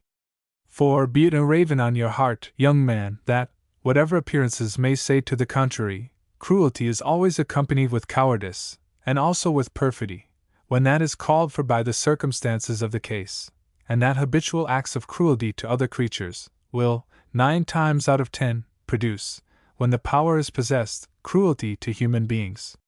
The ill usage of horses, and particularly asses, is a grave and a just charge against this nation. No other nation on earth is guilty of it to the same extent. Not only by blows, but by privation, are we cruel towards these useful, docile, and patient creatures, and especially towards the last, which is the most docile and patient and laborious of the two, while the food that satisfies it is of the coarsest and least costly kind, and in quantity so small. In the habitual ill-treatment of this animal, which, in addition to all its labors, has the milk taken from its young ones to administer a remedy for our ailments, there is something that bespeaks ingratitude hardly to be described. In a register that I wrote from Long Island, I said that amongst all the things of which I had been bereft, I regretted no one so much as a very diminutive mare, on which my children had all, in succession, learned to ride. She was become useless for them, and indeed, for any other purpose. But the recollection of her was so entwined with so many past circumstances, which, at that distance, my mind conjured up, that I really was very uneasy, lest she should fall into cruel hands. By good luck, she was, after a while, turned out on the wide world to shift for herself, and when we got back, and had a place for her to stand in, from her native forest we brought her to Kensington, and she is now at Barnum, about 26 years old, and I dare say, as fat as a mole. Now, not only have I no moral right, considering my ability to pay for keep, to deprive her of life, but it would be unjust and ungrateful in me to withhold from her sufficient food and lodging to make life as pleasant as possible while that life lasts. 297. In the meanwhile the book learning crept in of its own accord, by imperceptible degrees. Children naturally want to be like their parents, and to do what they do, the boys following their father, and the girls their mother, and as I was always writing or reading, mine naturally desired to do something in the same way. But, at the same time, they heard no talk from fools or drinkers, saw me with no idle, gabbling, empty companions, saw no vain and affected coxcombs, and no tawdry and extravagant women, saw no nasty gormandizing, and heard no gabble about playhouses and romances and the other nonsense that fit boys to be lobby loungers, and girls to be the ruin of industrious and frugal young men. 298. We wanted no stimulants of this sort to keep up our spirits. Our various pleasing pursuits were quite sufficient for that, and the book learning came amongst the rest of the pleasures, to which it was, in some sort, necessary. I remember that one year, I raised a prodigious crop of fine melons, underhand glasses, and I learned how to do it from a gardening book, or, at least, that book was necessary to remind me of the details. Having passed part of an evening in talking to the boys about getting this crop, "Come," said I, "now let us read the book." Then the book came forth, and to work we went, following very strictly the precepts of the book. I read the thing but once, but the eldest boy read it, perhaps, 20 times over, and explained all about the matter to the others. Why, here was a motive! Then he had to tell the garden laborer what to do to the melons. Now, I will engage that more was really learned by this single lesson than would have been learned by spending, at this son's age, a year at school, and he happy and delighted all the while. When any dispute arose amongst them about hunting or shooting, or any other of their pursuits, they, by degrees, found out the way of settling it by reference to some book, and when any difficulty occurred, as to the meaning, they referred to me, who, if at home, always instantly attended to them, in these matters. 299. They began writing by taking words out of printed books, finding out which letter was which, by asking me, or asking those who knew the letters one from another, and by imitating bits of my writing. It is surprising how soon they began to write a hand like mine, very small, very faint-stroked, and nearly plain as print. The first use that any one of them made of the pen was to write to me, though in the same house with them. They began doing this in mere scratches, before they knew how to make any one letter, and as I was always folding up letters and directing them, so were they, and they were sure to receive a prompt answer, with most encouraging compliments. All the meddlings and teasings of friends, and what was more serious, the pressing prayers of their anxious mother, about sending them to school, I withstood without the slightest effect on my resolution. As to friends, preferring my own judgment to theirs, I did not care much, but an expression of anxiety, implying a doubt of the soundness of my own judgment, coming, perhaps, 20 times a day from her whose care they were as well as mine, was not a matter to smile at, and very great trouble it did give me.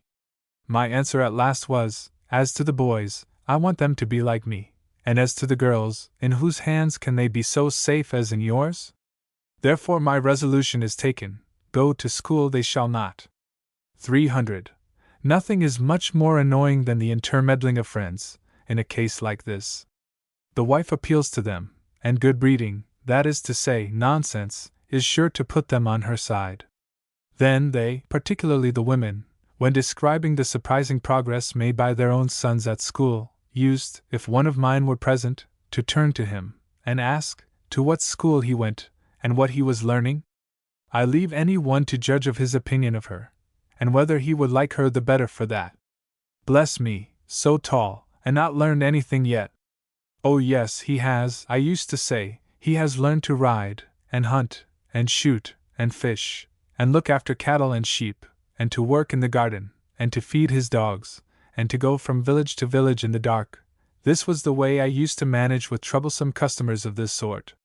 And how glad the children used to be, when they got clear of such criticizing people.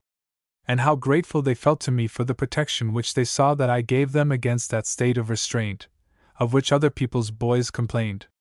Go whither they might, they found no place so pleasant as home, and no soul that came near them affording them so many means of gratification as they received from me. 301.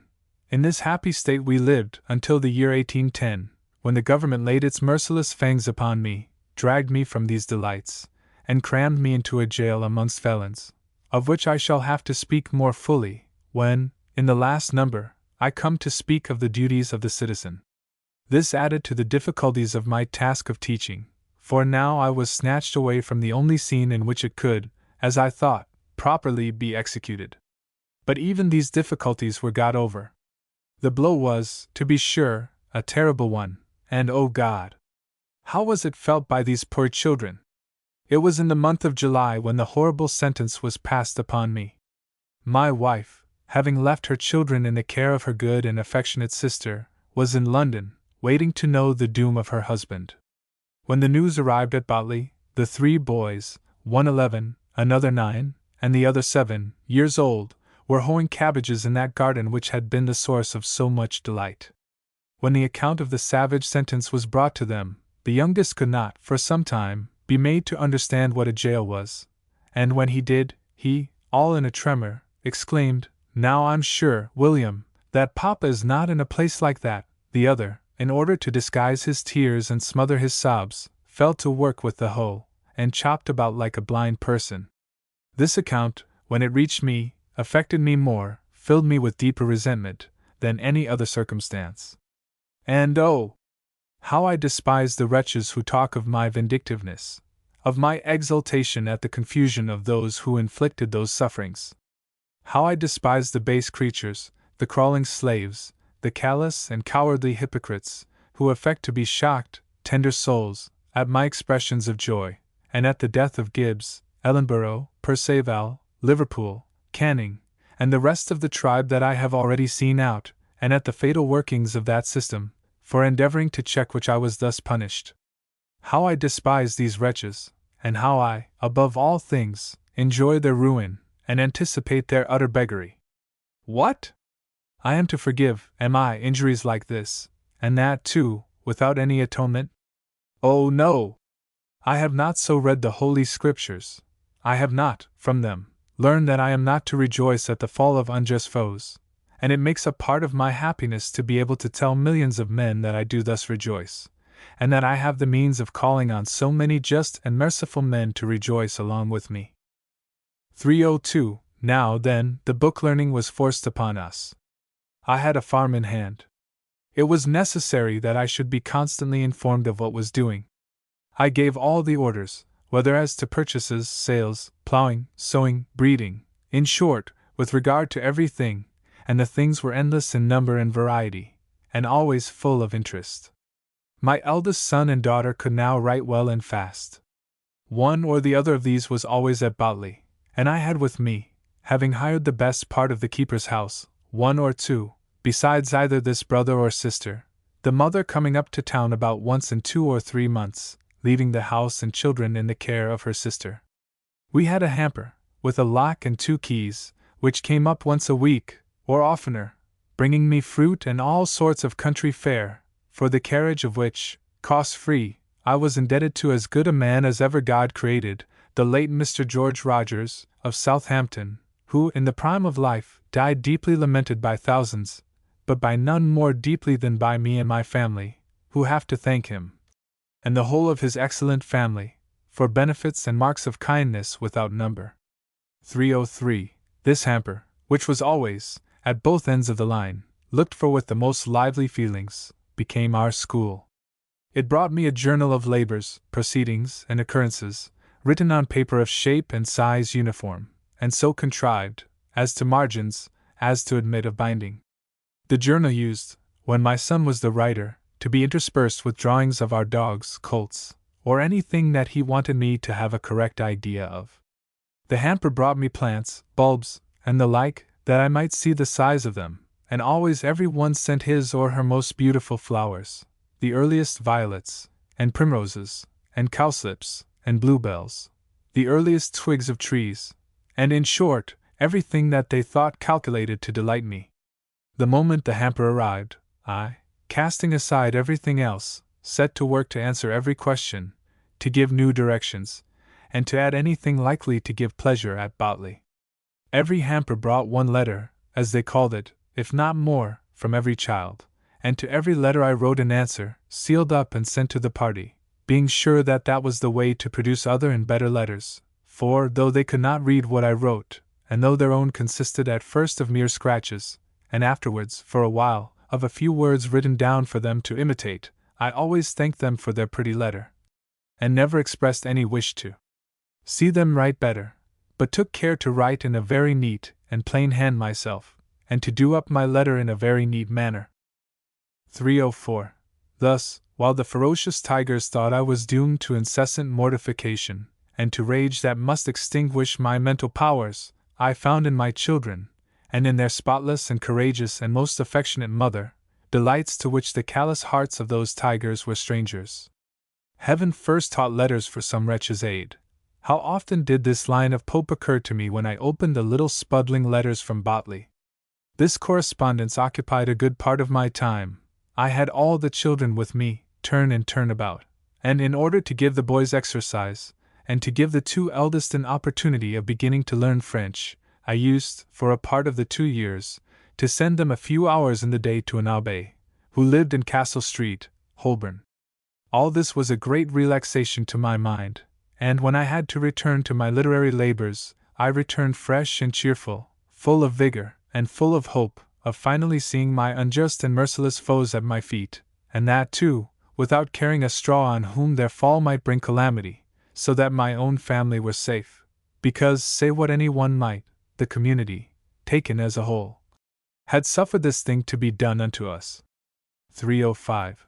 The paying of the workpeople, the keeping of the accounts, the referring to books, the writing and reading of letters, this everlasting mixture of amusement with book learning, made me, almost to my own surprise, find, at the end of the 2 years, that I had a parcel of scholars growing up about me, and long before the end of the time, I had dictated many registers to my 2 eldest children.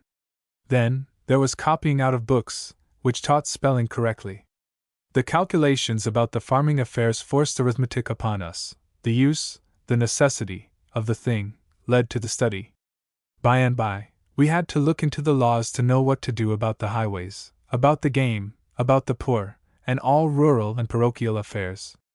I was, indeed, by the fangs of the government, defeated in my fondly cherished project of making my sons farmers on their own land, and keeping them from all temptation to seek vicious and enervating enjoyments.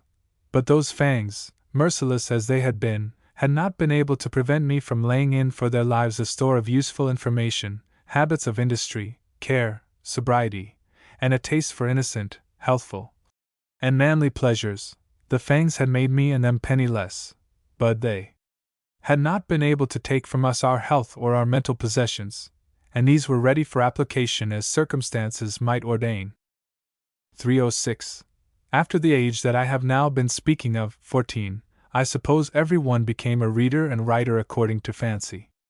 As to books, with the exception of the poets, I never bought, in my whole life, any one that I did not want for some purpose of utility, and of practical utility too. I have 2 or 3 times had the whole collection snatched away from me, and have begun again to get them together as they were wanted. Go and kick an ant's nest about, and you will see the little laborious, courageous creatures instantly set to work to get it together again, and if you do this 10 times over they will do the same. Here is the sort of stuff that men must be made of to oppose, with success, those who, by whatever means, get possession of great and mischievous power. 307.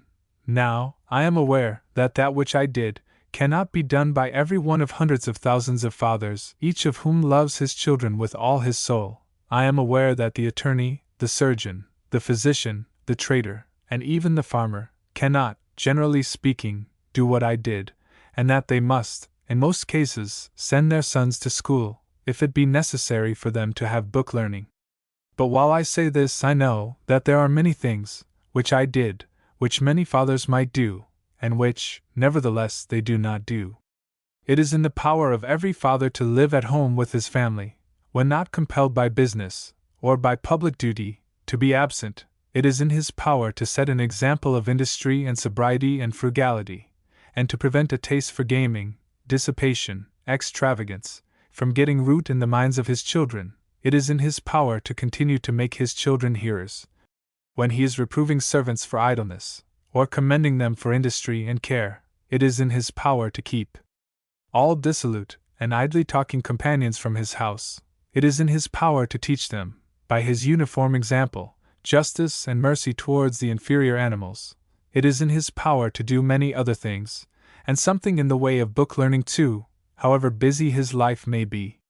It is completely within his power to teach them early rising and early going to bed, and if many a man, who says that he has not time to teach his children, were to sit down, in sincerity, with a pen and a bit of paper, and put down all the minutes, which he, in every 24 hours, wastes over the bottle, or over cheese and oranges and raisins and biscuits, after he has dined, how many he lounges away, either at the coffee house or at home, over the useless part of newspapers.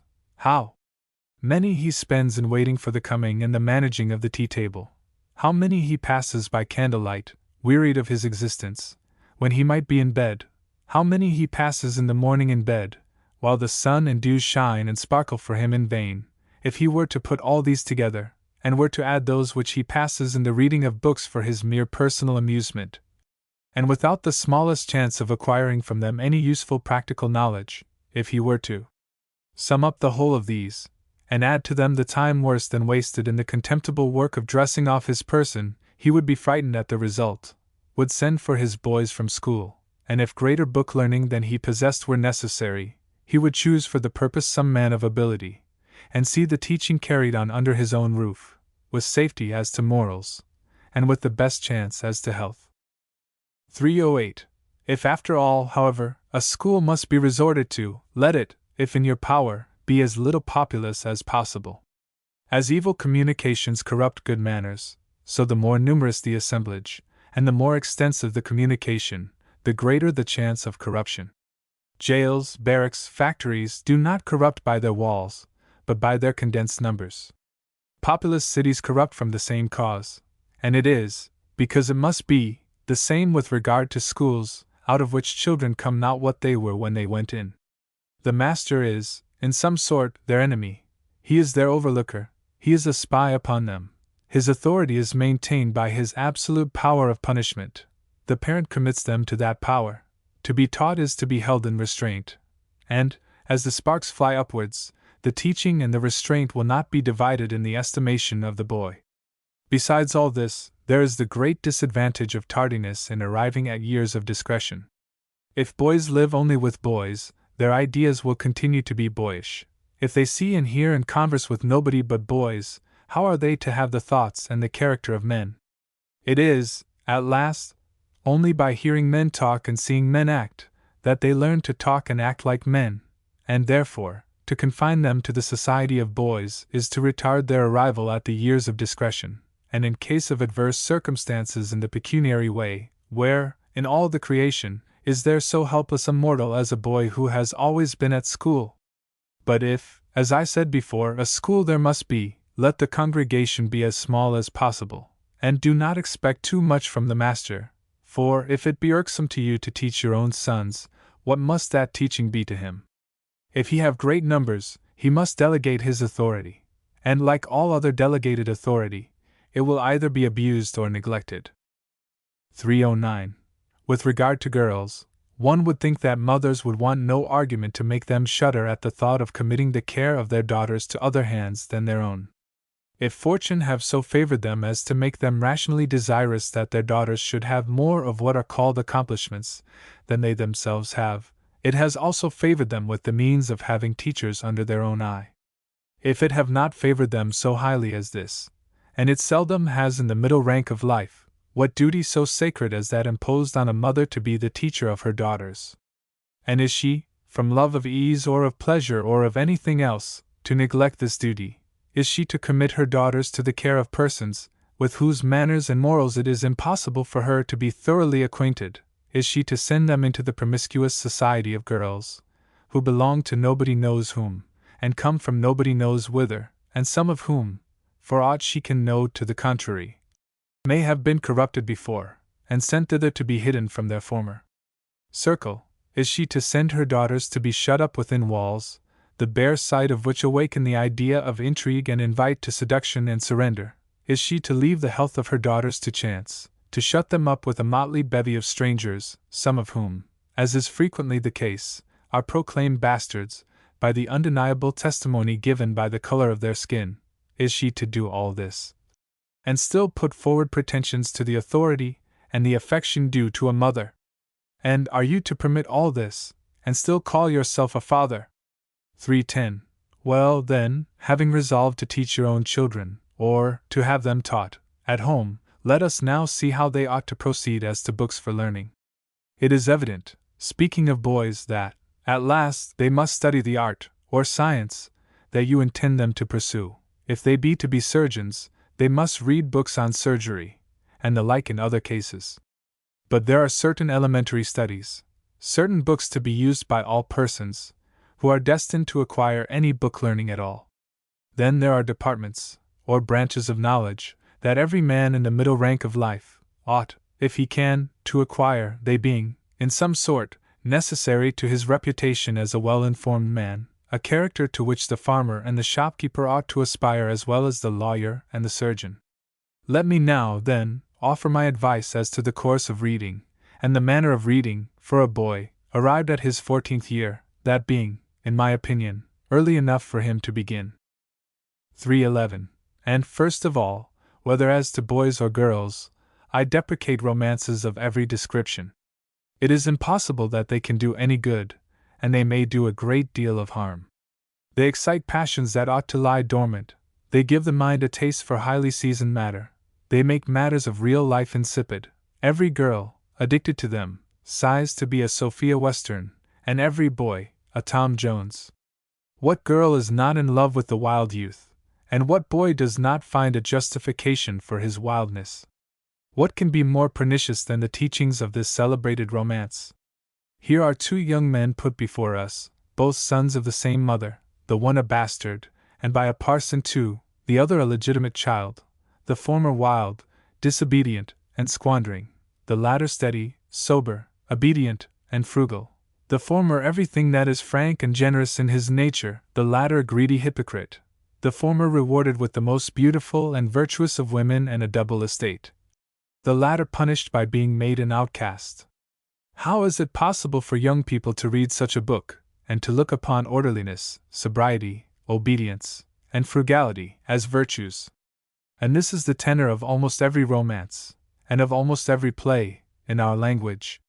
In the School for Scandal, for instance, we see two brothers, the one a prudent and frugal man, and to all appearance, a moral man, the other a harebrained squanderer, laughing at the morality of his brother. The former turns out to be a base hypocrite and seducer, and is brought to shame and disgrace, while the latter is found to be full of generous sentiment, and heaven itself seems to interfere to give him fortune and fame. In short, the direct tendency of the far greater part of these books is to cause young people to despise all those virtues, without the practice of which they must be a curse to their parents, a burden to the community, and must, except by mere accident, lead wretched lives. I do not recollect one romance nor one play, in our language, which has not this tendency. How is it possible for young princes to read the historical plays of the punning and smutty Shakespeare, and not think that to be drunkards, blackguards, the companions of debauches and robbers, is the suitable beginning of a glorious reign? 312. There is, too, another most abominable principle that runs through them all, namely, that there is in high birth something of superior nature, instinctive courage, honor, and talent.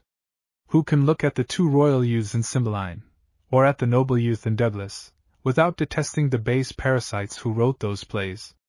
Here are youths, brought up by shepherds, never told of their origin, believing themselves the sons of these humble parents, but discovering, when grown up, the highest notions of valor and honor, and thirsting for military renown, even while tending their reputed father's flocks and herds. And why this species of falsehood? To cheat the mass of the people, to keep them in abject subjection, to make them quietly submit to despotic sway. And the infamous authors are guilty of the cheat, because they are, in one shape or another, paid by oppressors out of means squeezed from the people.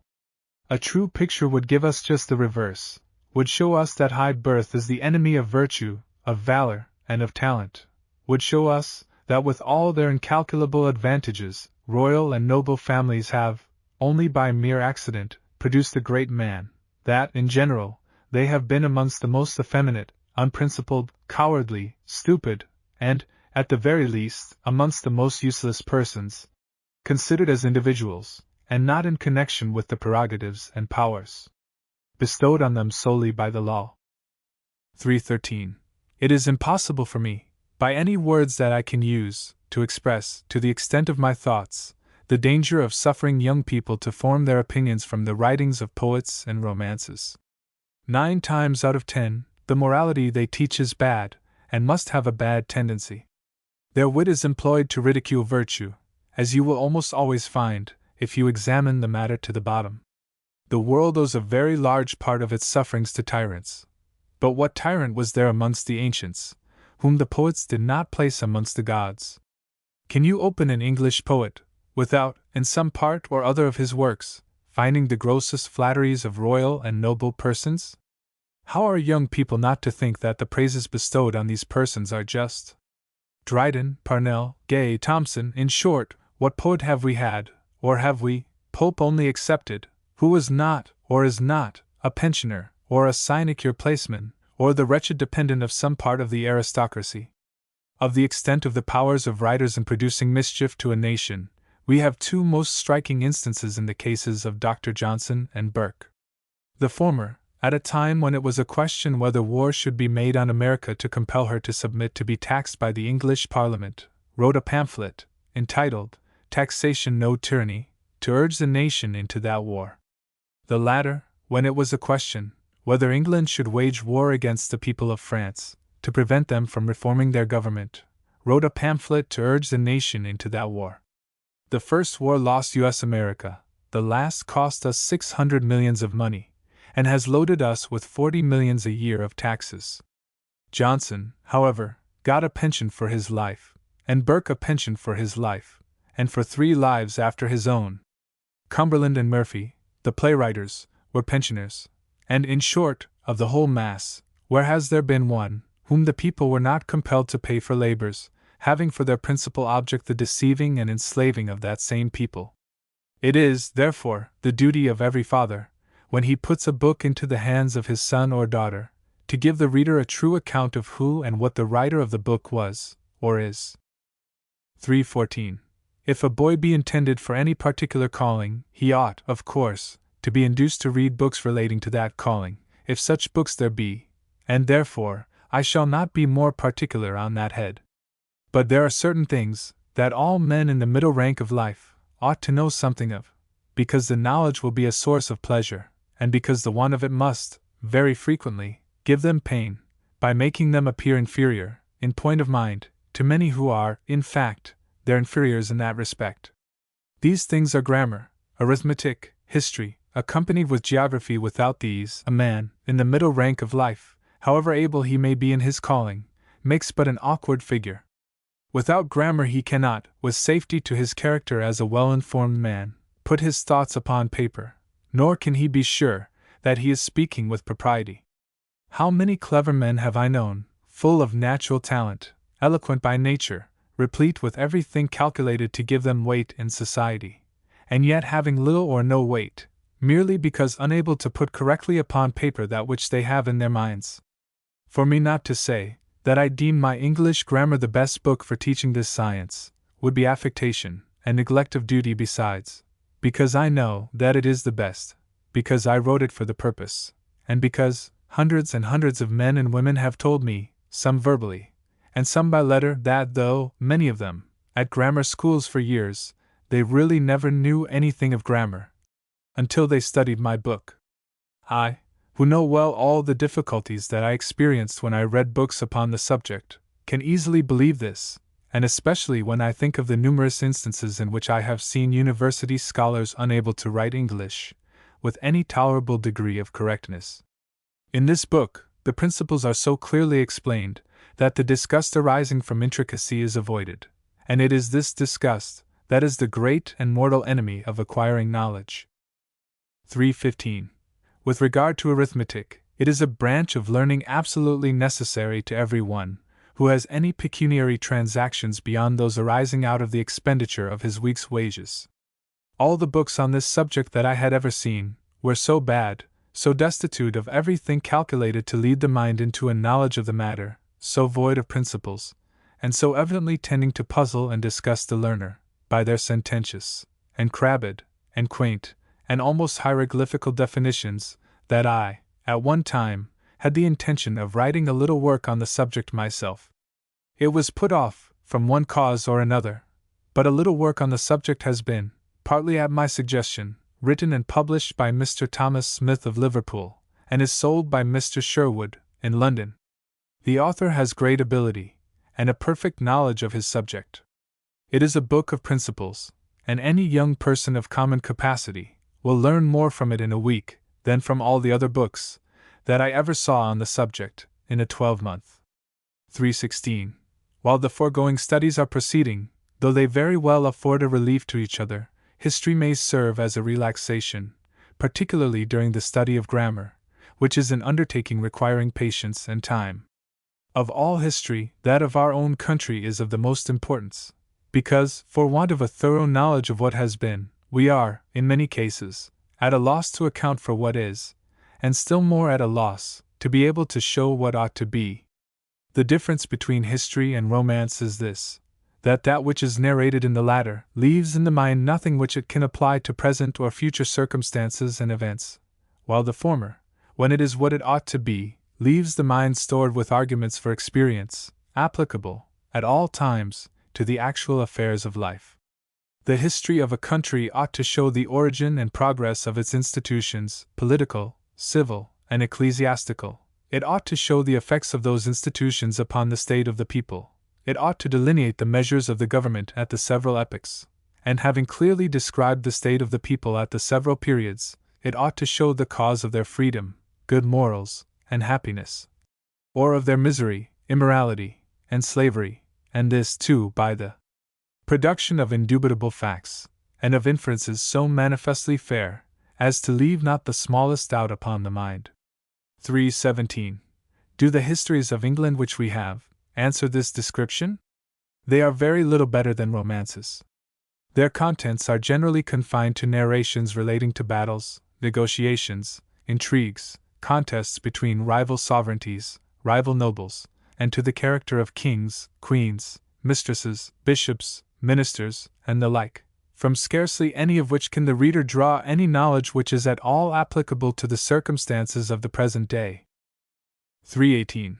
Besides this, there is the falsehood, and the falsehoods contained in these histories, where shall we find anything to surpass?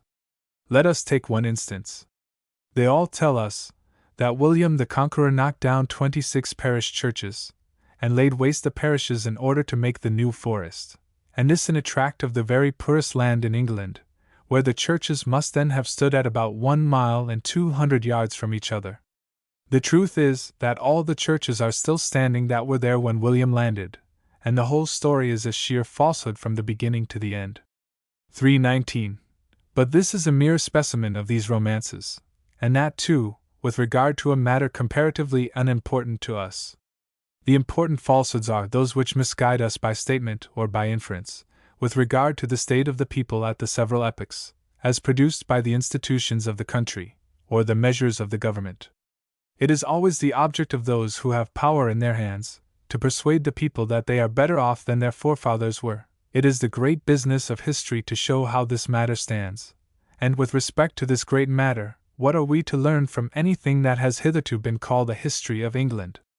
I remember that, about a dozen years ago, I was talking with a very clever young man, who had read twice or thrice over the history of England, by different authors, and that I gave the conversation a turn that drew from him, unperceived by himself, that he did not know how tithes, parishes, poor rates, church rates, and the abolition of trial by jury in hundreds of cases, came to be in England, and that he had not the smallest idea of the manner in which the Duke of Bedford came to possess the power of taxing our cabbages in Covent Garden.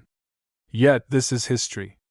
I have done a great deal, with regard to matters of this sort, in my famous History of the Protestant Reformation, for I may truly call that famous, which has been translated and published in all the modern languages. 320.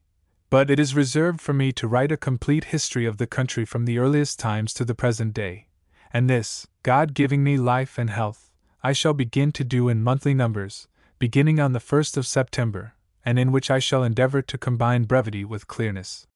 We do not want to consume our time over a dozen pages about Edward III dancing at a ball, picking up a lady's garter, and making that garter the foundation of an order of knighthood, bearing the motto of Honi soit Camau y pence. It is not stuff like this, but we want to know what was the state of the people, what were a laborer's wages, what were the prices of the food, and how the laborers were dressed in the reign of that great king. What is a young person to imbibe from a history of England, as it is called, like that of Goldsmith?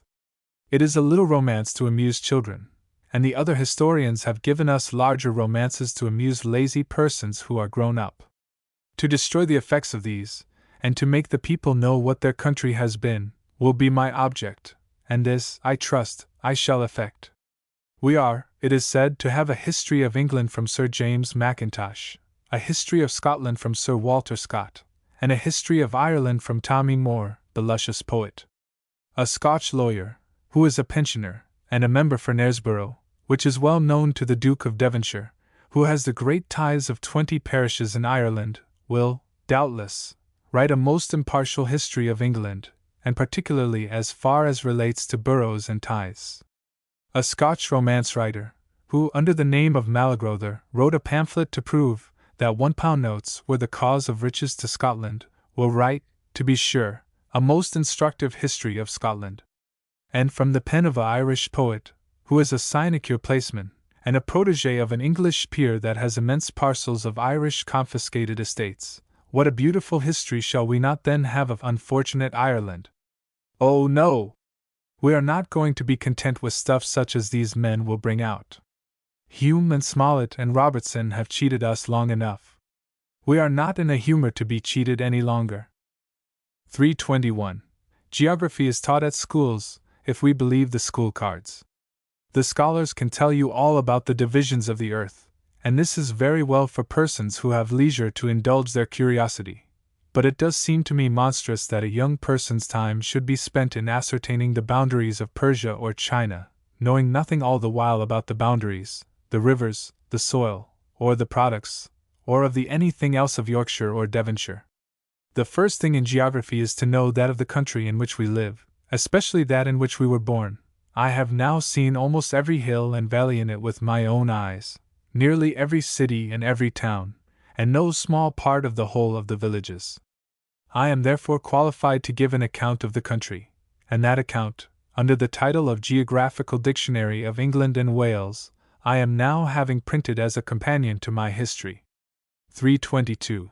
When a young man well understands the geography of his own country, when he has referred to maps on this smaller scale, when, in short, he knows all about his own country, and is able to apply his knowledge to useful purposes, he may look at other countries, and particularly at those, the powers or measures of which are likely to affect his own country.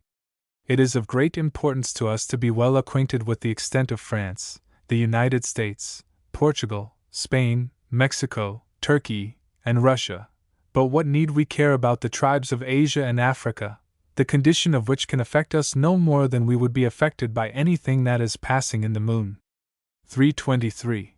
When people have nothing useful to do, they may indulge their curiosity. But merely to read books is not to be industrious, is not to study, and is not the way to become learned. Perhaps there are none more lazy, or more truly ignorant, than your everlasting readers. A book is an admirable excuse for sitting still, and a man who has constantly a newspaper, a magazine, a review, or some book or other in his hand gets, at last, his head stuffed with such a jumble, that he knows not what to think about anything. An empty coxcomb, that wastes his time in dressing, strutting, or strolling about, and picking his teeth, is certainly a most despicable creature, but scarcely less so than a mere reader of books, who is, generally, conceited, thinks himself wiser than other men, in proportion to the number of leaves that he has turned over. In short, a young man should bestow his time upon no book, the contents of which he cannot apply to some useful purpose. 324. Books of travels, of biography, natural history, and particularly such as relate to agriculture and horticulture, are all proper, when leisure is afforded for them, and the two last are useful to a very great part of mankind. But unless the subjects treated of are of some interest to us in our affairs, no time should be wasted upon them.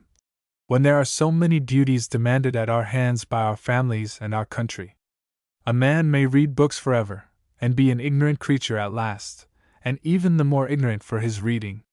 325. And with regard to young women, everlasting book reading is absolutely a vice.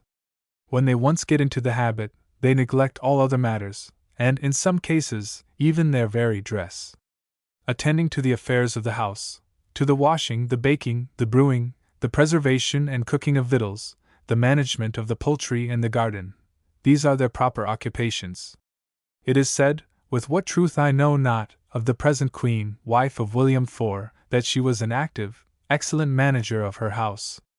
Impossible to bestow on her greater praise, and I trust that her example will have its due effect on the young women of the present day, who stand, but too generally, in need of that example.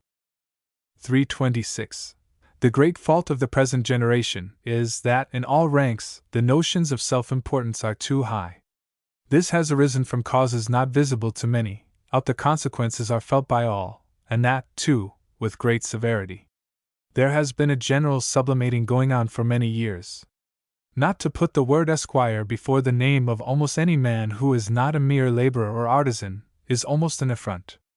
Every merchant, every master manufacturer, every dealer, if at all rich, is an esquire. Squires' sons must be gentlemen, and squires' wives and daughters ladies.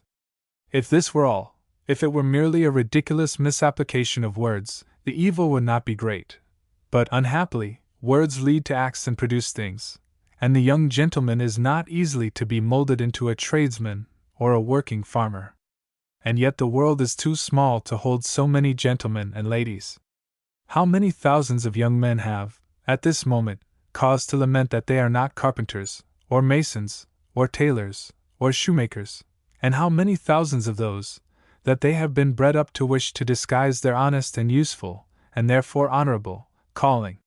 Rousseau observes, that men are happy, first, in proportion to their virtue, and next, in proportion to their independence, and that, of all mankind, the artisan, or craftsman, is the most independent, because he carries about, in his own hands and person, the means of gaining his livelihood, and that the more common the use of the articles on which he works, the more perfect his independence.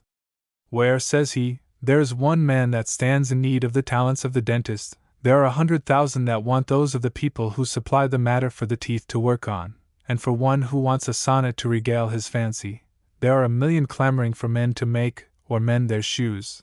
And this is the reason why shoemakers are proverbially the most independent part of the people, and why they, in general, show more public spirit than any other men. He who lives by a pursuit, be it what it may, which does not require a considerable degree of bodily labor, must, from the nature of things, be more or less a dependent, and this is, indeed, the price which he pays for his exemption from that bodily labor. He may arrive at riches, or fame, or both, and this chance he sets against the certainty of independence in humbler life. There always have been, there always will be, and there always ought to be, some men to take this chance. But to do this has become the fashion, and a fashion it is the most fatal that ever seized upon a community. 327. With regard to young women, too, to sing, to play on instruments of music, to draw, to speak French, and the like, are very agreeable qualifications. But why should they all be musicians, and painters, and linguists? Why all of them? Who, then, is there left to take care of the houses of farmers and traders? But there is something in these accomplishments worse than this, namely, that they think themselves too high for farmers and traders, and this, in fact, they are, much too high, and therefore the servant girls step in and supply their place. If they could see their own interest, surely they would drop this lofty tone, and these lofty airs. It is, however, the fault of the parents, and particularly of the father, whose duty it is to prevent them from imbibing such notions, and to show them that the greatest honor they ought to aspire to is thorough skill and care in the economy of a house. We are all apt to set too high a value on what we ourselves have done, and I may do this. But I do firmly believe that to cure any young woman of this fatal sublimation, she has only patiently to read my Cottage Economy, written with an anxious desire to promote domestic skill and ability in that sex, on whom so much of the happiness of man must always depend. A lady in Worcestershire told me that until she read Cottage Economy she had never baked in the house, and had seldom had good beer, that, ever since she had looked after both herself, that the pleasure she had derived from it was equal to the profit, and that the latter was very great. She said that the article on baking bread was the part that roused her to the undertaking, and indeed, if the facts and arguments there made use of failed to stir her up to action, she must have been stone dead to the power of words. 328. After the age that we have now been supposing, boys and girls become men and women, and there now only remains for the father to act towards them with impartiality. If they be numerous, or, indeed, if they be only two in number, to expect perfect harmony to reign amongst, or between, them, is to be unreasonable, because experience shows us that, even amongst the most sober, most virtuous, and most sensible, harmony so complete is very rare. By nature they are rivals for the affection and applause of the parents. In personal and mental endowments they become rivals. And when pecuniary interests come to be well understood and to have their weight, here is a rivalship, to prevent which from ending in hostility, require more affection and greater disinterestedness than fall to the lot of 1 out of 100 families. So many instances have I witnessed of good and amiable families living in harmony, till the hour arrived for dividing property amongst them, and then, all at once, becoming hostile to each other, that I have often thought that property, coming in such a way, was a curse, and that the parties would have been far better off, had the parent had merely a blessing to bequeath them from his or her lips, instead of a will for them to dispute and wrangle over. 329.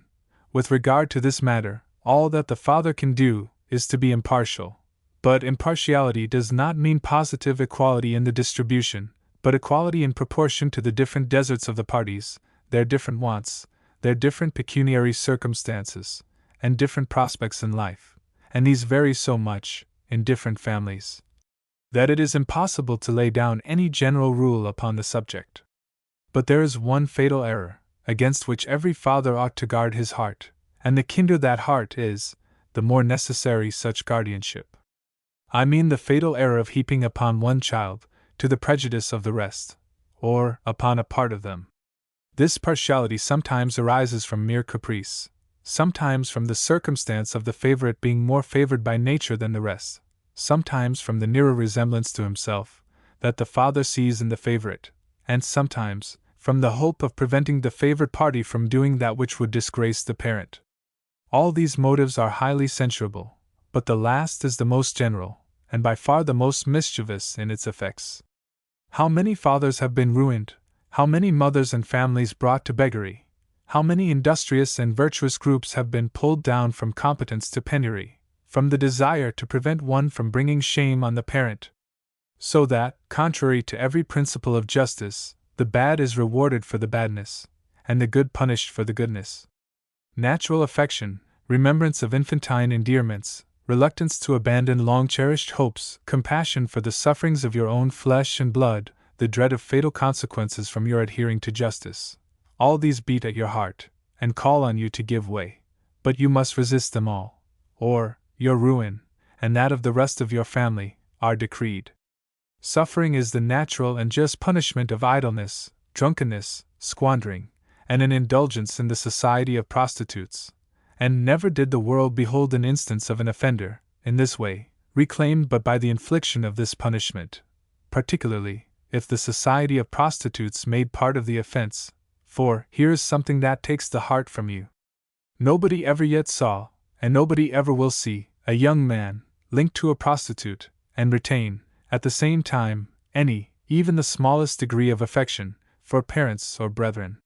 You may supplicate, you may implore, you may leave yourself penniless, and your virtuous children without bread, the invisible cormorant will still call for more, and, as we saw, only the other day, a wretch was convicted of having, at the instigation of his prostitute, beaten his aged mother, to get from her the small remains of the means necessary to provide her with food.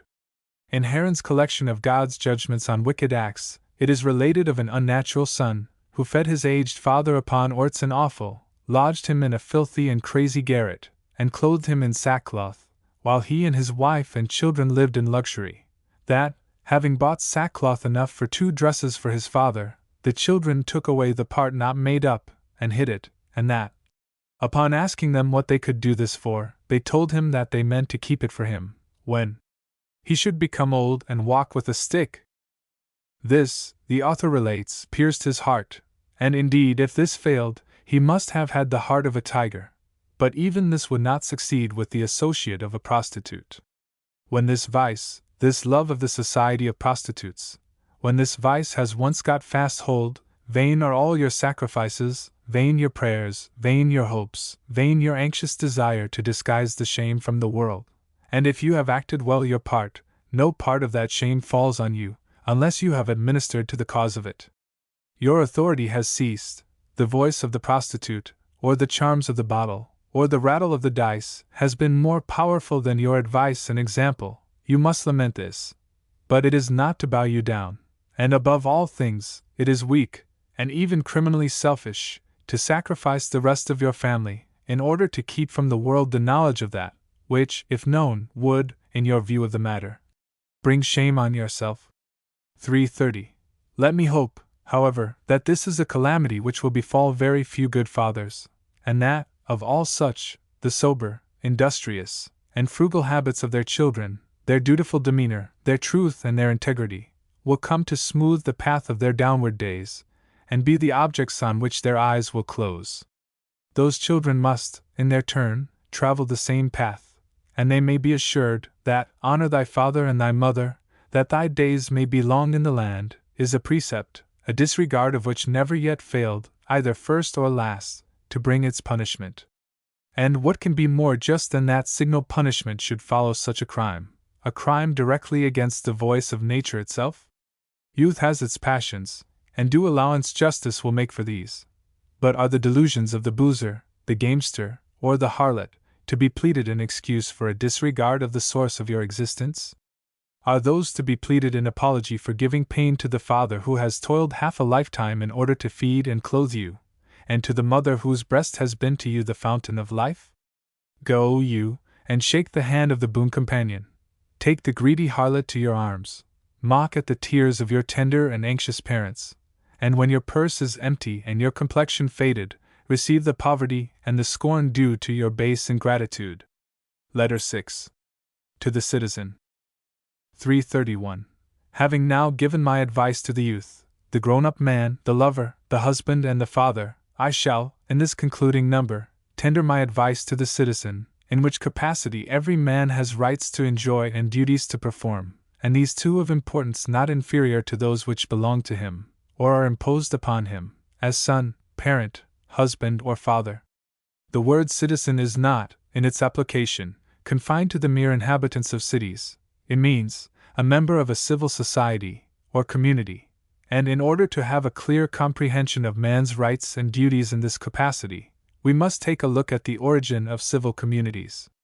332. Time was when the inhabitants of this island, for instance, laid claim to all things in it, without the words owner or property being known. God had given to all the people all the land and all the trees, and everything else, just as He has given the burrows and the grass to the rabbits, and the bushes and the berries to the birds, and each man had the good things of this world in a greater or less degree in proportion to his skill, his strength, and his valor. This is what is called living under the law of nature, that is to say, the law of self-preservation and self-enjoyment, without any restraint imposed by a regard for the good of our neighbors. 333. In process of time, no matter from what cause, men made amongst themselves a compact, or an agreement, to divide the land and its products in such manner that each should have a share to his own exclusive use, and that each man should be protected in the exclusive enjoyment of his share by the united power of the rest, and in order to ensure the due and certain application of this united power, the whole of the people agreed to be bound by regulations, called laws. Thus arose civil society, thus arose property, thus arose the words mine and thine. One man became possessed of more good things than another, because he was more industrious, more skillful, more careful, or more frugal, so that labor, of one sort or another, was the basis of all property. 334. In what manner civil societies proceeded in providing for the making of laws and for the enforcing of them, the various ways in which they took measures to protect the weak against the strong, how they have gone to work to secure wealth against the attacks of poverty. These are subjects that it would require volumes to detail, but these truths are written on the heart of man, that all men are, by nature, equal. That civil society can never have arisen from any motive other than that of the benefit of the whole, that, whenever civil society makes the greater part of the people worse off than they were under the law of nature, the civil compact is, in conscience, dissolved, and all the rights of nature return, that, in civil society, the rights and the duties go hand in hand, and that, when the former are taken away, the latter cease to exist. 335. Now, then, in order to act well our part, as citizens, or members of the community, we ought clearly to understand what our rights are, for, on our enjoyment of these depend our duties, rights going before duties, as value received goes before payment. I know well that just the contrary of this is taught in our political schools, where we are told that our first duty is to obey the laws, and it is not many years ago that Horsley, Bishop of Rochester, told us that the people had nothing to do with the laws but to obey them.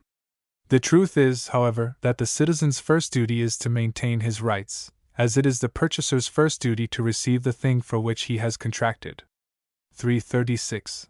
Our rights in society are numerous: the right of enjoying life and property, the right of exerting our physical and mental powers in an innocent manner, but the great right of all, and without which there is, in fact, no right, is the right of taking a part in the making of the laws by which we are governed. This right is founded in that law of nature spoken of above. It springs out of the very principle of civil society, for what compact, what agreement, what common assent, can possibly be imagined by which men would give up all the rights of nature, all the free enjoyment of their bodies and their minds, in order to subject themselves to rules and laws, in the making of which they should have nothing to say, and which should be enforced upon them without their assent? The great right, therefore, of every man, the right of rights, is the right of having a share in the making of the laws, to which the good of the whole makes it his duty to submit. 337.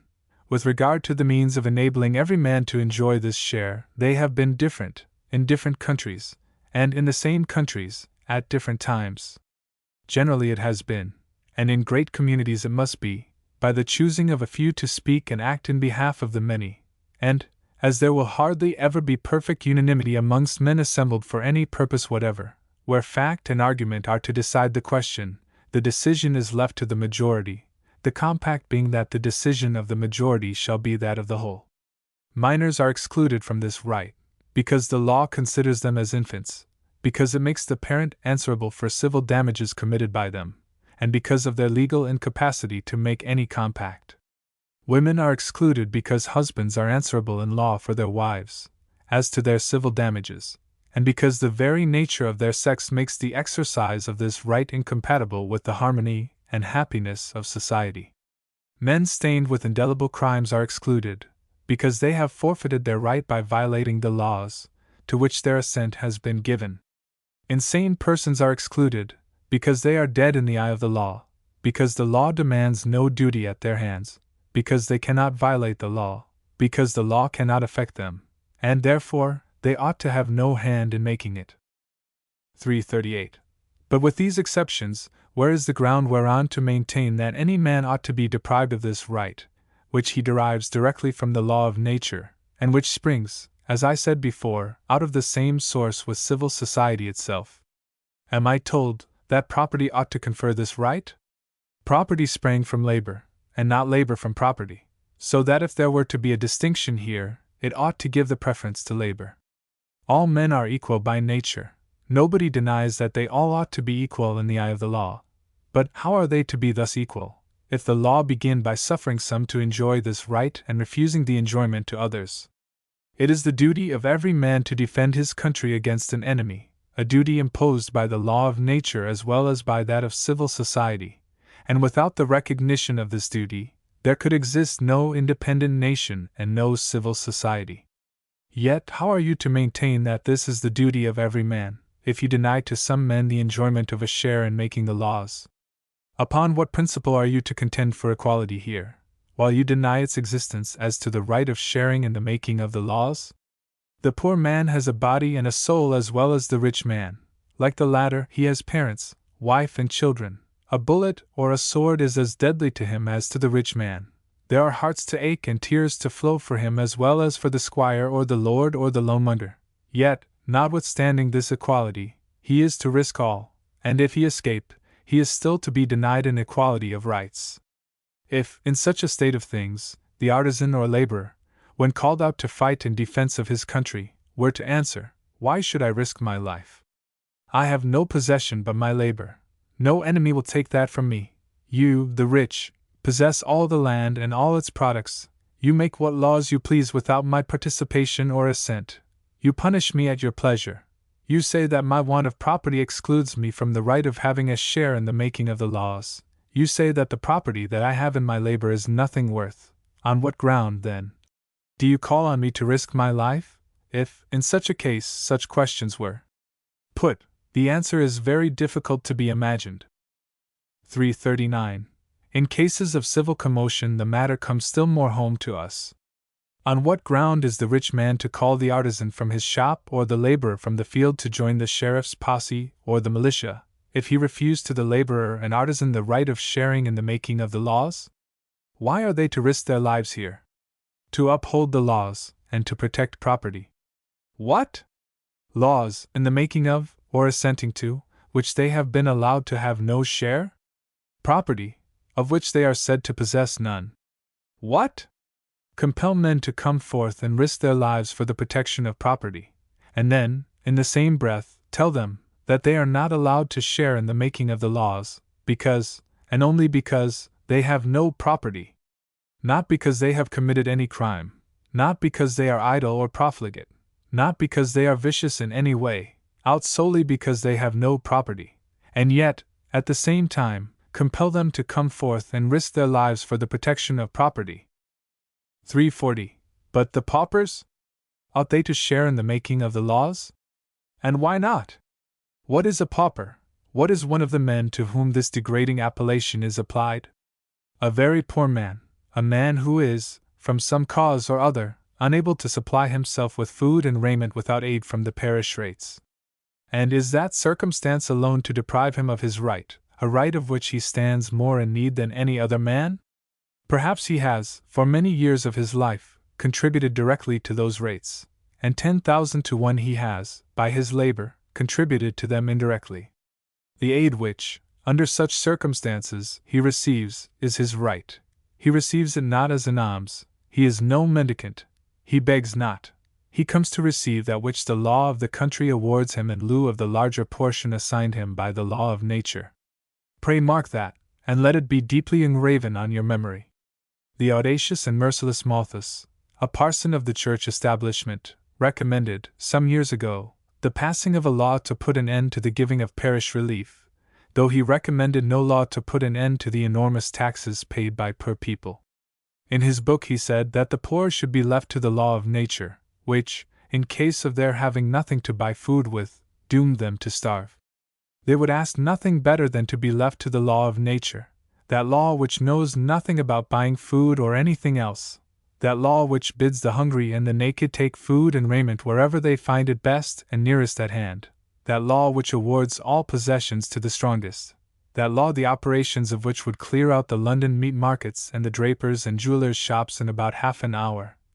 To this law the parson wished the Parliament to leave the poorest of the working people, but if the Parliament had done it, it would have been quickly seen that this law was far from dooming them to be starved. 341. Trusting that it is unnecessary for me to express a hope that barbarous thoughts like those of Malthus and his tribe will never be entertained by any young man who has read the previous numbers of this work, let me return to my very, very poor man, and ask, whether it be consistent with justice, with humanity, with reason, to deprive a man of the most precious of his political rights, because, and only because, he has been, in a pecuniary way, singularly unfortunate? The Scripture says, "Despise not the poor, because he is poor," that is to say, despise him not on account of his poverty. Why, then, deprive him of his right? Why put him out of the pale of the law, on account of his poverty? There are some men, to be sure, who are reduced to poverty by their vices, by idleness, by gaming, by drinking, by squandering, but the far greater part by bodily ailments, by misfortunes to the effects of which all men may, without any fault, and even without any folly, be exposed. And is there a man on earth so cruelly unjust as to wish to add to the sufferings of such persons by stripping them of their political rights? How many thousands of industrious and virtuous men have, within these few years, been brought down from a state of competence to that of pauperism? And is it just to strip such men of their rights, merely because they are thus brought down? When I was at Ely, last spring, there were in that neighborhood 3 paupers cracking stones on the roads, who had all 3 been, not only ratepayers, but overseers of the poor, within 7 years of the day when I was there. Is there any man so barbarous as to say that these men ought, merely on account of their misfortunes, to be deprived of their political rights? Their right to receive relief is as perfect as any right of property, and would you, merely because they claim this right, strip them of another right? To say no more of the injustice and the cruelty, is there reason, is there common sense in this? What? If a farmer or tradesman be, by flood or by fire, so totally ruined as to be compelled, surrounded by his family, to resort to the parish book, would you break the last heartstring of such a man by making him feel the degrading loss of his political rights? 342. Here, young man of sense and of spirit, here is the point on which you are to take your stand. There are always men enough to plead the cause of the rich, enough and enough to echo the woes of the fallen great, but be it your part to show compassion for those who labor, and to maintain their rights. Poverty is not a crime, and though it sometimes arises from faults, it is not, even in that case, to be visited by punishment beyond that which it brings with itself. Remember that poverty is decreed by the very nature of man. The Scripture says that the poor shall never cease from out of the land, that is to say, that there shall always be some very poor people. This is inevitable from the very nature of things. It is necessary to the existence of mankind that a very large portion of every people should live by manual labor, and, as such labor is pain, more or less, and as no living creature likes pain, it must be that the far greater part of laboring people will endure only just as much of this pain as is absolutely necessary to the supply of their daily wants. Experience says that this has always been, and reason and nature tell us that this must always be. Therefore, when ailments, when losses, when untoward circumstances of any sort stop or diminish the daily supply, want comes, and every just government will provide, from the general stock, the means to satisfy this want. 343. Nor is the deepest poverty without its useful effects in society. To the practice of the virtues of abstinence, sobriety, care, frugality, industry, and even honesty and amiable manners and acquirement of talent, the two great motives are, to get upwards in riches or fame, and to avoid going downwards to poverty, the last of which is the most powerful of the two. It is, therefore, not with contempt, but with compassion that we should look on those, whose state is one of the decrees of nature, from whose sad example we profit, and to whom, in return, we ought to make compensation by every indulgent and kind act in our power, and particularly by a defense of their rights. To those who labor, we, who labor not with our hands, owe all that we eat, drink, and wear, all that shades us by day and that shelters us by night, all the means of enjoying health and pleasure, and therefore, if we possess talent for the task, we are ungrateful or cowardly, or both, if we omit any effort within our power to prevent them from being slaves. And disguise the matter how we may, a slave, a real slave, every man is, who has no share in making the laws which he is compelled to obey. 344. What is a slave? For let us not be amused by a name, but look well into the matter. A slave is, in the first place, a man who has no property, and property means something that he has, and that nobody can take from him without his leave or consent. Whatever man, no matter what he may call himself or anybody else may call him, can have his money or his goods taken from him by force, by virtue of an order or ordinance, or law, which he has had no hand in making, and to which he has not given his assent, has no property, and is merely a depositary of the goods of his master. A slave has no property in his labor, and any man who is compelled to give up the fruit of his labor to another, at the arbitrary will of that other, has no property in his labor, and is, therefore, a slave, whether the fruit of his labor be taken from him directly or indirectly. If it be said that he gives up this fruit of his labor by his own will, and that it is not forced from him, I answer, to be sure he may avoid eating and drinking and may go naked, but then he must die, and on this condition, and this condition only, can he refuse to give up the fruit of his labor. Die, wretch, or surrender as much of your income, or the fruit of your labor as your masters choose to take. This is, in fact, the language of the rulers to every man who is refused to have a share in the making of the laws to which he is forced to submit. 345. But someone may say, slaves are private property, and may be bought and sold out and out, like cattle. And what is it to the slave, whether he be property of one or of many, or, what matters it to him, whether he pass from master to master by a sale for an indefinite term, or be let to hire by the year, month, or week? It is, in no case, the flesh and blood and bones that are sold, but the labor.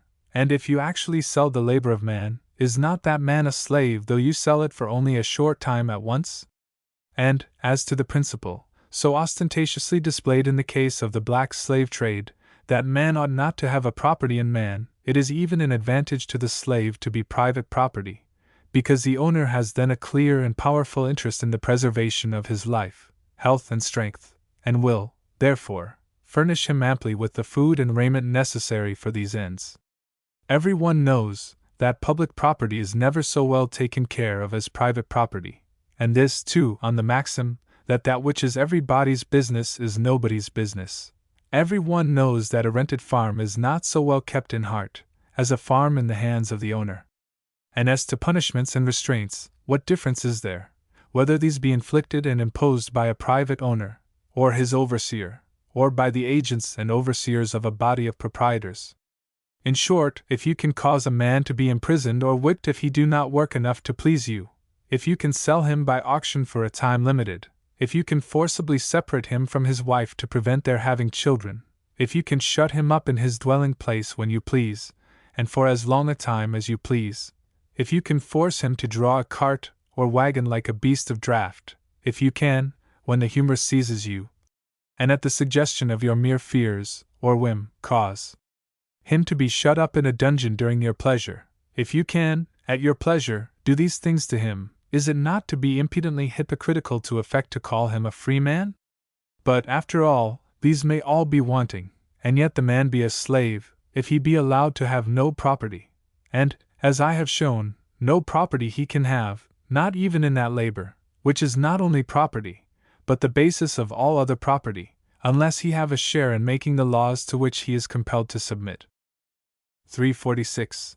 It is said that he may have this share virtually though not in form and name, for that his employers may have such share, and they will, as a matter of course, act for him. This doctrine, pushed home, would make the chief of the nation the sole maker of the laws, for, if the rich can thus act for the poor, why should not the chief act for the rich? This matter is very completely explained by the practice in the United States of America. There the maxim is, that every free man, with the exception of men stained with crime and men insane, has a right to have a voice in choosing those who make the laws. The number of representatives sent to the Congress is, in each state, proportioned to the number of free people. But as there are slaves in some of the states, these states have a certain portion of additional numbers on account of those slaves. Thus the slaves are represented by their owners, and this is real, practical, open and undisguised virtual representation. No doubt that white men may be represented in the same way, for the color of the skin is nothing, but let them be called slaves then, let it not be pretended that they are free men, let not the word liberty be polluted by being applied to their state, let it be openly and honestly avowed, as in America, that they are slaves, and then will come the question whether men ought to exist in such a state, or whether they ought to do everything in their power to rescue themselves from it. 347. If the right to have a share in making the laws were merely a feather, if it were a fanciful thing, if it were only a speculative theory, if it were but an abstract principle, on any of these suppositions, it might be considered as of little importance. But it is none of these, it is a practical matter. The want of it not only is, but must of necessity be, felt by every man who lives under that want. If it were proposed to the shopkeepers in a town, that a rich man or two, living in the neighborhood, should have power to send, whenever they pleased, and take away as much as they pleased of the money of the shopkeepers, and apply it to what uses they please, what an outcry the shopkeepers would make! And yet, what would this be more than taxes imposed on those who have no voice in choosing the persons who impose them? Who lets another man put his hand into his purse when he pleases? Who, that has the power to help himself, surrenders his goods or his money to the will of another? Has it not always been, and must it not always be true that, if your property be at the absolute disposal of others, your ruin is certain? And if this be, of necessity, the case amongst individuals and parts of the community, it must be the case with regard to the whole community. 348. And experience shows us that it always has been the case.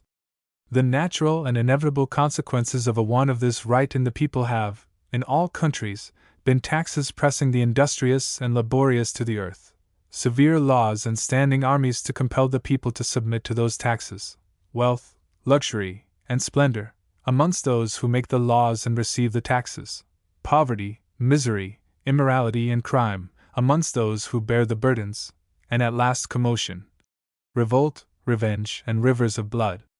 Such have always been, and such must always be, the consequences of a want of this right of all men to share in the making of the laws, a right, as I have before shown, derived immediately from the law of nature, springing up out of the same source with civil society, and cherished in the heart of man by reason and by experience. 349. Well, then, this right being that, without the enjoyment of which there is, in reality, no right at all, how manifestly is it the first duty of every man to do all in his power to maintain this right where it exists, and to restore it where it has been lost? For observe, it must, at one time, have existed in every civil community, it being impossible that it could ever be excluded by any social compact. Absolutely impossible, because it is contrary to the law of self-preservation to believe that men would agree to give up the rights of nature without stipulating for some benefit. Before we can affect to believe that this right was not reserved, in such compact, as completely as the right to live was reserved, we must affect to believe that millions of men, under no control but that of their own passions and desires, and having all the earth and its products at the command of their strength and skill, consented to be forever, they and their posterity, the slaves of a few. 350. We cannot believe this, and therefore, without going back into history and precedents, we must believe that, in whatever civil community this right does not exist, it has been lost, or rather, unjustly taken away. And then, having seen the terrible evils which always have arisen, and always must arise from the want of it, being convinced that, where lost or taken away by force or fraud, it is our very first duty to do all in our power to restore it, the next consideration is, how one ought to act in the discharge of this most sacred duty, for sacred it is even as the duties of husband and father. For, besides the baseness of the thought of quietly submitting to be a slave oneself, we have here, besides our duty to the community, a duty to perform towards our children and our children's children. We all acknowledge that it is our bounden duty to provide, as far as our power will go, for the competence, the health, and the good character of our children. But is this duty superior to that of which I am now speaking? What is competence, what is health, if the possessor be a slave, and hold his possessions at the will of another, or others, as he must do if destitute of the right to a share in the making of the laws? What is competence, what is health, if both can, at any moment, be snatched away by the grasp or the dungeon of a master, and his master he is who makes the laws without his participation or assent? And, as to character, as to fair fame, when the white slave puts forward pretensions to those, let him no longer affect to commiserate the state of his sleek and fat brethren in Barbados and Jamaica. Let him hasten to mix the hair with the wool, to blend the white with the black, and to lose the memory of his origin amidst a dingy generation. 351. Such, then, being the nature of the duty, how are we to go to work in the performance of it, and what are our means? With regard to these, so various are the circumstances, so endless the differences in the states of society, and so many are the cases when it would be madness to attempt that which it would be prudence to attempt in others, that no general rule can be given beyond this, that, the right and the duty being clear to our minds, the means that are surest and swiftest are the best. In every such case, however, the great and predominant desire ought to be not to employ any means beyond those of reason and persuasion, as long as the employment of these afford a ground for rational expectation of success. Men are, in such a case, laboring, not for the present day only, but for ages to come, and therefore they should not slacken in their exertions, because the grave may close upon them before the day of final triumph arrive. Amongst the virtues of the good citizen are those of fortitude and patience, and when he has to carry on his struggle against corruptions deep and widely rooted, he is not to expect the baleful tree to come down at a single blow. He must patiently remove the earth that props and feeds it, and sever the accursed roots one by one. 352. Impatience here is a very bad sign. I do not like your patriots, who, because the tree does not give way at once, fall to blaming all about them, accuse their fellow sufferers of cowardice, because they do not do that which they themselves dare not think of doing. Such conduct argues chagrin and disappointment, and these argue a selfish feeling. They argue that there has been more of private ambition and gain at work than of public good. Such blamers, such general accusers, are always to be suspected. What does the real patriot want more than to feel conscious that he has done his duty towards his country, and that, if life should not allow him time to see his endeavors crowned with success, his children will see it? The impatient patriots are like the young men, mentioned in the beautiful fable of La Fontaine, who ridiculed the man of fourscore, who was planting an avenue of very small trees, which, they told him, that he never could expect to see as high as his head. Well, said he, and what of that? If their shade afford me no pleasure, it may afford pleasure to my children, and even to you, and therefore, the planting of them gives me pleasure. 353.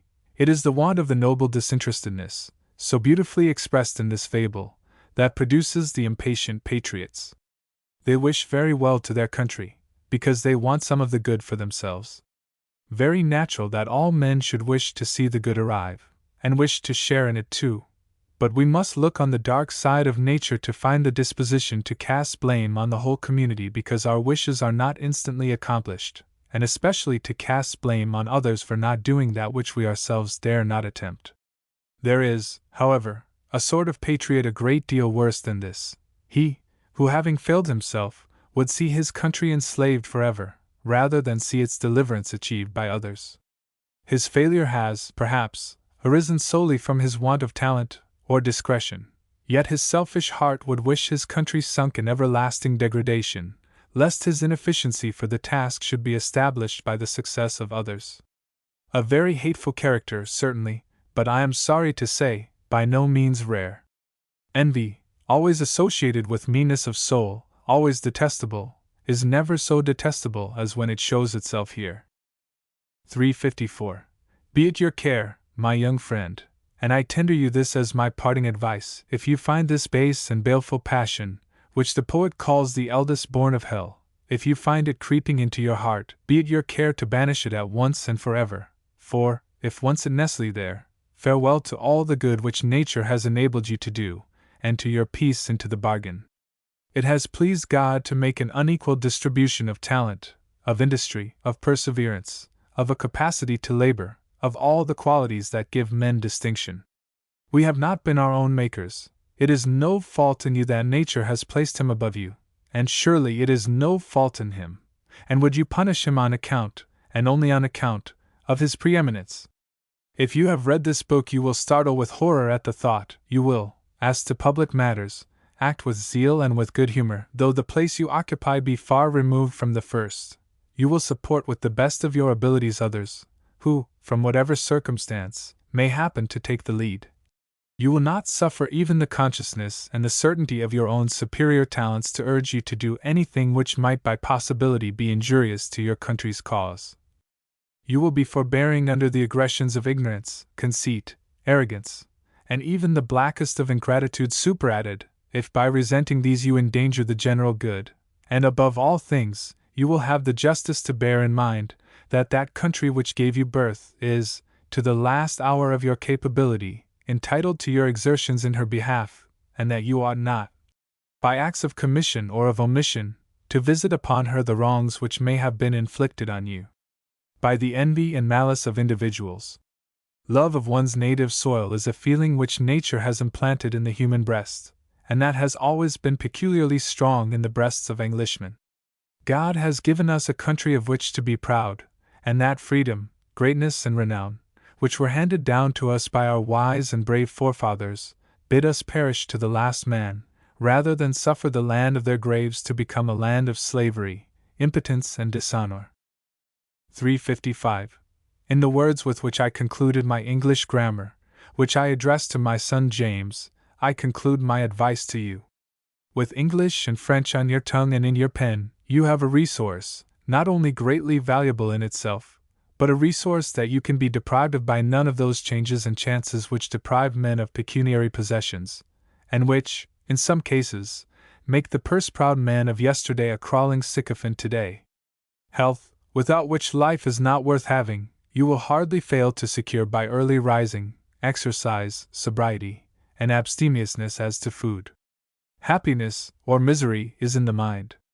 It is the mind that lives, and the length of life ought to be measured by the number and importance of our ideas, and not by the number of our days.